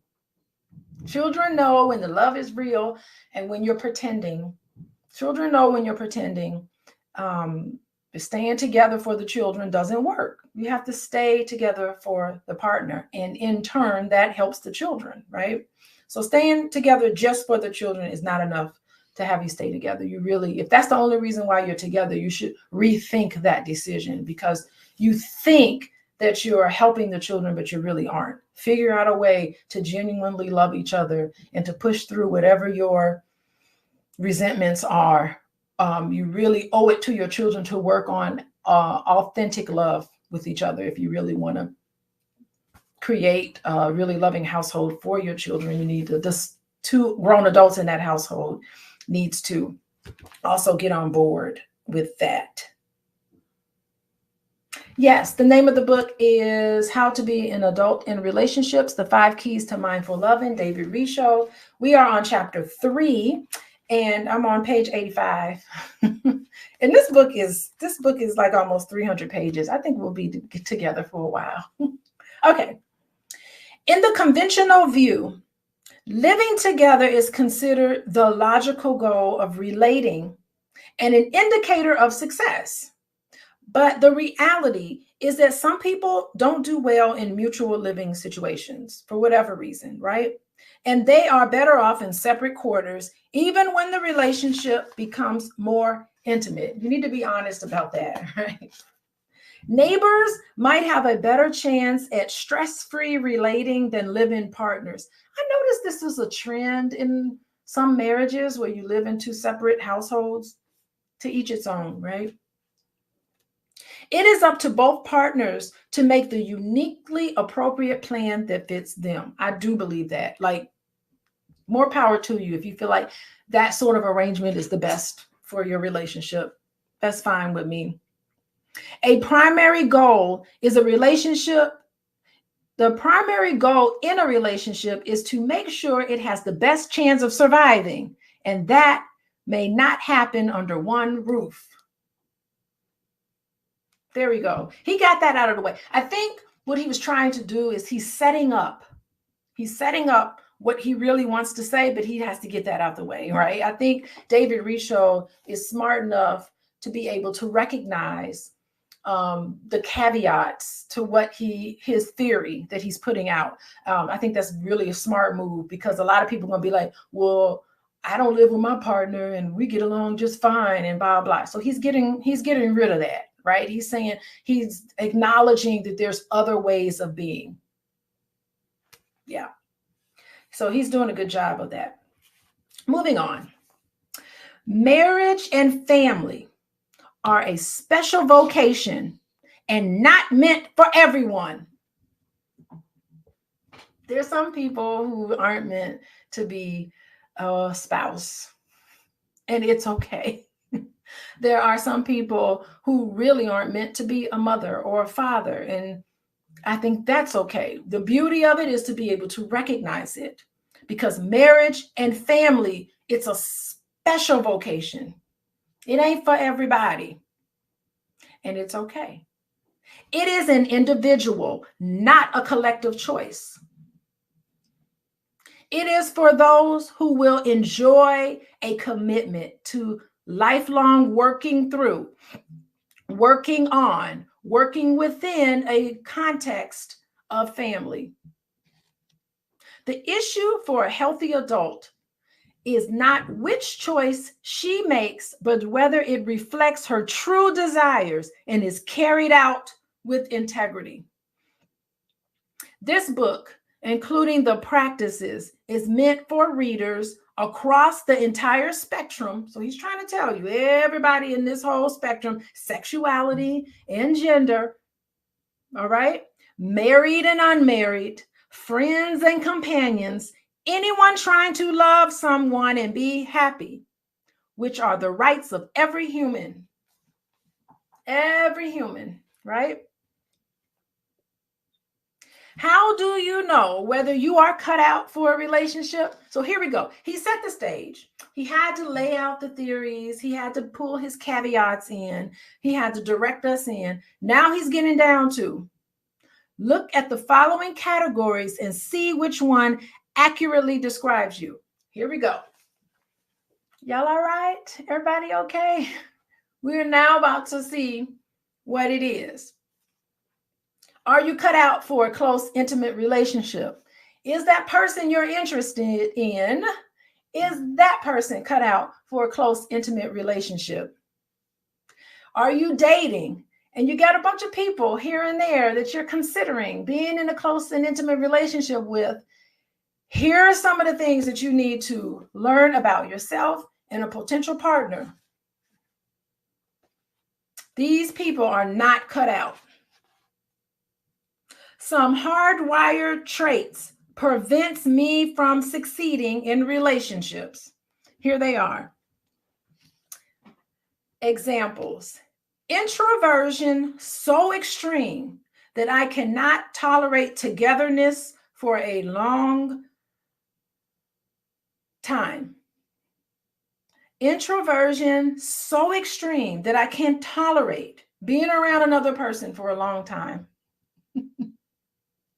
That's how you know you ain't cut out. Here's another one. Mental derangement. Is your mental health just kind of out there? You know if you're mentally deranged. It's interesting he said mental derangement, but you know what this means. You're not mentally stable. Active addictions.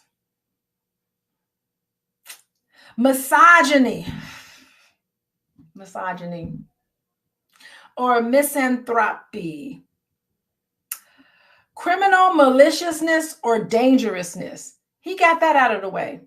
He said, if you are the kind of person who's so introverted, you can't even be with somebody for a long period of time, then maybe you are not cut out.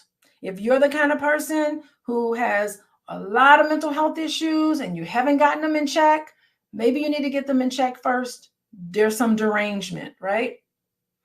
And any act of addictions, misogyny, misanthropy, that means negative attitudes toward men, negative attitudes toward women, right?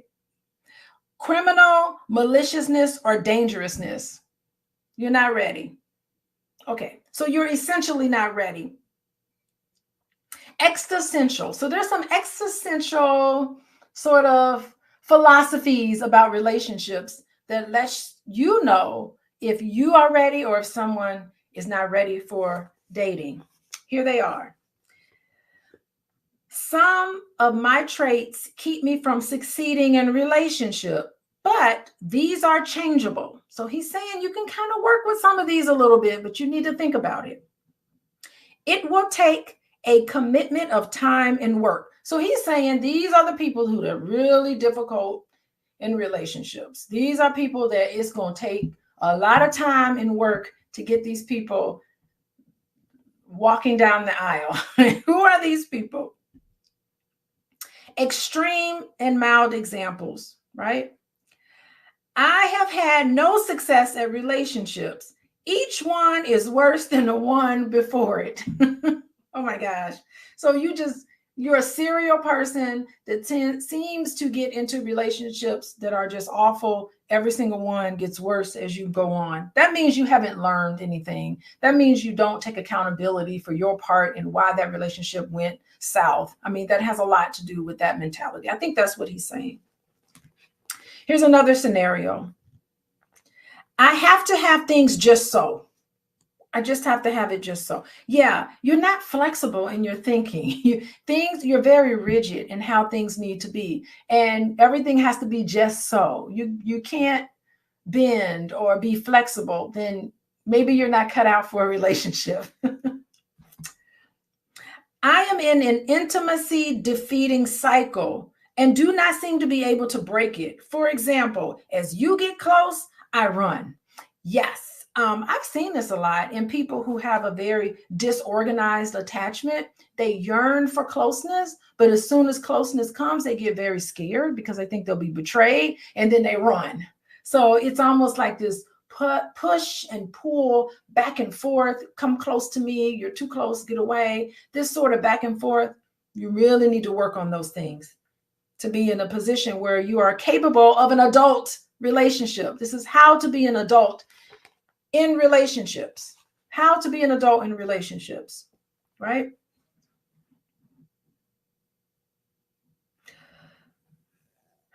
My buffed and bantam ego reigns supreme. Oh, it's all about you and your ego. You can't be in a relationship when you're all stuck into this ego thing.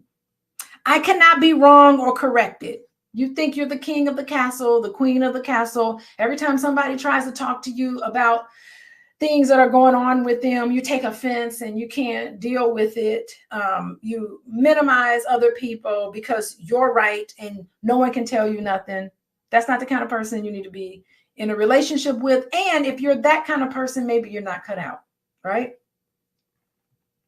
You can't let anybody be first. So it's this competition. Or let anyone hurt me without severe reprisals. So yes, this means you're the kind of person where if someone wrongs you, you're not going to talk about and be vulnerable with how they treated you. You're going to get even with them. You're going to get back at them. Vindictive people probably aren't in the place where they need to be in a relationship. Essentially, not the best catch, right? This is why you need to date for a while. You need to observe people for a while and see how they act in certain situations. I cannot or choose not to be faithful to one person. I just can't be faithful to anybody. I have to be deceptive. I have to lie. That's childish, right? You need to be honest and open. I can't be faithful to one person. I become stuck in my unhappiness in a relationship.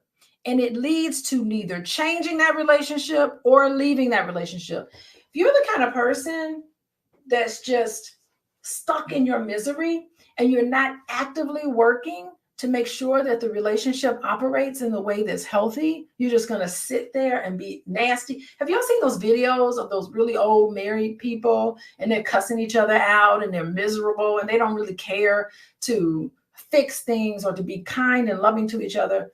I'm not sure they're really cut out. It's toxic, right?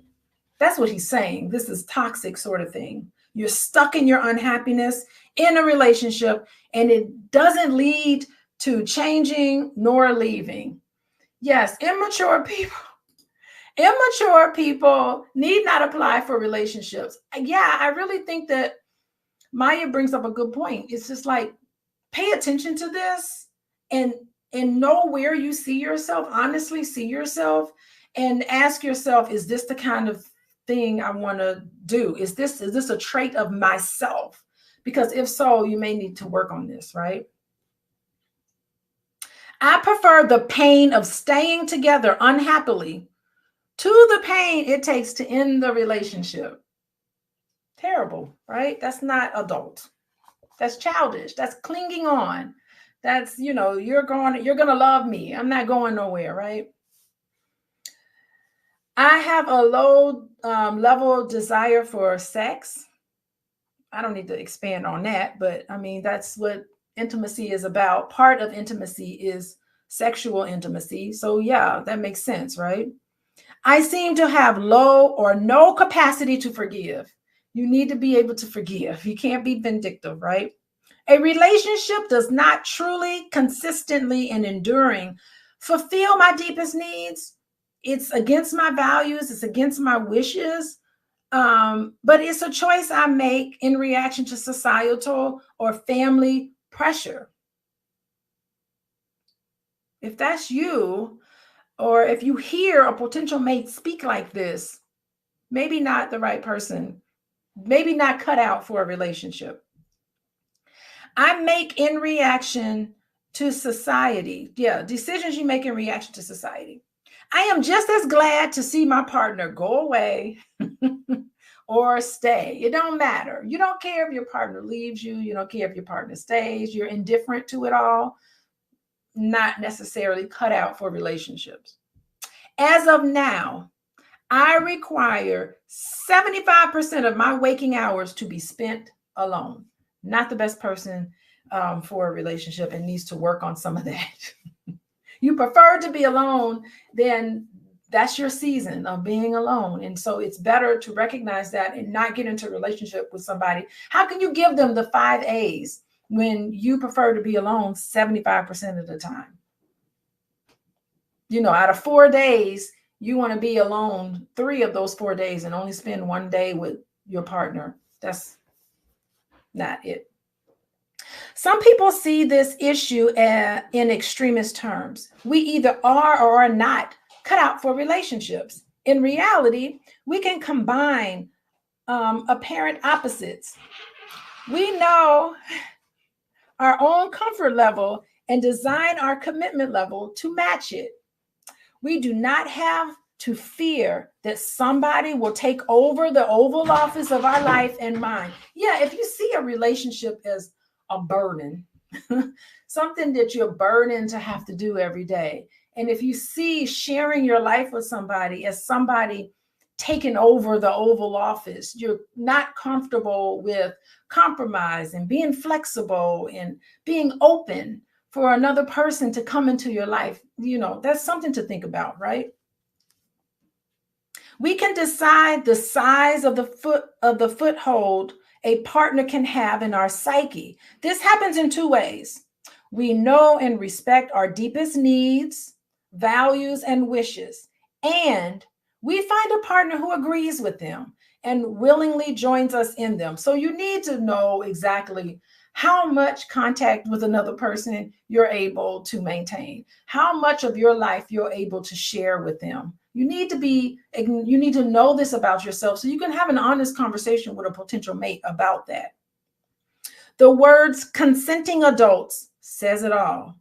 Partners who are truly adult and truly agree can work out a pleasing plan. Yes. So these are questions you need to ask yourself. Like, are you in a headspace mentally to be able to share your life with somebody? I think that's what this is saying.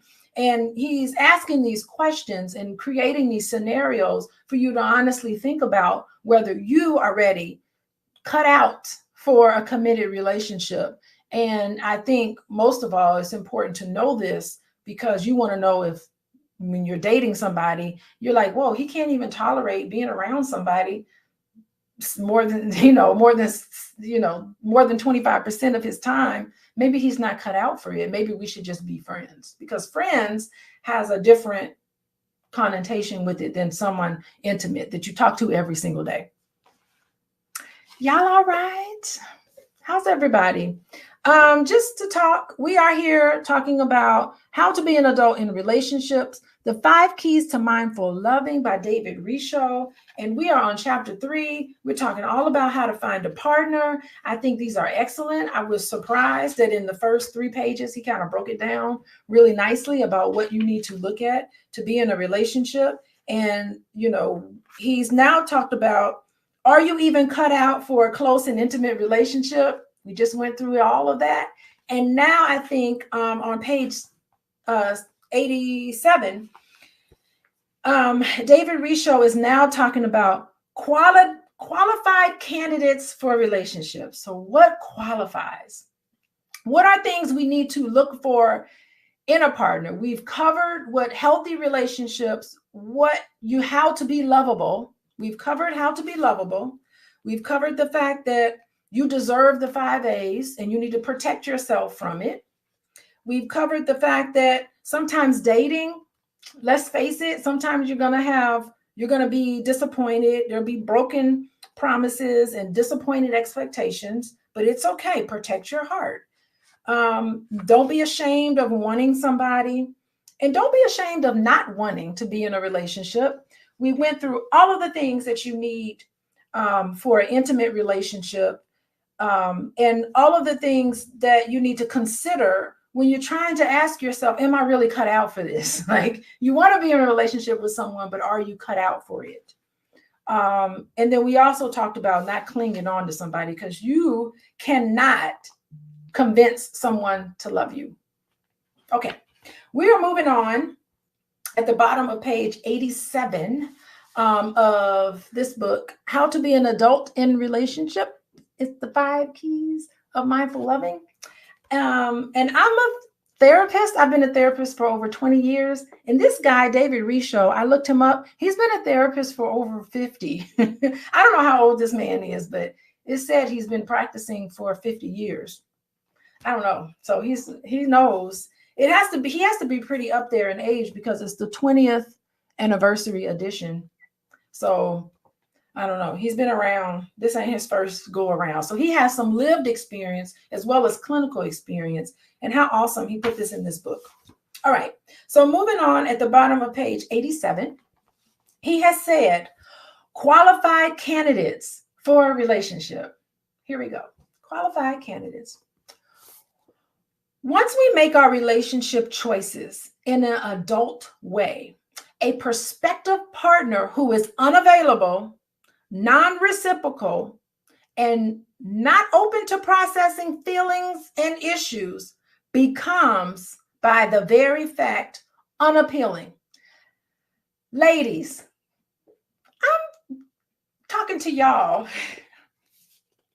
A man who's unavailable to you, like he's married, he's in another relationship, a man who's unavailable to you, he should not be appealing to you. My husband should not be appealing to you. Nobody else's husband should be appealing to you, right? What else? Non-reciprocal. It's a one-way relationship. You're calling them, you're texting them, they ain't calling you back, they ain't texting you back. That's not appealing, right? Ladies, they ain't open to processing their feelings. They not talking about their feelings. They ain't trying to have long conversations with you about issues in the relationship. That should be not appealing to you. Oh my God, I'm just playing around. But that's true. I'm directing this to women because I've seen so many women just like get carried off into something that it ain't really there, right? So this is for the ladies. Those men or those people that you might be interested in, they are not appealing, right? Once we love ourselves, people no longer look good to us unless they are good for us. Ooh. Once we love ourselves, people no longer look good to us unless they are good for us. Go ahead. David Richo is really bringing it here. He's setting the stage.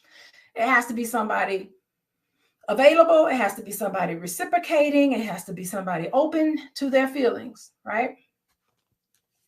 A person is a candidate for a relationship when he is able and willing to give and receive love, to handle feelings, to make a commitment, and to keep agreements. Not when he can pay the bills, not when he can look good, not when he can do anything other than what was just mentioned here, right? He can show the 5 A's in ways that are pleasing, satisfying, and non-evasive. He can forgive and let go of his ego long enough to work out problems amicably and fairly most of the time. Not all the time, but most of the time he can do these things. He follows a reconciliation, not retaliation, reconciliation model in his interactions. So he's willing to talk it out. He's open and willing to solve whatever problems they're there. He loves you for himself, not the latest woman to fill the slot in his life marked female, right? Rebound relationships are especially dangerous in this regard. Rebound relationships are dangerous in so many different ways. That's a whole nother conversation. A suitable candidate, ladies, I don't know why I'm talking to ladies, but men need to hear too. But a suitable candidate will probably meet the following additional criteria. So additional criteria, here's what it is. Lives reasonably close by. I don't know if I agree with that. I like long distance relationships, but this is what David Richo says. You got to be in proximity with each other. Maybe not at the beginning, but I guess if you feel like the relationship is worth it, you do work toward making a plan to being in the same city at least, right? Reasonably close by. But now we have technology and we have FaceTime. I don't know, this book was written a long time ago, so maybe he was talking about the barriers of seeing each other and being with each other. So I can give that. That's sort of like a kinda, right? Can show the full spectrum of human feelings and welcomes yours. Loves to give and receive the 5 A's: attention, acceptance, appreciation, allowance, and affection, right? Loves to give and receive these things. He is, I'm saying he, but it could be he or her, your friend and not just a sex partner, loves your company and compatible. So being compatible is very important. Is willing to talk about relationship issues, has no distracting ties, can make a true commitment. That's possible. Okay, he has no distracting ties and makes true commitment. Has no distracting ties that can make true commitment impossible. So if he's distracted and connected and committed to other things, he can't commit to you, right? So he has to release his ties and his commitments to other things to make a true commitment to you, right? He can't commit to you if he's committed to all these other things, right? So he has to release himself from those commitments and he has to commit to be able to commit to you. such as another relationship in progress, an old relationship that's unfinished, a divorce that's pending, family enmeshment. Children do not represent an obstacle unless they require or are given too much attention that he, as a parent, is tied codependently to their needs and has no life of his own, his or her own. That's for women too, right? Has no active addictions. Let me tell you, addictions is a relationship killer because there's so much deception. There's so much lies connected to addiction that it is very difficult to, it's just difficult, if not impossible, to have a relationship with somebody who is committed. Yes, Zara, that's exactly what I'm talking about. Family enmeshment. I've seen that in relationships where the mother-in-law will have the key to the house and just be coming into the house anytime they want. They're like, whoa, hold on. We need some boundaries here. Committed. Putting your other people ahead of your commitment. Yeah. Good one. Okay, what else? Does not have a big ego that you have to cater to it or else. I see this with a lot of celebrities. Their ego is so big that you have to be almost like a yes person. Yes, you have to be. They see a partner as an extension of themselves and not a separate person with their own ideas and thoughts. I've seen this happen in relationships that causes a lot of problems where they feel like, you know, I'm this big celebrity. I'm this big famous person. Who are you? Who are you to talk to me like that? I'm a celebrity. You know, I've seen that in relationships. It's not healthy, right? Not threatened by the equality of sexes. No patriarchy here. Has no overpowering political and religious obsessions. I could do a whole show just on that. Just being so caught up into these things, but I won't do it because I'll be stepping on some toes. Okay. Wants children if you do or does not want them if you do not. Yeah. So that's the thing. You really need to, at some point, have a conversation about having children because, you know, I really think that could be a relationship killer. If one person wants to have children and the other person doesn't want to have children, I mean, that really is an excellent reason to dissolve the relationship. I really think so. Okay, reading on. Has the sexual capacity, accessibility, and interest to satisfy you or can work on it within the relationship, right? That's important. Has no disability with respect to money. Cannot earn, spend, share, save, lend, contribute, and receive. This goes for men and women, right? Has no disability with respect to money. They have to be responsible in all the areas of their life, including income, right? Can give quality time and enough of it to deepen the connection in an ongoing way. Is on a fairly close intellectual par, so you can share ideals equally. Yeah, you have to have somebody. I can't be with nobody stupid. That's tough. If you have to be kind of smart for me, because I that's not a quality I like. Has similar values than yours. Yeah, I think similar value. It doesn't have to be the same, but there needs to be a nice level of overlap in terms of values. Is not looking for the ideal man or woman. Need the ideal woman that's not really real. It's only being realistic about that. Does not appear to you to be ideal. Someone mentioned love bombing earlier. You don't want no love bombing, right? Does not appear to you to be ideal. You are not so infatuated that you can't see his shadow side. You can't see that person's flaws. They love bomb you so much that you can't see some of the things about them that aren't quite right. So I like that one right there. Has done at least half of the work it takes to be healthy in life and relationships. That's right. That's the person you want. You know they're not perfect, but at least they're working on things. The more on the work in the first practice session below. Yeah. So is willing to put in the work to try to be a better person. I love that. Yes. Miss Moss. Yes, you have to have a smart partner. I love that. Let's see. What else we need to look for?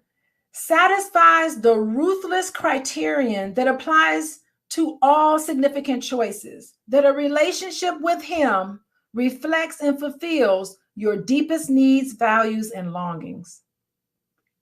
They fulfill it. They don't complete you, but for a reasonable expectation, they fulfill your deepest needs, values, and longings for companionship, right? Can and loves to focus on you in an engaged, lasting way. They want to focus on you. They want to spend quality time with you. How can I know this is happening enough? I can remember the last time it happened. So you remember that this person is giving you the attention. And sometimes we think we're in a relationship and then that person doesn't call you every day, doesn't reach out to you every day, doesn't find out how you're doing. You need that constant contact with that person to really feel like that person is engaged with you and focused on you. I've seen that a lot in relationships where you're just kind of like, this seems to be superficial. You're not really into me. You're saying that you're interested in me, but I don't hear from you for several days. Like, what's that about? That's not somebody interested in having to be with you. You know that a person is cut out when they are cut out to be with you, when they create time in their day, in their life to spend with you, right? That's how you know. Meets the welcoming approval of your personal trio. You have a personal trio. Your head, so logically it makes sense to be with this person. Your heart, you feel like you really care for this person. And your intuition. Follow that quiet little voice in the back of your head to tell you if this person is right for you or not. Y'all know. I've worked with couples where there's been deception and cheating, and I'll ask the hurt partner, you know, how did you find out? How did you know? And usually the hurt partner, when there's been infidelity in a relationship, the hurt partner will say, I kind of knew something was off. They had this intuition that something is off. So it's almost like you think you're getting away with things if you're the unfaithful person in a relationship. You think your partner doesn't know that you're unfaithful. On many different levels, they know. They use their intuition. So don't ignore your intuition. If you think there's something going on, chances are you're right, okay? Do these criteria fit your perspective, your current partner? Do these perspectives fit that? Woo, y'all. I think I'm going to end it here. This is really interesting. We know today how to find a partner, what to think about, what steps you need to make to find a partner that's right for you, how to find out if you are cut out for a close, intimate relationship, and also how to find out if the person you're interested in is really cut out for a relationship.